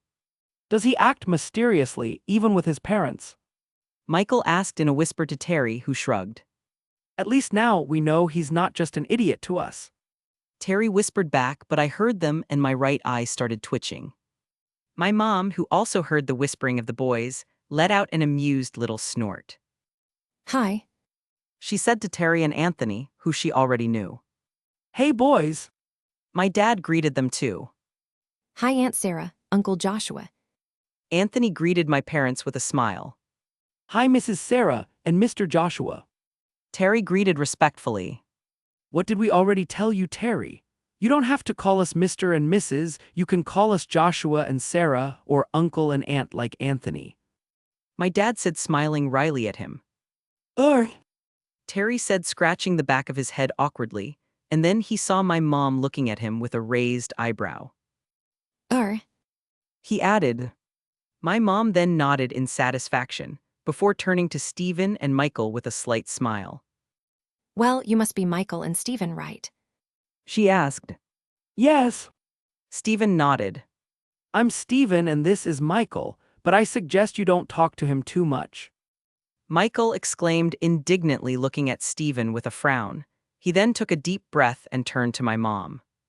Looking at my mom, Michael bowed slightly. Don't listen to him, Mrs. Knight. My name is Michael Corner, and it's a pleasure to meet you and Mr. Knight. He said respectfully. And the boys and I who saw this could only stare at Michael with our mouths open, as seeing him act like this went against all of our expectations. Impressive. We muttered in awe, causing Michael to look at us with a frown. Ignore them. My mom said with an amused smile. And thank you for being a friend of my son. I know that sometimes he can be a little. And listening to my mom, the boys, and my dad snorted. Well, Michael said slowly, looking away embarrassed. but you're welcome, I guess. Seeing Michael act like this, I prepared to make a snarky comment mocking him, but then I felt someone tugging on my shirt sleeve, and looking down I saw that it was Seal, who was trying to get my attention. What's up, Seal? I asked, and her only response was to lift his arms up as her looked at me with puppy dog eyes, and with a slight smile I took her in my arms. In my arms, Seal laughed lightly, hugging me, and I hugged her back. I missed you. She said, and I pinched her nose affectionately, making her giggle cutely. And me too. I said, smiling. Hi, Celestia. We heard someone call, and turning around we saw Stephen smiling at Seal. I'm Stephen, one of your brother's friends. Sorry. Get away from her, Stephen. You'll scare her with your ugly face. Anthony said jokingly. He then came to Stephen's side and looked at Seal. Hi, Seal, do you remember me? He asked, smiling. Seal then placed a finger to her cheek thoughtfully. She then widened her eyes in realization. Oh, you're the Badger Boy. She said. And after that line from Seal, the smile that was on Anthony's face froze, and an awkward silence ensued among our group. The silence was then broken by Terry huffing over his hand, which soon turned into a fit of laughter. Stephen, Michael, and I soon followed, not being able to hold back our laughter either. And meanwhile, Anthony was looking at Seal with his hand on his chest painfully. Seal and my parents looked at us confused, not understanding what was funny about the situation or Seal's sentence. Phew. Stephen said, catching his breath. Yes. Terry wiped a tear from the corner of her eye. He then turned to Seal. And now I officially declare Seal my favorite member of the Knight family. He said, smiling. He then turned to my parents. No offense, you are amazing too. He told them. No offense taken. My mom said, smiling, slightly amused. I felt a bit offended, actually. My dad said with a frown, but we promptly ignored him. We then continued talking for a while longer, until Stephen looked around and saw his parents.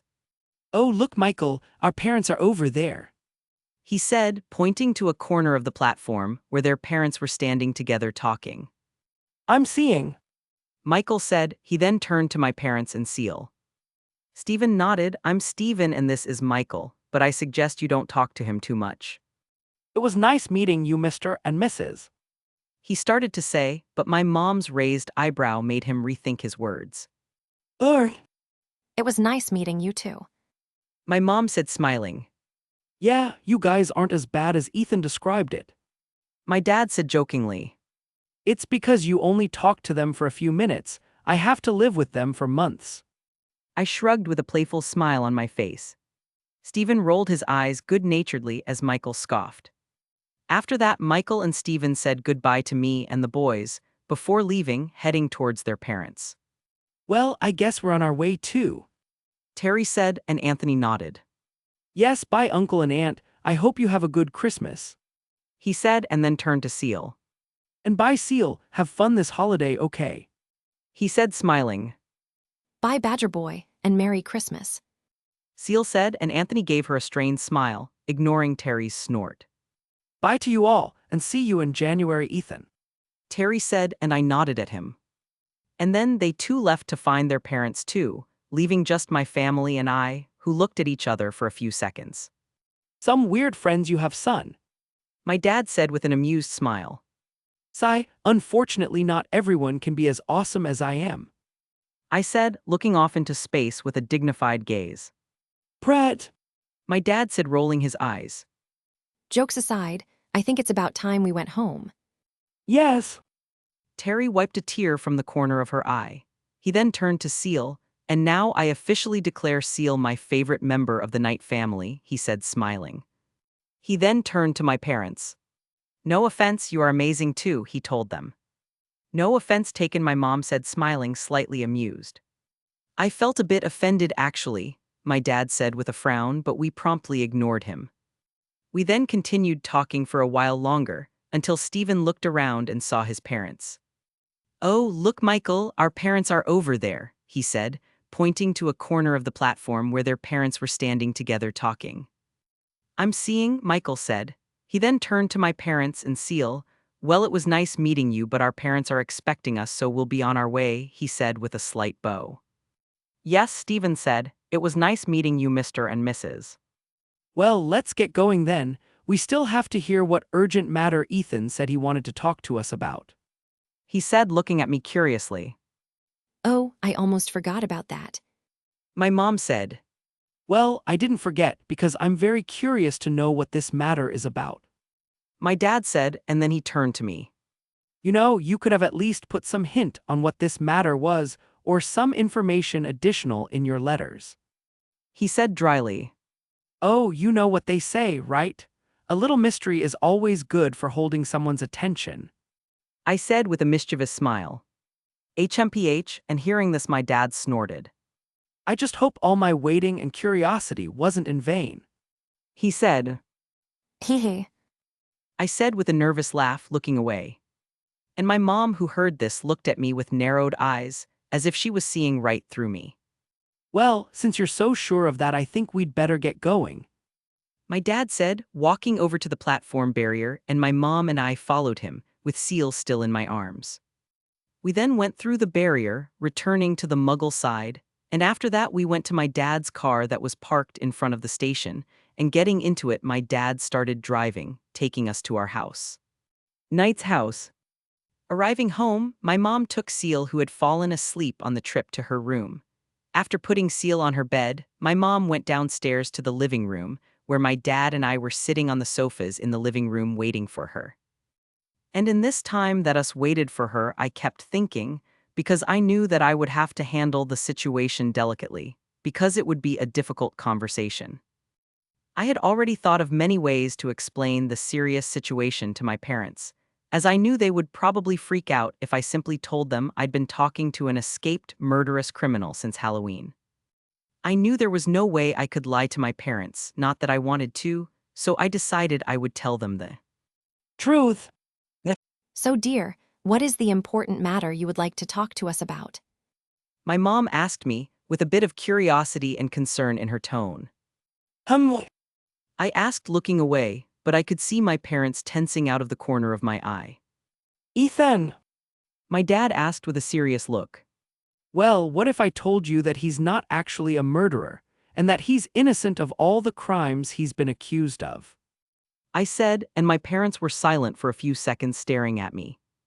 They then looked at each other before turning to me with serious looks. Explain. Chapter 248. If you want to support me and read ahead. Patreon.com/C7NX. Yeah, here's the new chapter. Knight's house, sometime after the conversation with my parents. After I explained the situation to my parents as best I could, they started asking me a lot of questions, trying to understand the situation better. All of my mom's questions, unsurprisingly, were about the judicial part of Sirius's trial and imprisonment, and with all the answers and information I had given her about the ministry's stupidity and error, I could see her frown growing. I could tell by my parents' emotions that they weren't going to try to stop me from helping Sirius, but I could also sense their distrust and wariness. After a moment of my parents arguing amongst themselves, they turned to me. Sigh. My dad said, and I nodded. I know, but I couldn't let an innocent man, who is basically my friend's last family, be arrested again, or worse, killed. I said, I'm not saying what you did is wrong, dangerous, yes, but not wrong. he said, When you said you had something important to talk to us about, I didn't think it would be this. my mom said, and then a small playful smile spread across her face.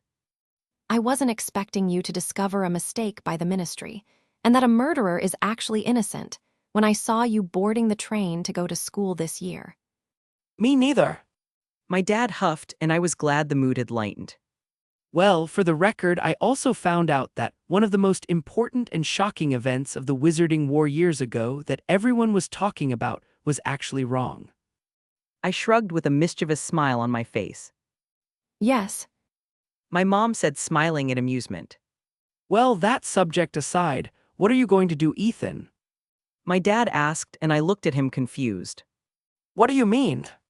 I asked, I mean, what now? You said Black is innocent, and you also said you want to clear him. he asked, and now even my mom was looking at me curiously. Well, clearing him isn't going to be that easy, and it's not because of a lack of evidence, as we already have Pettigrew locked in a cage. I started to say, The hard part of clearing him is convincing the ministry to make a real trial for him, but the minister is an idiot, and many purebloods will try to stop that from happening. And why would the purebloods try to stop Sirius from being cleared? Isn't he a pureblood like them? my dad asked, and the one who answered it was my mother. well, from what I've read about the influential wizarding families, the Blacks are one of the greatest wizarding families in Great Britain.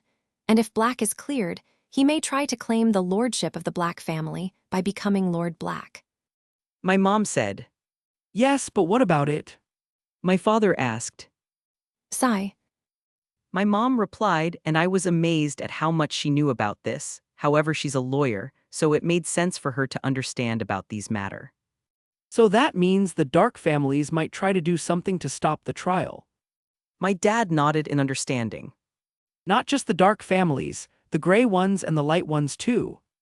I said, Why, the gray families I understand, but the light ones shouldn't want to help Black since he's one of them and they're. my dad asked, confused. Well, they may be light families, but in the end it all comes down to politics and who gets the most power. I shrugged. But I'm not saying that all light families would think that way, just as not all gray families would try to prevent Sirius from being cleared. Damn! My dad grumbled. That I can't disagree with. My mother and I said, okay, you've already talked about the difficulties of getting Black a true trial, but you still haven't said how you would go about clearing him, my dad said. Well, that's because I'm not going to be the one to help him get cleared. I said with a small smirk. Won't it be you? My mom asked, looking at my dad curiously, who had a more confused look than hers. Nope. I said, popping the pea. Nick and Penny will be the ones to help Sirius get a trial. And as soon as I said that, my parents took a while to understand, but then their eyes widened as they started to understand what I meant. Oh, you smart boy. My dad said, smiling. I doubt the ministry will try to deny any request from these two. And even if he does, they can always turn to the French ministry.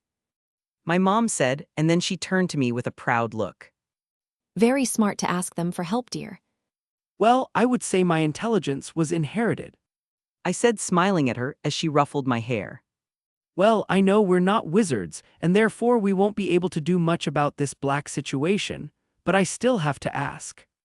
My dad asked, and I smiled at him, happy to see his willingness to support me. Actually, there is. I said, and then got up off the couch as I took my chain out of my shirt. Since I'm going to be here this Christmas break, Sirius would have to be alone at school, and I really don't want to leave him alone in the castle. And you want to bring him here. My mom said, understanding what I was getting at. Yes. I said, After all he's been through, and all the years he's been imprisoned in Azkaban suffering from the negative effects of exposure to the Dementors, I think it would be sad to leave him alone in a castle that holds so many good but painful memories for him. I see. My dad said, and then he looked at me. But you're not at school anymore, and forgetting the fact that it's a very long journey to get here from Hogwarts, I doubt Black will make it across Britain without being discovered by the Ministry. Yes, I know, which is why we're going to use the vanishing cabinet. I said. And what would a vanishing cabinet be? My mother asked. A vanishing cabinet is a magical cabinet that can teleport a living being or some object from one place to another, and they are a pair, and for it to work it takes both of them. I said, taking my suitcase off my chain and placing it on the floor.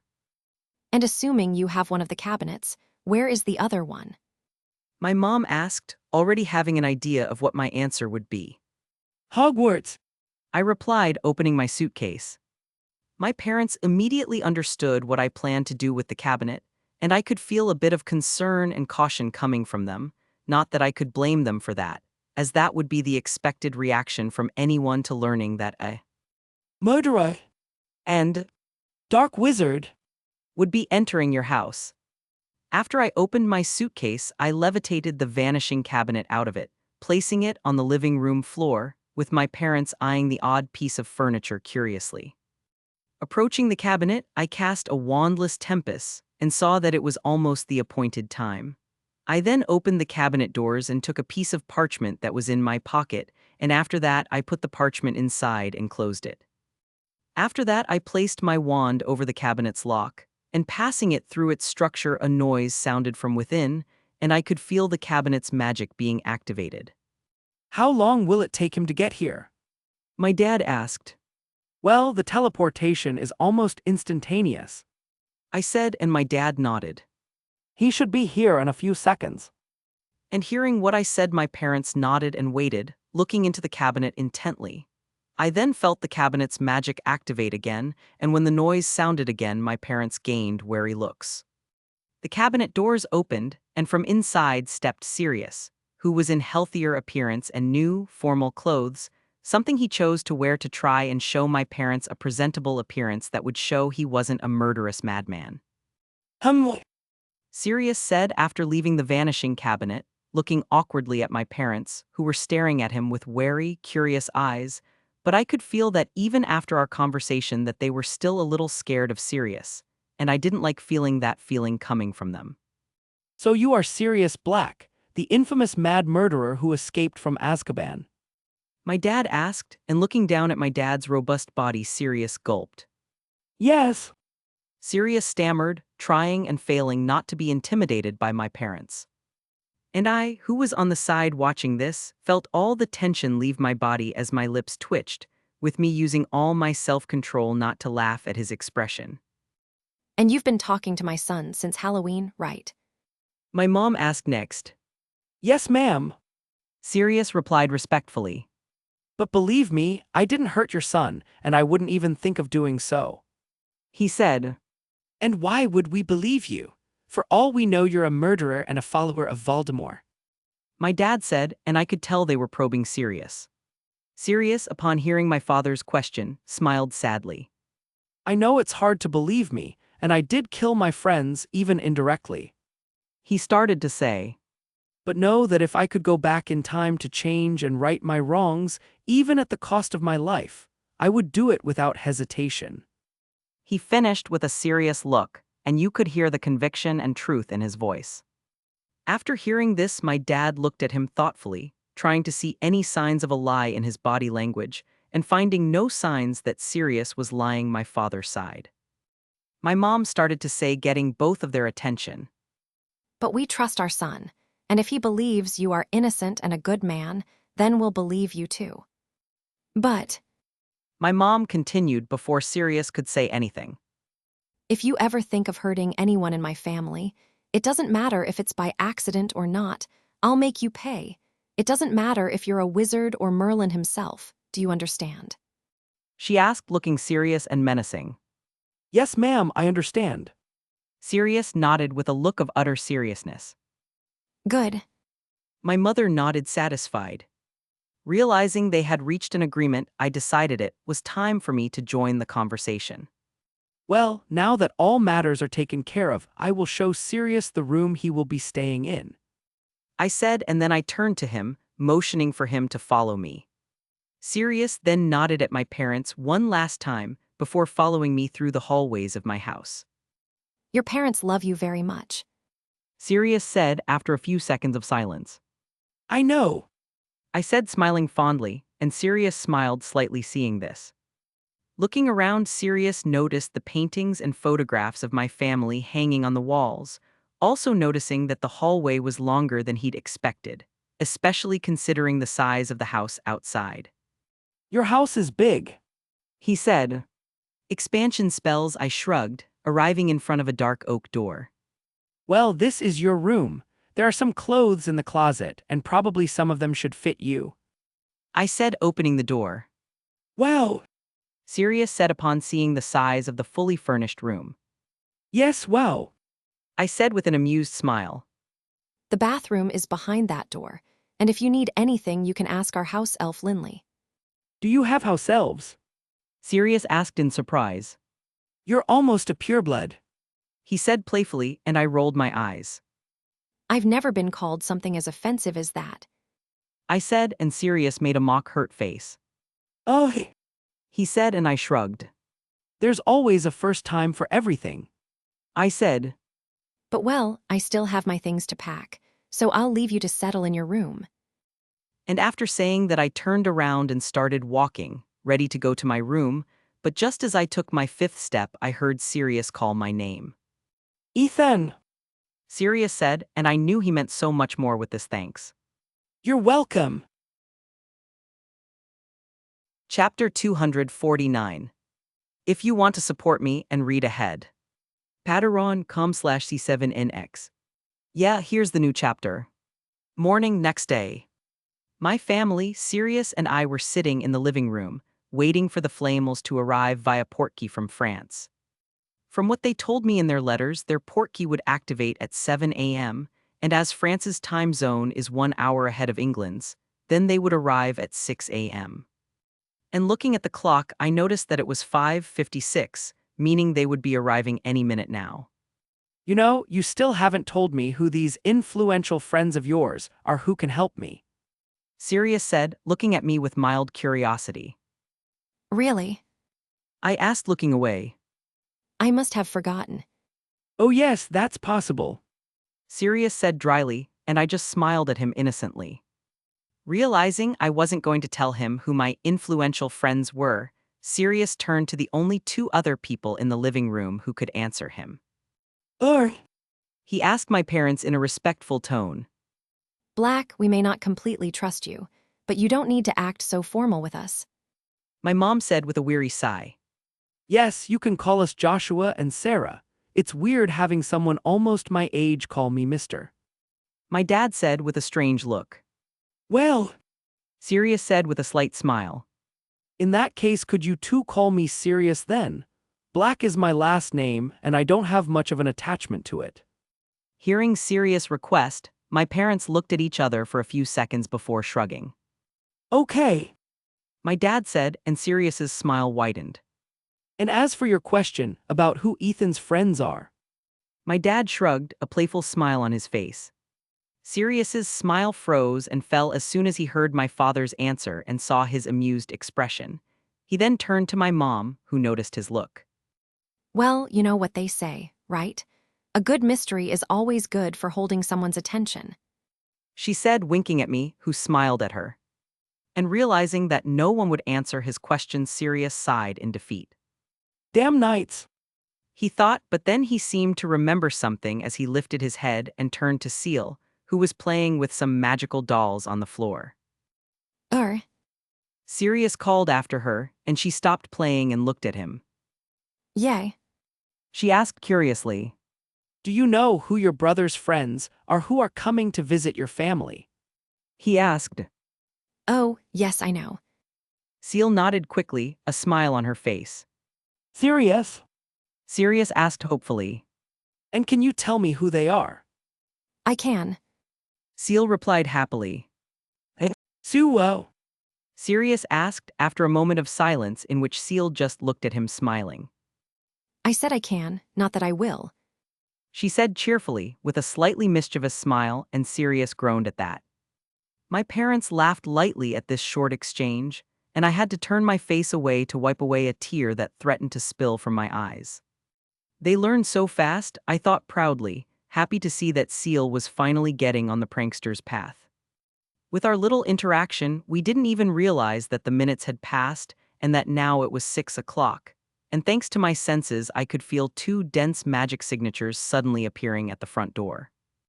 I then turned towards the door, recognizing Nick and Penny's magic, and with a smile I stood up, catching the attention of my parents and Sirius. Son! My dad asked, but then he noticed me looking at the door and realized why I was smiling. My mom noticed too, as she turned to look at the clock to confirm it was 6 o'clock. They're here! I said, and then I started walking towards the door. Sirius, seeing this, looked at me confused before shaking his head.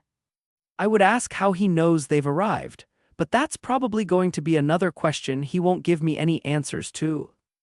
He said, and my parents listening to him smiled, knowing he was right. Arriving in front of the door, I opened it, finding Nick and Penny standing in front of it looking at me with smiles. Hi! And I didn't even have time to greet them before Penny attacked me in a tight hug. Look how you've grown, Ethan. You're becoming such a handsome boy. She said with a proud smile, and I looked to Nick for help, but he just chuckled in amusement. Damn flame! I thought, feeling my bones creak. Hi Penny, so glad you made it. My mom, the saving grace, said with a smile coming to the door. Hi, Sarah. Penny said, letting go of me to go hug my mom, much to my relief as I was already running out of air. I'm so happy to see you. Me too. My mom said, hugging her too. And meanwhile, I looked at Nick with a betrayed look as I cracked my back, feeling that some bones were out of place. What? I can't stop her from showing you how much she missed you. He said, raising his hands in surrender. She's been talking about this visit and about seeing you since the month of October. And listening to him, I knew I couldn't complain about Penny's reaction. I'll accept that excuse. I said with a snort, and Nick looked at me amusedly. It's such a relief to hear that. He said, smiling, ruffling my hair. Hey, you two. How long do you plan on chatting at the front door? My mom asked, having already gone inside with Penny. Hearing her question Nick and I looked at each other before shrugging, walking into the house shortly after, following them. We made it to the living room, where my dad got up from the couch to greet Nick and Penny. Sirius also got up, and now he was looking at the two curiously, having the impression that he had seen them somewhere before. As I said, the two were influential people in the wizarding community, so Sirius figured he had probably seen them at some of the events his parents had attended and forced him to attend in his childhood. He then began trying to remember all the balls and meetings his family had attended, and his memory reminded him of a ball at the French ministry he attended when he was 9 years old. No! Sirius thought. But no matter how much he thought about it, he still couldn't get it out of his head that these two people in front of him were the same people from that ball. He remembered them very well at that ball because they were the most attention-grabbing people in the place, not because of their clothes or appearance, but because everyone was wanting to talk to them, even his father Orion. Damn, if I could only remember their names. He thought. His mind then started to work, until two names came to his mind. Nicholas and Perenelle. Sirius thought, and memories of his history classes with his uncle came to his mind, where in one of those classes his uncle mentioned the names of the two oldest people in the world, also creators of the Philosopher's Stone that could make the one who owned the stone an immortal. And with all the pieces falling into place, Sirius' eyes began to widen in realization. Good grief! Sirius muttered, his eyes widening. Are your influential friends the Flamels? He asked, shocked. Well, I guess so. I said, shrugging with a bored look, but those who knew me could tell I was enjoying Sirius' shocked expression. What do you mean, I guess so? You're friends with the fucking Flamels. He exclaimed, pointing at them. So you are the infamous Sirius Black? Nick asked, catching Sirius' attention. You don't look as scary and crazy as people say. He said, looking the ex-prisoner from head to toe. Ugh! Sirius said. And I'm glad I don't look scary. He teased. Well, at least he has a sense of humor, Nick said to us, smiling in amusement. He then held his hand out to Sirius, who looked at it for a moment before shaking it. You already know, but I'm Nicholas Flamel, but my friends call me Nick. Nick said. And I'm Perenelle, but any friend of Ethan's can call me Penny. Penny said, smiling gently at Sirius. Oh well.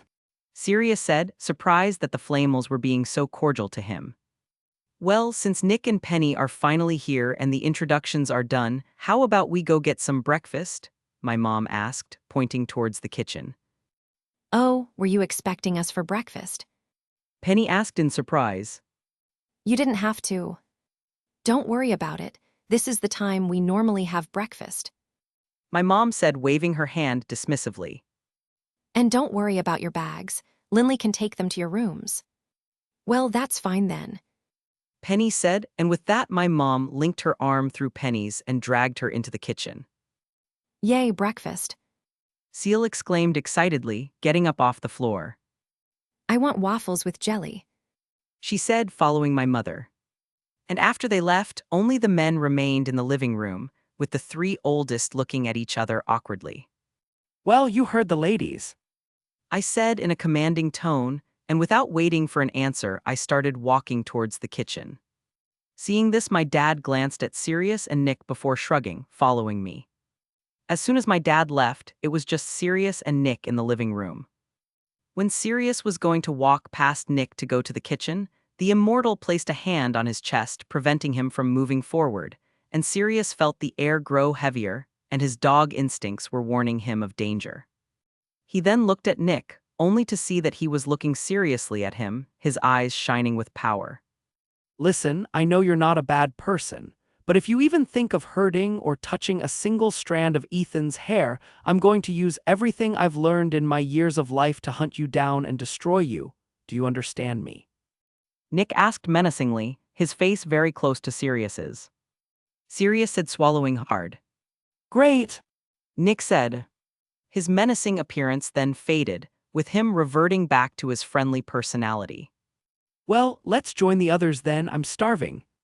He said, putting an arm over Sirius' shoulder and dragging him into the kitchen. Sirius started to think, but then he sighed and lowered his head in defeat, an ironic smile appearing on his face. In less than 2 days, I've already received 2 threats. He said to himself in amusement, but then he seemed to remember when he had pissed me off in the room of requirement and the look Nick had on his face just now. Chapter 250. If you want to support me and read ahead. Patreon.com/C7NX. Yeah, here's the new chapter. Living room sometime later. After a delicious breakfast prepared by Lindley, I helped Nick and Penny to settle in their room, and after we organized everything, we went to the living room, where my parents and Sirius were already waiting for us sitting on the sofas. Arriving in the living room, I sat next to Sirius and across from my parents, while Nick and Penny went to the sofa next to us. I then waved my hand, and from my bedroom 2 boxes flew into the living room, and when the boxes landed at my feet, I waved my hand again, causing everything inside the boxes to come out, placing them on the table that was between us. The table in front of us was now littered with papers, parchments, old and new newspapers, some wizarding law books, and also some books containing information about the ministry and its workings. Wow! Sirius said, shocked, as he had never seen me use wandless magic this way before. Yes, I'm amazing. I teased, nudging him lightly with my elbow, snapping him out of his shock. Pratt! He said, rolling his eyes. Since the 2 kids over there have already stopped playing. My mom said, looking lightly at me and Sirius, and we smiled apologetically at her. We can finally start planning how to exonerate Sirius. Yay, best way to have fun this vacation. My dad said sarcastically, getting an elbow from my mom. As I was saying, let's then review all the information we have about his case and his imprisonment.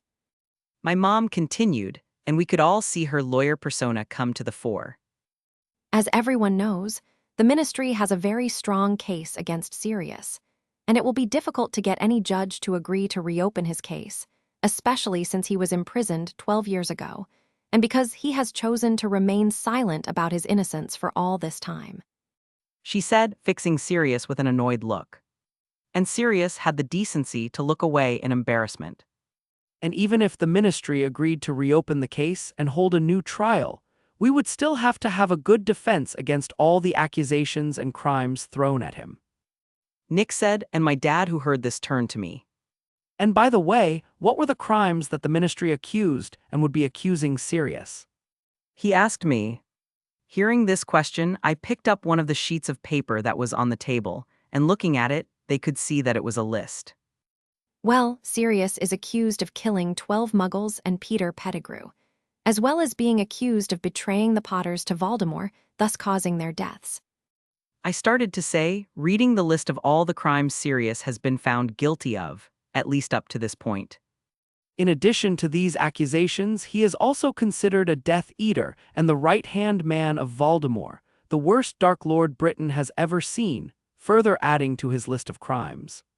And we can't forget to add Prison Break to this list. Sirius reminded me, a little proud of the achievement. Yes, we obviously can't forget about Prison Break.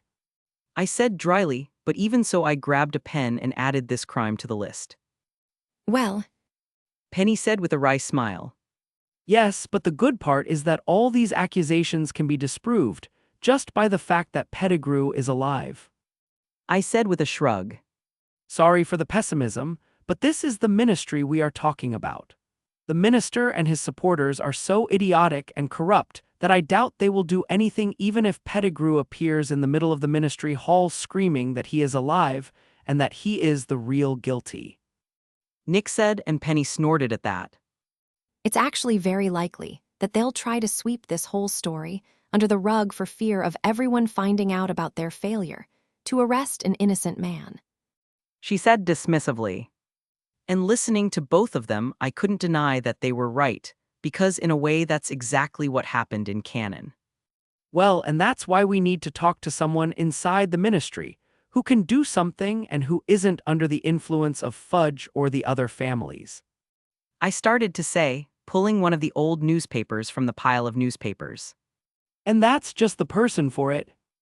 I said, pointing to a picture of a stern-looking red-haired woman wearing formal Wisengamot robes, the current head of the DMLE. Amelia Bones. Sirius asked in surprise, but then he seemed to think for a moment. Actually, she really is the best choice for this. He said. I then turned to him with a raised eyebrow. Do you know her? I asked. She was head girl when James and I were in our 3rd year at Hogwarts. And when we graduated and joined the Aurors, she was our superior and one of the supervisors. He said, and I nodded. Seeing that you have other newspaper articles talking about her, I can assume you already have an idea of how to contact her, right? Nick asked. Actually, it won't be that hard.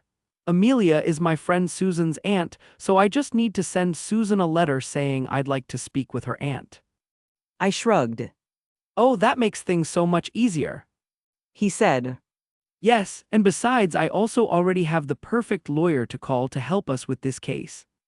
I continued, and then I turned to Sirius. And actually, this lawyer would probably very much enjoy being involved in this case. Why do you think that, and why are you looking at me? Sirius asked. Because this lawyer is Ted Tonks. I replied, and Sirius' eyes widened in realization. Penny asked confused. Ted Tonks is the husband of my cousin Andromeda, who was disinherited from the Black family after running away to marry him. Sirius replied. Let me guess, Ted is a Muggle-born, and your family didn't take their relationship very well, did they? Nick said with a face that showed mockery and contempt. You nailed it. Sirius said with a weary sigh. Family stories aside, where are we now? My dad asked. If everything goes as planned, we'll have possible help from the head of DMLE, a good lawyer with reason to want to help us, and we already have enough evidence to prove serious innocence. My mom said, and then she looked at everyone present in the room. I don't want to get our hopes up, but I would say that we have a very good chance of getting Sirius cleared. Listening to her, a small smile began to creep across Sirius' face, and I could feel the hope, anticipation, and relief coming from him. Yes, the chances are high, but even so, we can't take too long to initiate the plan. I said, and then I turned to Nick and Penny. And for this to work, we're going to need both of you to start putting pressure on the ministry at the same time as trying to get more evidence that he didn't have a trial. Is our part of the plan just to piss off and pressure the ministry? Heh, I think this is going to be the best Christmas of my life. Nick said, smiling, and Penny beside him snorted. I can't disagree with that. She said. Well, since we're all on board with the plan, then let's get started. I said, getting up from the couch with the others doing the same. I'll send the letters to Ted and Susan, and what about you? I pointed at Sirius. You might start thinking about what you're going to say if you're taken to court. I'm just going to speak the truth. He said, confused, and I snorted. If people were content with just the truth, there wouldn't be gossip magazines or the Daily Prophet. I said. You have to convince and win the jury's sympathy. And besides that, you have to tell the true story in a way that doesn't put the ministry in a bad position, or they will try in every way to discredit you. Oh, Was the only thing Sirius said. He then sighed. I really hate politics. Me too. My dad, Nick, Penny, and I said. Tonk's house. Pav third person. Dad, a letter has come for you. Tonks. Don't call me Nymphadora. A beautiful young woman with short purple hair shouted, holding a dark blue envelope letter in her hands. Why are you shouting? I'm on your side. Ted shouted back, sitting on the couch in the living room reading his newspaper. I know. Tonks shouted again, going over to him and handing him the letter. Ted took the letter and was about to shout again, but they heard someone clearing their throat behind them, and they tensed up immediately. Ted and Tonks then mechanically turned to look at the entrance to the room, only to find Andromeda standing there looking at them blank-faced. Andromeda had a similar appearance to Bellatrix, but her hair was a light brown and her eyes, even though they were sharp, were still kind and soft. Her appearance did not differ much from the aristocratic appearance of the Blacks, but unlike them, she had a calmer and less crazy air. Can you tell me why you are shouting when you are next to each other? She asked, crossing her arms. Sorry. The two said quickly, making Andromeda shake her head in exasperation, but with an amused look. Sometimes, I think I'm the only adult in this house. She said, ignoring Ted and Tonks' indignant expressions. Father and daughter looked at each other, looked at Andromeda, and then looked back at each other again, shrugging in acceptance. Sue, aren't you going to open the letter? Tonks asked her father after a while of silence, gesturing to the letter in his hand. Ted looked at the letter, recognizing the envelope as the one Ethan usually used, and it made him raise a curious eyebrow. It's a letter from Ethan, He said, and that immediately cheered Andromeda up. Serious? She asked with an excited look, receiving a strange look from her daughter and an amused one from her husband. Noticing their gaze, she straightened, returning to her calm demeanor.